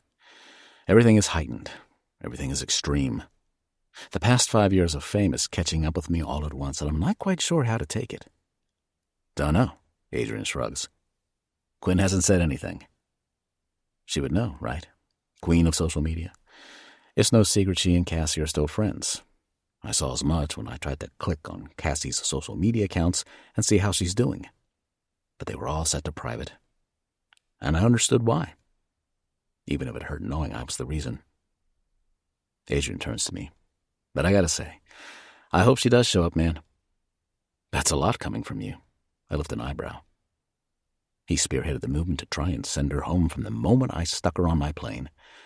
But somewhere between Cassie showing up, giving her input, and bringing her general light around the band, she won him over like she seems to do everyone. She's good for you, Adrian nods. I had my concerns, but honestly, I think once you figure shit out, you're good for her too. Almost time, Eloise says, grabbing her bass guitar and getting ready. The band gathers in our pre-show ritual circle and pauses. Everyone looks at each other and recognizes the vibe tonight is different. We haven't been back here since everything fell apart. Even if we all processed it in our own ways, right now, it's hitting us all. Usually at this point, someone would be pouring shots and wishing us luck. But no one does. It's just the band and me. We stand here together, after everything. And I've never been more thankful. I look at each of them. My family. Eloise, Rome, Noah. Even Adrian stands in the background over Rome's shoulder. They've seen me through thick and thin. For myth, I say, nodding my head. May we lay the demons to rest, and may our friends not be beside them when we do. For myth, Noah, Rome, and Eloise say together. Eloise wipes a tear off her cheek and quickly regains her composure. You good? Noah asks her. She nods. Then let's not keep them waiting, Rome grins. He and Noah head to the stage, and the screams are piercing the moment the fans catch sight of them. Eloise slides up beside me and pauses for a moment. You sure about this? She asks. And I know she's talking about a lot of things.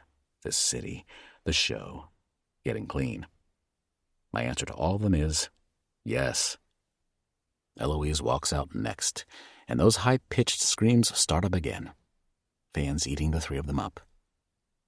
They call us lots of things. Stars, idols, gods. If only they knew. I make my way to the very edge of the stage, where I barely catch a glimpse of the audience.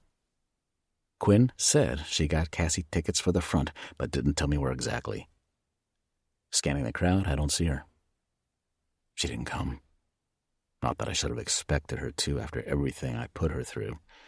She's probably working on her new business, settling back into her life, repairing things with her family. The last thing she needs is to get lost in my world. But a certain part of me, deep down, still hoped she'd show up, if for no other reason than to give her the kind of goodbye she deserved. One with a clear head and honest intentions. In Denver, while I was coming clean, I didn't consider that it was also a selfish purging. I laid myself on the scale to see how she weighed my fate, not thinking about the impact it would have on her. It wasn't fair coming clean like that, in the middle of a party.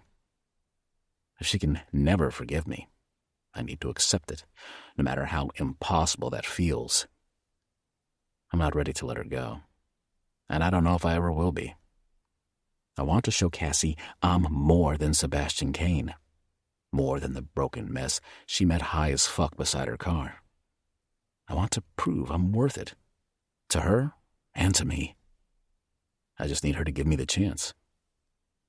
The lights get low, and Noah hits the drums as I prepare to go on stage. The energy in the stadium is so high, it could easily make a person feel like they're invincible. I take a deep breath and try to ignore the universe that seems to be opening up inside me. Galaxies and constellations I'm sure Cassie could name and recall their stories. Because she could read me almost as well as she could read the stars. Here I am, Sacramento, sober. I look up and close my eyes, thinking about Myth, remembering him standing next to me right before that last show, resting his elbow on my shoulder and grinning. Show 'em what you're made of. When he said it to me then, I thought I already knew. But that wasn't the case. I might have been worshipped by millions, but I was lost. Rome's fingers start moving over the guitar strings for the beginning of Electric Hearts, Those first couple chords always hit me deep in the stomach. Cassie asked me once if I got nervous before going on stage, and that answer was still no. But whatever it is I'm feeling, it's something big, transcendent. Like stepping out there shreds a lot of the past I didn't realize I was carrying around. This one's for you, bro, I say to no one. Or maybe the stars. Maybe Myth is somewhere out there listening. Or maybe he's partying it up in the afterlife, getting all the hot dudes and chicks. But I'm still here, and I'm doing this shit. The beat picks up, and it's my cue. I paint the rock star smile on my face and walk out onto the stage, letting the music fuel me. Letting their screams breathe life into my bones. I look out at their faces and stand at the edge of the stage with the microphone on my lips, right where it belongs. And that's when I spot her. A flash of pink cascading over her shoulders, a smile lighting up the whole fucking night. And I sing for her. 37. Cassie.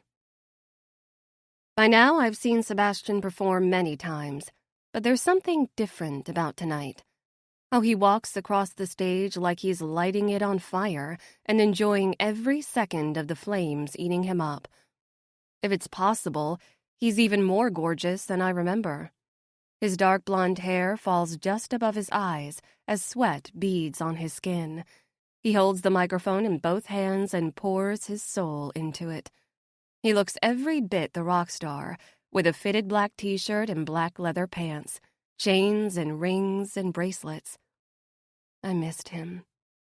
God, I missed him so much.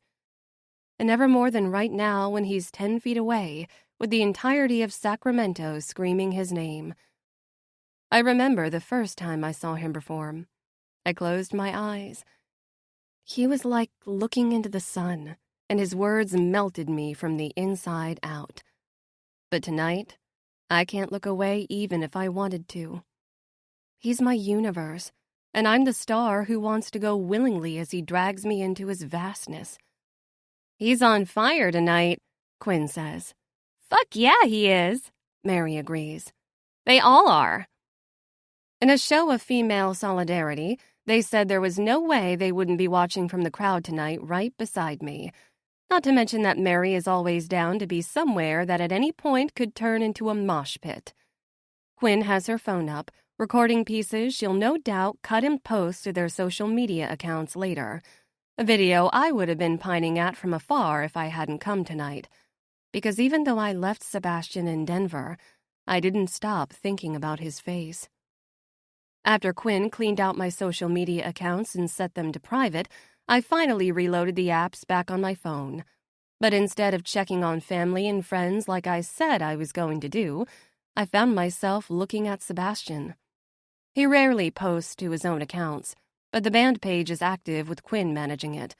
Photos of them backstage, on stage, out places, and he seemed happy, all things considered, which I found relief in because it wasn't my intention to break him by walking away.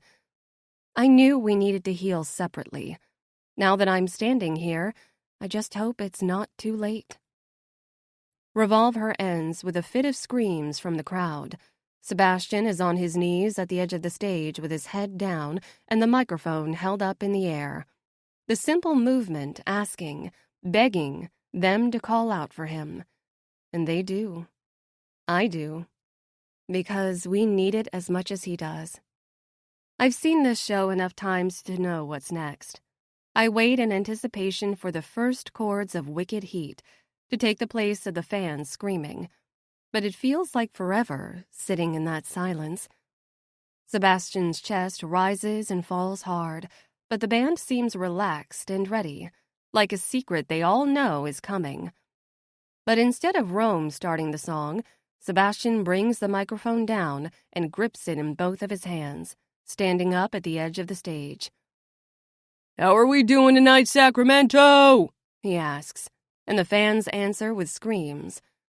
God, his speaking voice is even sexier than his singing one, if that's possible. I melt in a puddle at the sound of it. As if Mary senses my knees caving, she hooks her arm through mine. "Good to hear it." Sebastian smiles so big it lights up his eyes brighter than I've ever seen them. This show has been a long time coming. I feel the depth of his words.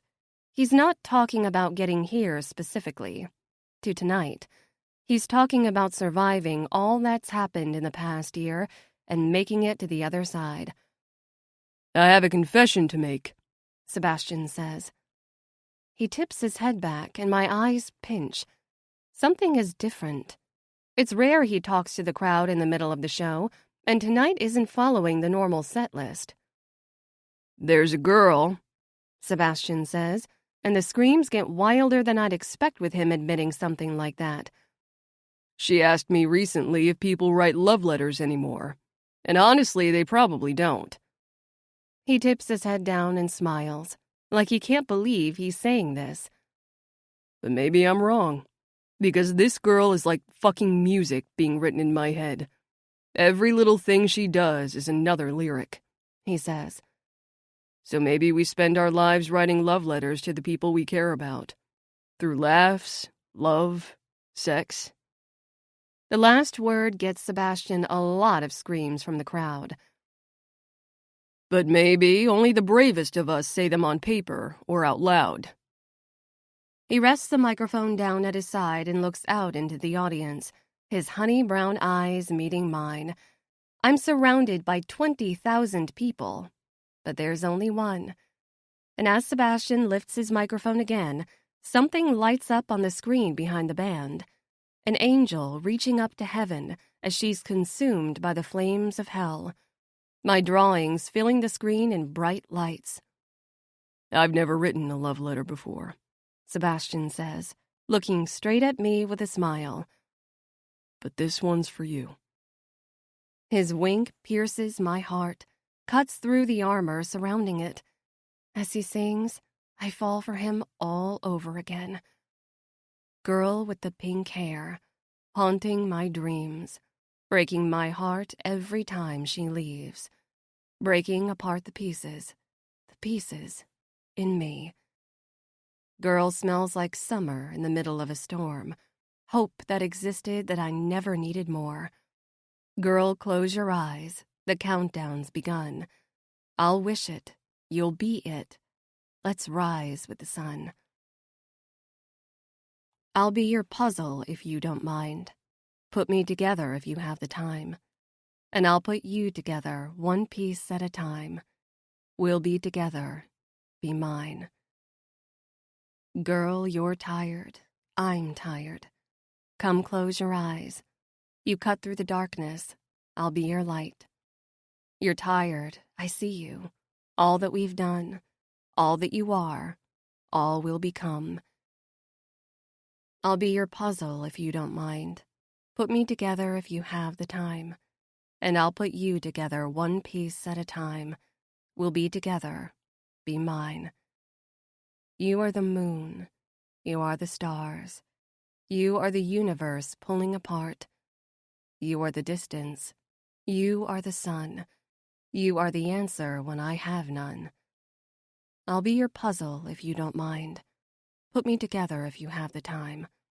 And I'll put you together, one piece at a time. We'll be together. Be mine. The song. My song. And not angel of death, but something so much more. Hope? A promise? The final chords play, and Sebastian's eyes are on mine. He moves the microphone and smiles just for me, in a room of thousands. He looks at me like I'm the only one. I could try to deny it. I could tell myself I don't feel it. But I don't because I know I'm his. Thank you, Sacramento, Sebastian says, finally breaking our stare and looking out to the crowd. You don't have to go home, but get the fuck out of here. And when his eyes meet mine once more, he tips his head just enough to tell me he's not done with me yet. Quinn and Mary are already on me, dragging me through the people and out of the crowd. You guys knew about that? I ask. Yes and no, Quinn smiles. Handling publicity, they tend to tell me when one of them is about to do something big or stupid, So I had a little heads up, but didn't know what exactly it was. I knew. Mary winks. I narrow my eyes at her. Noah? She shrugs me off and keeps pulling me toward backstage. When we finally get through a side door and it closes behind us, I'm surprised by the silence. In a stadium filled with voices, it's quiet back here. And then I see him walking toward me. It feels like a lifetime, and no time at all since we've been face to face. He's still in his stage clothes, wet with sweat, eyes locked on mine. A gravitational pull makes it impossible to imagine how I ever walked away. Mary leans into my ear. Talk later. She pecks me on the cheek, and she and Quinn peel away, leaving me alone with Sebastian, 5 feet apart in an empty hallway. You look good, I tell him, tucking my hands in my pockets. You look stunning. His eyes skim me up and down, stripping me with one glance. I thought about wearing one of the rock star appropriate outfits Mary got me when I was on tour with the band, but I went with jeans and a simple Enemy Muse t-shirt instead. Tonight I felt like just being me. That song wasn't fake. Sebastian finishes with a grin, and it makes me smile. No, I guess it wasn't. He takes a step closer and then freezes, like he's torn by the same pull inside him that I'm feeling, needing to be closer but not quite sure where we stand. How are you? I ask him. He looks good, clean, clear. The haze is gone. Good most days. He dips his chin. Missing you on all of them. I know the feeling. This time it's me who steps forward. I didn't mean for this to happen, you and me, he says. I meant when I said that I didn't know who you were when I met you. And as soon as I realized who you were, I know I should have told you everything. I wanted to, but I was selfish and terrified you'd walk away before we even got started. I was selfish too, I admit. I knew you were struggling with more than you were saying. We both were. And I just let us drown in it. I couldn't seem to let go, even if we were just meant to be temporary. Sebastian steps forward again and reaches for my hands, taking them in his own like they've never belonged anywhere else.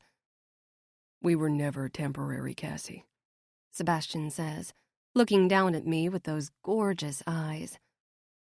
I've been yours since I met you. Fuck, maybe even before that. Your brother sure as shit hated when I asked about his hot sister every 5 seconds. I laugh. I thought you didn't know what I looked like. I didn't. Sebastian shrugs. Just a feeling.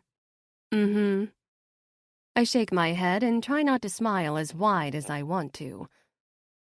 I'm still working through shit, Sebastian says.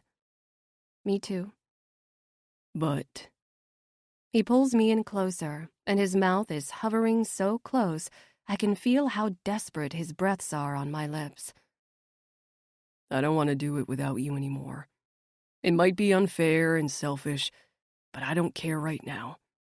I'm working on things. I'm talking to a shrink. I'm sober.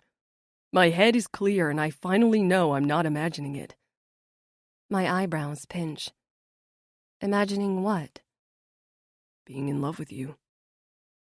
Those words kick the air from my chest. I've tried really hard to tell myself not to feel that very thing, that it won't be reciprocated, and I'll just hurt more. With one statement, Sebastian has pulled his heart out and handed it to me. You... Sebastian nods. What do you think of that? So many things. It makes my head airy, and my limbs might as well be floating. If it weren't for his hands holding mine, I might float away. I can't hold back my smile as I press closer to him. What do I think? He nods, looking nervous all of a sudden. My mom used to say everything on earth was formed from the heart of a star, I say, tracing his palms with my thumbs. That when the universe formed, stardust scattered. Pieces floating aimlessly before coming back together and forming new elements and beings. That in the beginning, we were all something else, something that changed and had to fight to be whole again. And do you think we're the pieces? I shake my head. No, I think we're finally on the other side. We're the heart of the star coming back together as something different. He brings his hand to my jaw and holds it. I like that. I was afraid we were two broken people trying to fix the cracks in each other. That the only reason you were drawn to me was because of this mutual void we shared. But once I was gone, I realized that wasn't why I felt whole around you. It was because you saw me, the real me. You embraced her. You let me be her. And you made me better. You make me better. Sebastian grins. But I'm not as good at words as you are, so I don't have some metaphorical story about the universe to back it up. I smile and wrap my arms around Sebastian's broad shoulders, finding the perfect cracks in which they belong. Sebastian. He leans in, his mouth a breath from mine. Yeah. I love you too. He catches my mouth with his kiss, stronger, deeper than anything I've ever felt. And in our kiss, he's not Sebastian Kane, a rock god, and I'm not Cassie Walker, the girl with the pink hair. He's mine, and I'm his. Epilogue. Cassie. 4 months later. Boris meets me at the airport with a sign that says Lady Sunshine on it. No doubt Sebastian's doing.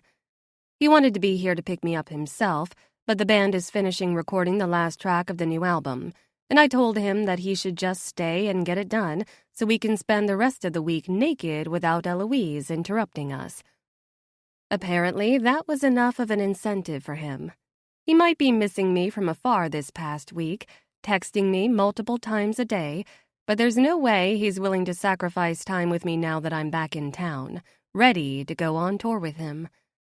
Mom and Dad weren't a fan of me going on another tour with Sebastian at first, especially since we've only been seeing each other for a few months. But there is nowhere I'd rather be than by his side. Besides, after Sacramento, it didn't feel right to deny what we were anymore. So he finally put a label on it, and he said there's no way he's touring without his girlfriend there with him. Somehow, even with Myth keeping us apart all those years, he still ended up being the force that brought us together, a connection that needed the right timing and a little water to bloom. Remembering back, I think Myth must have known this would always be the case, and that's why he kept me away from the band as long as he did. He knew his sister and his friend well enough to see we were two pieces that would just fit, while also being smart enough to know we weren't ready for it quite yet. But now, it's time. Anticipation is biting at my skin with each passing minute. The last of my things are finally in storage, and I'm headed to Sebastian's house to prep for hitting the road. I'm not going to miss these trips back and forth from Seattle packing things up, but it was worth it. Because on this tour, I'm all his. And unlike the last tour where things were uncertain between us, this one promises to be different. With all the recent changes, the band decided to splurge on their own tour buses. Sebastian said it was so he could have me all to himself more often, but I think he's also worried I'm going to burn out like I did last time. I'm not, because although adjusting to the unusual sleep schedule and constant motion of touring can be tiring, there was another weight on my shoulders that was far more pressing last time we did this. The reminders of my brother. But ever since Myth's ashes blew away in the Seattle wind, I found some peace in the darkness. I laid him to rest. His death isn't something I'll ever get past. But I'm learning how to live in it, and the weight is lifted. Like Mom always says, the universe changes and transforms, but things are never really gone. I'd like to think that's true every night I'm sitting out under the stars and looking up, thinking of him. That he's out there, burning bright, just like he always did. I pull out my sketch pad, noticing we're almost at the house, so I only have a few minutes to put the finishing touches on one of my drawings. It's a distorted image of the band looking like angels and devils. Sebastian was serious about using my art for the upcoming album, and I get the impression he didn't give the label much of a choice. "Miss Walker," Boris says, pulling the car to a stop. "We're here." Here. Finally, it feels like. For two people who met at the bottom of downward spirals, I didn't think it was possible for us to get where we are. Boris comes around the car and opens my door, bringing my bags into the house before driving away. It's quiet, and I almost think Sebastian isn't home from recording at Adrian's house yet, until I realize the fireplace in the glass patio is lit, and there's music playing. Sliding open the glass doors, I see Sebastian's head pop up from where he's lying on a mattress in the middle of the space. He dragged it out from one of the guest rooms a few weeks ago, when it started getting too cold to be outside to lie under the stars. "What the fuck, babe?" he says with a grin so wide it splits his entire face. He jumps up and runs over to me, picking me up in his arms and burying his face in my neck. "I thought you weren't going to get here for another hour." "No traffic, and the roads were pretty clear," I say as he nuzzles deeper. "Thank fuck for that." Sebastian sets me down so just my toes reach the ground, and he pulls back to look at me in the face. "You're beautiful." I should be used to it by now. He's constantly saying it, but I just shake my head. I look the same as I did 4 days ago. "Not possible." He dips down, stamping his lips over mine, and my body melts against his with my moan. He breaks it just enough for us to be nose to nose. "You're more gorgeous every day." Whatever you say. I shake my head, and he buries his face in my neck again, biting down and forcing a squeal out of me. I swat him away so I can take a step back. "What are you doing out here?" "Stargazing. Thinking of you." He tugs my hand and pulls me toward the mattress with a wide grin. "We need some real furniture out here at some point. Big loungers, maybe?" "I like the mattress," I tell him, pulling him down onto it and resting my head in the crook of his shoulder. "Keeps you closer." "Not going to argue with that, babe." He kisses the top of my head. This is my favorite spot in Sebastian's house, a full glass enclosure that shows off everything from the soft layer of snow on the ground in the backyard to the beautiful cloudless sky above. It's a perfect night between storms, and with the fire and Sebastian's body heat, I've never felt so warm. "How was packing?" Sebastian asks. "Exhausting, but it's done." "Done?" "Yes. I'm all yours now." He tips my chin up to look me in the face and gives me the smile that brings butterflies to life in my chest.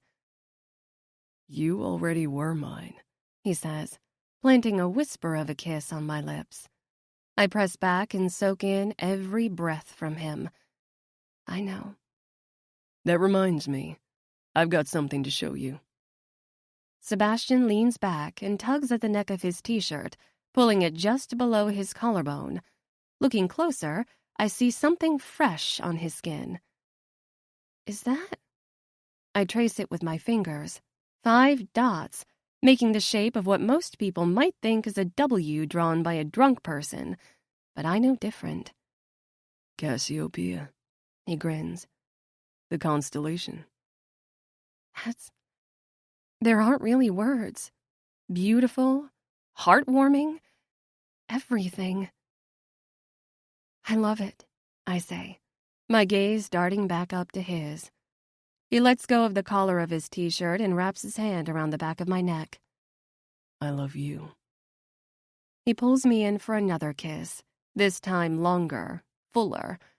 He presses me against the mattress and covers me with his body, and I know I'm exactly where I've always belonged. How many days until the buses arrive? 2 weeks, he says, kissing a trail along my jaw and down my neck. My body hums at the sensation of him moving over my skin. Sebastian slips his hands down and pulls my shirt off me in one movement, tossing it somewhere in the dark patio. I'll have to find it tomorrow. He kisses along my throat and down the line between my breasts, all the way to my belly button, pausing only to peel off my bra and pop the button on my jeans. As he slides them down my legs, he takes my underwear with them, and I'm naked under the most beautiful starry night with Sebastian Kane between my legs. But instead of stargazing like he was doing before I got here, his eyes are on me with the fire of the morning sun. He grabs the back of his shirt in his fist and peels it over his head, planting his hands firmly on the insides of my thighs and pressing them open for him. "You're an angel," Sebastian smiles, kissing from my knee, down, down, down, toward the apex between my legs where my body is aching for him. I almost think I might explode before he reaches me, like the pressure inside is too much and I won't be able to hold on. But when his tongue flattens and runs the full length of my pussy, my entire body shivers. Instead of crumbling, I hold together, craving more of his touch. He keeps his palms on my thighs, spreading me wide open for him as he devours me like he hasn't had a meal in weeks, kissing, tugging, and humming against my clit, sending every sensation up my spine and down to my toes. I grab onto his thick hair and hold him in place, right where I need him.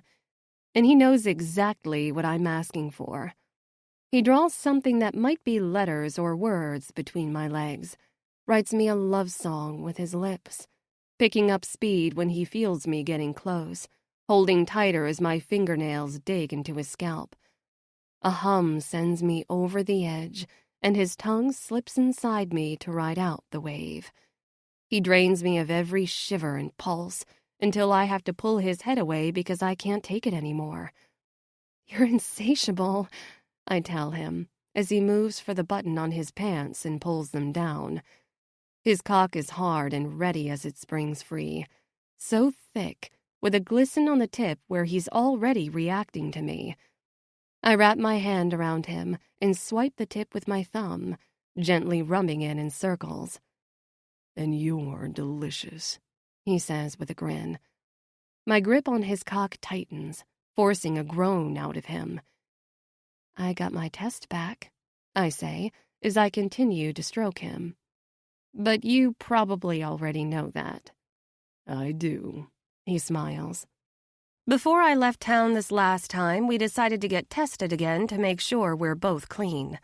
Although I've been on the pill for years and we both tested clean when we first started dating, I wanted to wait a few months for one final check to be certain when we finally came together. Because even if I'm learning to embrace my wild side a bit, I can't help that deep down I'm still a good girl. Today I got the news I was hoping for when the doctor called with the all clear for both of us. "You sure about this?" Sebastian asks, wrapping his hand over mine where I'm still holding his dick and stroking hard. I nod. I want to feel you bare. It's not something I've said to anyone before, not something I've trusted another person with, and neither has he. But I need to be his, and I need him to be mine, in this way and every other. He lets go of my hand and stands up to kick his pants the rest of the way off before kneeling once more between my legs and pulling me up to sitting. His hand grabs where my throat meets my jaw, and he leans in for a long, hard kiss. I can taste myself on his lips, and it makes me wet just thinking about what those lips do to me. "Who am I to deny you, then?" he asks, sitting back on the mattress and drawing me up to straddle him. But he doesn't lie down. He keeps us chest to chest, like he needs me as close as possible. I lift up, feeling his bare dick nudging my entrance, and it sends shivers through my entire body. I'm so wet. I feel myself slipping over him before I even sink down. When I do lower, I feel every inch ripple against the inside of my pussy. He hits depths undiscovered, and I'm sure my eyes roll back in my head at the same time as he lets out a deep groan. His thumb runs over my chin, and he pulls my mouth to his, using his other hand to rock my hips back and forth in his lap. Cassie, fuck. You feel... Sebastian is struggling with words in the same way I'm struggling with processing them. I'm dreaming. I rake my fingers through the sides of his hair and hold his face close to mine. No, Sebastian, this is real.